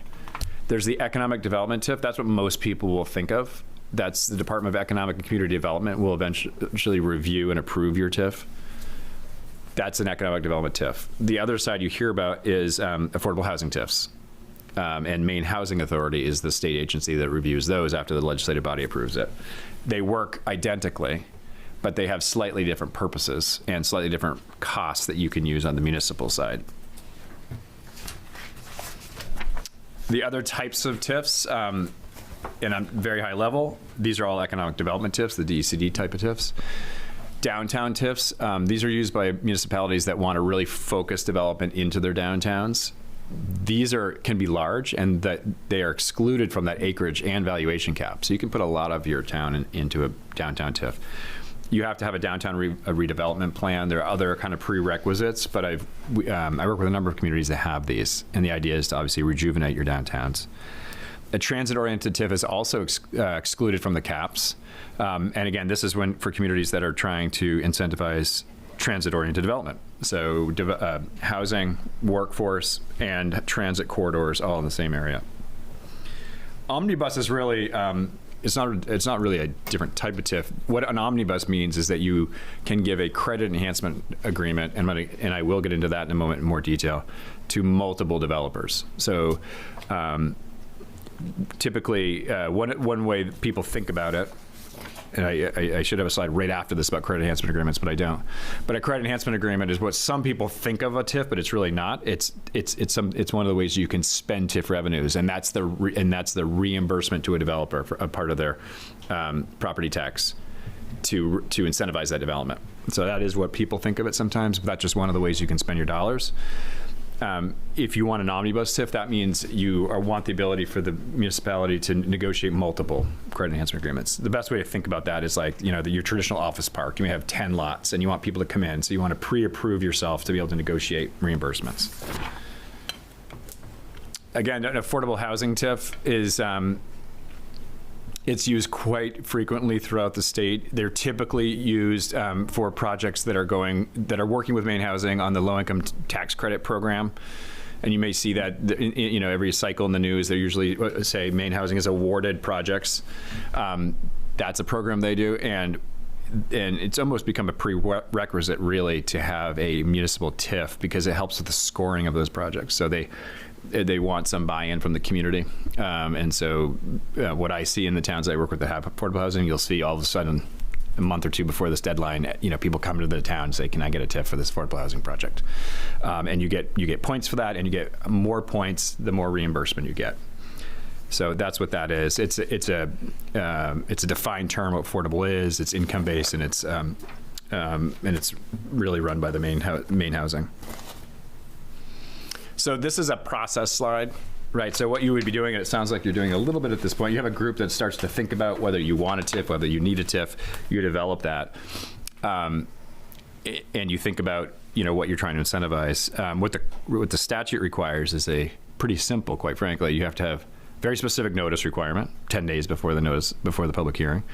You have to have a public hearing and a legislative vote. Those can happen on the same night. So sometimes I work with town meeting towns that will have special town meeting just for this purpose. They'll have a public hearing and then the vote.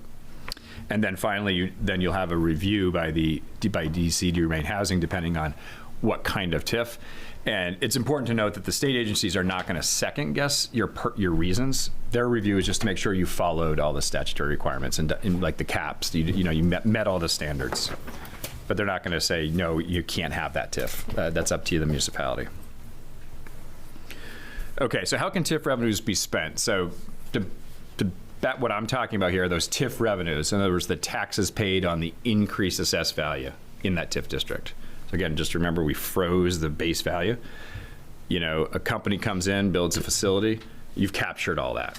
So those taxes are going to go to your TIF fund. And there's a benefit, and that's an upcoming slide on why that's helpful. But what can you do with it? Well, you can only spend your TIF revenues on certain costs that are in the statute, and you identify those in a general sense as in your development program. So when you put together a TIF, you say what you want to spend your funds on, and then you can use those for those purposes. There's 3 tiers.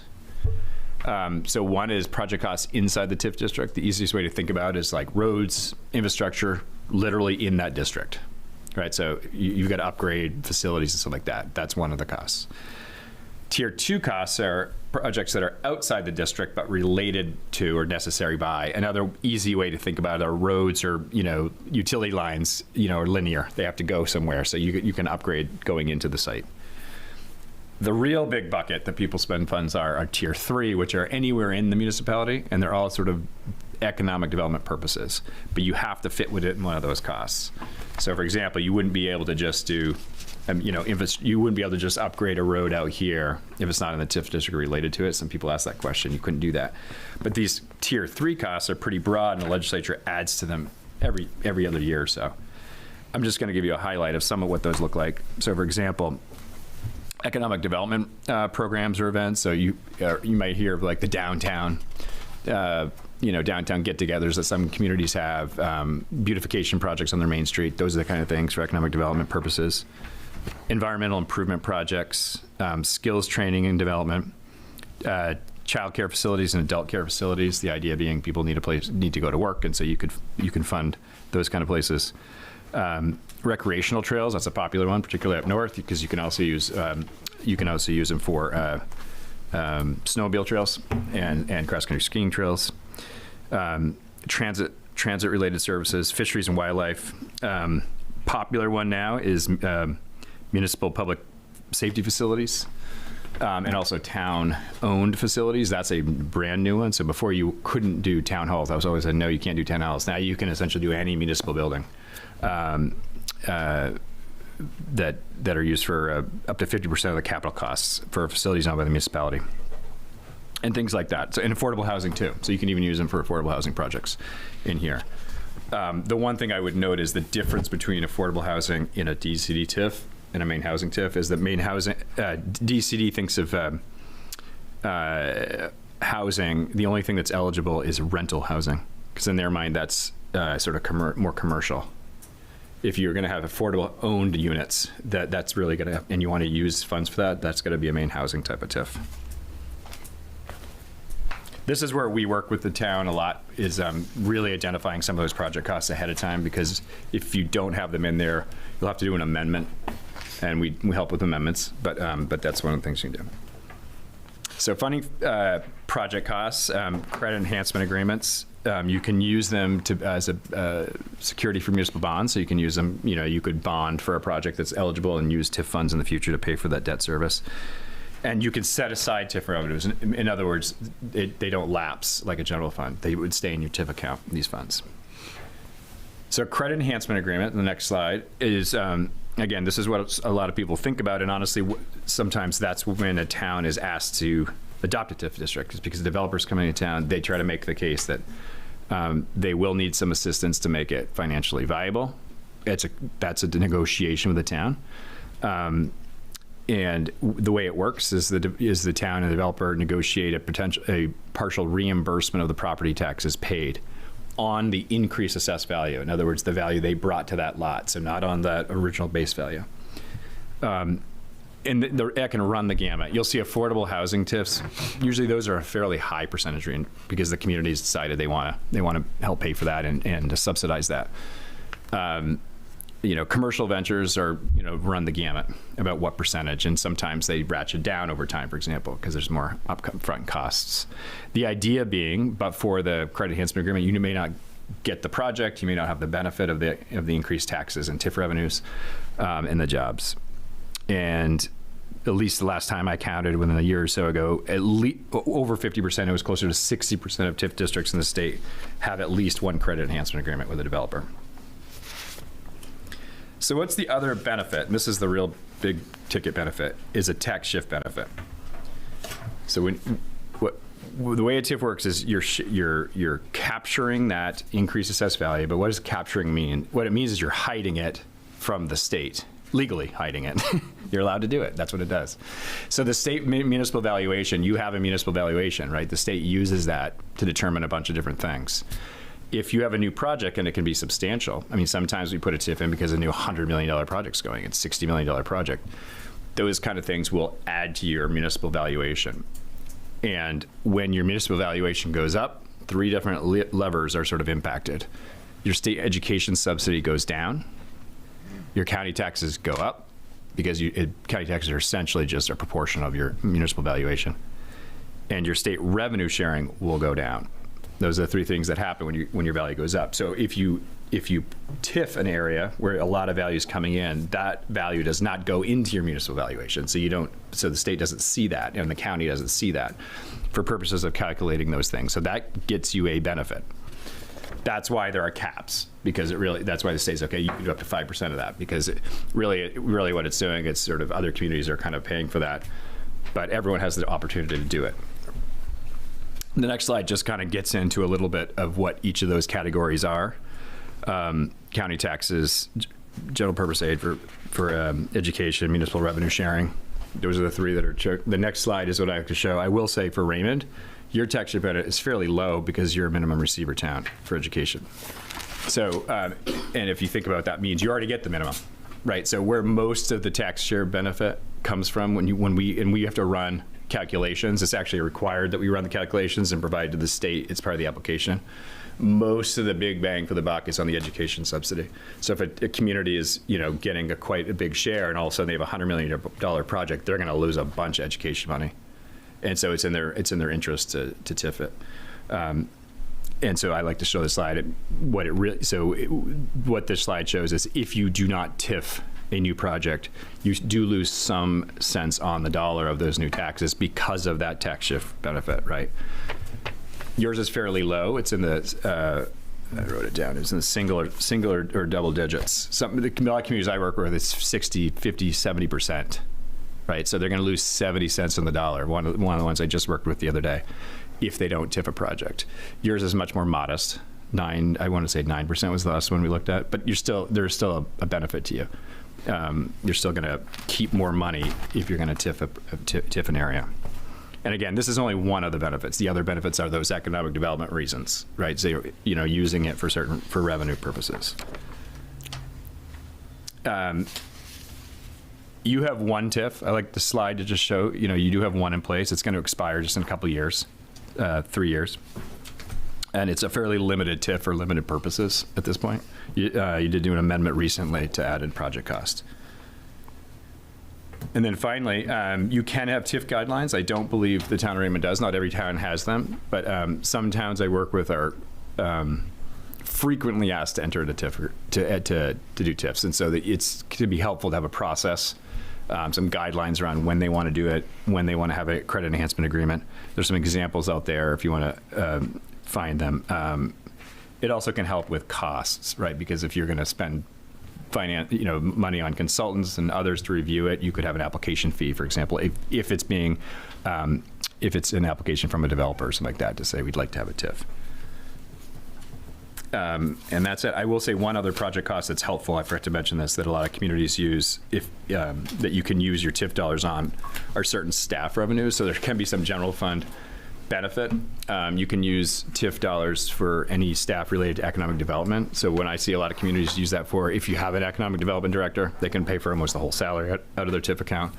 You can do partial code enforcement planner, town manager, to the extent they're working on any economic development.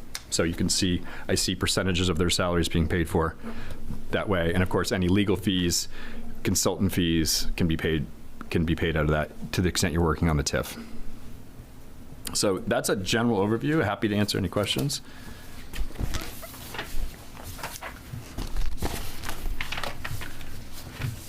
Any of you have a question? Pretty thorough. Good, thanks.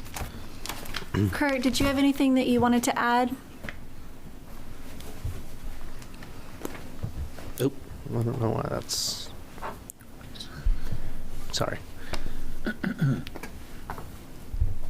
Bill, I gave you host back if you want to. There you go. Okay, thanks.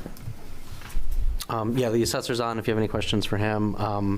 I will only add just one thing, is since you concluded your comp plan work and started this discussion, LD 1829 is, I think, sort of looming in the background of the area that you're targeting, and that could sort of change the market dynamic on, like, when you started studying this, the outcome of that legislation may impact how that drives the type of development that will occur there. So just something to think about. And is that 2027 we have to change? For town meeting towns, yeah. For town meeting towns. Do you want to just give a quick overview? I know you're familiar with it. You might be of what that Yeah, I have another whole presentation of it about 5 times now because there's a lot of interest in LD 1829. Very high level. It's an amendment to what people know as LD 2003, which became well known. Really, the legislature has increased density essentially through mandates, express preemption, and municipal home rule. Depending on the area of your town, there's going to be more density required. I mean, I can get you more details on that, but that's the sort of general, overview. I will say, to the extent that you're talking about incentivizing residential development, that is not what a DCD TIF is designed to do, other than rental housing, right? So where I see it being used is, apartments and things like that. You can use it for that purpose, but single-family homes, for example, that's not something you can TIF or give credit enhancement agreements for. But you could for multifamily affordable housing. Or multifamily market rate, for that matter. They make a distinction on rental. DCD does. But if you're starting to build owned units, I'll call them, those do not qualify for economic development at this point. That's not something that they don't take that interpretation. Thank you.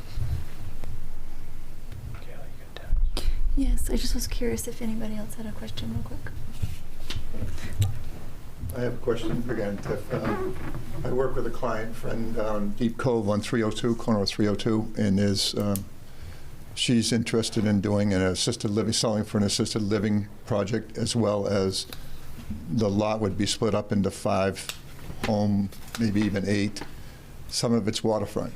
And I heard you say you couldn't do it for residential, but if it's sold, it's in tree growth. Mm-hmm. So if we know she's selling it for residential use and assisted living, and it's a large portion of land there, and there's a water line that ends right at the corner of Deep Cove. So for infrastructure-wise, it could be utilized to put that water line down to help the fire department as well as residents down through that Deep Cove Road. Yeah.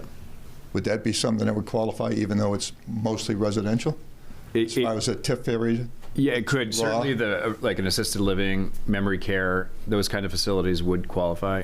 And so if that's in the district, and to the extent that some of the infrastructure is needed to service that new facility, you can do proportional amounts too. So DCD would like to see, for example, if it's a large single-family development, but then you do have a commercial, what you can do is use a proportional amount of your TIF dollars to pay for it. Understanding. But that TIF would be right beside the one that comes down, I believe, beside 302. I'm not sure. It comes down through. I mean, it crosses at 85, but it's not currently in it. It's not. What I'm saying, if they expanded into it, it would be close enough to abut it, and then it might also affect putting money in the park, which we're talking about developing right across the street from that, beside the fire station. Right. Actually doing a town park there. So you'd have a bit of, even though it's residential, it could be used for that water line as well as the park. That's right. As long as at least 25% of the area that you're going to put in there is suitable for commercial development. Is a park considered commercial? Yeah. You have to rezone it, Dennis. Oh, okay. Because it's shoreline zone, and those commercial uses that you mentioned aren't allowed. And that's going to be an uphill struggle, but okay, it's not one of the allowed uses. Long reach. Yeah. Yes. Okay, that's what I was looking for. I will say, though, that one of the points you made about like the park, for example, or other municipal uses, one strategy that municipalities will use is, say there's a big development here, but you do want to use it for other purposes, you can expand this TIF district to include the areas that you do want to use your funds for, right? Because there's that inside the district category. So if it's, and I've seen municipalities do that, where you may add some roads leading up to it in the district. You can add the road itself because you want to use TIF funds for those roads. So that's an example of the park or other things you could include. And you're saying, Chris, even in assisted living couldn't be done in that area without rezoning? I don't know. I'd have to read the ordinance. Well, I thought again, this was the time to ask a question. We could talk about it for sure. All right. Well, and there's other options. I just thought it would include, with the park maybe happening, which is a good chance, and it's beside the fire station, and the infrastructure ends with the water line right there, and it could be extended down Deep Cove. It would help citizens, plus the park, and assisted living is something she really wants to put in that area. And the hydrant could even go up 302 as far as that goes, and the park could be put on the 302 side, the assisted living, so going towards the commercial area. Anyway, I think I heard my answer. Thank you. Go ahead, Peter. Just stay with it if there's any questions. I think the email got it, but. 211 Road, so just a couple of questions to help clarify a little bit. So as far as, and I think that you're right, Chris, I think in a lot, if the area we're talking about up here right now potentially would need rezoning as well. So for doing any of these things, most likely it's going to require planning board and then the voters of the town to agree for a rezone. So that's something that would require a fair amount of work to do. Also, we last year actually, and I believe this would have fallen into a tier 3. We use money from the existing TIF now. We had to petition the state that was outside of the TIF zone in order to establish more web internet, and they agreed to that. Yep. So that would probably fall into like a tier 3 as well. It's a tier 3 cost. Yeah. Okay. Broadband, expansion of broadband and those kind of things. Yep. Also, as far as the ability to use the money that's in the existing TIF to defray the legal costs for developing a new TIF would be allowed as well. You can use for TIF funds. Yeah. So we could use existing TIF funds now to help defray the cost I see of what legal you're saying. expenses. Good question. So the way it's written is it's for legal fees related to that TIF. Yeah. So the development of the particular TIF you're talking about. Correct. Yeah. Right. So Because it would also fall in line with the economic development. Correct. Right. So it would also, it has that advantage for us. Wait, I'm confused. It sounds like you said no, but then you kind of said yes. Current TIF. I said no, but Okay. then he said a different cost, which actually is allowed. So there's two different costs. So there's Right. Okay. There's administrative costs. So the current TIF value, current TIF that we have can be, I think he's asking, can be used for future TIF development in a different area, and you're saying no, it can't be? I'm not saying that. Okay. So here are the two different costs. I'm saying yes, actually. So Okay, good. administrative costs, I'll read it to you so you can exactly hear what it is. Administrative costs, including but not limited to reasonable charges for the time spent by employees in connection with the implementation of a development program. So that's the employee side. Any development program, so all the economic development you're doing. You can also use it for professional service costs, including licensing, architectural planning, engineering, and legal expenses related to economic development purposes. In any spot, not. That's right. Perfect. That's right. So what I was getting at is the specific, the implementation and the operation of your particular TIF. That usually comes from that particular TIF's TIF funds. Okay. But you'd want to put that in your development program now. What I don't know, because I don't have it in front of me, is if your existing TIF has those types of costs listed. It was a fairly prescribed type of TIF. They were very limited costs, so you'd want to make sure those are in there. You could amend it again too. What's the time frame for to set some TIF district up? It can go as quickly as a town wants to go. I mean, obviously you have to have a town meeting. Yep. You have to have at least one public hearing. Right, so those are the sort of outer bounds. We're talking months, not years. Absolutely. Yeah, no, it can come together in a couple of months at the fastest, I would say, because you still have to, there's a notice requirement 10 days in the newspaper prior to that public hearing, so you're backing out from there. It's going to take you a little time to develop in your municipal meetings and things like that, so. In your experience, is it usually for a municipality our size, 4,000 people or so, is it common for them to have an economic development committee to help guide that, or is it something? It really depends. I can't say that it's a one-size-fits-all. Who usually develops a plan that it's to submit it to the state? It's typically the municipal officers working together with its consultants, and the municipal officers may have some assistance, like through a committee and that kind of thing. Some of the towns I work with obviously have professional staff, economic development directors, things like that, and they'll work on it too. So would the services of like GP Cog be helping us? They could be, yeah. It could be. We do we draft the TIF documents, but really the work that you need to decide is where do you want it, right? Where would you want it, and that kind of thing. I'm sure there's some guidance from MMA as well. Yeah. Sure there is, yeah. It is clear that Raymond, because of its valuation, we get minimal back from the state as far as that concerned, and I appreciate that. The fact that would not be something that would produce a large savings for the town. Right.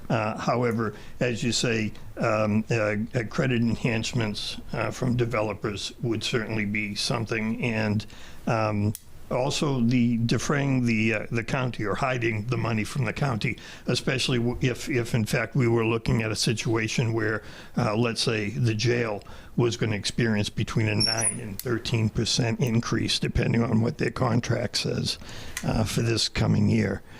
So there would be an advantage to hide. Yeah, it shelters that new value from your municipal valuation. Great. So that affects your county taxes. Yeah. Thank you.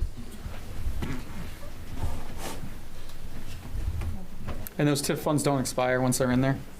They actually do eventually. So you have to spend them up to, but you've got 30 years, obviously, and then you have 3 years after the expiration of the TIF district to spend them. So 3 years after 29? Yeah. For this, your current. For the one we have to. Yeah. And wasn't there like emergency legislation last year that affected, like, because we had the Dingley TIF expire, and then we didn't use it, but there was, because when that LD passed, the timing didn't work, but I don't know what that. Well, it that used to be, legislation that may be what you're thinking about. So it didn't used to be 3 years. It used to be much shorter. I want to say it was 6 months. Gotcha. So it was extended to 3 years. Gotcha. And if you don't use it, you can still use it. It's just that it's, it's akin to taking your retirement fund out early, right? So you're going to get a hit on it. So the money doesn't go away. What would happen is you put it back in your general fund. You have to report that to the state and the county, and then they will correspondingly adjust your reimbursements over the next couple of years to make up for what you would have, if it would have been in your valuation. Called a penalty. It's a penalty, yeah, essentially. But you'll still have those funds.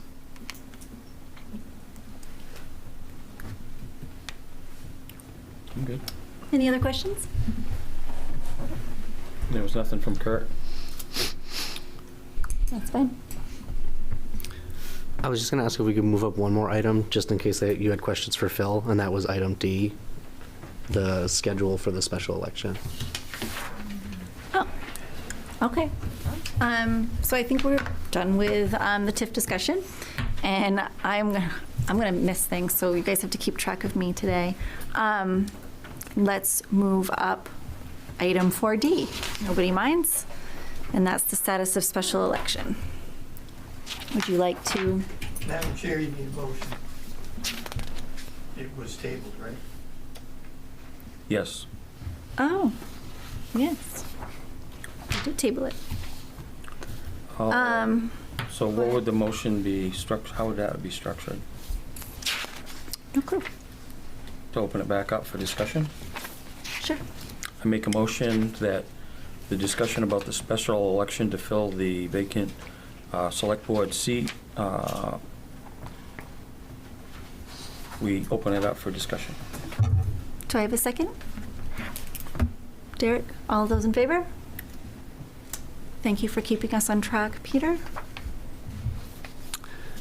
Okay, so I'll just do my best to give an overview from the last meeting. So obviously there was some ambiguity in the ordinance, and then the interpretation of that 90-day window. So the initial recommendation of the clerk was to schedule the special election for February. After feedback from the board and the public, we sort of revisited that and spoke with the town attorney, and believe there's also a statute in which the board may schedule the election. We should be working together as opposed to just the ordinance compelling us to administratively execute it. So Mel has prepared a memo recommending we schedule the special election for the regular election in June. And I'll kind of tee it up to hand off to Mel if she wants to talk about what her recommendation is and what she's asking from the board, or if you have any questions. Yeah, so last month when we discussed this, I was requesting that the select board shorten the nomination process, and after public feedback, you as a board decided to kind of push that out. So the normal timeframe for the nomination process is a total of 100 days. So it's 40 days to collect signatures, and that due date for those signatures to be turned in is 60 days before the election. So for a total of 100 days. And if, at this point, if we were to do 100 days from effectively tomorrow, that brings us to the middle of May. Which is just a couple of weeks before we already have a scheduled election for other election of officers already. And having not predicted or budgeted for 2 extra elections this cycle, it would work well to hold off and have the election for the vacancy be a one-year position that is an option for candidates to choose to collect signatures for the June 9th election. Like I said, is already scheduled. If you do go with that date, nomination papers will be made available on Tuesday, March 3rd. Needing to be due back to my office by the end of the day on Friday, April 10th. And absentee voting will happen in there, and then election day will be on June 9th. And I'm just looking to kind of get a feel for what it is that the board wants to do. If that scheduling works for you, then I just want that memorialized so I can move forward. Thank you, Melanie. Before we have public comment or any debate and discussion from the board, I would like the board, now is your opportunity to ask specific questions to staff or Melanie regarding this. I don't have any questions. Okay. Did you have any specific questions? No. That's the only option, Mel, anyway, is the 100. The normal process is 100 days, yes. And we were doing it faster because of the recall ordinance instead of the... That's what I was asked for at the first last time? meeting. Yep.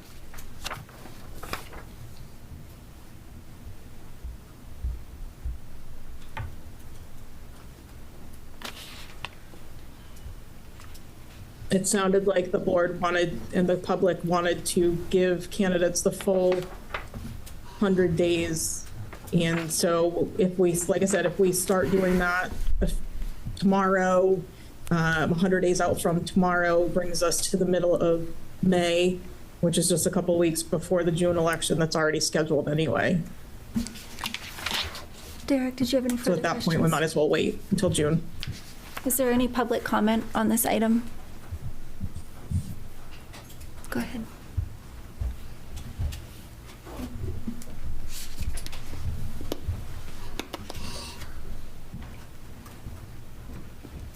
Peter Levitt, 2 Levitt Road. Respectfully, I guess I would just ask this for the sake of understanding and transparency for myself.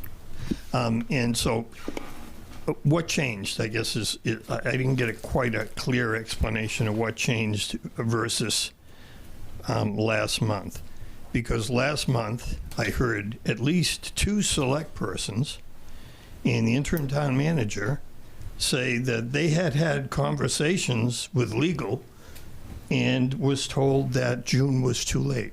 It couldn't happen. So I guess I'm respectfully asking what changed. I think what we asked was we wanted more clarification from the town attorney. And I think after a deeper dive, we got the answer that we could have it in June at the June 9th town meeting. Going off of the recall ordinance, I believe, is what we... And we were going off the recall ordinance and the public, as they discussed it, seemed to be, the discussions we heard at the last meeting were to give people the ample time. We heard concerns about absentee voting. We heard concerns about the mail. We heard all kinds of concerns. So we just asked Glenn to do a deeper dive, and the answer we got was you could do it in June 9th without violating any statute, as I recall. Does that answer your question? Thanks, Chris. It does. Thank you. Appreciate that. So I guess my other question would be, and I could do this under public comment, but I'll do it now. Take the opportunity since I'm standing here. One last trip up here. As far as the overall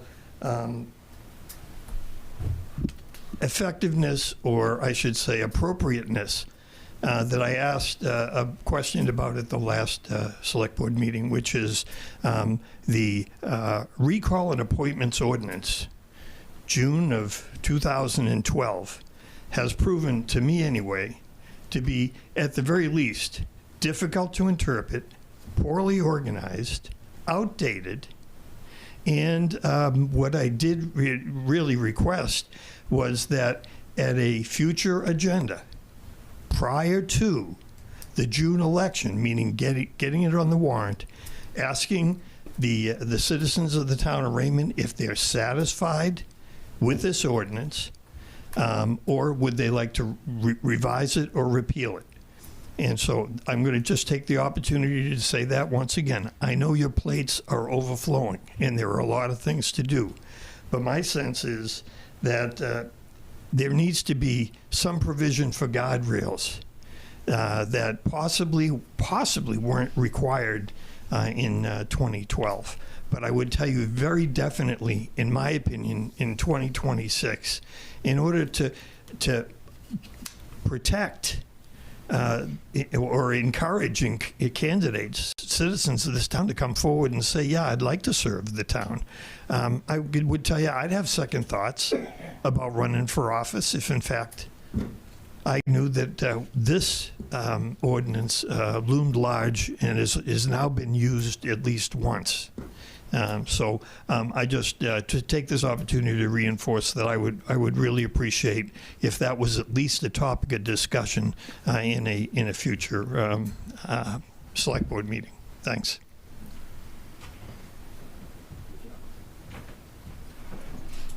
Dennis Morse, 340 Cape Road.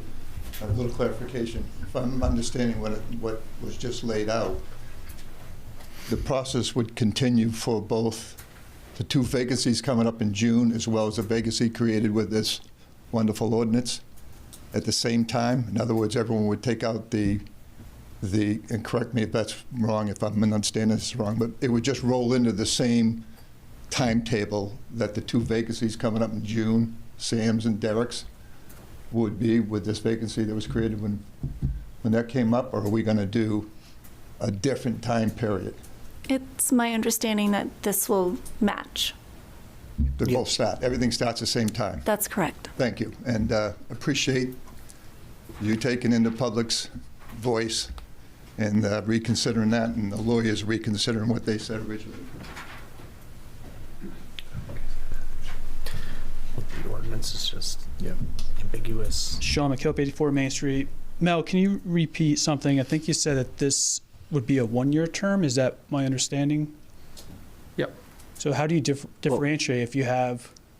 You take out papers for the 1-year term, or you would take out papers for a 3-year term. Okay. But the date of the election would be the same. Sure. The terms would be different. So what happens if people only take out 3-year? Everybody takes out papers for 3-year terms. Then that's what we have, and that seat would remain unfilled. That would be my understanding. Mel, isn't the remainder of the term 2 years, or is it a year? 1 year. One. Is it? Okay, I wasn't It'll sure be of the term. it'll be 1 year when we. Gotcha. Yep. Yeah, I went through a similar thing where we had a recall. The board member ended up resigning, but yeah, you would take out your nomination papers for whatever seat you're choosing to run for. So there would be the full term and then the one that has the partial term. That's right. Separate question about it. Are there any further questions? Okay, I'm not seeing any, so I would entertain a motion to include the special election to fill the current select board vacancy on the warrant for the election of town officials for the secret ballot vote already scheduled for June 9th, 2026. I'll make the motion. Okay. Is there a second? Thank you, and all those in favor? Any discussion first? Or do we Oh, already- I'm sorry, I apologize. Any discussion? We kind of did, but I just wanted to thank everybody for speaking their minds and reminding us of what happened at the last meeting before we vote, because I think it was good comments. Thank you. Sorry. That's good. Any other discussion? Okay. All those in favor? Thank you. Good night, Thank you, Phil. Thank you.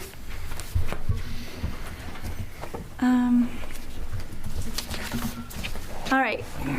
At risk of missing things, I think I'm going to start from the top. So I would like to do approval of minutes. Is there a motion for the approval of the November 18th, 2025 special select board minutes? I'll make the motion to accept the minutes of November 18th, 2025 special board minutes. Is there a second? Second. I got Derek. I was on that. first. Sorry. Yeah. Wake up pretty early to beat me on that one. Any discussion or amendments? All right, seeing none, all those in favor? All right. Now looking for November 18th, 2025 regular select board minutes. I'll make a motion to accept the November 18th, 2025 regular select board minutes. Second. Derek is the second, and all those, any discussion or amendments? And all those in favor? All right, and the last set, please. I wasn't there, so I can't make the motion. Okay. I'll make it. Sure. A motion to accept December 5th, 2025 emergency select board meeting minutes. And a second. I can't second that one, Sam.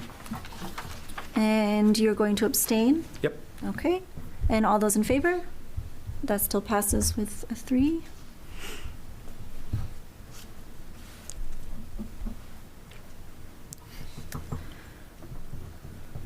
All right.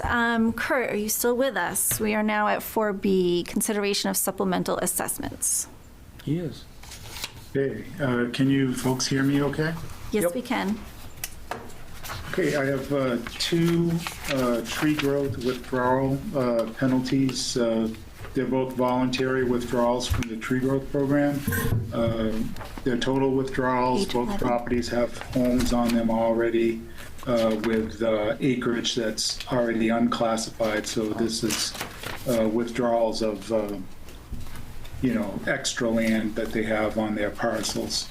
The first, I have one withdrawal for $4,709 and another withdrawal for $4,072.80, totaling $8,781.80. Both parties have been given these amounts and have consented to the withdrawal.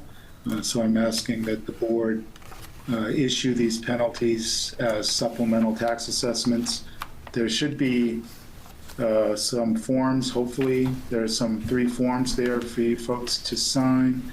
If there's not, then we'll put the forms out for the board to filter in later this week. Thank you, Kurt. I believe we do have the forms. Are there any specific questions for board members for Kurt regarding these? Okay. No questions. All right, is there any public discussion? Okay, and then debate or discussion from the board. All right, seeing none, I'd entertain a motion to approve the 2 supplemental tax assessments as shown on the attached certificate, warrant, and list totaling $8,781.80. Do we have to separate those? I don't think so. I don't think so, according to the recommended motion. Perfect.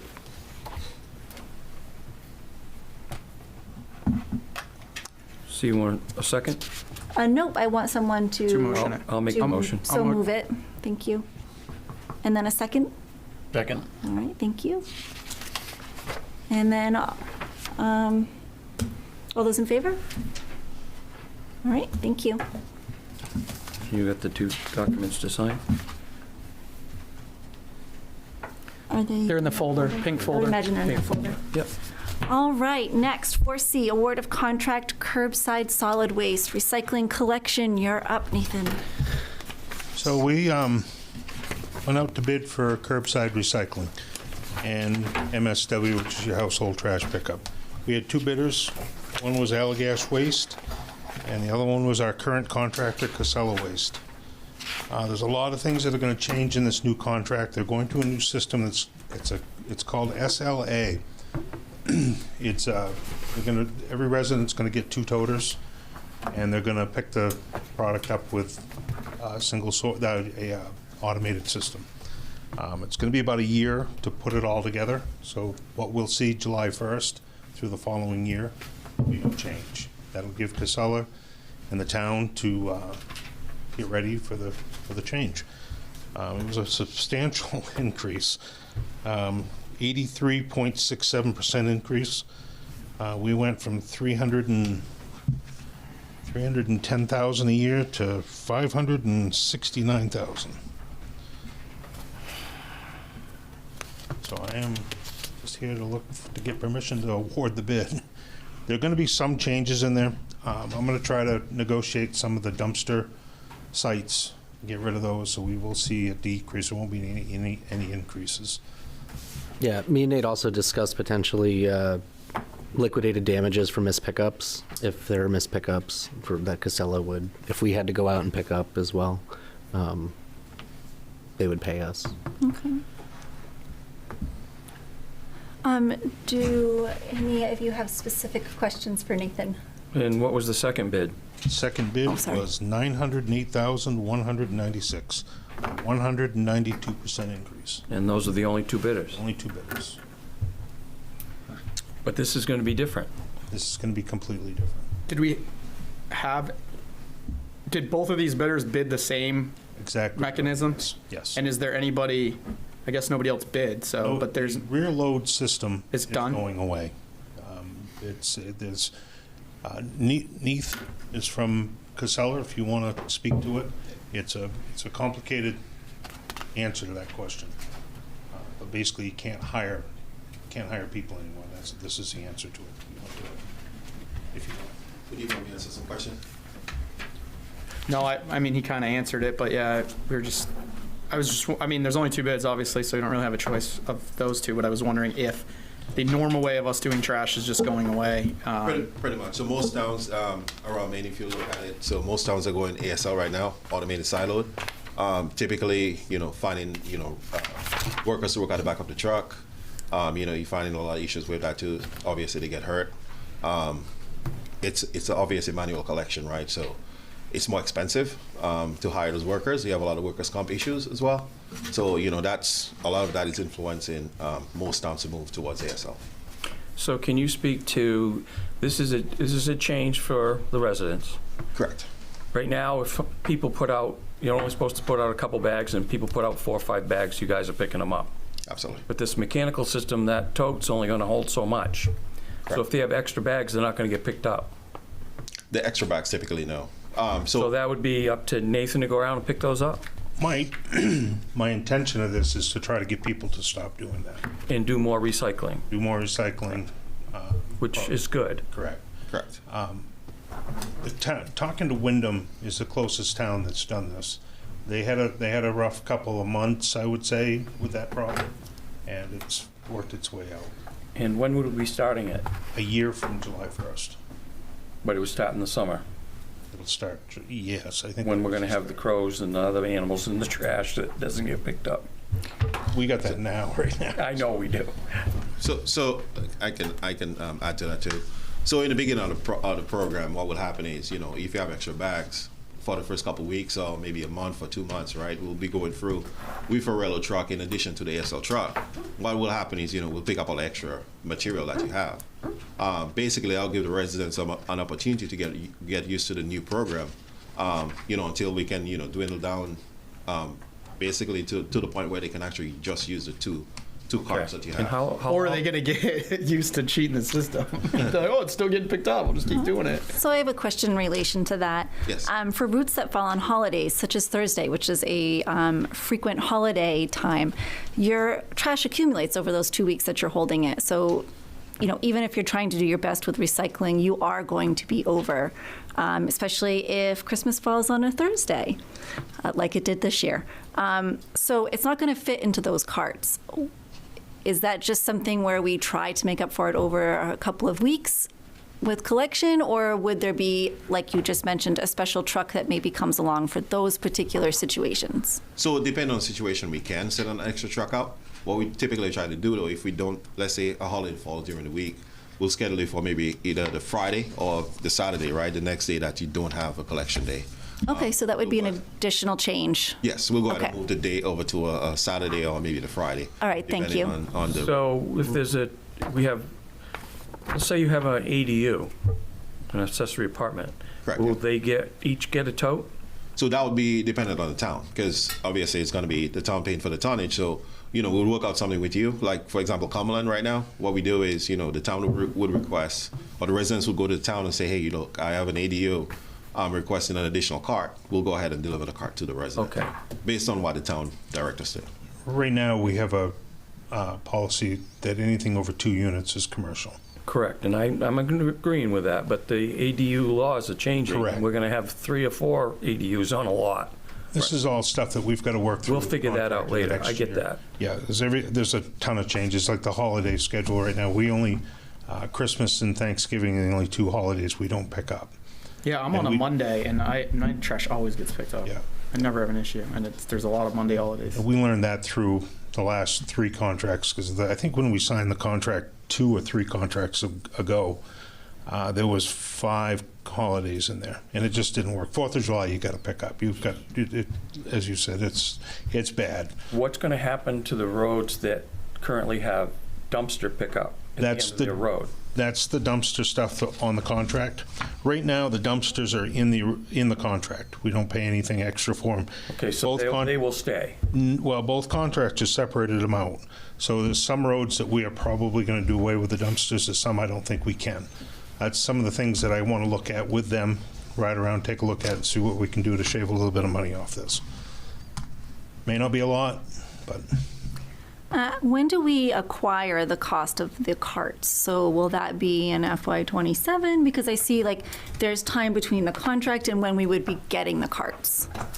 I don't know the answer to that yet. Okay. We're going to work over that. There's a fee for I opted to go with them supplying the totes and managing the totes. For us to go out and buy them, we got a quote from one tote company. It was almost $400,000. And then we got to put them all together and deliver them. And I felt that it would just be easier just to let them do it, and they can do the whole thing start to finish. I didn't see enough cost savings in that. Okay, good to know, because I was wondering if we would have to decide tonight our cart management plan. No. Okay. No, that'll all be in the contract with them. So when you say, go ahead. No, go ahead.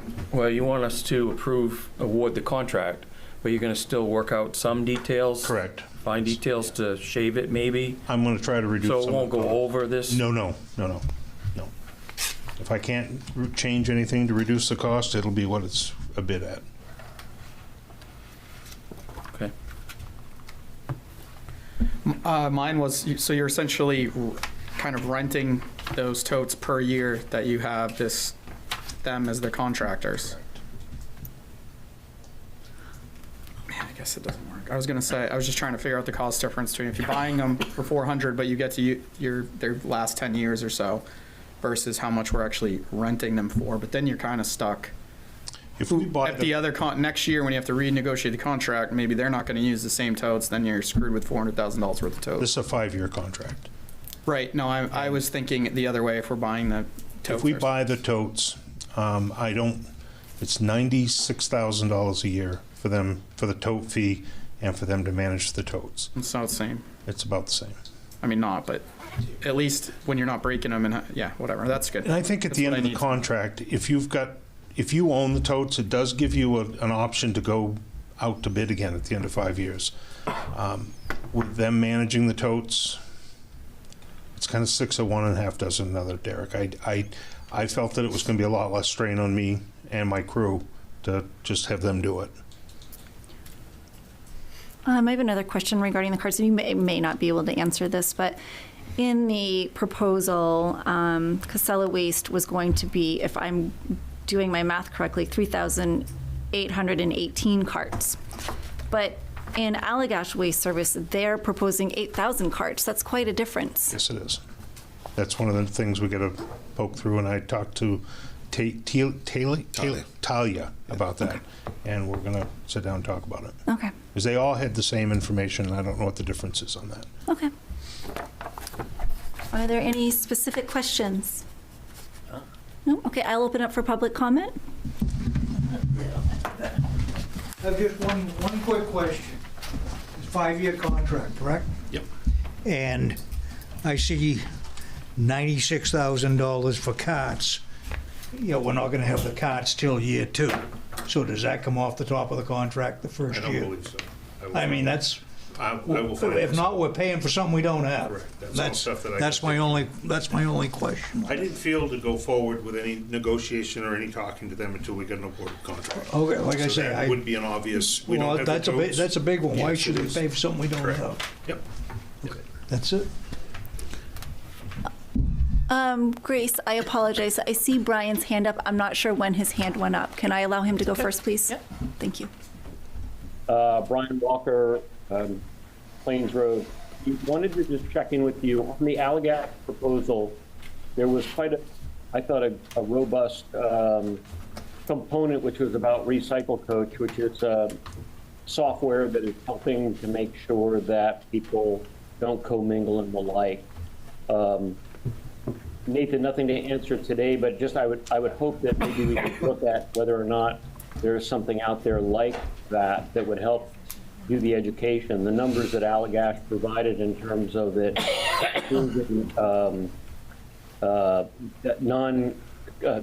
the elimination of commingling was fairly impressive. Thanks. Casella offers a training program and literatures and quite a bit of stuff on the recycling program that will be provided to us through this. Thank you. Yep. Grace Levitt, Levitt Road. Yes, it's more money, but as a member of the inactive recycling committee in Raymond, I'm thrilled to see that there could be a push for more people to do more recycling, and certainly thrilled to see that we'd be doing away with people putting out bags of trash that are supposed to already be in bins, and yet they've been doing it routinely, and it's just not only unsafe, it's unsightly. So if we get to a place where we're really literally cleaning it up, I think that would be great. But I would hope there'd be a great education push. It's got that we do everything we can to be sure everybody's informed about recycling and doing it properly and really increasing that amount. So again, I understand it's a concern about the increase in cost, but I think in the end it benefits us. Thank you.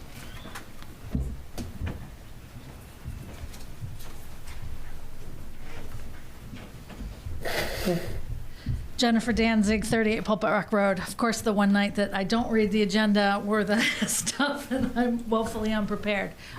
So if it's in there and I didn't read it, then just, tell me to sit down, I guess. So what we're saying, is a toad a garbage can? Like, what is a toad? It's a garbage can. Okay. So then I guess the next question is so we get two, one for trash and one for recycling? Okay. And are they like different colors or, okay. And so like what we're talking about is the trash truck that has the arm that comes and picks them up and dumps them in and whatever. Okay.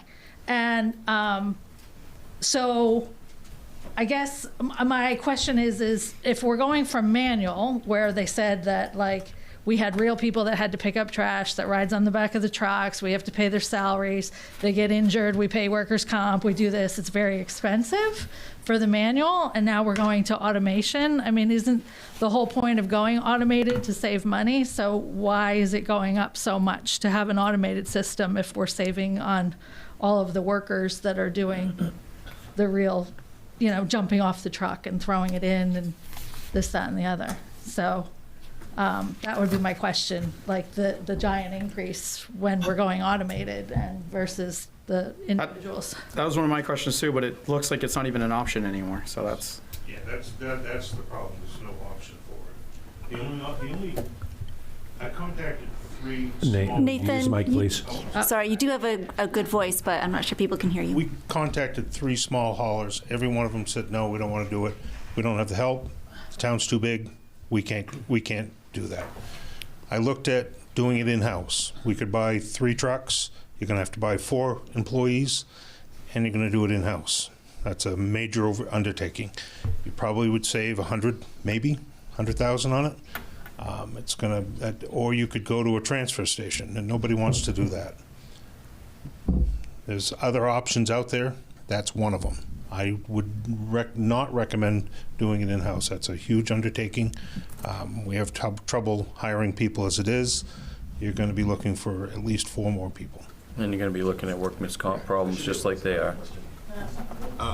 So part of the expenses and the reason why the cost is increasing is because of the trucks is different. When I first started at Casella in 2019, one of those trucks used to cost, I think, $400,000. Right now it's like $650,000 for one of the style trucks for the automated side load. Plus, you have the new carts, right, coming in. You have the education piece as well, so that adds to the expense as well. So it's a complete overhaul of your current system on how it is right now. That's what's basically driving up the cost. I guess just, so I guess follow up. So we get one trash can and we get one recycle. So the recycle, do we have to like wash all the stuff? Because like right now we don't have to wash out our cans and our bottles and our, well, some of us don't. Some of us are just happy that their kids actually recycle. So, and then I guess the second question is again, like the Christmas thing where, you have your Chewy boxes and your Amazon boxes and all that kind of stuff. Like that's going to fill up one tote, and then you're not even getting into like your bottles and cans and takeout containers and all that. So that would be a question, I guess. And then I guess lastly, so if you have an ADU, then they also get 2, right? So the main house gets 2 and then the ADU gets 2. Okay. Thank you. I want to go before you, Peter. Yeah. Obviously, we're close to a monopoly on. Sorry, Dennis. Dennis Morse, the 340 Cape. I think we all appreciate having the trash picked up, and certainly I know the people that come in for the summer do. I know there'd be a front load on any bid when you're changing over like this. And I did have the same question about saving money, but you explained that very well. But what I'm wondering is, once the front load of the containers, the trucks are bought, I know it's a 5-year deal. Did they spread out the cost of the trucks over 5 years? Is that why it's a 5-year deal? Is that just a normal thing? And secondly, if in fact there's 8,000 containers on one bid and 3,000 on one, and the difference is the containers, I mean, that ought to be explained. And then the last thing I'll say is, with questions raised overall, is that something we have to bid on, the select board has to vote on tonight? I would like to get it going tonight because there's a lot of questions. Microphone, please. Nope, I'm sorry. I would like to award it tonight. I have a lot of questions, and I don't think it's if I start chopping this up, I really got to do it with both companies. Yeah, I'm not talking about chopping. No, I understand that, but if I think if I change stuff in it without awarding it, I might be wrong, but I think if I change stuff without awarding it, I don't think that's fair to the other contractor. Let me clarify it. I'm not asking to go out to another company now that you're working with them. What I'm asking for is to get clarification on the questions that are raised tonight. And if it's front-loaded to buy those, does it go down as the contract goes out? In other words, if it's $400,000 more this year, is it flat for the whole 5 years? No, it goes up every year. Yeah, it's going to So it's front-loaded for the containers, but it doesn't go down, even though there's less labor and the containers aren't new but one time. Correct. I would say you're right. Then I'd wait and get those questions answered. Yeah. Peter Levitt, just an observation from a comment previously as far as, and I know it may be, in my wife's work on the recycling committee, I kind of got a little bit of a quick schooling on that as well.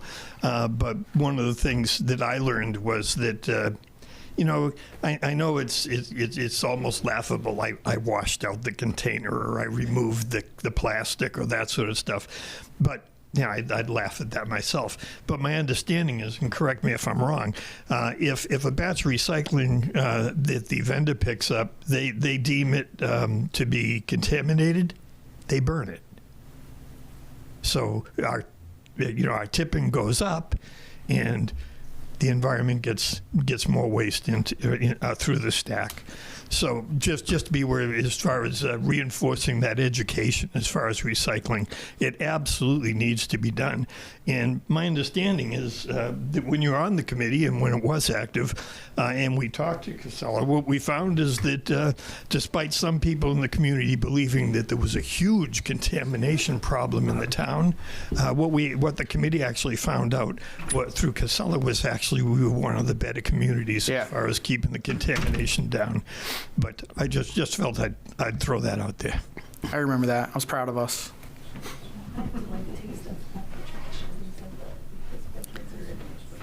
Brian, you still have your hand up. Do you have additional questions?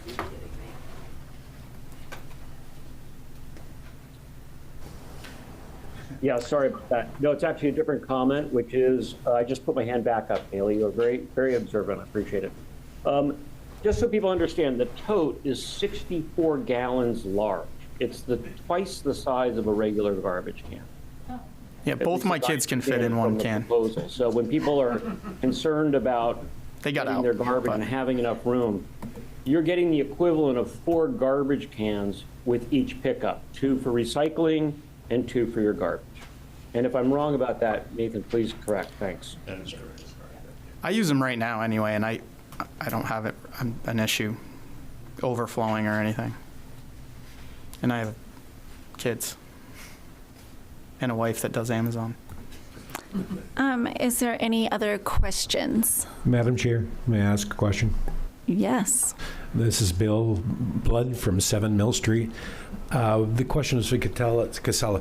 They mentioned that this is an automated system. I've seen them in Portland where they have no person that actually moves the canisters in place.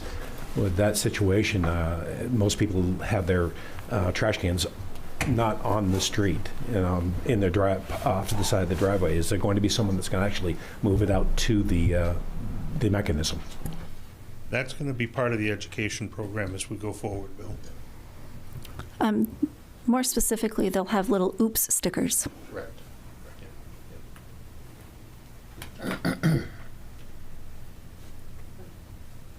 Any other questions? And our other option is just no trash pickup. And we go. No trash pickup. And we would go where? That's a complicated answer. If you don't go with this, we're going to have to come up with another plan. There's options out there. Like I said, you can do it in-house. We can talk to another town, see if we can join in with their transfer station. We could look at doing one ourselves, which is going to make this look like chump change. There are options out there. I haven't seen it done here, but I've also seen towns pass ordinances requiring residents to have a private hauler, and then code enforcement would just enforce. I've never seen it in Maine, but that's a years ago, I talked about doing a paper bag, and I talked about doing a transfer station, and I just about got run out of town. This is near and dear to people's heart. This town, it's expensive. It's a Cadillac of service. It really is. When I go on showings, I always say, Raymond, we have trash pickup. Right. All right. Any discussion for the board regarding this?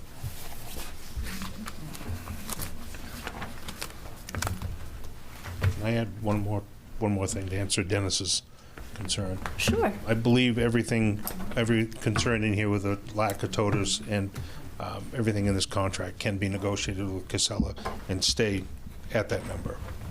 And if it doesn't, then we'll have to come back to the board, or we'll have to go back out to bid. I don't know what that answer is, but I'm confident enough with Casella. I've worked with them for 30 years in different levels of ownership that we will be able to work this out.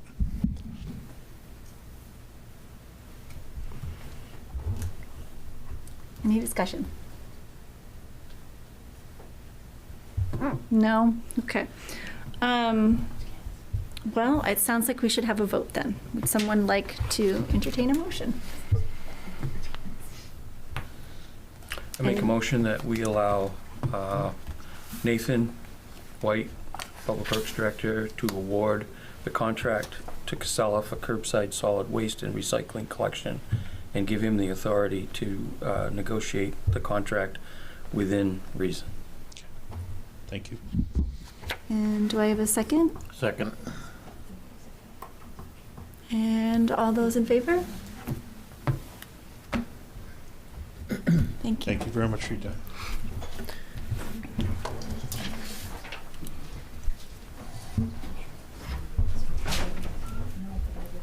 Okay, 4E, budget schedule. This one's kind of been ping-ponging back and forth. We initially had a zoning board of appeals meeting the night we had decided to do budget introduction. As of this morning, that meeting was canceled. I spoke with Karen Lockwood briefly via email, Budget Finance Chair, and there's some members of the Budget Finance Committee in the audience, but I would assume if the first date worked for everybody, it still does. So we were going to look at the 26th on Thursday, but it sounds like now we can stick with the 24th. So up for discussion. But so it would be introduction on the 24th at 5 p.m. or the alternate date was the 26th at 5 p.m. Okay, thank you, Glenn. Any questions regarding this from the board? I entertain public comment. If anybody would like to comment on this? Thank you. Okay, seeing none. It works better for me, so. The 24th? Yes. Okay. So I'm assuming since this means there's no changes, we Don't have to need do anything. anything. Like I said, if members of the Finance Committee are here, if anything changed. Let's get back where we were. Okay. Okay. That's my opinion. Excellent. Good. All right, public comment time.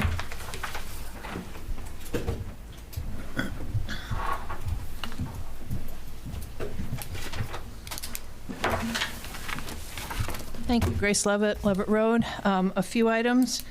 First of all, just want to be sure people know that the RSU 14 newsletter is on the Raymond website, but it's no longer right there when you open up the website.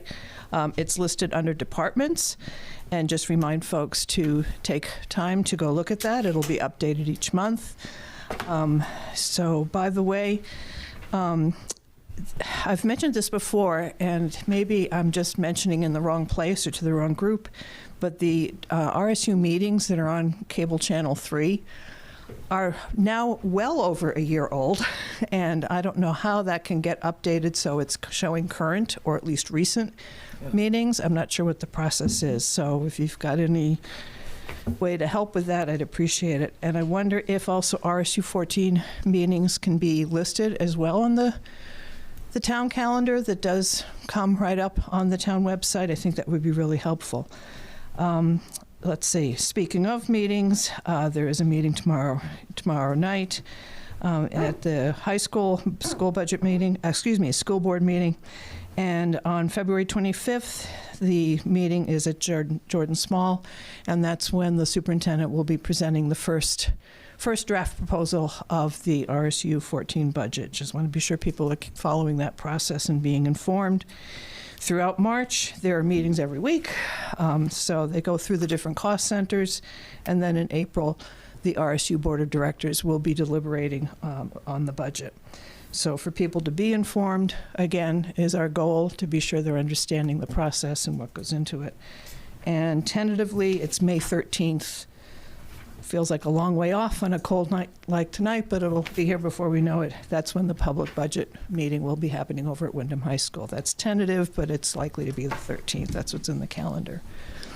Quickly mention again, the Wyndham Raymond Adult Ed catalogs. I was told yesterday at the post office that they have been delivered, but mine never got to me. But just be sure that hopefully you've got it now, and there are still some things available that you could sign up for, so hopefully people are seeing that.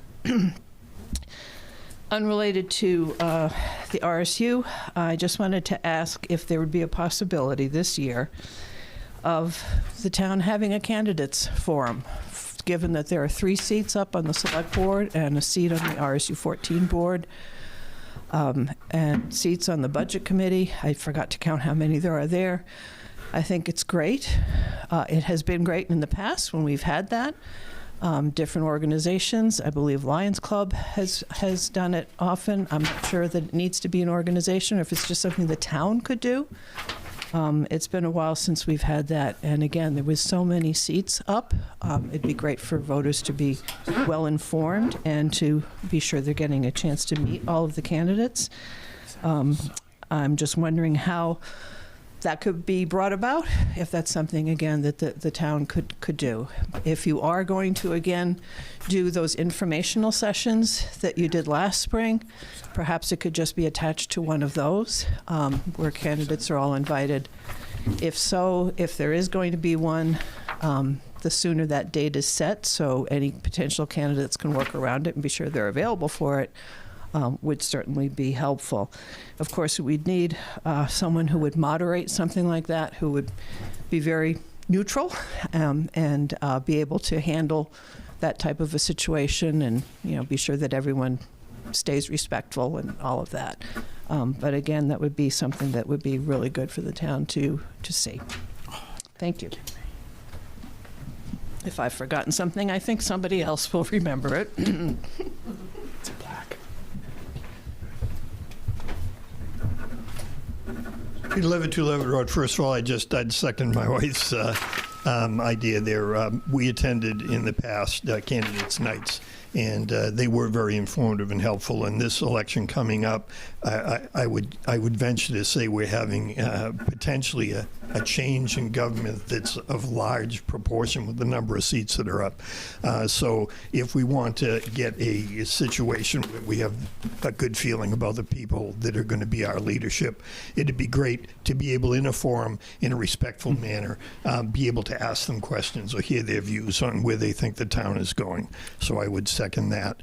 Also, I had the opportunity to attend the Budget Finance Committee meeting this month, and was very pleased that what they adopted as one of their goals was traffic calming.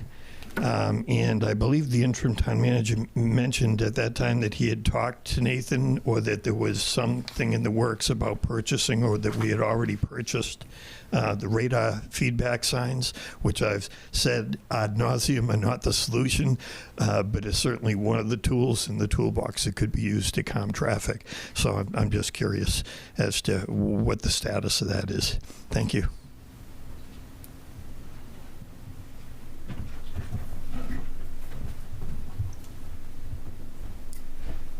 Dennis Morsley, 40 Kate. I just asked Grace as she was walking by if I missed it on our bulletin boards between Town Hall and Public Safety. I think it would be really nice if we could put the school meetings up when they were occurring, just like they were town business, because they are, especially when it's at Jordan Small School. Those would be the ones I'd like to attend as opposed to going to Wyndham. And so if it's possible to get those added to the bulletin board, I certainly would appreciate it as a citizen. Thank you. Great. Good idea. When they were just like the town business. Riley Sylvia, Parks and Rec Director. I just want to highlight something pretty awesome that we had go on this weekend. So we started putting up a skating rink this year. Everything good?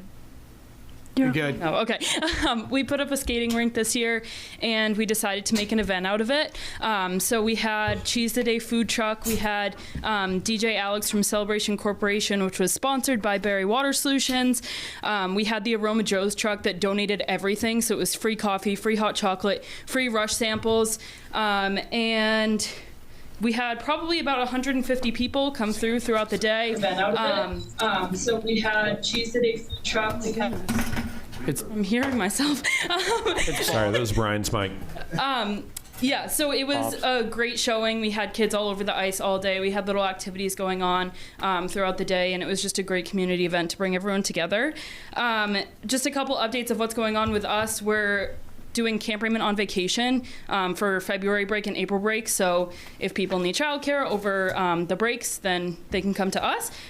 We just put out registration for our summer program. We instantly filled up just on summer camp returners. We actually found a way to expand our program. So we added 20 spots this year, which is going to be a huge expansion for us. So that will hopefully allow some kiddos who are new to the program to be able to get in, because we had filled up just on those returners. This Saturday, we have our Sweetheart Soiree, which is our Valentine's Day dance. We have the last week of ski club and basketball this weekend. We have a disaster and emergency preparedness presentation that we're doing through Age Friendly Raymond. That's the Red Cross coming in to do that presentation. And then we also just posted our registration for youth futsal and Easter egg hunt. So if you're not already on our newsletter, we have tons of stuff. Our February one was just really big, so feel free to sign up for that. Thank you. Thank you. Any other public comment? I'm not seeing any hands on Zoom, and nobody's at the podium, so I'm going to close public comment and move on to select board comment. none for me. Riley killed mine. I attended that event. It was actually a blast. We had there was some music there. Aroma Joe's had free stuff there, which was fun. The kids liked it. There was a snow volleyball, some like beach like the snow's kind of fluffy, but they had like you go to the beach, excuse me, and snow sand castles, and kids were trying to make them. It was pretty funny. But there was all ages there. Everybody seemed to be having a good time. The fire department was there. They got to touch a truck and go inside of it. It was pretty awesome. So people looking for community events and stuff out there, keep an eye on what Riley comes up with because they're always pretty fun. And that was it. Sounds awesome. Thanks for bringing some positive stuff back after your vacation over there in Amherst, was it? Attitash. Attitash, sorry. I know it wasn't a vacation. I'm good. And Sam said he's good, so we're good with that. If you would like to do your town manager's report. Sure. I'll keep it brief. I'm sure there's more to report out on, but I've just been sort of focused on building the budget and getting it to you guys before introduction. So just sort of an update on that, because we've talked about it before in previous meetings, but finance director's having her kickoff meeting tomorrow with Town Cloud to start updates to the AP finance system and complete the reconciliation work that we're behind on. But as we discussed previously, before the auditors can be scheduled for the FY25 audit, that'll delay the delivery of your audited financial statements. So when you get your budget books for introduction, those will be projected fund balance figures. They won't be audited fund balance figures, and those will be projected year-end 25 until we can complete that reconciliation work and finalize the audit. So I just wanted you to be aware of that as you get that material over the next week or two. So we're not where we want to be, but we will be in the future. But that's most notable update I have for tonight. Okay.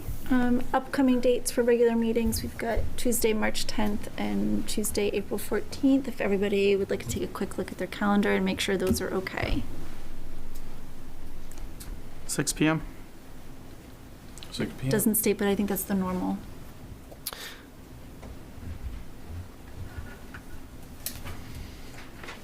That's what I have already in there, so. I'm all good. Dates work for me. Okay, I'll stick with those for now. Okay. Next, we have an executive session, and then we will adjourn after that. So once people have left, I'll be looking for a motion for that. Yep. Thank you for coming, guys. Kayla, do you want to vote to go into executive? I do, but I just... Jennifer, next time, You guys are very patient. be a little more prepared. That would be great. We will vote, but hold on, so just keep it going. Usually I'm more prepared. Which one did I for planning steal? board than they Stole that are. one? I got mine, and she's got mine. Oh, you gave me mine back. Okay. Yeah, now look. I guard these with my life. Huh? Now yours is working? What the? Okay. Would like to entertain a motion to go into executive session pursuant to 1 MRSA 405-6A, discussion see you, of Dennis. personnel matters. Always a pleasure, Sam. Want to wait till the room's clear? Yeah, I'll do it again. Weren't we supposed to do something else too for Bill? Read At the end. opening? That's after. Okay. What do you do? Cut the audio? Yeah, he did. Is the audio better now, Bill? Yeah, you're all set. Okay, so I would entertain a motion to go into executive session pursuant to 1 MRSA, Section 405-6A, which will be a discussion of personnel matters. So moved. Thank Second. you. Sam, do I have a second? Second. And that was Derek with a second. All those in favor? Thank you. Sign up real fast.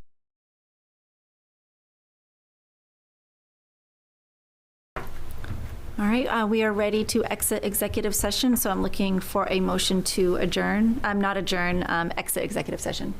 So moved. All right, thank you, Chris. Do I have a second? Second. All right, and all those in favor? Okay, next.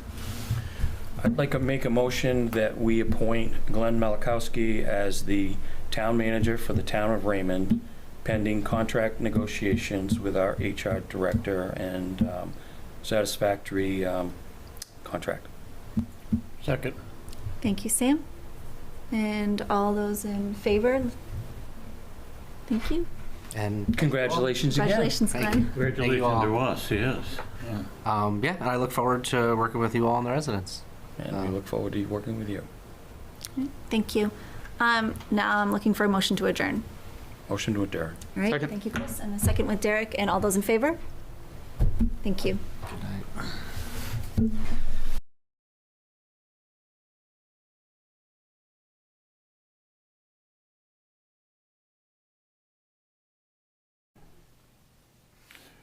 Good afternoon. Today is December 5th, 2025. We've called an emergency meeting of the Select Board in order to stay within the 30-day requirement of the recall ordinance.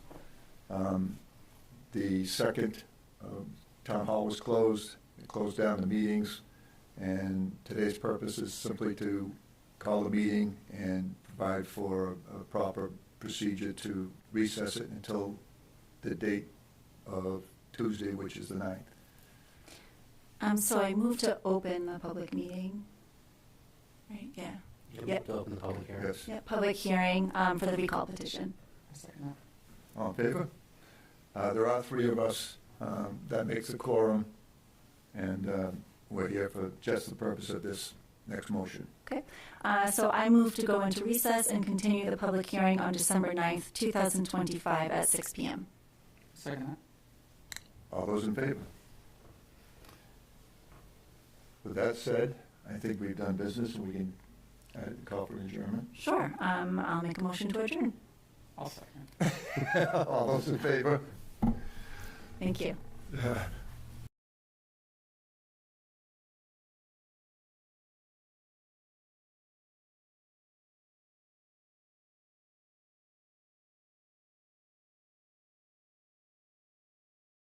Good evening, and welcome to the Select Board meeting and the public hearing. It's December 9th, 2025. We have a quorum. Sam couldn't make it, and when Zoom comes up, Chris will be there. Even so, there's three of us here. I'll call the meeting to order. I'll give you a rundown on the recall ordinance. Under the recall ordinance, Section 8, state officials sought to be recalled shall continue to perform the duties of the office until the board certifies the result of the election. Under Section 3 of the Select Board bylaws, the chair shall preside and shall have the authority to rule on questions of evidence and procedures, to maintain order and to determine the course of the procedure. This part of the agenda is limited to the recall public hearing. And as chair, I'll lay out the history and process for the recall ordinance as it was crafted over the period between May of 2011 and 2012, June of 2012, I guess. During the meeting, the board considered other town ordinances and thought of their own, and after several meetings, 5 are on the YouTube if someone ever wants to take a look at those. They're now posted. With a detailed discussion, and the town approved the current ordinance. The theme and intent was clear when one watched the videos of the meetings. On May 10th, 2011, Chair Joe Bruno said it should not be easy to process, an easy process to accomplish, because oftentimes a board has to make tough decisions, so the bar should be set pretty high. There was consensus across the board. The following procedures is what come out of the ordinance. It's laid out as the ordinance. The complaining party requests a recall petition is given a 30-day period to carry around the petition, acquire the needed signatures, the number being 10% of the number who voted in the most recent gubernatorial vote. Like all petitions, during the signature collection, the petitioners has a chance to state the reason and answer the questions as they believe, as the individual, to believe why the individual should be recalled. Once the signatures is collected, the collection portion is complete, timely filed, and certified by the town clerk, Melody here. The clerk notifies the elected officials of the 10-day volunteer resignation period, and the timeline to have the public meeting is within 30 days of the petition certification of the clerk. Section 10 speaks to an elected official creating a vacancy if they choose to resign. Next, the Select Board sets the public hearing. The Select Board did so, setting the public hearing for December 2nd. As you know, it snowed. Then by this ordinance, the clerk must post the notice in the same fashions as for any other ordinance. The notice was not posted in the public paper as required, but rather just on the town web and Facebook. We did have to call an emergency public meeting after the scheduled hearing, scheduled in December, was postponed due to the snowstorm. An emergency meeting on Friday, the 5th, was called for the sole purpose of calling the public hearing and then immediately recessing until tonight. The public ad was then sent in the local paper and was posted 5 days ago this past Friday. The ordinance states the recall election date must be not less than 45 days, nor more than 85 days after the certification. On December 5th, the clerk set the election date for December 30th. At tonight's meeting, we will address the following changes that are listed, that are listed in identical for both officials at the town hall in order to start and receive the recall petitions and what will be considered as general evidence and concerns. 1, not putting the town's interests first. 2, creating a divisive atmosphere. 3, severe micromanagement. And 4, denigrating employees at a public meeting. There will be no debating between the board and the citizens, just as we do at the end of normal board meetings. The public will be able to state their comments and their positions and then clear the mic for the next speaker. Please wait to be recognized by the chair and state your name and residence clearly. We will start with the officials named in the recall should they wish to speak, as well as my attorney to explain the details of the resulting court ruling that we have received from the town of Limerick recall election, which was stopped by the court judge. For public transparency, both town of Limerick's attorney and the town treasurer's attorney have sent the same opinion explaining why it's illegal to have this to both the town manager board and us attorneys. After that, the next petitioner who states this recall, the petitioner who states this recall process will present her reasons at the time she filed the petition and be asked to focus on the facts and the actual acts and dates that resulted in this action. Because the same 4 charges are stated in both petitions, the presentation should be regarding one petition individual followed by the second. Upon her completed presentation, others in favor of the petition will have an opportunity to speak and read a statement. Each speaker shall speak, repeat, and shall not repeat what has been already said, but can simply add or state you agree with what's been said, or you may present or add additional facts and comments. Upon this group finishing, the citizen opposed to the petition will speak, beginning with the accused elected officials should we wish to speak, followed by others who oppose the recall, again without repeating the same facts, but may state why they agree or may present new facts or comments. Once this is done, if there's someone here who doesn't really know these issues, are not for or against, they can get up and speak too for a point of interest or clarification. This is not a trial, and no one is expected to answer questions that they have not previous knowledge of what has been presented against them as the reason given were not detailed. At the conclusion, we as a board will speak to the issue in the same manner that we do at a normal board meeting. Each member is entitled to their individual comments, but again, without debate, but can speak to the facts and the view of the matter. This hearing under the recall ordinance does not present an issue that necessarily needs a vote, but the board reserves a right, if the board is so moved to take an action, that would help with the process. This hearing is scheduled as a board meeting. We'll abide by the board's bylaws and Robert's Rule of Order. And I do have the right to speak before and after, but I just soon get started with the process and ask Teresa Sadak to come up and present the reason for starting the petition.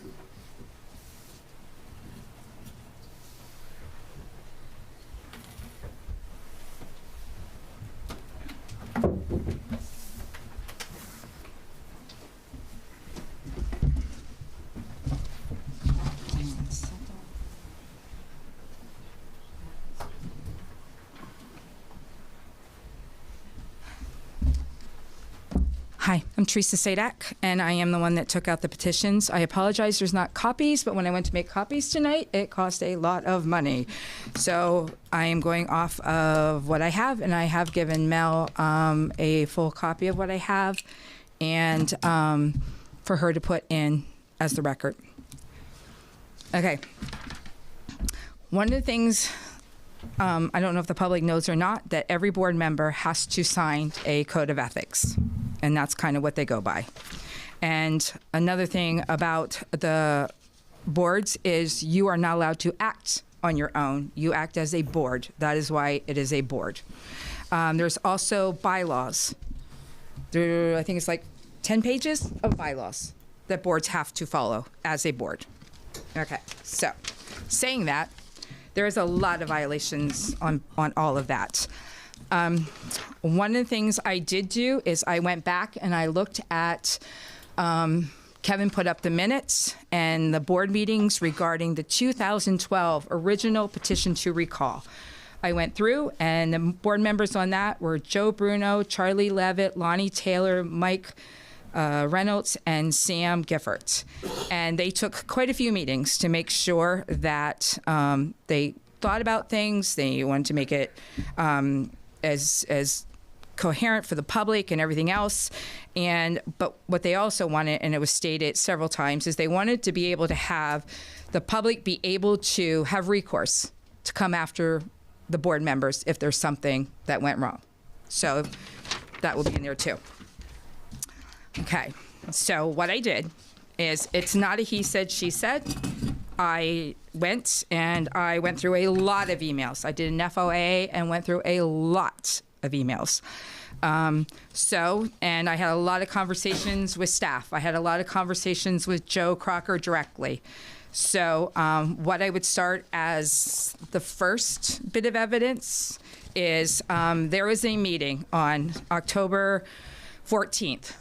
And it's all listed out here. You're more than welcome to go through it. But the gist of the meeting is we got into a conversation about how Joe was out, and how we were getting Glenn into as an interim town manager. And I'd also like to add in there, this has nothing to do with Glenn at all, as far as a town manager, interim town manager, or anything at all. But in here, I'm sorry, I'm like really nervous and shaking. This is like crazy. All right. Let's start out by saying, I'm going to ask questions. So you're saying that you guys are not going to answer anything. Am I asked that? Lay it all out. I'm sorry, what? You're going to lay it all out. We have no idea what was on. All we have is the reasons you stated in Right. this. So lay it all out. We can answer questions when we have our chance to talk. Okay. So select board employees sent letters. When Joe left, employees sent letters to the select board.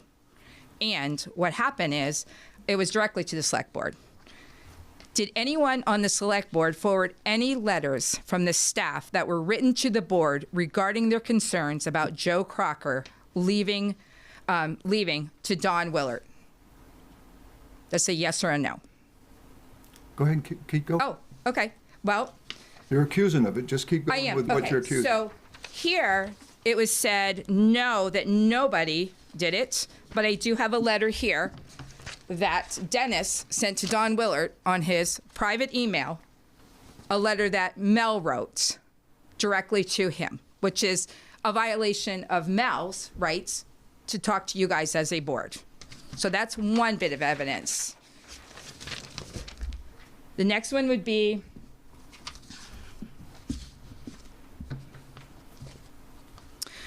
this whole thing that happened with the church, okay? And during the church, there was an issue that happened down there. And I'm sorry, this is going to jump around from thing to thing because I've got a lot of evidence. So the question would be, what was so wrong with how the church septic issue was handled? And if I back up and explain to the public, there was a backup that septic was coming into the church, and the staff had to clean it.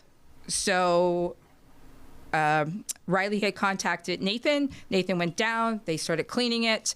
And what happened is we have a contract, a short-term lease with the church. So with that being said, we use Raymond before and after rec and in there, and we use age-friendly in there. So we use the church, just like the Boy Scout camp. We use it. And the town has done a lot of work down at the Boy Scout camp because we have a lease underneath and it's fallen underneath the town. So I'd like to know, and the public, what was so wrong with how the church septic issue was handled? I don't believe that was really the issue. I believe the bigger issue is how certain board members handled the situation. In fact, who authorized the chair and the vice chair to go in and have a double team discussion with Joe Crocker regarding that issue? Chris, you can answer too anytime. Was there a plan discussed with Joe about the issue? Was the matter discussed that the town is using the property and it was voted on by select board to do a short-term lease with the building? The building is used for age-friendly and rec before and after care.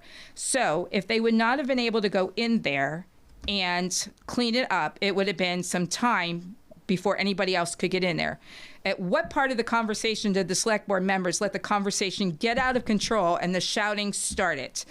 There was shouting and yells in that room in Joe Crocker's office that the staff heard it outside where they're working, which is totally inappropriate. At what part of the conversation was it appropriate for a board member to say to Joe, there will be consequences for this? And that I have been confirmed directly with Joe Crocker. And Joe has already said to me that I can talk to people about this. Was there any good faith efforts put in by the two board members to work through this disagreement when there shouldn't have been one at all? Did the total select board authorize the select board chair and vice chair to send an email together to the attorney asking about the church and the way it was handled? Board members are not allowed to act on their own. They have to do it as a board. And it seems there's a lot of rogue going on. Why is the board chair asking a public safety member for a copy of the lease between the RVCC and the town of Raymond instead of asking the town manager? Did the board authorize this? Also, it shows that the board chair is not respecting the proper chain of command and going over the town manager. And I don't know if everybody knows in here that the select board, it only has charge of the town manager. That is the employee to the select board. Everybody underneath of it is the town managers. And to go over Joe's head is a disrespect to him. It's a disrespect to the chain of command. It's not following the bylaws. And it's a disrespect to the other board members for not talking to them about this. Oh, and on this, just to prove that I have everything, there is a letter from Don Willard that wrote to Joe, and he was mad about us going onto the property to work on the property because they're not allowed to work on private property. We have a contract with them, just like Boy Scouts. I also have a letter here from Joe Crocker that states what happened during that. We also have a letter from Joe Crocker that says that we were reimbursed all costs, so we didn't lose a dime on that thing, that we got money towards rent, and it was all paid back from the church. But I think the thing that bothers me is we have a town manager that we trust to put in this position, and he writes in here, thank you for working together to solve this issue. I am sorry if this caused anyone problems. My intentions have always been to solve issues so we can provide services to the town. It's pretty sad that he's got to apologize for that. We also have, and I'm going full transparency here, we have a letter that was drafted by Kayla to Dennis, and it's a letter to Phil Saucier asking about the whole situation. Did the board at all authorize those two people to do that letter? No? Thanks, Derek. Chris, any answer? No answer, or you didn't authorize them? Did not authorize it. Thank you. So meanwhile, we have letters that are going to the attorney that's costing the town money, okay? Then I have an email here from a public safety staff member that said email request. And what happens is attached to that was to Dennis is the cooperation agreement between the RVCC and the town of Raymond. Why didn't you go to the town manager and why didn't you go to the town manager instead of going through the chain of command and getting it? So once again, that's another couple bylaws, couple code of ethics broken there. Let's see. Why is the select board chair sending requests directly to the attorney's office asking for copies of legal bills when the town manager finance should already have these? He is asking for all legal bills from 7/1/23 through 7/24 and 7/24 through 8/25. This is an extra expense that the town has to pay for. And the board chair had said at the beginning, I think it was in June or the beginning of July, that he wants to cut back on legal bills as much as possible. He requested these from the town manager on 7/30/25. Did the board authorize this? Chris, did you authorize that? No. No. What was the purpose of it? Because here we have a town manager that should have been doing that, not the board chair. Once again, doing without what the other board members say. I have a letter from the attorney's office that says what was requested. So that's another cost that has to be paid out. And I also have the email to Joe Crocker that says on here, and this was sent 8/1/25. The email we got back from the attorney was 8/19. Because he wasn't getting it quick enough.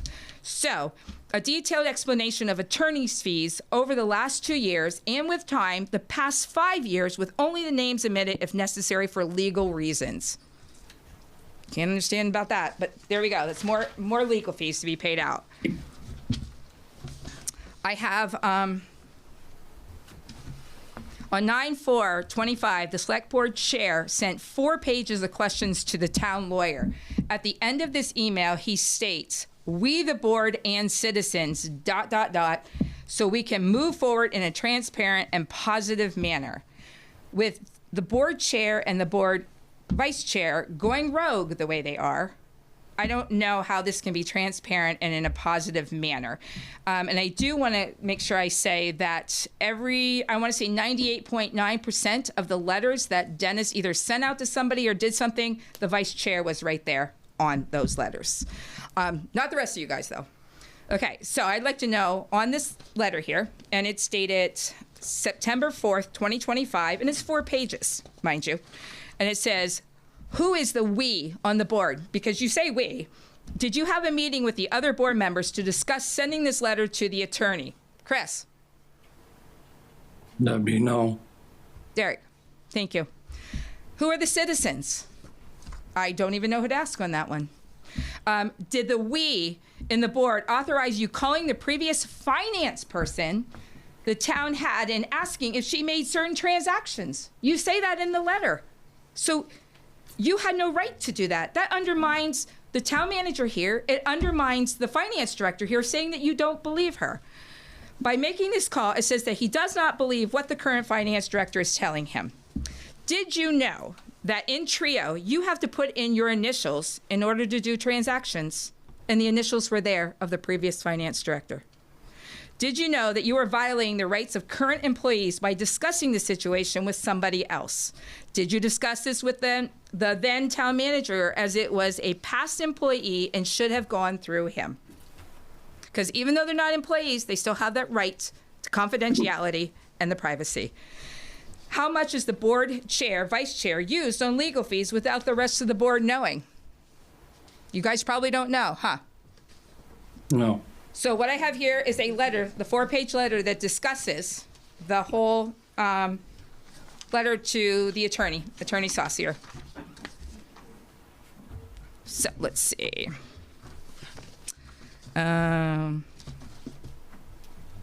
So one of the things that apparently the board chair and the vice chair had with a discussion with the old town manager, Joe Crocker, was his hours. And that is confirmed through Joe Crocker directly. Joe is receiving criticism for his hours and allowing employees from work from home. These are the questions I have for the board.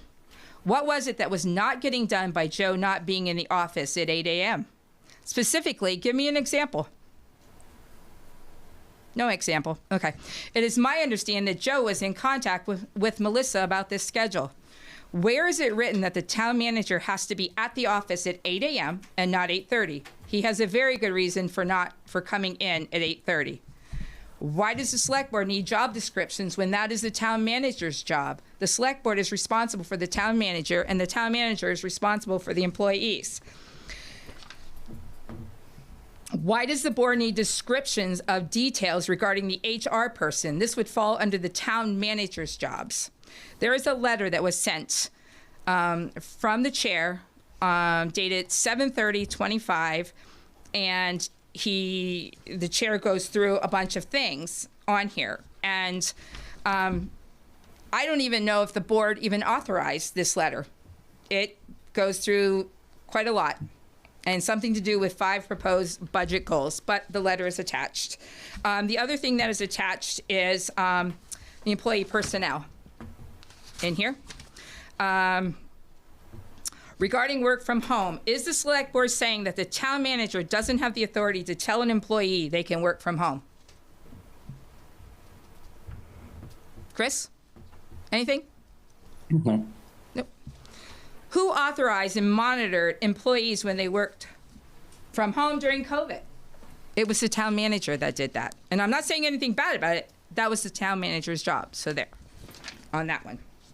All right, and under this, I have the letter, I have the personnel, and I also have the email dated with the 13 things that I'm not even sure if the rest of the board even saw.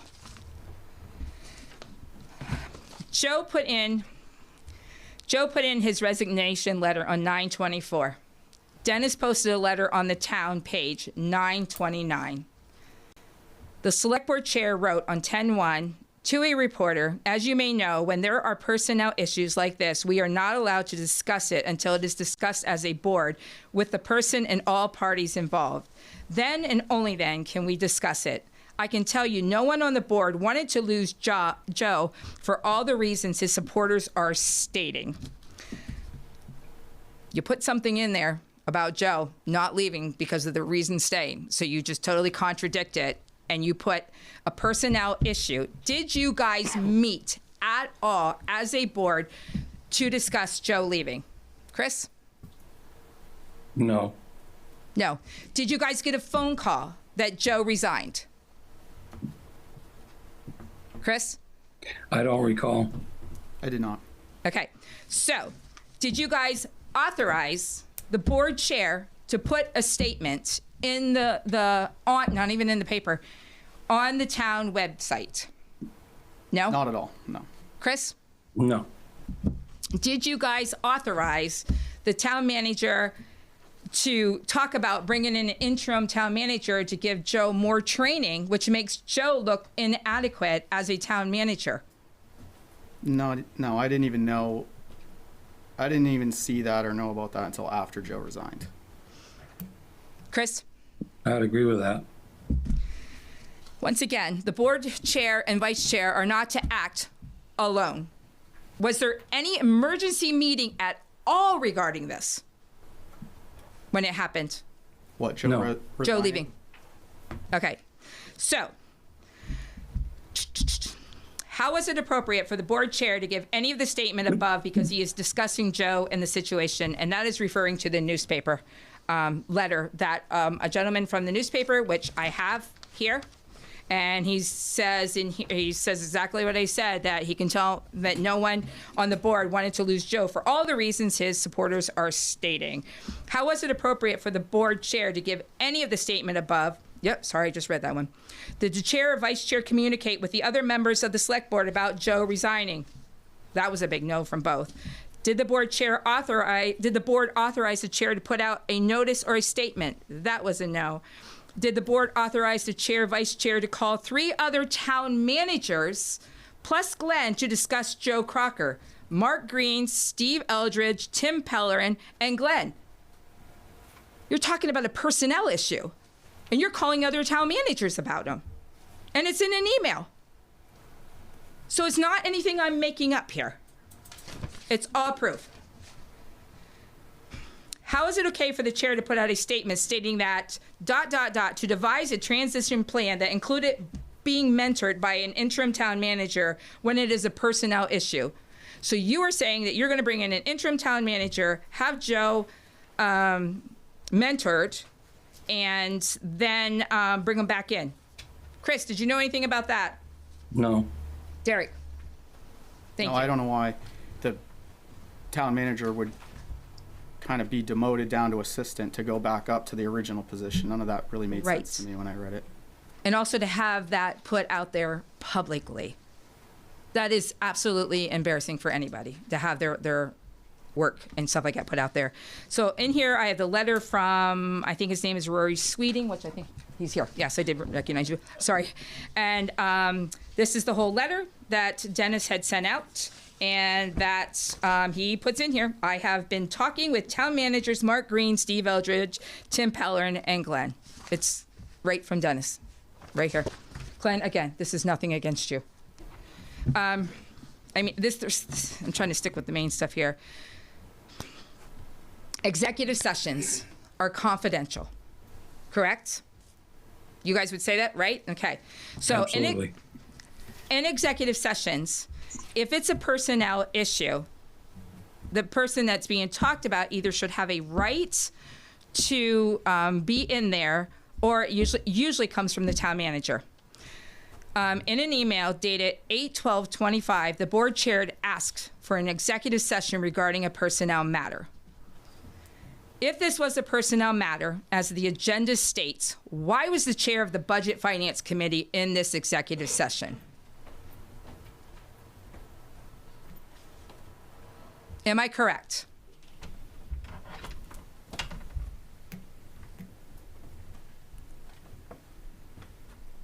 Chris? Was there somebody else in an executive session regarding personnel matter? I can't comment on that. Oh. Mistakes happen. Anyways, so what happens is, I didn't hear it, I saw it, because I was out back sitting, because I was worried about Joe, because the stuff that he was being attacked for, I sat, I waited. You guys went into an executive session, you came out of executive session, and there was nobody else here, and all walked out together. Whose rights were violated by the chair being in this executive session is what I'd like to know, because I'm lucky you haven't been sued for it. So here's the agenda that was set. Here is the letter that Dennis talks about, filing an executive session at the end of the meeting. I'll send the actual state 30A reference number once I speak with other members on issues. And there's a lot of illegal meetings going on behind the scenes through emails. If you got 3 people in an email trail, that's an illegal meeting. I'm telling you guys now, there is a bunch of it going on. All you have to do is FOIA it.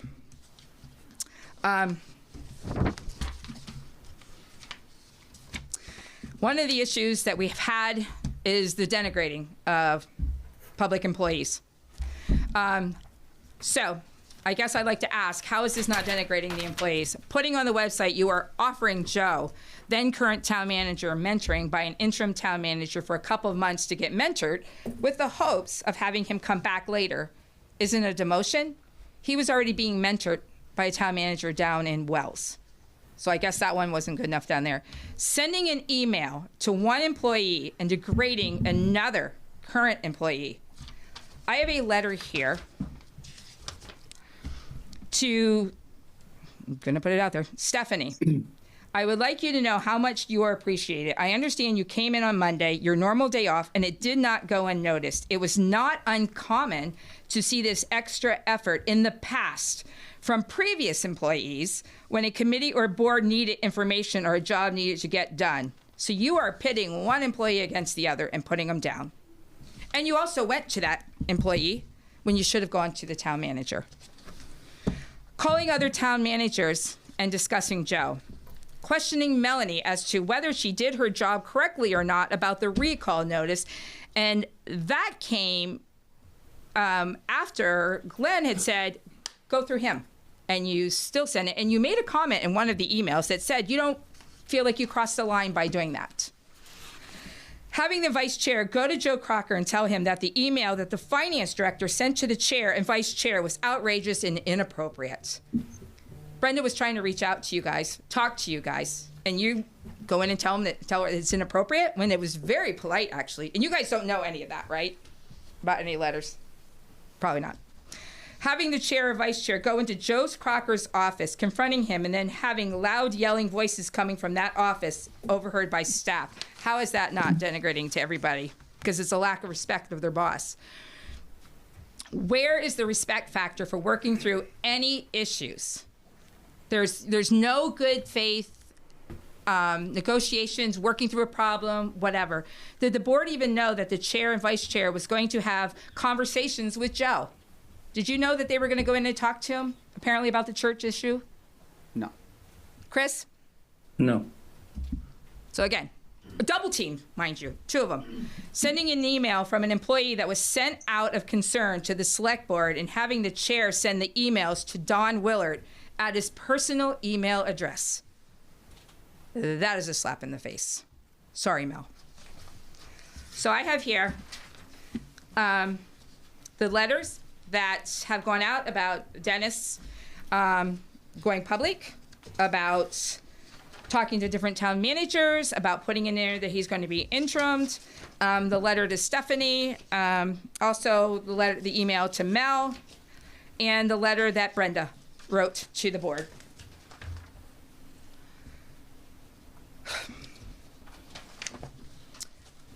Sorry.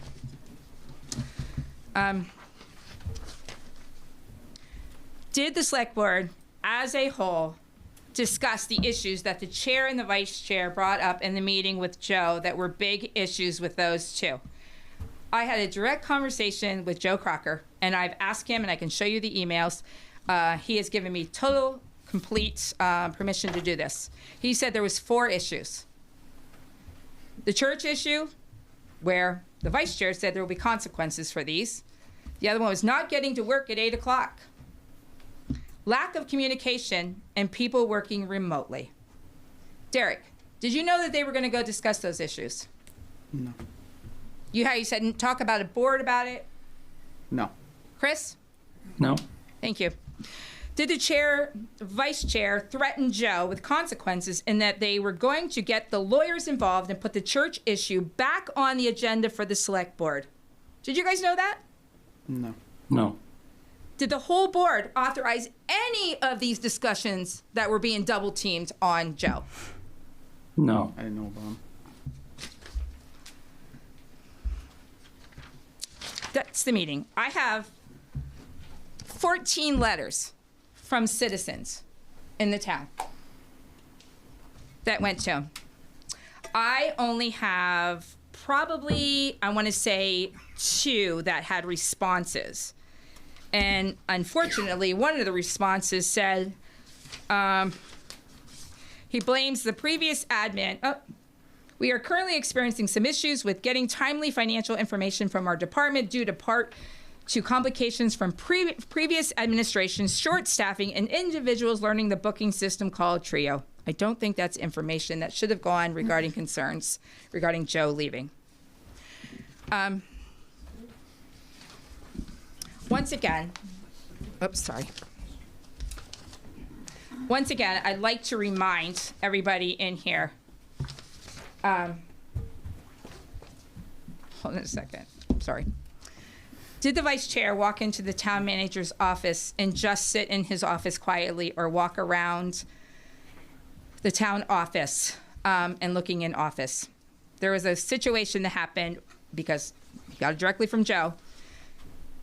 Vice chair walks into Joe's office, sits down, doesn't say anything. Joe says, "Can I help you with anything?" No. Vice chair says, "Is there anything you want to tell me?" Joe says no. He then asks the vice chair if she wants to work with him on coming up with some subcommittees. Vice chair says, "No, you can do that." What was the purpose of that meeting? Was it to intimidate him? Was it to bully him? I don't understand this. And I guess, who authorized it? Regarding all the questions regarding finances, did any of the board members go and make appointments with Brenda and talk through the questions that were out there? Derek? Which questions? Any kind of financial questions that are going on, because there's a lot of questions that are reverting back to the previous select board that, yeah. No.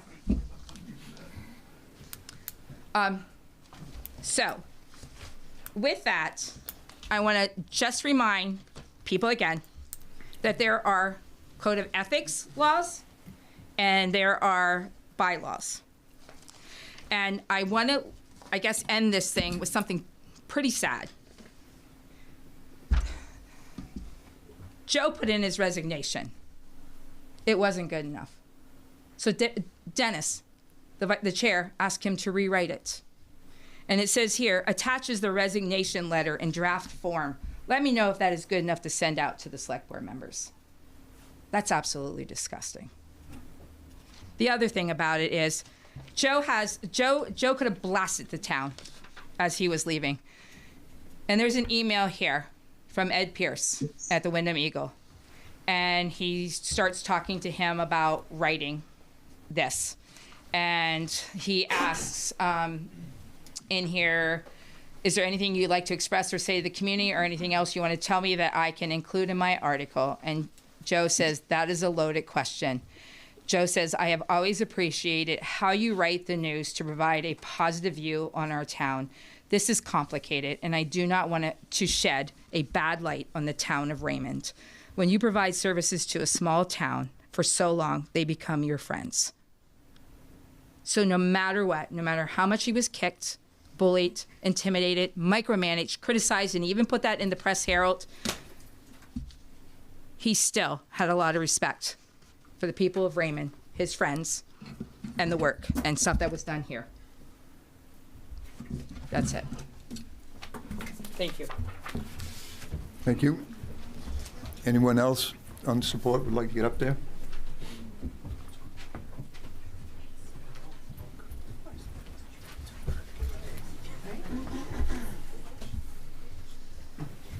Hello, my name is Char Jewell.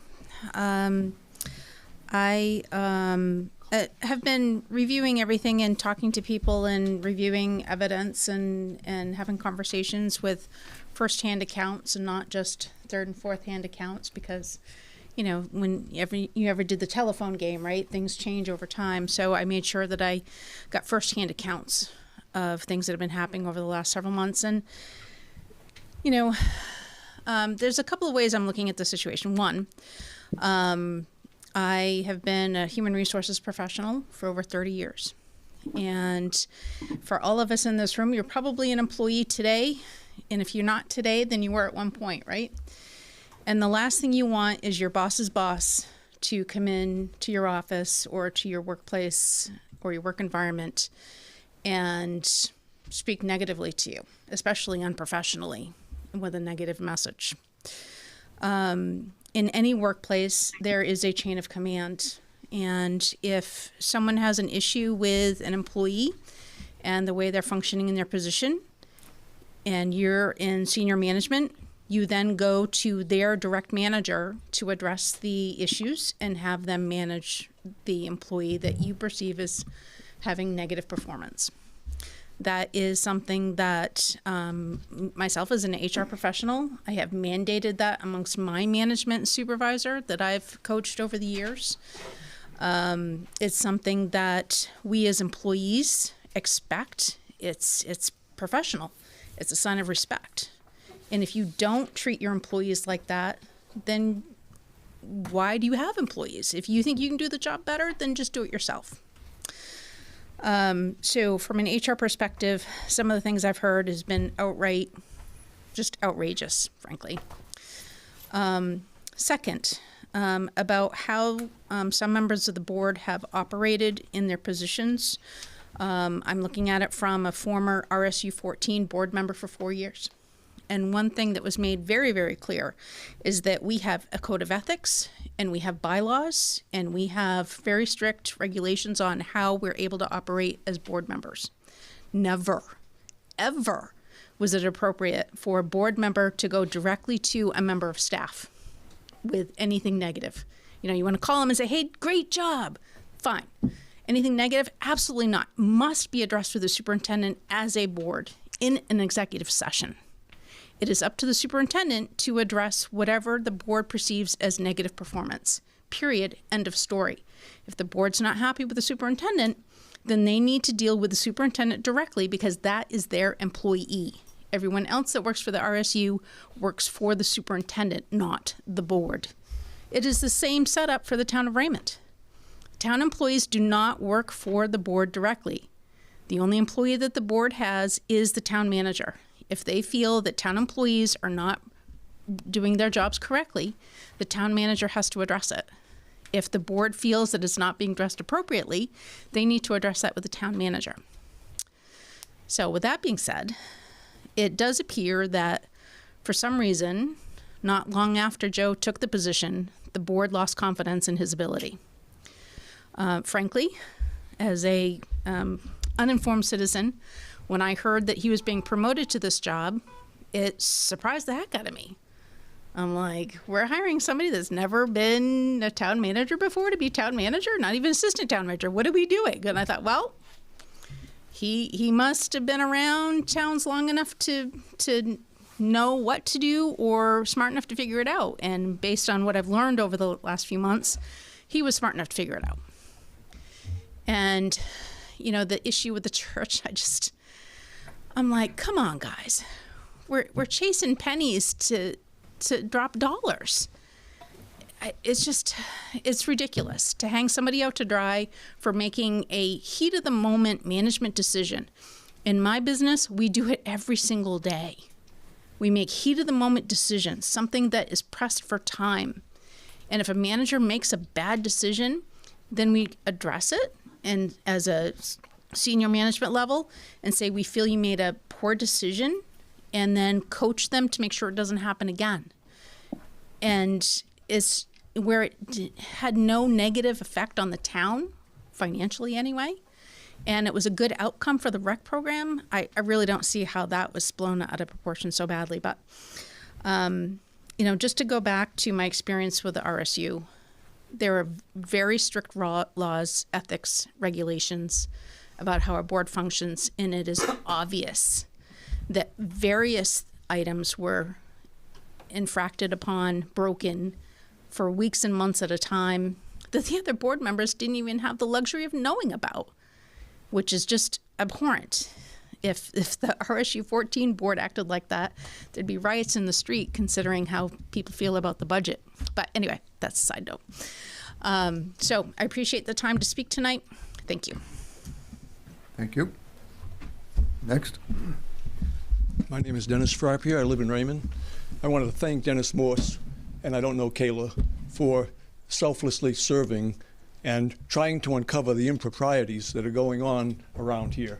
It's been, the reason I voted for him is because I'm tired of professional politicians, people who are there acting like politicians with too much power and too much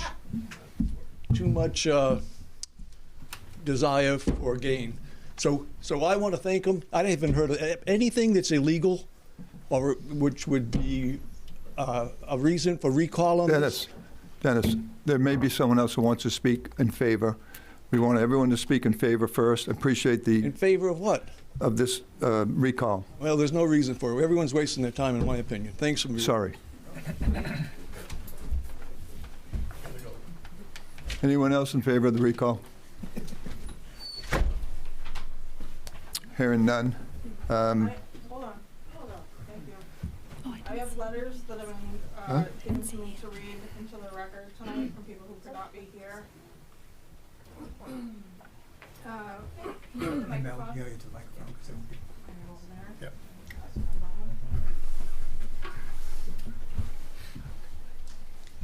All right, the first one is signed from concerned staff and citizens of the town of Raymond. It is titled "A Letter of No Confidence in the Select Board Chair Dennis Morse and Vice Chair Kayla Gonzalez. To all Raymond residents, we, the concerned residents of Raymond, as well as town staff, are writing to formally express our collective vote of no confidence in the leadership of the Select Board Chair Dennis Morse and Vice Chair Kayla Gonzalez. Town government functions best when built on mutual respect, transparency, accountability, and an unwavering commitment to the public good. Unfortunately, recent actions and behavior by Mr. Morse and Mrs. Gonzalez have severely undermined those core principles, creating an atmosphere of mistrust and dysfunction within both the town administration and the wider community. We outline our concerns as follows. Number 1, unjust treatment of the town manager and other town directors. Chair Morse and Vice Chair Gonzalez have consistently shown undue hostility and disrespect toward the town manager. Rather than providing constructive oversight, they have chosen to publicly and privately undermine the town manager's role, eroding both internal leadership and communication with the board. Chair Morse has participated in and allowed public ridicule and contemptuous behavior by elected committee members towards town staff, seemingly with the intent to undermine their professionalism and to damage their reputations. Number 2, lack of transparency. Critical decisions and discussions are taking place outside of public meetings in direct conflict with the spirit of open government. This behavior limits public awareness, reduces accountability, and violates the trust placed in elected officials. Number 3, conflict of interest. The personal relationship between the chair and vice chair has created a troubling imbalance of power. Their coordinated actions suggest a shared agenda that puts personal priorities above the needs of the town and its residents, blurring the lines of professional governance and compromising the checks and balances as well as the town's chain of command. Number 4, use of power to advance personal agendas. Rather than acting on behalf of the entire community, the chair and vice chair appear to be using their authority to serve the interests of a small group of individuals motivated by grievances from previous leadership decisions. This behavior is retaliatory in nature and does not reflect the will or the needs of the broader community. Number 5, disregard for community voice. Instead of listening to diverse perspectives across the town or employees who work on the day-to-day operations, the chair and vice chair have chosen to prioritize a narrow and vocal minority. This has alienated the town manager, as well as some long-standing residents and employees, and undermines the democratic process. Number 6, decline in employee morale. The atmosphere at the town office has deteriorated significantly since the resignation of Joseph Crocker. Staff morale is at an all-time low. Dedicated employees are now considering resignation due to an unsupportive, politicized, and stressful work environment. As both residents and employees, we care deeply about our local government and the well-being of our community. We believe that the continued leadership of Mr. Morse and Mrs. Gonzalez poses a threat to both. This letter serves as a formal call for accountability, change, and a return to principled, transparent, and respectful governance. We urge the remaining members of the Select Board and the broader public to take these concerns seriously and to initiate appropriate steps towards addressing the current leadership crisis. Thank you. I have another one from Joe Crocker, who could not attend tonight. He writes, I am writing in response to requests for evidence or explanation regarding my decision to resign from the position of town manager. It is not my intention to sling mud or create divisiveness within our community.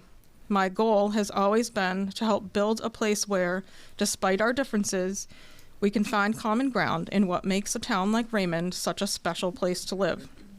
However, I do feel obligated to provide more context than I have previously shared, because I want to ensure that the people I respect and have worked with do not experience this situation again. There are certain details I cannot divulge, and I am currently consulting with the town on projects that are still in process. There was a timeline of events that should have aligned the Budget Finance Committee and the Select Board and the town employees towards a common goal, moving forward and improving our town together. Unfortunately, that alignment did not occur, which ultimately led to my resignation. April of 2025, a meeting was held between the Budget Finance Committee, Select Board, and Finance Department to review the management letter for the audit on fiscal year 24. Our finance director developed a plan to address the identified issues and to begin implementing new procedures. June of 25, the town began working with Town Cloud municipal software, implementing its agenda management, website, and communication modules. This was an important step towards consolidating multiple software systems into one platform, which would improve financial accounting practices, reporting, and other operations. This was going to be a huge collective effort on our staff to pivot in this direction. July of 25. I established a target date that would provide sufficient time to demonstrate progress on the plan that had been set in motion. During this period and up to the time of my resignation, the Budget Finance Committee and Select Board members and some Select Board members continued to request reports they knew could not easily be produced with our existing software and circumstances. Additional reports and presentations were often requested with short deadlines. Many of these required significant preparation, including researching previous administrative work or manually compiling data using the software that we had available. With day-to-day operations being our primary focus outside of budget season, it was challenging for staff to revisit prior fiscal years while also maintaining current responsibilities and implementing new procedures. All of this would have been manageable had there been a genuine desire to understand the information being requested. However, based on certain actions and attitudes directed towards staff and myself, I do not believe the intention was to move us in a positive direction, but rather to discredit our efforts during public meetings and hinder the progress we were making. The constant questioning of my decisions, the pressure placed on staff by town officials, and the unwillingness to listen to the rationale behind our collective approach are the reasons I chose to resign. And one more. Dear members of the community, I regret that I cannot attend tonight's meeting as I have a commitment with my daughter that I cannot miss. My name is Melissa McConkey. I am both a Raymond resident and the executive assistant to the town manager, a role that I've held for just over 4 years. In that time, I have supported 4 town managers. Speaking publicly about our work experience puts employees in a difficult position. There's always a risk of retaliation or of saying too much, but I also believe honesty is necessary, especially now. I want to give brief context. I had a good working relationship with former town manager Don Willard, and we remained amicable even after his retirement until recently. When Joe Crocker began his first week as interim town manager, Mr. Willard came into town hall to speak with him. While waiting, he told me that he planned to advise Joe not to apply for the position, and that if he did, he would, quote, have a hard time, end quote. Looking back, that moment was the first sign of what was ahead. There has been a narrative that Joe resigned simply to spend more time with family. While that may have been part of it, those of us who worked closely with him know it went much deeper. The truth is that Joe faced obstacles from the start, obstacles unrelated to his ability or dedication. Chair Morse campaigned on transparency, respect for staff, and adherence to ordinances. In his published thank you letter after his election, he stated that June 11th, 2024 marked a, quote, a new normal, end quote, where citizens could once again participate in shaping the town. But since the June 2025 election, when he became chair and Mrs. Gonzalez became vice chair, things have been far from transparent or normal. While their conduct during public meetings appeared respectful, it was the day-to-day behavior behind the scenes that contributed to Joe's resignation. There was a personal closeness between Mr. Willard, Chair Morse, and Vice Chair Gonzalez that I believe is relevant. Whether motivated by personal loyalty to Mr. Willard or something else, it was clear from day one that they would not support Joe. Chair Morse frequently assigned Joe and his administrative team extensive tasks, requests for reports, analyses, and historical information unrelated to Joe's tenure. These projects took hours, sometimes days, and were often dismissed or misunderstood. I also witnessed an interaction between Vice Chair Gonzalez and Joe one Friday afternoon. She arrived unannounced and questioned him aggressively about an email response that she felt, quote, didn't sound like him. When he explained that he drafted his thoughts and then used an AI program to clean up the formatting, a tool many professionals used, she repeatedly told him that it was her professional opinion that he should not use it. When he explained that he was overwhelmed by the sheer volume of email inquiries and questions, she responded, quote, do you think you're the only person to ever be overwhelmed in this position, end quote. She also questioned why he worked from home on Mondays, town hall is closed, while she herself left the conversation to return home to continue working remotely. The conversation had no constructive purpose. It felt intended only to make his job harder and to catch him in the moment. After Joe resigned, I wrote a letter to the entire select board expressing my concerns and support for him. That letter was never read publicly, yet Mr. Willard somehow knew I was upset. Once he learned of the recall petition, he called my personal phone. When I didn't respond, he came into the town hall to talk. The only way he could have known about my letters was through the chair or vice chair. That breach of trust is unsettling. These are only the incidents I witnessed firsthand. This may seem small on their own, but together they reflect a clear pattern.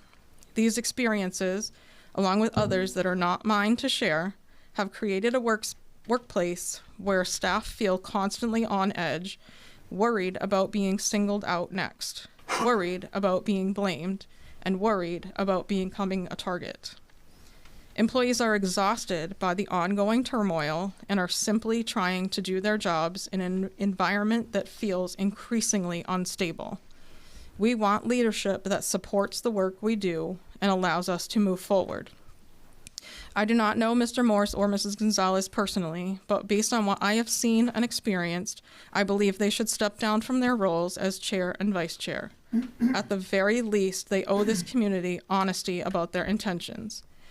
It is difficult to reconcile their public platform of transparency with actions that suggest otherwise. And it remains unclear why they were so opposed to Joe Crocker serving as town manager. If the chair and vice chair choose not to step down on their own, my hope is that the community will consider what is best for the future of our town and the employees who serve it every day. We need stability, trust, and leadership that reflects the values this community deserves. Thank you for listening, and thank you to everyone who continues to care about the well-being of our town and employees. Melissa McConkey. Sue?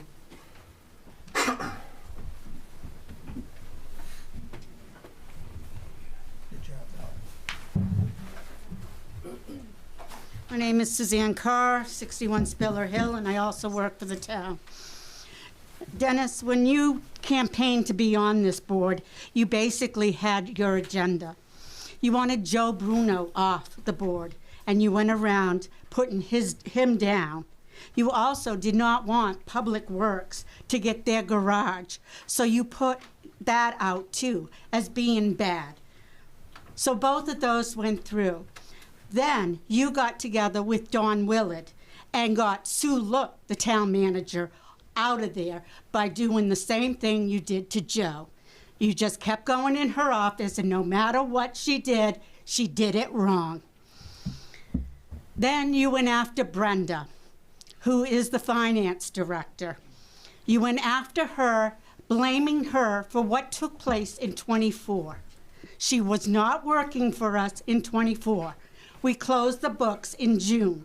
She came in July or August of '24. So every question you asked her, she couldn't respond to it except for a look at it and kind of guess what might have happened.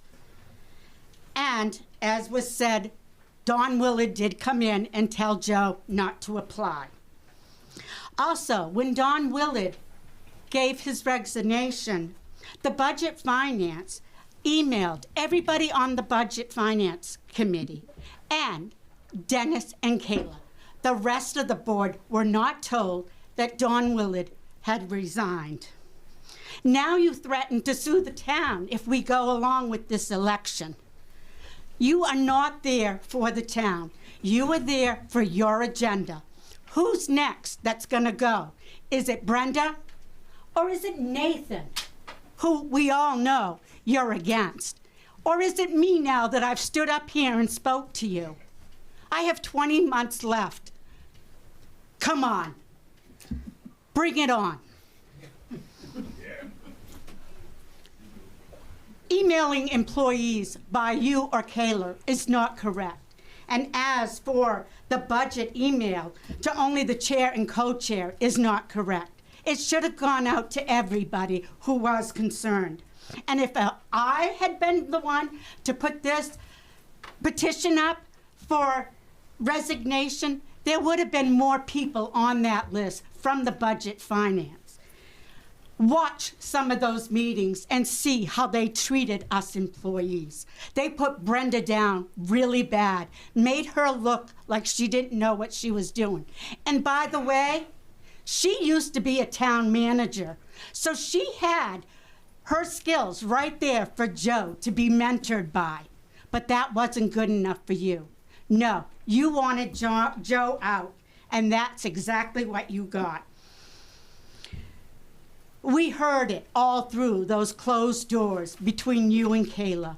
It's pretty sad when customers are coming in the door and they can hear yelling in the back, or they go to the back for the codes and they can hear it, or assessing and they can hear it. How great is that for the town? Woo-hoo! We're a great town, aren't we, Dennis?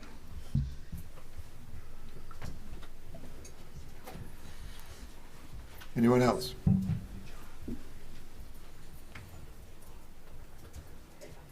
All right, seeing none, I guess I get to say what I want to say. We'll start with Joe Crocker. He was voted to be interim town manager. I voted for him. I had concerns, so I had lunch with him on May 14th. I invited him to go out to a place in Naples to talk about how much work was going to have to be done. We had a town manager who walked away in the middle of March, in the middle of the budget process, in a mess. No one wants to talk about what a mess it was because it's negative and we don't want to talk about it, and we had Joe to come in as interim town manager. So we talked for 2 hours and about many things, from the time and effort it was going to take to fix the things that went on, to the mess that happened when we lost 2 town managers, 3 department heads, 2 other employees, for a total of 7 people. The reality is the whole staff, from the head of code, head of finance, assistant to the finance, library director, Don Willard, who'd been here 23 years, and then the clerk took over. And the clerk, after, just so people know, 2 weeks after she was interim town manager, she called the finance director into her office, where her and the chairman of the board explained to her how it was going to be. I think it was July 18th, if I remember my notes, and basically said Don Willard wasn't coming back. And that was July 18th. And I have many more notes with that regards. In fact, from the beginning of her interim term, town manager, she met with code officers, fire department officials, public works, and as I said, finance department, with the town manager. I'm not sure that the whole select board knew about that. I'm not sure what went on, but I will tell you there was chaos, and people started leaving. And the hostile environment they talk about now was nothing compared to what it was then. We actually had people leave rather than talk about it. Now, I'm not saying I'm perfect, but I will tell you that there's a lot of things that went on. And Joe was a department head. He knew about this stuff. And I did talk about some of this stuff at the meeting. And I told him I was worried. I said, Joe, you're the one that's going to be cleaning it up. And if you think it's going to be easy take a look at some of those budget meetings that we just went through. Think about what you're getting into. And he assured me he could do it, and we talked a little bit more. And I told him, you won't have the flex hours that you had as Public Works Director. It's going to be a lot of work, a lot of work. And just so you know, we haven't had an expense and revenue sheet to evaluate where the town stood for 6 months or maybe 9 months at the time, and the Budget Committee was constantly calling for him, And there's a state law I could read here that I have got to read, that I've got here in the notes, that basically says we have to do a review of the finance of the town at least every quarter. Now, I don't know whether Chris remembers, but he told me how bad it was for his department, trying to even figure out what was going on. And if it was one thing he was upset about, was that. So when you are, whether on the Budget Committee or on the Select Board, and you say what's going on, that's considered a criticism. And when I did get that letter from Brenda, and Kayla and I got it, we told Joe we can't go talk to her. She's a department head. She's your person, not mine. Just ask her who says the rumors. Let me deal with the rumors. I don't know what they are. Rumors are saying we're criticizing her. Mine have always been straight up. Where are the expense and revenue sheets? We never had a problem with this before. Actually, January of 24, Teresa Sadek sent an email to Cerise, who was the finance director, and said, am I missing the monthly statements? Have I been eliminated, or are you just not doing them? And Cerise said they've been busy and sent them out. We used to get them monthly, and when you didn't, someone raised the issue. So the reality is, we haven't done a quarterly review of the finance until Glenn started, and I said, I don't really care, one way or the other, about anything except getting our butt covered for the Select Board. We should be able to review this every quarter, and we hadn't. So by the time we wound down this meeting, he said, you know, I really do feel I can do it, even though I know it's going to spend a lot of time. And then he looked at me straight in the face and he said, do you think they're setting me up for failure? And I said, no, not you, Joe. The Select Board. I think they're setting us up to failure. They like you just like we like you. So that was May. And then July, we did talk about a lot of stuff. And that 14 things we asked were all kinds of things that we'd asked during the budget process. You know, things like CIP. I asked Joe about the RFP for doing the pickleball court in Tasseltop, and he said they did an request for a proposal. They used Owen, who was a Sebago Technic guy that's really good. We used him for our public safety building. He's excellent. So I assumed they had it. I never got it. There are the lawyer fees. I asked for that. That was a phone call to the firm to ask. That was asked by the Budget Committee. That was asked by myself when I first got on the Select Board. So I called myself. You know, subcontractors, we have a right to have communications with. They're not employees. I'm allowed to do it. I'm allowed to call when I'm looking for options, when I'm looking for answers. Those aren't decisions the Select Board has to make. That's what you have leadership for. So in July, I asked for the lease, and we talked about an incinerator, $66,000 that we had to pay for an incinerator, and you know, actually that was in June, but I brought it back up in July. I actually told him in June, if that bill is owed, I'd just recommend you try to get it in the 23-24 budget, because this budget right now you're going to own, Joe. So if you can get the $66,000 paid out of the other budget, that won't be over your head. We've already got an issue with $40,000 that was supposed to go into CIP for the reevaluation. So that's $106,000 we're already behind. And the reality is there's more things like that that's been going on. You know, we hadn't even got into it. And so I was being honest with him in every fashion. July 11th, let's see, I've got a couple of things here. Either the 11th or the 19th. Chris Hansen called me and said that I think it's actually the 14th. I've got notes I had to go back and dig up to find out, but Chris called me and said that Joe had gone home with a stomachache and he was talking about resigning. And I said, hey, I'll go in Monday and see him and talk to him and talk him off the ledge. I went in and talked to him, found out what was going on, and he was really frustrated. There was two things he really wanted to get done for us right off quick, and that was the agenda, which he and Mel worked on, and they got it done in a hurry.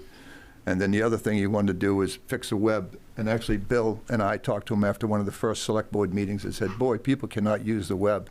So he made it his point to do it. He was going to try to work with it. I actually thought he'd give it to Kevin, our IT person, but he took it on himself. Anyway, when I went in, I said, what's going on? You look awful. And he said, well, I had a rough weekend. I said, yeah, Chris told me. Anyway, he says, you know, every time I go to work on the web page, the phone rings or someone comes in here. I can't get anything done. And it's really frustrating. And there's so much stuff going on in this town. And this is a quote. I don't have enough fingers to fill the holes in a boat. That's in July. You know, this isn't in September. And I started saying to him, I told you there's going to be a mess. We can get through it. All we have to do is keep pushing through. We got to get some answers. But also, Joe, I really want some expense in revenue. I want to see where we are in the town. Who's going to be liable if we don't get these things? And you could see what's going on. And anyway, the feeling I thought I was hearing from him is maybe second thoughts or whatever. And he didn't want to work Mondays. That's true. He said he didn't want to work Mondays. And I said, you know, Sue worked Mondays. Don worked Mondays. It sets an example. You know, you work Monday through Friday when you're right behind, and you just said you can't get the web done because the phone rings or someone walks in all the time. If you work Mondays, that's when everyone gets things done. The past finance director used to come in and work Mondays all the time to get caught up. Kathy's been in there working. The assistant was being there working.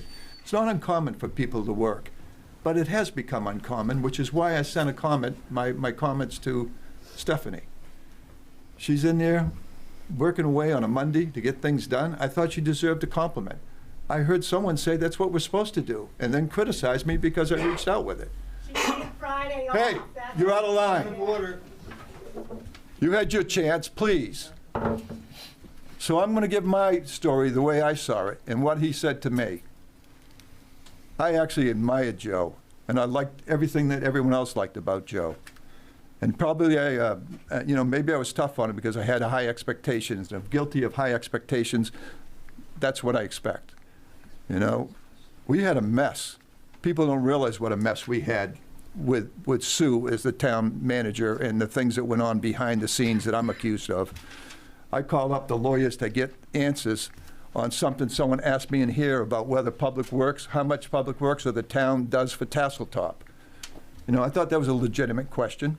So I raised the issue and said, is it appropriate for an enterprise account for Public Works to be down there? That was the question. And it came back that anything that they do, the response from the lawyer was, should be in a warrant. It should be understood. For example, the one warrant they have is that if there's an emergency situation, Public Works can deviate from what they do on a normal day and plow a road in an emergency situation. It's black and white. Phil told me that if we want to add that in there, we want to talk about doing that sort of thing, we put it in the warrant. So a week after we get the response, Public Works goes down to the church for a plugged sewer line. I didn't know anything about it until Chris sent me pictures of it and actually called it a big dig, which it was a big, huge hole. It was a plugged sewer line. I take care of properties. All 3 times I called Zoom Drain Cleaner. About a route has been bought up by them. They come in an hour, 2 hours, they'll tell you where the thing is, and they can grind up a route or grind up whatever it is, and it's ready to go. We don't have to dig up the hole, and that's all I said to Joe when I got in there for that meeting. I said, first of all, we just got a ruling from the lawyer that they should get a description if they're going to get off. Secondly, it was private property. The other thing the lawyer said is, did you check with your insurance company? Did you take safety precautions?